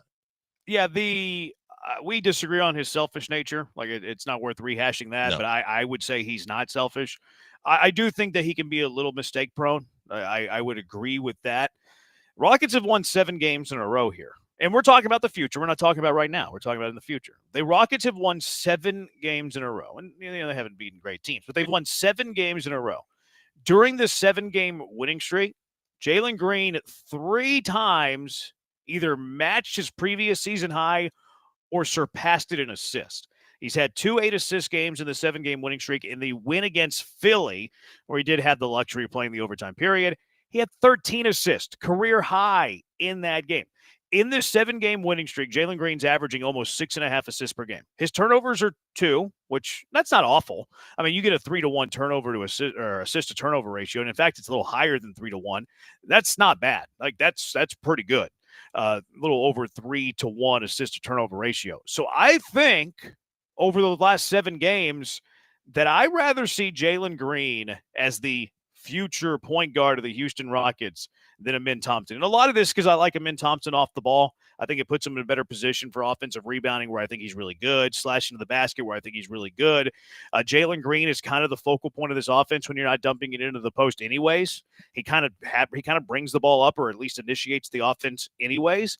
I think Jalen Green's more likely to be the future point guard of the Rockets than it is a Min Thompson. Yeah, I think Jalen's the 2. I feel more comfortable with him. Is him in the 1? No, I'm not sold on a men being the 1 either. I think that, again, I what I like most about the versatility within the way Ime likes his offense is that there is no clear-cut point guard unless Fred is on the floor because he likes to preach that he wants to get him out in transition. He wants to get him in the open floor, and then you've got a lot of guys that can handle the ball. Where I'm a little bit cringeworthy is both with a men and Jalen, in terms of if they start picking up 3/4 court or they start trying to put some pressure on the ball, I don't feel comfortable that they're going to be able to not only control the ball, but get them in the right situation offensively. So I think ideally for me, I feel like Amen is more that 3-4 for me. Jalen's definitely the 2 because I think it puts him in his comfort zone. Like he doesn't have to worry about the extra stress and pressure and making decisions. He just gets in his spots. Someone gets him the ball. And yet on the break, he can still be a guy that leads the break with the ball in his hands. And that's where I think he's most comfortable, and I'm most comfortable with him in this offense. Yeah, I would agree with everything you said. But he's been pretty good at decision-making lately. I mean, look, I lately, yes. Overall, though, and I've cited some of them in the past, but I need to see more of that kind of play when you're playing good opponents and in crunch time. And yet, even still with that, I would feel better about Jalen Green. I still don't want Jalen Green to be my point guard. I just said I wanted him more than a man. Yeah, and that's fair. That's fair. Because, look, I think a men, again, what people fail to realize is it's one thing to say a guy can lead the break when you get in transition. But to say point guard means you can handle all aspects of playing that position, which is when you're pressured, when, it's half-court sets. when it's critical times in the game. And I don't feel comfortable with either one of those guys being my primary ball handler. I would cite the ball pressure as the biggest hole in this argument, because I agree that he's not like fantastic when he's being pressured that heavily. But in this 7-game stretch, man, this guy's been pretty good. This Jalen Green guy, he's been all right. He's been pretty good, averaging 21 a game, just under 6.5 rebounds a game, just under 6.5 assists per game. Is he on another heater, or is this Jalen Green maturing right before our eyes? And look, the shooting is going to be the shooting. But the rebounding uptick, the assist uptick, like that's not heater type of stuff. That's kind of involvement in your game. Like, I think from that regard, I think it does show maturity. He's settling in and he understands, especially in the system he's playing in, that it could do a whole hell of a lot of good for himself and his team if he also focuses on the defensive end, but primarily on rebounding, on doing some of the other things that not only fills up the line score for him, but it makes his team more effective on both ends of the floor. He's fully capable. He has all those tools. It's just, I don't want to say frustrating, but it is to a certain degree that it's bothersome that we're still trying to figure out like what's his best fit, because we're still trying to figure out how good he can be, because he has all the tools. I'm not going to say that he doesn't. Yeah, I don't know. I mean, are we arguing about his best fit? Not arguing, but it's like he's kind of a 2, maybe can be a combo 1, but like that's kind of his role. Yeah, I just feel like I'm more comfortable, and I think he's in his comfort zone when he's at the 2. Right. I do too, but I don't mind him as the combo 1. Like, can you do it all the time? You're probably right. That you need a guy who's a sure-handed ball handler whenever the other teams are going to put a little pressure on you. And if Jalen Green is your primary 1, he is going to see a lot of pressure, because why wouldn't you put a lot of pressure on him? But I'm like, he's always going to be a streaky shooter. Like, I think that's never going to change. I think he's always going to be a streaky shooter. So he's going to have a few games. He's going to have stretches where he like scores 14 a game. But if this rebounding uptick can be for real, like I don't even need him to average 6.5, but if he can be at 5 rebounds, 5 assists a game, that to me is easier to tolerate the streakiness from like his poor shooting at times. He's not a poor shooter. He's just streaky. Right. But whenever he's having the bad streak and he's averaging 5.5 rebounds, 5.5 assists, playing good defense, okay. Like that's the type of player I need you to be if you're not going to be a consistent shooter. And I don't think he's ever going to be a consistent shooter. No, and that's the key. Like from a maturity level, from a maturity status for him to understand how he can best leave his impact on any game. If the shot's not falling, get to the basket, get others involved, do the things that you're talking about. Plus what I've always said, which is if you're not shooting the ball well, you have so much talent around the basket, driving the ball you can get to the free throw line. You can finish it around the rim. You can fly, you can hang. You have so many different ways that you can impact the game offensively if your shot's not falling. So I think from the maturation process of Jalen Green, I think that those are all positive signs that he's getting others involved, that when it's not falling for him, there are other ways he can impact the game. And I'm never going to question his talent. Now, from the Amen Thompson side of things, too, I think that we both agree that his ball handling is not great. So I think that the first and foremost thing, we hear all this stuff about him. He's a gym rat, and he's constantly working on it. First thing he had to fix was his jump shot. And it ain't fixed, but it's better. And I think that's where all of his focus when he's not in practice is. But I think at a certain point, he's got to focus on ball handling, because that's long-term one of the things they're going to count on him for. I don't know. Like, I don't know if he's long-term a point guard. But even in this system, if we think Ime is going to be here, his ball handling is going to be counted on whether he's a point guard or not, because a lot of times he's leading the break. And we know that they believe in his ability to pass and they believe in his ability to see the floor. He's got to be able to take care of that basketball if he's going to do those kind of things, whether it's on the break or not. And I think that's where he's at some point he's going to have to kind of hone that in a little bit more. See, I think he's a great ball handler for a 4. I don't think he's a very good ball handler for a 1. That's my point. I think that's kind of why I like him more as a 4. Yeah. And I'm not really as worried about him in the break. It's more whenever he's doing the isolation and trying to get, which I like him in isolation, but that's whenever he gets the turnovers. I think is whenever they space the floor 1-on-1, driving to the basket. Either somebody's poking it away or he's just losing it because it's sloppy. Or he zones in, like going one direction and doesn't feel the guy coming from behind, doesn't protect the ball well enough to if a guy does decide to double, and then the live ball turnover happens, which is a killer. So yeah, those are the things he's definitely got to get better at. Texture says, I think Reed is still the future at point guard. Alpi and Jalen can still be distributors. I don't see Reed as a point. I think he's more of a undersized shooting guard. Yeah.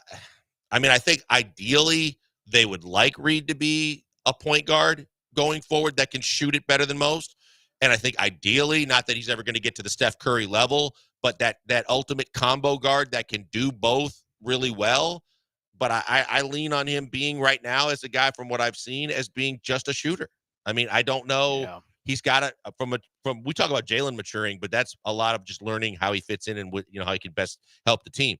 From the maturation process of Reed, I got to see him get physically stronger. I've got to see his ball handling improve more, and I got to see him on the floor. Yeah, I just haven't seen much NBA point guard out of him. Like I can see him as an NBA shooting guard, maybe not a great one, but I can see him playing the shooting guard at the NBA level. Point guard, not so much. I just haven't seen it yet. Yeah, and I think that's part of it, right? I think that I don't care what he's done in the G League or at Kentucky. I have to see what he can do on an NBA floor, and part of that is can he handle the physicality? Can he handle the ball? And can he shoot the ball? Because even his shooting is not what we thought it was going to be when they drafted him. Yeah, I think I still believe in him as a shooter. He hasn't lived up to it with his percentages. The production has not been there. You're absolutely right. I still believe in that as his best strength, like Agreed. his best skill. But he really didn't even play the point guard at Kentucky. Like he was kind of off the ball at Kentucky for the most part. So like that guy's the future point guard. I don't see it a whole Cal lot. did some really quirky things there too, where he wasn't starting Yeah. Wagner. He did a lot of quirky things with that Well, team. yeah, I mean, Reed and Dillingham came off the bench. Dillingham, there you go, yeah. Yeah, they both came off the bench. Yep, Now freshmen, and they still played a lot of minutes and all that. But yes, it was quirky. But I think Dillingham played the point more often than I think he Shepard did. I think he did. Yeah. I stole this from Scott Van Pelt. Is this a real true TV show or not? 713-780-3776 if you want to play along. SVP was really funny, but hopefully none of you watched it because we're going to still do it now. We can do that because we're all ESPN. It's all one big family. It is the Bees on ESPN 97.5 and ESPN 92.5. Guys, before we go to the break, a word from a good friend, Doc Linville. Doc Linville is the best in the business at getting your hair back. He does so many things so well right here in the medical center. He can do anything from Botox, spa treatments. He can do plastic surgeries. But where I have personal experience is the NeoGraft procedure and PRP treatments to get your hair back. They are phenomenal. They work, and you could be the next in line to absolutely reap the benefits and get the exact things that I'm talking about, because he's going to give you a free consultation with him and his staff. It normally costs $150, but you're listening to me now. You want to see what he can do for you. All you got to do is go to 975hair.com right now. Sign up for a free consultation. The consultation is free. I had one. I went in. Basically, they explain to you what the NeoGraft procedure is. The NeoGraft procedure is essentially taking places on your scalp where you're never going to lose your hair. Genetically, you're never going to lose the hair on the sides and the back of your head. He takes some of that hair from those places, puts it where you need it most. Maybe it's your hairline in front or that bald spot up on top and back. And you see the results almost instantaneously. The follicles are going to be there. You can see them in the mirror. And in 6 to 9 months, when they have a chance to actually settle in and get stronger and longer, you're going to see unbelievable results. And because he's taking it from a spot where you're never going to lose your hair, you're never going to lose this hair for the rest of your life. It's phenomenal. The procedure is great. It's painless. And I can't tell you enough how I encourage you to at least get all the details to see if you might consider it. PRP treatments, it's like fertilizing your lawn. We've heard about PRP for elbows and knees and athletes. It also works with your hair. And the PRP treatments can get you a stronger, longer, better looking hair follicle just by doing the treatments. It's fantastic. They'll explain everything to you. Like I said, just get that free consultation. There's no commitment to be made, money out of pocket, or signing on the dotted line. It's just an informative session where you can think if Doc Linville can help you, you get all the answers you need. Go to 975hair.com and tell him I sent you by.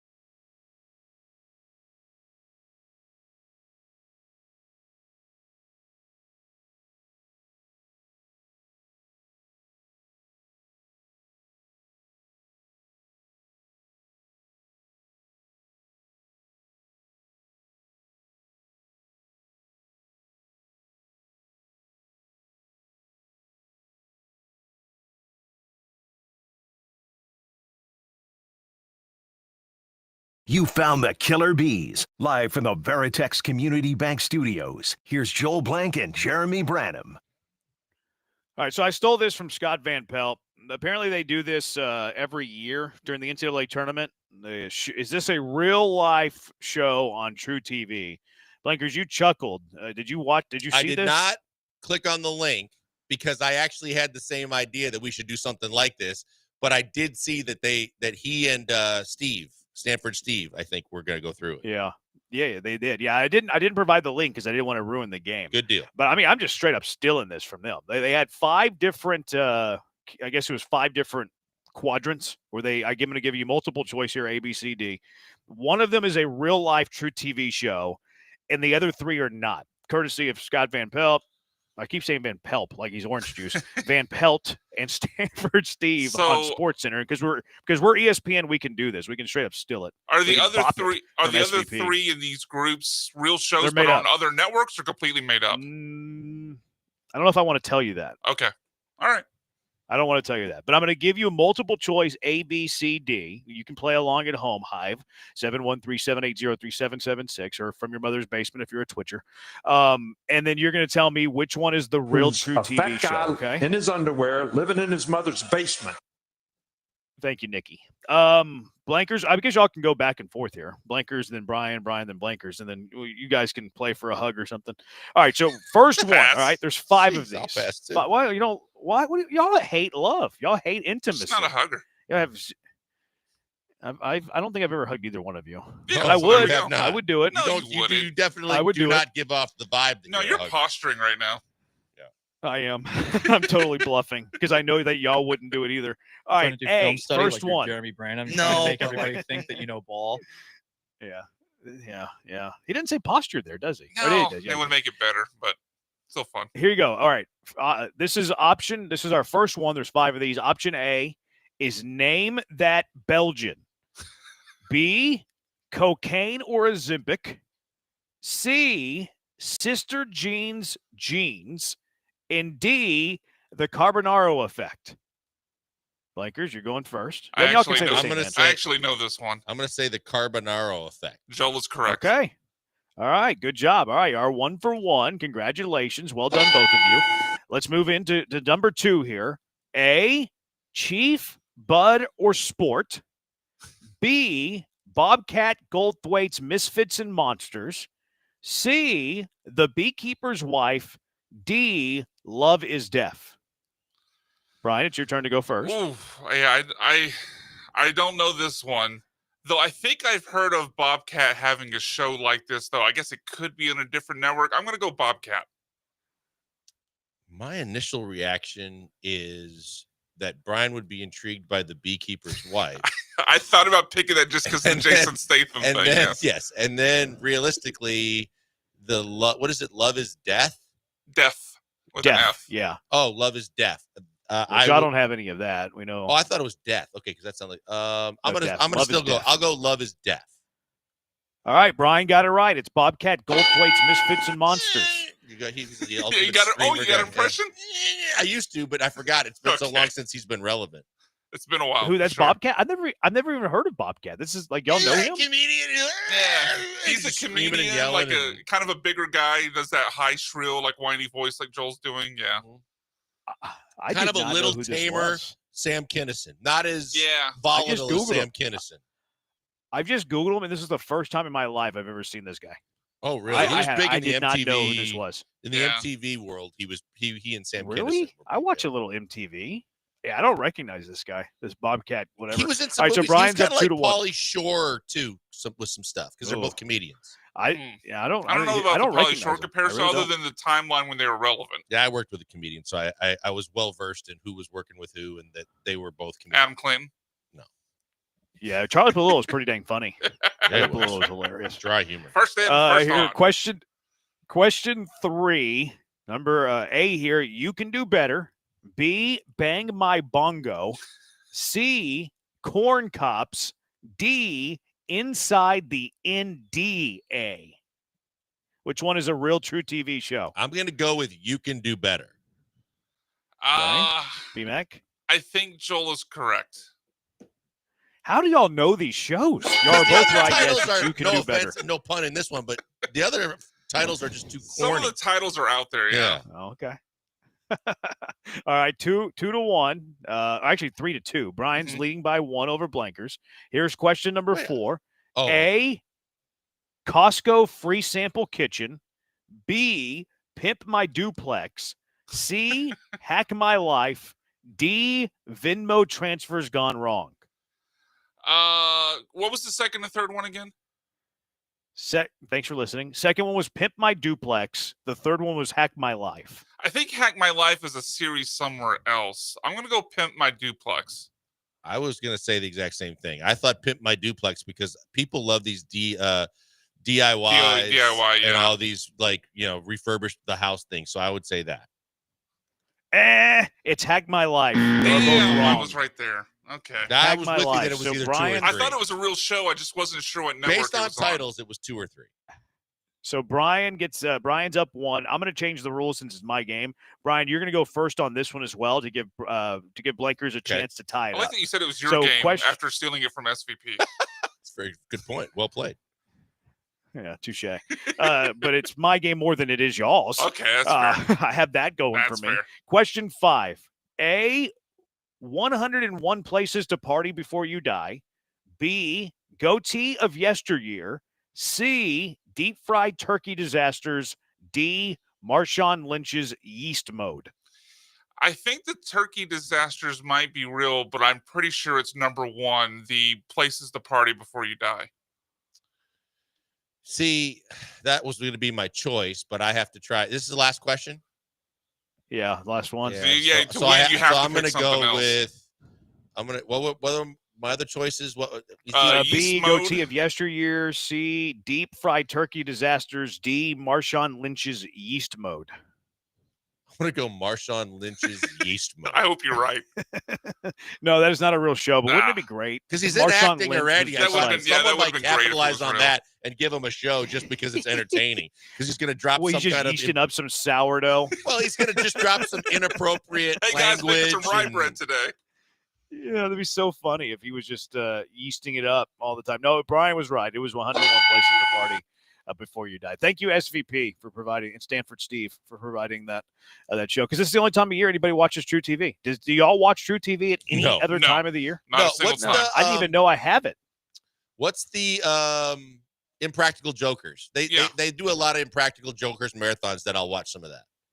I've The only never time I watched it. watch that is whenever it's like on after I leave the TV on from watching Yeah. college basketball. Late night and stuff like Like- that. If I can't sleep, Impractical Jokers. If there's Yeah. nothing else on, ain't bad. I think I watch Impractical Jokers once a year, and it's in March. Whenever I fall asleep watching the late game on True TV, and I wake up at 3:30 to turn off the TV, and it's Impractical Jokers. That's all. I think it'd be fun to try that sometime. To joke people. You just like to have a couple of buddies, and then you're in their ear, and you tell them what they got to try and get them to. Oh, yeah, it would say be. stuff. That would be fun. All right, let's do it. Let's do it for TikTok at Jeremy J. Branham. We can do it. I'm a content guy. Yes, you are. Just throw this Jeff crap doesn't out mean there this, to get personality. clicks. I'm going on with the bench tomorrow. By the way, Oh, good. they're having me on to what talk time? Houston basketball. It's gonna be awkward. It's gonna be weird. 9:30. I'm going on with the bench. Our beloved Cougs. Yeah, is Granado going to blast me? He I guess I'm might. not fired, though. That's good. Like, because I was a little worried going off the air yesterday if I was going to get axed by Granado, or it was Monday. I So think the it was fact that I'm Monday. going on with him, I think, is good for job preservation. But, or maybe he's going to fire me on the air for the content. Ooh. Tune in at 9:30 tomorrow to see if Granado fires me live on the air. Is it a mistake by the Vikings to say no to Aaron Rodgers? And the Lions NFL proposal, kind of like this thing. 713-780-3776. Killer Bees, ESPN 97.5 and ESPN 92.5. Hey, guys, before we go to the break, I want to tell you about the good people at Allstate Siding and Windows. Look, go to allstatesidingandwindows.com and see all the different ways they can help you. But that website is going to lead you through to get the best in the business when it comes to siding and it comes to windows and it comes to all the different ways that they can help you and your house. How do I know? Because my wife and I, we bought a house about 1.5 years ago, and we wanted to do something to upgrade it. We wanted to do something that made the house look better and give it more curb appeal, but more so than anything else, we wanted to do something that would actually give it more energy savings, do more for the house as well, and the contents of the house, like us and our furniture and everything else. And Allstate Siding and Windows were great because they come to you and do free estimates. They're going to come to you and tell you, hey, based on when your house was built, based on all the details that we see and you've given me about your house, we're going to tell you that the products that we have that best suit your house, your structure, and if it's a 1 level, a 2 level, kind of the designs in the rest of the neighborhood, all those kind of things factor in. But we got new windows. The curb appeal went up immediately. It was absolutely fantastic. And then once we got the curb appeal up, we found out and had the windows installed that our energy bills went way down, saved about 30 to 40% on our energy bills. It was absolutely fantastic from that regard as well. And then from the standpoint of going from all the different weather that we deal with in Houston, hurricane safe and protected. These windows are tough. They're durable. They're going to do everything for you when you need them most. And then from the standpoint of the weather changes, from the unbelievable heat in the summertime, it's going to keep your air conditioning and cool inside the house, and it's not going to escape. And then in the wintertime, when it does occasionally get cold, it's going to keep the warmth inside. But everything is locked in for you because it's a company you can trust that's been in Houston for about 50 years. All you got to do is call them, 832-204-1936. Come on, tax season. When you get that tax refund and you're looking to do something to upgrade the overall house and structure that you own in your biggest investment, call them and see how they can help you. 832-204-1936. Right now, 30% off all windows, $2,500 off a complete siding job. Not only do you save in that way, but if you call them and mention ESPN 97.5, they'll give you added savings because they love us and they love the fact that we're talking to you. Check them out today, allstatesidingandwindows.com.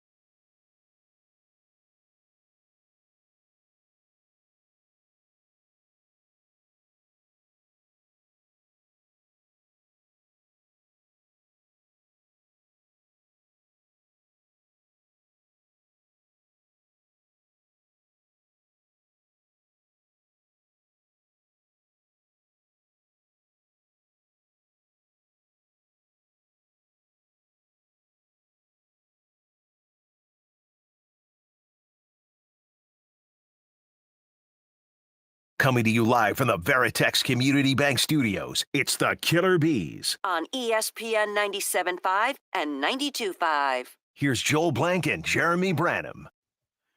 We were going to talk about Rodgers and the NFL, but we do what the people want, and it is March, so kind of basketball-y. Texture reads a rookie, give him another year in an offseason. That's fine. I just don't think he's a point guard, though. Like, I'm not quitting on Reed. Just don't trust him as a point guard. Ocho, I had to adjust all my brackets after learning that Keyshawn Gilbert would be out the entire tournament. I had Iowa State going deep in multiple brackets. Yeah, I wish they were healthy because I think they could have went very deep if they were healthy. I still wouldn't sleep on them, though. Like, they're still good. I know Lipsy was hurt in the Big 12 tournament. I think he's going to be okay, though. They're still going to be a tough out. They play good defense, good offense, all that. Milan Momcilovic, maybe my Maybe the most fun name to say in college basketball. Texter, amazing comedic beef. Jerry Seinfeld historically hates Bobcat. I did not know that, but I also didn't know who Bobcat was. So I'm going to take the Seinfeld side on that. Where you stand, Blankers? I'm a Seinfeld or guy. Bobcat? Yep, I've seen Jerry do his stand up a couple times. He's I'm a fan. Oh, I mean, I'm surprised that you like Seinfeld. why? I like the It show. just it doesn't. Too. I don't. It doesn't I don't align like with your sense of recite humor. I all don't the feel different- like. I don't know. I mean, I've always enjoyed the show Seinfeld, and I always thought it was funny. My wife and her brother just recite every line from it. I'm not that guy, but I always enjoyed the show. Yeah, it's one of my favorites. It's probably my second favorite ever sitcom. My first favorite is Curb Your Enthusiasm, which are both Larry David joints. So I think I have a type. Dell loves True TV, says a texter. Shows like Big Trick Energy and Hardcore Pawn. Should we believe the texter? Is Dell a big Trick Energy and Hardcore Pawn guy? I'm going to go with I'm going to say no. I'm going to call BS on that text. Yeah, I'm going to say everyone. I'm going to say that he's Don't definitely believe that more either. with Michael You're not buying Carroll and all the ways they're always talking Though about. that does remind me that I actually have watched a True TV show because it was and then I haven't watched it in a decade. But I used to watch Hardcore Pawn. Really? Yeah, because there was that time where I like the remember pawn shops when Pawn and- Stars got massively, popular, and I kind of got on that trend, and so I started watching that one as well. I like How young are you guys? Go ahead, Brangers. Go ahead. I like the pawn shop ones, like the Vegas pawn shop and the Detroit one. That's Pawn Stars. Yeah, and Lisa Hardcore and Pawn is the Detroit Lisa and one. I would watch those because like the people that would try to start fights in the Detroit one were great, and then the archives of just rando stuff that were pretty cool that they brought in Vegas was cool. And then we enjoy watching all the like fixer uppers and like real estate shows when they fix up houses and stuff. Yeah, those are pretty good. How young are you guys? Some are younger than others. Have you never seen Revenge of the Nerds? Bobcat is a legend. I didn't realize Bobcat was in Revenge of the Nerds. I have seen Revenge of the Nerds. I have too, but I don't Bobcat remember was in it, let alone that Bobcat was in there. Yeah, I've seen it, but it was like 25 years ago.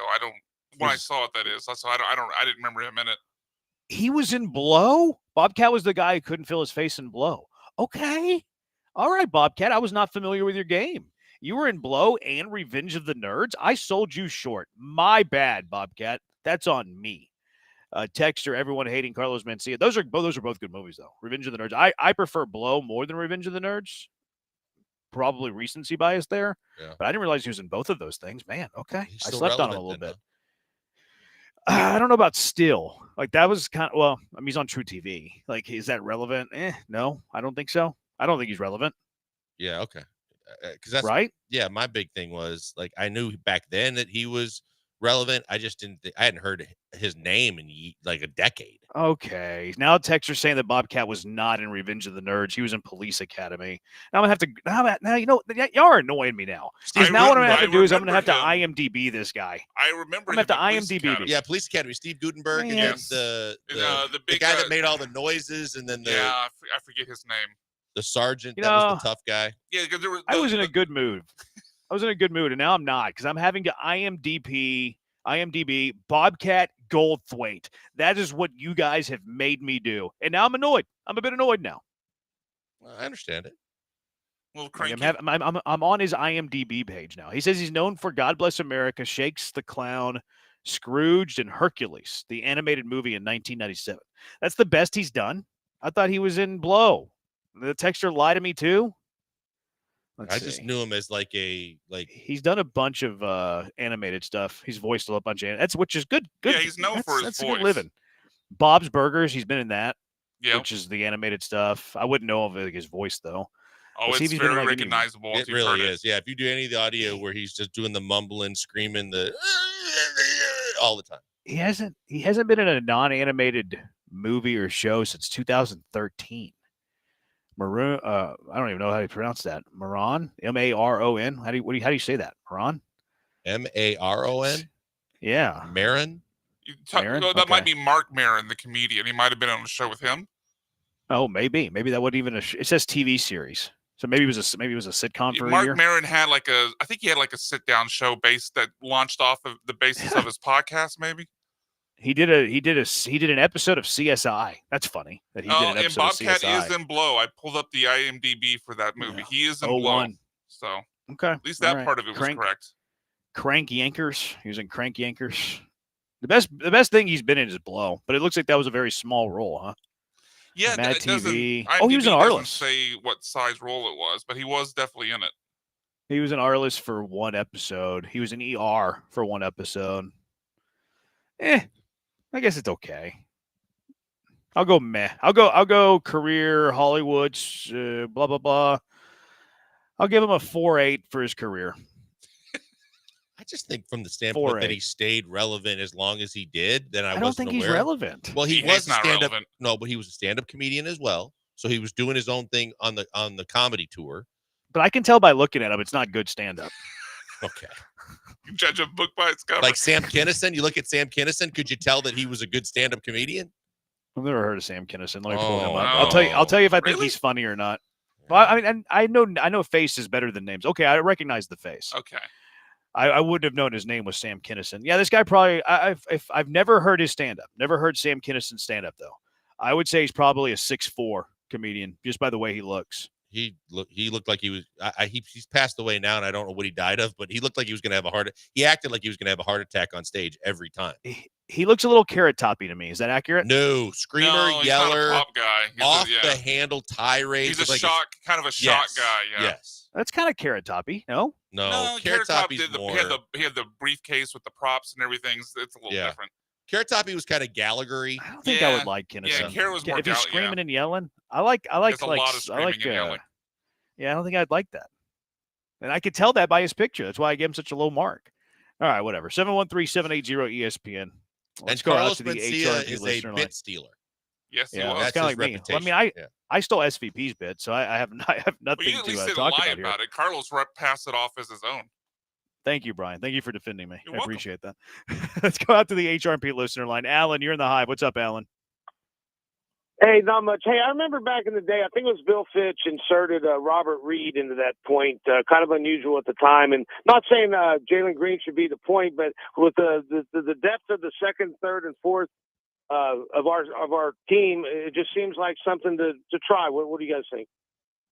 So I didn't catch what he was the point in the first part. Like Robert Reed, like what we're going to do a point forward, or we're going to do a point Yeah, guard a little by more committee? unconventional. Maybe not a true I point think guard. that's what I was alluding to. That Ime, I think when his offense is clicking the way he wants it to, depending on how he's defended, I think that they want point guard by committee because they want to be an up tempo team. They want to get up and down the floor to where whoever gets the outlet pass takes it and runs with it. Guys fill the lanes, and that's how they judge their point guards, as opposed to like half court offense sets and having guys that have to deal with pressure and such.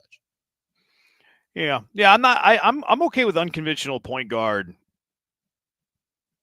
for the most part. Now, Blankers brings up the best point about the pressure. Like, I think Amit and Jalen, both with a heavy ball pressure and a really good defender, will struggle with that. Yeah. Now, maybe you can get away with that most nights because there's not a lot of guys that will do that to you. But I think that there are some guys in the league that could do it to you, and that would give those guys the trouble. I think that's where you would start to be like, hey, give me a better ball handler.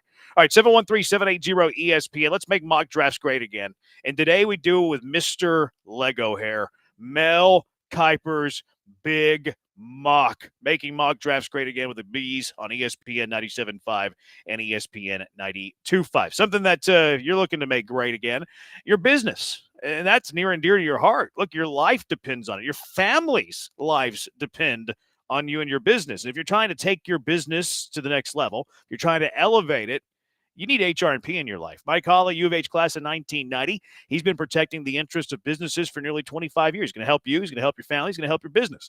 HR&P provides comprehensive human capital management services, including HR compliance, benefits administration, and payroll. They're going to work with you, too, to customize a plan for whatever you need. There's nothing cookie cutter about HR&P. You're not reading off a menu here. If you need a little help, a lot of help, anything in between, HR&P will create a plan for what your business needs. Their customer service, second to none. You'll never talk to a stranger on the other side of the line. You'll be calling someone that's familiar with you, familiar with your company.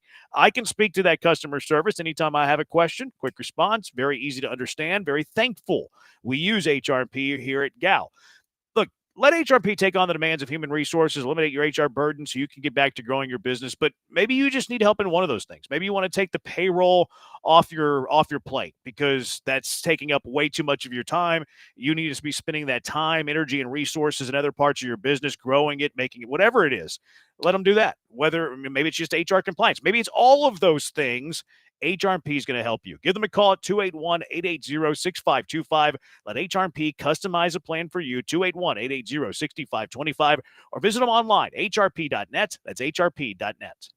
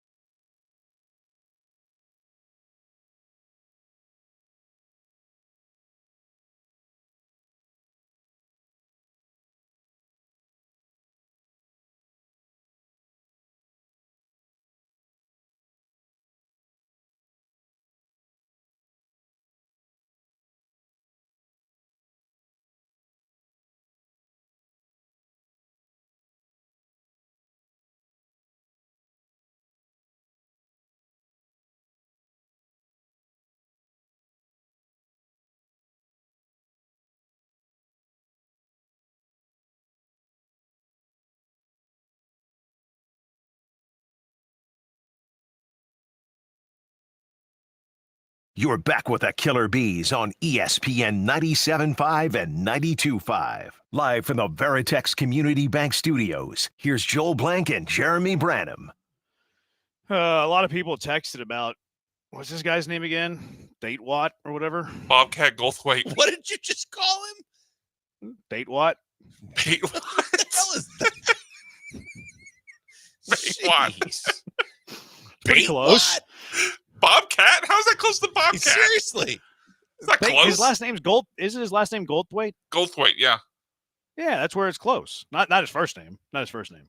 I called him Thate Watt instead of Goldthwait. That's not too far off. Yes, that's not as bad as Brian calling his shot earlier on the Cam Robinson trade, and Did you? swinging and missing Okay. with a All right. slider 3 feet off the plate. A little bit of Bobcat. Go ahead. a little bit of whataboutism, but you're correct. Yeah, I'm trying to make you feel bad. Or also not as bad as Drake being Mr. Worldwide yesterday. Well played, sir. Well played. Bobcat was married to Nikki Cox, 90s hottie. I don't remember who Nikki Cox is either. That name sounds familiar. Oh boy. I can't Smoke place. show. Okay. Smoke show back in the day. She was on Vegas. She was on Las Vegas. She was on that show at Las Vegas. Did Did anyone you watch watch that show, that Las show? Vegas? No one watched Yeah, that I did. show. I thought it was pretty good. Oh, I really? actually liked Wasn't it. she on a Yeah, I actually comedy liked on Fox too? it. Unhappily Ever After. There you go. Yeah, Man, I do I remember think I who should she know was. this person. I remember. I can't See, place I'm it. better with faces than I am names. I'm really bad with names. Faces, I remember. Names, I do not. Bobcat was not in Revenge of the Nerds, but he was in Blow. Thank you. Bobcat was in Police Academy 2. Did you like Police Academy 2? I don't think I've seen any of the Police Academies. I know I saw the original one. I think again once They you all start kinda getting run into together. the sequels, yeah, I remember liking the first one or two. Definitely the first one. I don't remember beyond that, although I do think I liked at least one of the sequels, but they all kind of run together. They're all kind of the same movie. What are you laughing? Kinnison's Professor from Back to School with Rodney Dangerfield was classic. I'll check that out. His best movie was the Police Academy movies. He is a C-lister. I think it's pretty clear. Another texter saying, Branham, have you lived under a rock not knowing Sam Kinison or Bobcat Goldthwait? No, I just was born in 85. I'm not old like you. Kinison, original screamer. Ever since him, people raise their voices very loudly to be funny to rip him off. I'm not a big screaming guy. Like I don't like the screamers that do stand-up. That's Sam's whole shtick. Like to Or me, if you're was. looking for shtick in like gimmicks, you're not very funny to me. You know what I mean? I mean, everybody had their kind of comedic shtick. It's like Gallagher with smashing watermelons and fruit and all that stuff, and then all the different things in the chest for Carrot Top, and everybody's got something. I mean, Andrew Dice Clay. You're with the- describing comedians that were like flash in the pans, though.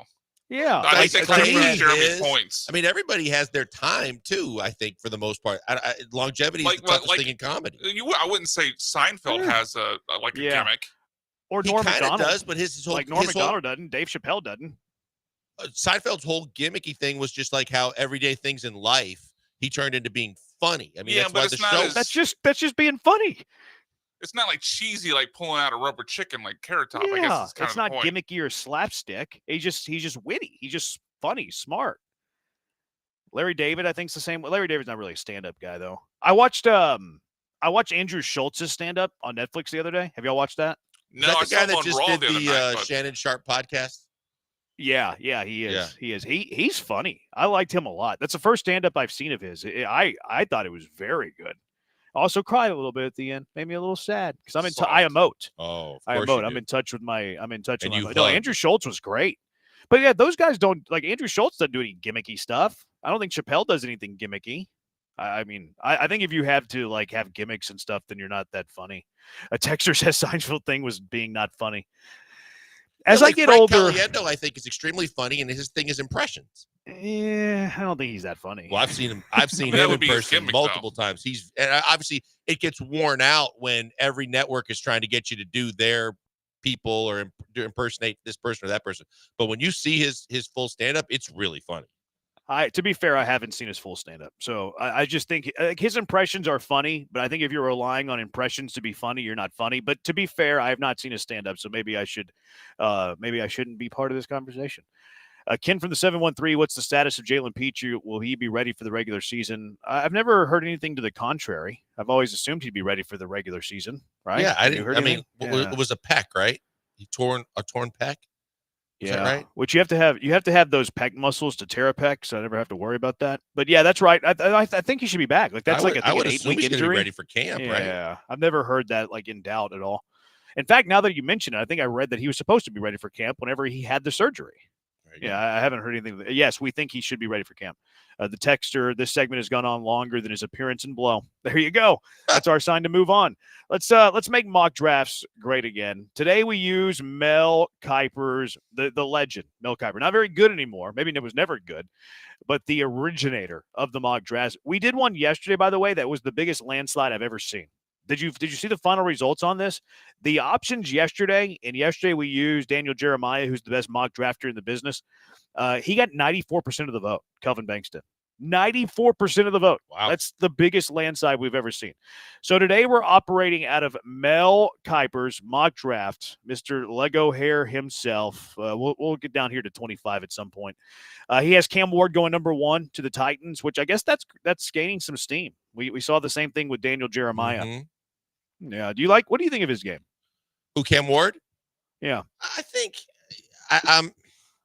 Look, I think he's extremely athletic, as we know. I think he's a better passer than a lot of people give him credit for. I just think that it's going to be interesting, like what team he goes to, what weapons he has, what system are they going to run for him. I don't think you have to run a Lamar system from him. I think that he can pass right off the jump. I think he can pass better than a lot of guys coming out. I'm not sold on like him being like a franchise quarterback just yet, but I think because of this draft is light on quarterbacks too. I think he's the head and shoulders QB1. If Tennessee takes him, it doesn't really scare me. Let me put it that way. I think he's good. I think he's a good player. I think he's a really good athlete. I think he's a better thrower of the ball than what we normally see for like his level of athleticism. So yeah, there is that. Abdul Carter 2. Shooter Sanders goes 3 to the Giants. So kind of similar to Daniel Jeremiah. Hunter goes number 4 to the New England Patriots. Genty goes number 6 to the Las Vegas Raiders. Tyler Warren. So Genty twice going number 6 to the Raiders. I think that might be his floor. Tyler Warren goes number 7 to the Jets. How about Jackson Dart going number 9 to New Orleans? Too high. Jackson Dart. Jackson Dart's going to be available in the 20s. I think that's what. Then if New Orleans should trade down, then I think that's a wasted pick at number 9. That's well. I mean, you love the guy if you're taking him at number 9. That's Sean Payton with Bo Nix, right? You're just in love with the guy. Very similar. Yeah, very similar. And Bo Nix had a good rookie year. He did. Omarion Hampton goes number 12 to Dallas. That'd be interesting. Colston Loveland, the second tight end off the board, goes to Indy. These tight ends aren't getting to number 25 because I wouldn't mind tight end at 25. Tet McMillan, my guy, receiver from Arizona. He goes number 20 to Denver. Golden Tate, Houston Cougar. He goes number 22 to the Chargers. Emeka Egbuka goes number 23 to Green Bay. Did I say Golden Tate? Yeah. Matthew Golden Tate was a Seahawk legend. And that's an easy mistake. Matthew Golden Tate. I mean, come on.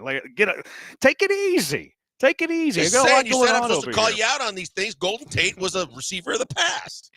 Golden Tate, Matthew, it all comes together. All right, so number 25, Josh Simmons, the Ohio State offensive tackle. He goes number 25 to the Texans. So this might be a little different now because remember, Mike Kuiper did this mock draft before the trade today. So might not be mocking Josh Simmons to Ohio State, but that's what he does in this mock here. The next guy from Florida State, let's just call him Asa Thomas. Asa Thomas goes to the Rams at 26. Malachi Starks, the safety from Georgia, goes 27 to Baltimore. And then James Pierce Jr., offensive linebacker or outside linebacker, goes to Tennessee or goes to Detroit from Tennessee. I'm getting way out over my skis here. So you have 4 guys to pick from, Blankers. Josh Simmons, Asa Thomas, Malachi Starks, James Pierce Jr. Which of the 4 would you pick if you're Nick Caserio? Going O-line. I'm going O-line because it's of the positions of need. I'm looking at O-line and wide receiver at 25. And if they're staying at 25, no matter what they've done going into this draft, I'm going to go with offensive line. And I'm going to trust that they're going to get a guy that can help to fortify this line better than that they've already tried to do. So that's where I'll go. See, I felt a little different because you just traded for a dude, but if that's, maybe you could go that McLean route, like you mentioned, the Laramie Tunsil rookie year route where you go Josh Simmons. I don't know his capability to play interior offensive line. Like, I'm not that familiar with Josh Simmons' game. But if he could play guard and then your bridge Cam Robinson for a year, leaves you after the season, slide Simmons back over to left tackle after a year there, that would make some sense.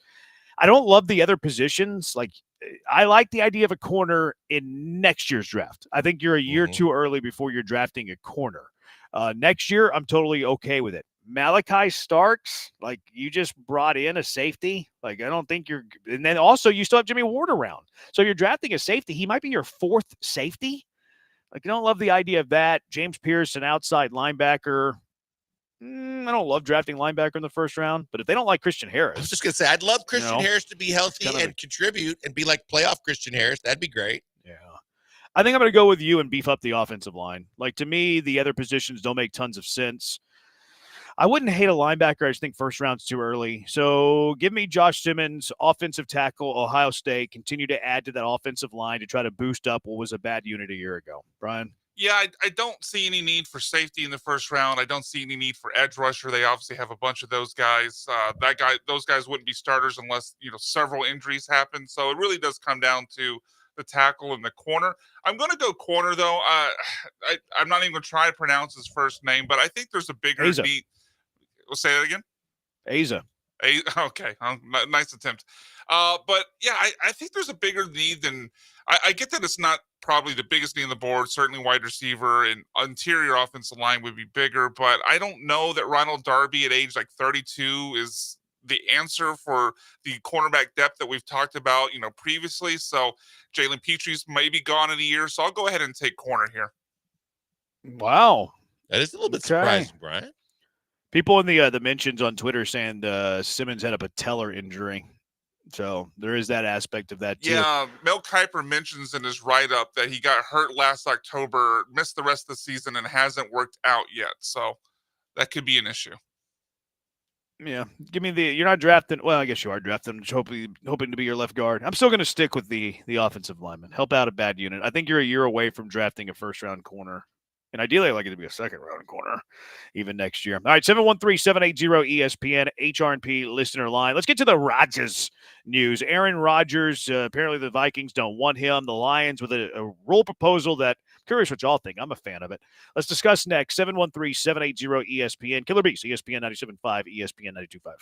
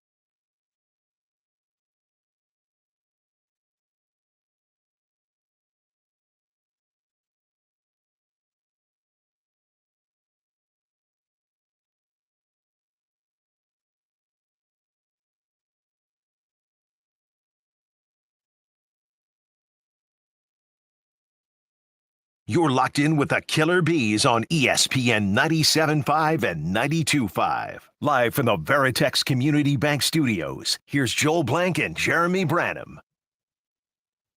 People are still texting us, comedians. Cam Ward, extremely athletic.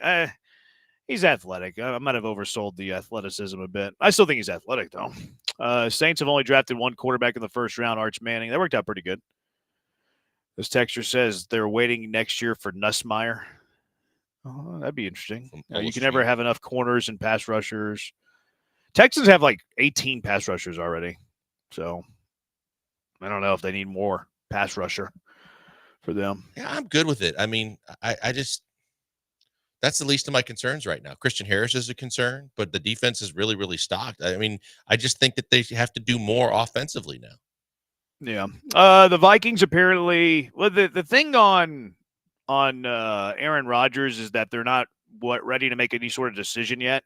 It's not so much that they're saying no to Aaron Rodgers. It depends on who you're listening to. Like Rossini said, it's not that they're saying no to Rodgers. It's that they're saying they're not making a decision yet.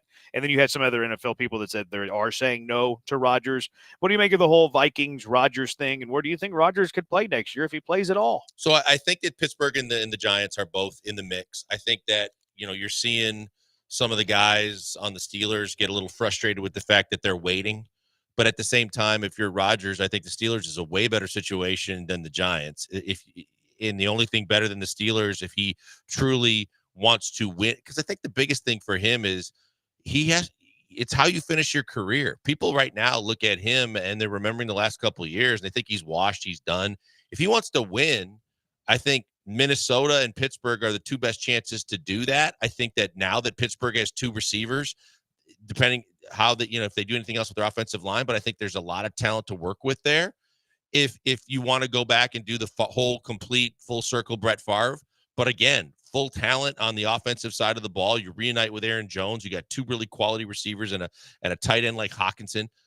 I think that those are two great situations. And if you're the Vikings, I think you should be considering him because you have too much talent and you've gone all in on free agency, spending a boatload of money that you can't put it all in the back pocket of JJ McCarthy, not only because I think he's still kind of inexperienced and he hasn't really played in an NFL game, but also because he's coming off an injury that you need to have a backup plan that might be your starting plan that's better than JJ McCarthy. And I think that Rodgers would be the right fit for them. Yeah. If I'm the Vikings, I would be bringing in Rodgers. And if McCarthy's just like really good in the preseason, you don't have Rodgers signed for more than a year and you move on from Rodgers. Like don't be hesitant to move on from Rodgers early. If McCarthy comes in and he's healthy and he's playing really well and it's like, okay, let's play our dude that we drafted in the top 10, do it and then cut Rodgers. But like I know that sounds ruthless and it's like not how you treat a future Hall of Famer and all of that, but I'm trying to win games.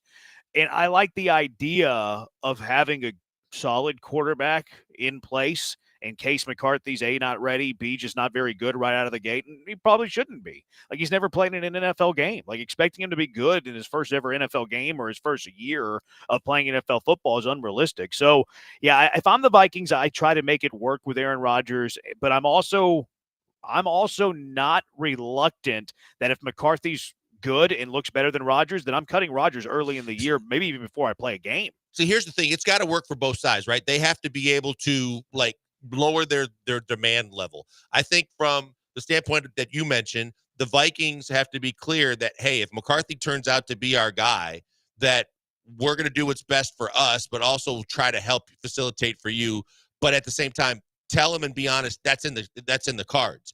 But if Rodgers truly wants to do that, he's got to take a lot less. I mean, he's made a boatload of money in his career. He's made probably way more in the last couple of years because he didn't hardly play. And then when he played, he didn't play great for the Jets. He played okay. That he has to come in basically saying that I'm not trying to break the bank either, because his ego has always said from a financial standpoint, he's still trying to get top dollar quarterback money. He's got to come in almost like a Darnold deal and say, I'll play for 20. I'll play for 25 for 1 year, because this is my best chance to kind of rewrite the last chapter or two of my career. Otherwise, if I come in and I'm looking for that kind of money, then kick rocks. If I'm the Vikings, there's other guys that I can go consider that give me a bridge quarterback that's similar to the way you've played the last year. Yeah, I'd bring him. I'd bring him in. But it seems like they don't. Maybe I can also understand the whole, like the personality and all of that. But still, that's why I'm signing him to a 1-year deal. And if he becomes a problem, I'm moving on. The rest of that team, I don't want to call them Super Bowl good, but I think they could be a They're contender in the close. NFC. Yeah, I Yeah. think they could be a contender in the NFC. And if you're look, I think McCarthy can be good there too. But why not have a quarterback in place in case he's not ready yet? That way you don't have this potential Super Bowl contender of a team that's being held back by a first-year quarterback. Yes, it's a second year, but he didn't play in any games. I would have Rodgers there. He'd be my quarterback 1 at the moment. If McCarthy beats him out, sorry, Rodgers, see you later. Or if you're willing to accept a backup role, which you probably wouldn't, then sayonara, so long. See, and again, because of the fact that that whole division is in flux, and with Detroit losing both coordinators and starting to lose some players too, it's going to be interesting to see how they rebound from those things. So I think that they like I said, they overly invested in free agency. They already had a ton of talent on that roster. But you've already learned from the Sam Darnold experiment that, yeah, you had a guy that for most of the regular season was a guy that was better than average and did a whole lot for you. When you needed him most, he crapped the bed. And so from a rookie perspective, even if on best case scenario, you get J.J. McCarthy playing like Jaden Daniels in terms of a rookie season or C.J. Stroud 2 years ago, and he could play really well. When you get into those big time moments, the big stage, those big games, I don't know that I'm going to trust that J.J. McCarthy is going to execute, especially when you have the rest of the team ready for a Super Bowl type run. That's why I would go get someone else. And if I'm Rodgers, that would be the most ideal spot for me to have success. If I can push back though, like when is the last time we saw Rodgers in that spot? Like it's He been was top 10 passing yards, top 10 touchdowns last year. but no, Joel was talking about like in the big game, like you don't like even if the rookie like JJ has a great year, unlike like Sam a Stroud. Darnold, Brian, he's been there and done that before. He's won a Super I know, Bowl. but He's it's played been big in big moments, right? 2021 since he was in that moment. The Achilles plays into that too, as well. And the Jets were so bad that he was never going to sniff that with them. So is that a knock on him or the team itself and how dysfunctional the whole thing was? But if you give him a chance and put him in a pressure situation, I'm still going to bet with his arm talent, even at his age, and his ability to read the defense and know what the right play is, I'm going to put my money on him over J.J. McCarthy in a playoff or in a pressure cooker situation in year 1. It's not an unfair opinion. I think we're holding on to what Rodgers was. Like we haven't seen Rodgers at that level in 3-4 seasons. Like, but to Jeremy's point, on a bad team, his stats were still good last year. Yeah, they were okay. It was a little bit like accumulation more than it was great games. He wasn't carrying the Jets to anything. It's not like they lacked for skill players on that team, and they still didn't do anything. But again, I'm not sitting here trying to like be a stand for Aaron Rodgers, but in that situation, the Jets, it was so dysfunctional. He had guys that he's a perfectionist in terms of routes and where the ball needs to go based on where the receiver's supposed to be. He was calling guys out left and right because they weren't running the right routes. They weren't where they were supposed to be. Even Garrett Wilson.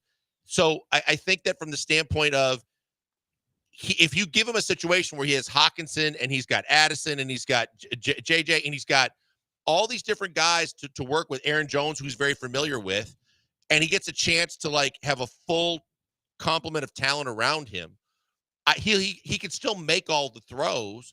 That I believe that situation for him, he could take that team to yet another level, as opposed to putting all my eggs in J.J. McCarthy's basket and saying, "Hey, rookie year, go take us where we need to go." I think that there's a far greater chance for J.J. McCarthy to like fall short in 1 year. Yeah, I would agree with that too. And like I wouldn't hesitate if McCarthy's ahead of Rodgers and you feel that way. Move on. Like, what do you owe it to Rodgers to keep him? Like, move on from it. Detroit they didn't pass it. They proposed a new rule for the NFL playoffs. We'll see if it gets any sort of headway at all or whatever. But instead of having the top 4 seeds that are the divisional champions, they're proposing that the playoffs would consist of the 4 divisional champions, the 3 wild cards, but then you seed them based on record. You get rid of the whole division championship altogether. What do you think of that? I've always been of the opinion of, I know that everybody says the divisions matter, but I think the full performance of a year matters, right? And I think that if you have more wins than a division winner and they're just a bad division, that you earn the right to host a playoff game. So from my standpoint, I'm all for the fact that the team with the best record hosts the every round of the playoffs. I'm totally in the fact that I would reward a team if they had more wins for a full season than a division winner, then they should host the playoff game. Yeah, I like the proposal. I would vote if I had a vote. I would vote yes to this proposal. I'm a fan of it. Like the division championship is guaranteeing you a spot in the playoffs. I don't think it should guarantee you home field advantage. Was it Washington that they were 7-9 a few years ago and they were hosting a playoff game, or Seattle did 7-8-1? too. Seattle was a They were hosting 7-9 playoff game? host. Yeah. And look, that's I think, brutal. and this is probably not a great rule for the Texans because they play in kind of a weaker division. But I think it's the thing that makes the most sense as far as the NFL is concerned. I think it's the fairest thing to do. Yeah, I completely agree. I think that of the proposals, I think the Packers are pathetic for trying to ban the tush push. Just, obviously it's a tough play to defend, but you can't just take it away because the team does it really, really well. And you saw it twice last year with Philly. I think the other one that was proposed that I really, really like is the fact that the overtime rules for the playoffs should be the overtime rules in the NFL, and that each team gets a chance to possess the ball. And I think that's the best way to find the true winner of a game. Yeah.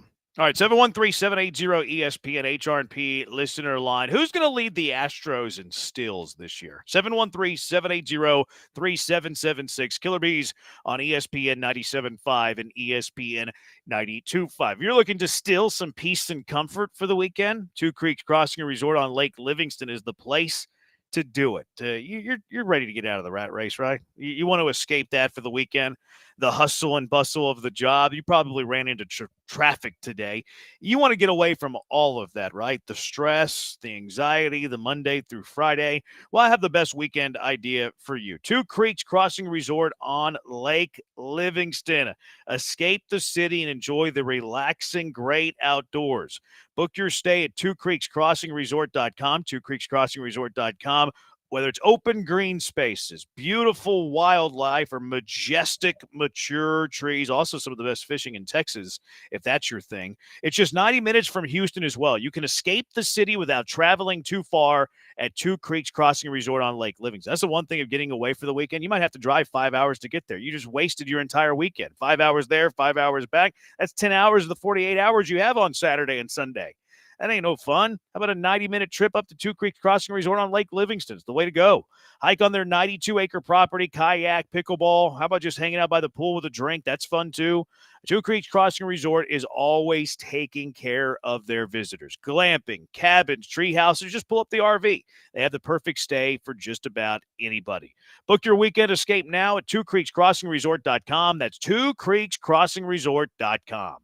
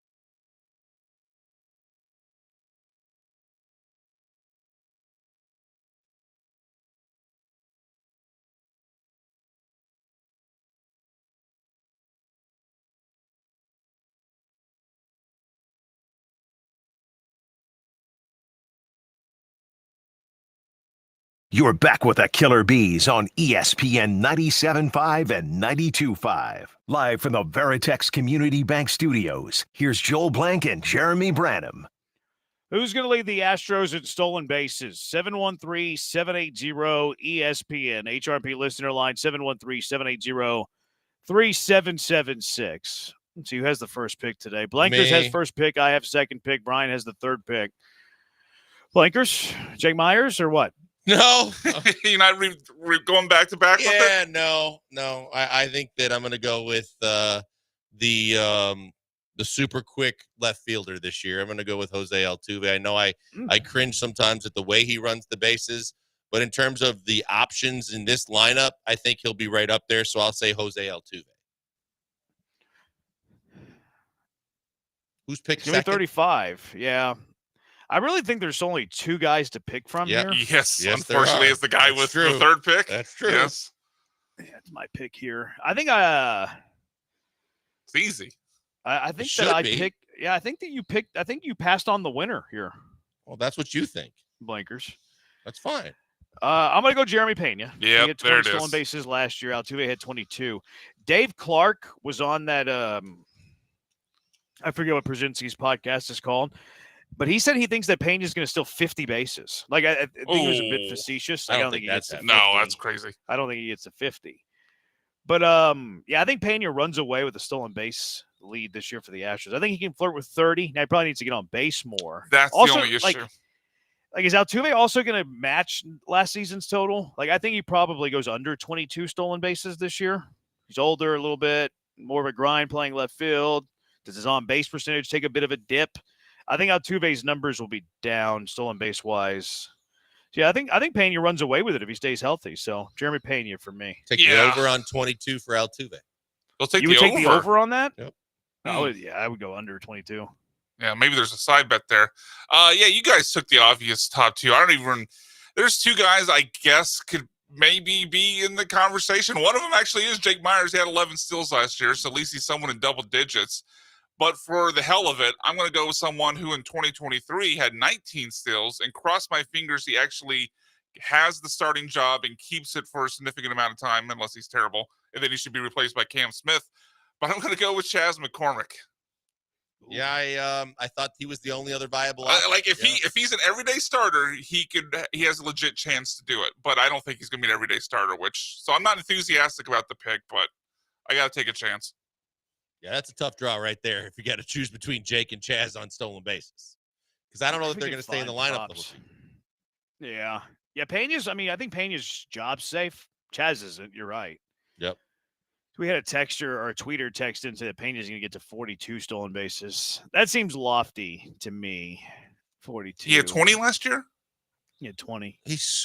God, they always talk about his times running down the first baseline. We know he's got the speed. He's the fastest Astro for sure. Yeah, he's just got to get on base enough. Yeah. I think 20 stolen bases is going to lead it. I do too. I don't think I don't even think he 23, needs to Altuve. Update. Altuve, you want to do a side bet on that? No, not really. A drink bet? You'll take the over 22. I'll take the under 22. If he finishes with 22, Brian wins. Sure. I appreciate the push there for me. Put it in the rundown, Brian. I got under Altuve 22. For a Blankers drink? has over 20. It drinks to drink, yeah. It's a drink bet because it's kind of trivial. I still don't think we've paid off all our lunch and stuff. Which ones are the ones in Tiger making the cut in the Masters? Okay. We never paid off the last March Madness one. Joe obviously never paid off any of his bets. Yeah, we had a lunch bet on last year's March Madness. I still owe Joel Star Pizza, I believe it was the bet. Yeah. Brian, go look at who owes who what, and then we'll make good. Apparently, Junior Broncos owes you a bottle. Junior Broncos? Wait, no, I don't know actually who had what side of this. So apparently, it was Bregman 6+ years, $30 million. I'm guessing Junior Broncos was the side that had the optimistic for his contract, because I don't think you were optimistic. Yeah, I don't think it was me. There's a Joel Jeremy lunch bet for Jordan 50 starts in the outfield. Has that been paid off? I won that one. I know. Yeah, I paid that off. You paid that off? That was the okay. That was I bought you Panda. Yeah. Oh, that's right. That's right. And then you owe me a drink, Jeremy, but that's all right. Yeah, Well, so I that's think just the we're next time you most. guys So have a you tab. owe. So Brian, you owe Joel lunch. Yes, it's Star And then Pizza. I owe you a drink. Yes. Okay. And yeah, what about the say it tomorrow. Tigers making the cut? I at the don't have Masters? note of that, but I'll keep looking. It's all right. It's not that important. So. I'll get you. I don't. I remember making that bet. I'm sure it was a drink bet because it was only a. It was only 2 Because days. you know I drink. So. I mean, I can buy you other drinks. You're the one who made the bet. Like if it was I a thought it problem was making lunch, the bet, but why again, did you make like I the said, bet? I'm going to actually give you one of the bets I won because I probably won't use the certificates I got, so I'm probably going to give it to you guys. If you don't want to make a drink bet, why make a drink bet? Right. That's why I don't think I did. I think I did a lunch bet. We make a bunch of drink bets. Okay. We do. Like the little trivial short ones. It says right here, even at the bottom of the rundown, Joel versus Jeremy vending machine drink on Breggy contract. I don't know which side of the Breggy contract we had, though. That's the thing there. Like we've made drink bets before where they were vending machine drink bets. Okay. And I think, in fact, I lost. Yeah, that's the one I lost to Brian. Ours wasn't a vending machine drink, though. No, that's just whoever's got the, whenever we have another tab from the station that you can. I still bought it. Exactly. I still bought it that day. Yeah, Junior Broncos owes me a bottle of Gin Bin. I forgot it. Now that I've read it, I've scrolled down here for the first time in forever. Junior Broncos and I made a bet. Junior Broncos said that Bregman would get 6+ years and then 30+ million a year. So Junior Broncos, you owe me a bottle of Gin Bin because you were on that side of the bet. So Junior Broncos, whenever you want to pay up, I'm here, my man. I'm here to collect whenever you want to pay up. You owe me a bottle. You owe me a bottle. All right, let's get to our car wreck of the day. 713-780-3776. What is your car wreck of the day? 713-780-3776. Killer Bees, ESPN 97.5, ESPN 92.5.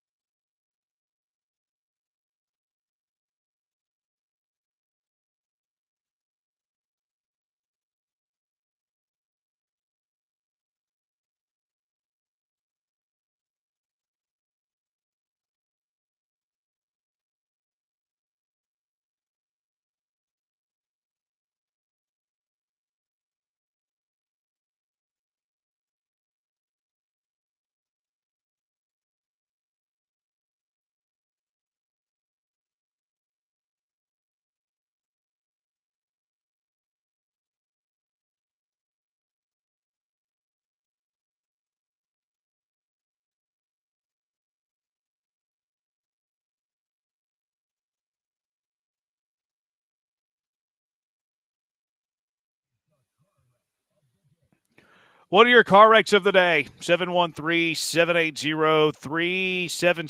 713-780-ESPN. Blankers, what you got? First, the obvious one is the BMAC Cam trade for a first-round pick early in the show that we said was going to be on there. So that has to be on there.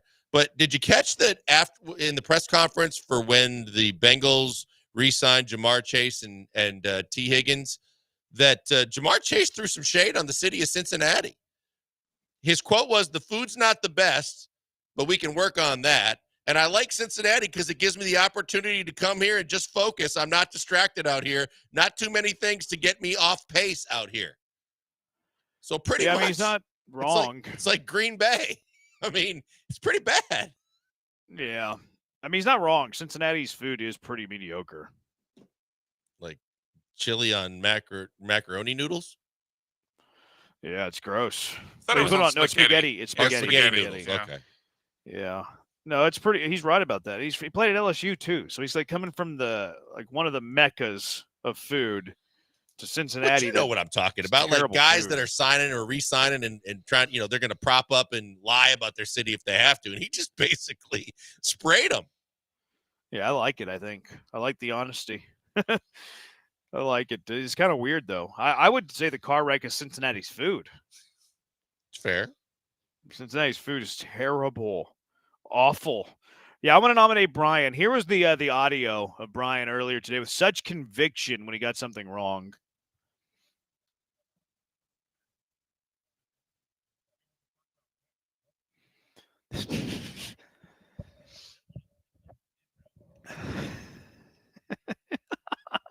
And 5% wrong. Oops. I did leave myself 5%. No, it was a first-round pick. No, it was a first-round pick. Yeah, I was 95% sure it was first-round Man, pick. I wish I was as confident as I was in that clip in every part of my life. Jeez, that was You usually are pretty confident, Brian. Am I? I don't feel like it. I think I you was err on the very side of confident in that confidence. clip. What do you think, Blankers? He was.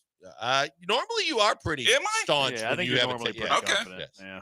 I hope so. I aim to be that confident. Yeah, it's not the Even first when time I'm wrong. wrong. Even when I'm wrong. Yeah, I don't think conviction is your problem All right. at all. All right. You got some conviction in you. What do you got, Brian? Go argue the I wish I remember how it was said. I asked Joel in the break, and we neither one of us can remember it. But the myriad of ways you try to pronounce Bobcat Goldthwait was pretty fun earlier in the show. I'll nominate that for my car wreck of the day. Yeah. It's okay. I've never heard of the guy. I haven't. Dr. What Dre, did chili you call spaghetti. him? Well, that's what we were Tate trying Watt. to remember. I don't recall. I didn't have time to find the clip. I think I called him Tate Watt or Tate What. Yeah, There's like Fate Cat or Fate Watt. Yeah, that's it. Yeah. I did. Forgot what I was gonna say. Oh, Dre saying chili spaghetti, does it have beans? No, I don't think it has beans. I don't think so. No. No, it doesn't have beans. It's like the chili on Skyline top chili. of spaghetti with shredded cheese, right? Yeah, they have I think they have some cinnamon in it and maybe even a little bit of molasses. No, it's not good. It's not good. Wendy's chili, which their chili's kind of underrated. Like, it's not great, obviously, right? But for like a fast food chili, Wendy's chili's okay. Wendy's chili's far better than Skyline chili. And it's not even close. I think Wendy's does put beans in their chili, though. That's awful. Wendy's or Skyline? No, I mean what you just described of Skyline. Then I've never tried it, and I don't think I want to. Have you had Wendy's chili? I'm sure I I don't have trust back fast in the food day, chili. but yeah, I don't know that I would. That's something I would like order at a fast food place. Listen to Brian, all elitist when it comes to food. He goes to the vending machine twice a day. Cut up my salad, remember? Gets all those processed chips. No, try Wendy's chili. I think you'll be satisfied. I don't think I For can. real. It's not bad. Or Joe George, try the year-old tuna. Yeah, it's pretty gross. Chili's better than the tuna. Which one of you in the guys? vending machine. Yeah, I remember In the vending machine. somebody talked him into eating it. Was it one of you two? Oh, we had an on-air discussion about like There's a will a bit. Yeah, Oh, okay. Food takes. yeah, and the lifespan of a tuna can in a vending machine. Whose decision that was to put tuna fish in the vending machine? But Somebody wants high protein for lunch. Yeah. Being health conscious. I hate the idea of canned fish just in general. I like seafood. I hate the smell of fish in the workplace. I can tell you that. Yeah. Yeah, that's no good. I bring in some fish scado every now and then. Pescado. Camarone. Yeah, and then you put it in the microwave and it stinks. That's not true. I haven't done that once. I mean, I'm just saying if you do, because there are people around here in this office that do put fish in the microwave and it stinks. Down the hall? Yes. Yeah. I don't think you said if, though. I think you said you do that. Okay. You sounded almost as confident as I was in Cam Robinson's trade value. Yeah, like you said, I did something that I've never done in my life. You've heated up some things in the microwave, whether it be your combo gumbo or whatever, that still smells pretty bad. No, I've never in my life at Gal Media have I put fish or any seafood in the microwave. Okay, Never. well then you've brought it in, take the lid off of it, and it doesn't. It smells very fishy in the studio. That's not even the close to the same thing as microwaving fish. Semantics. Let's go. That's not.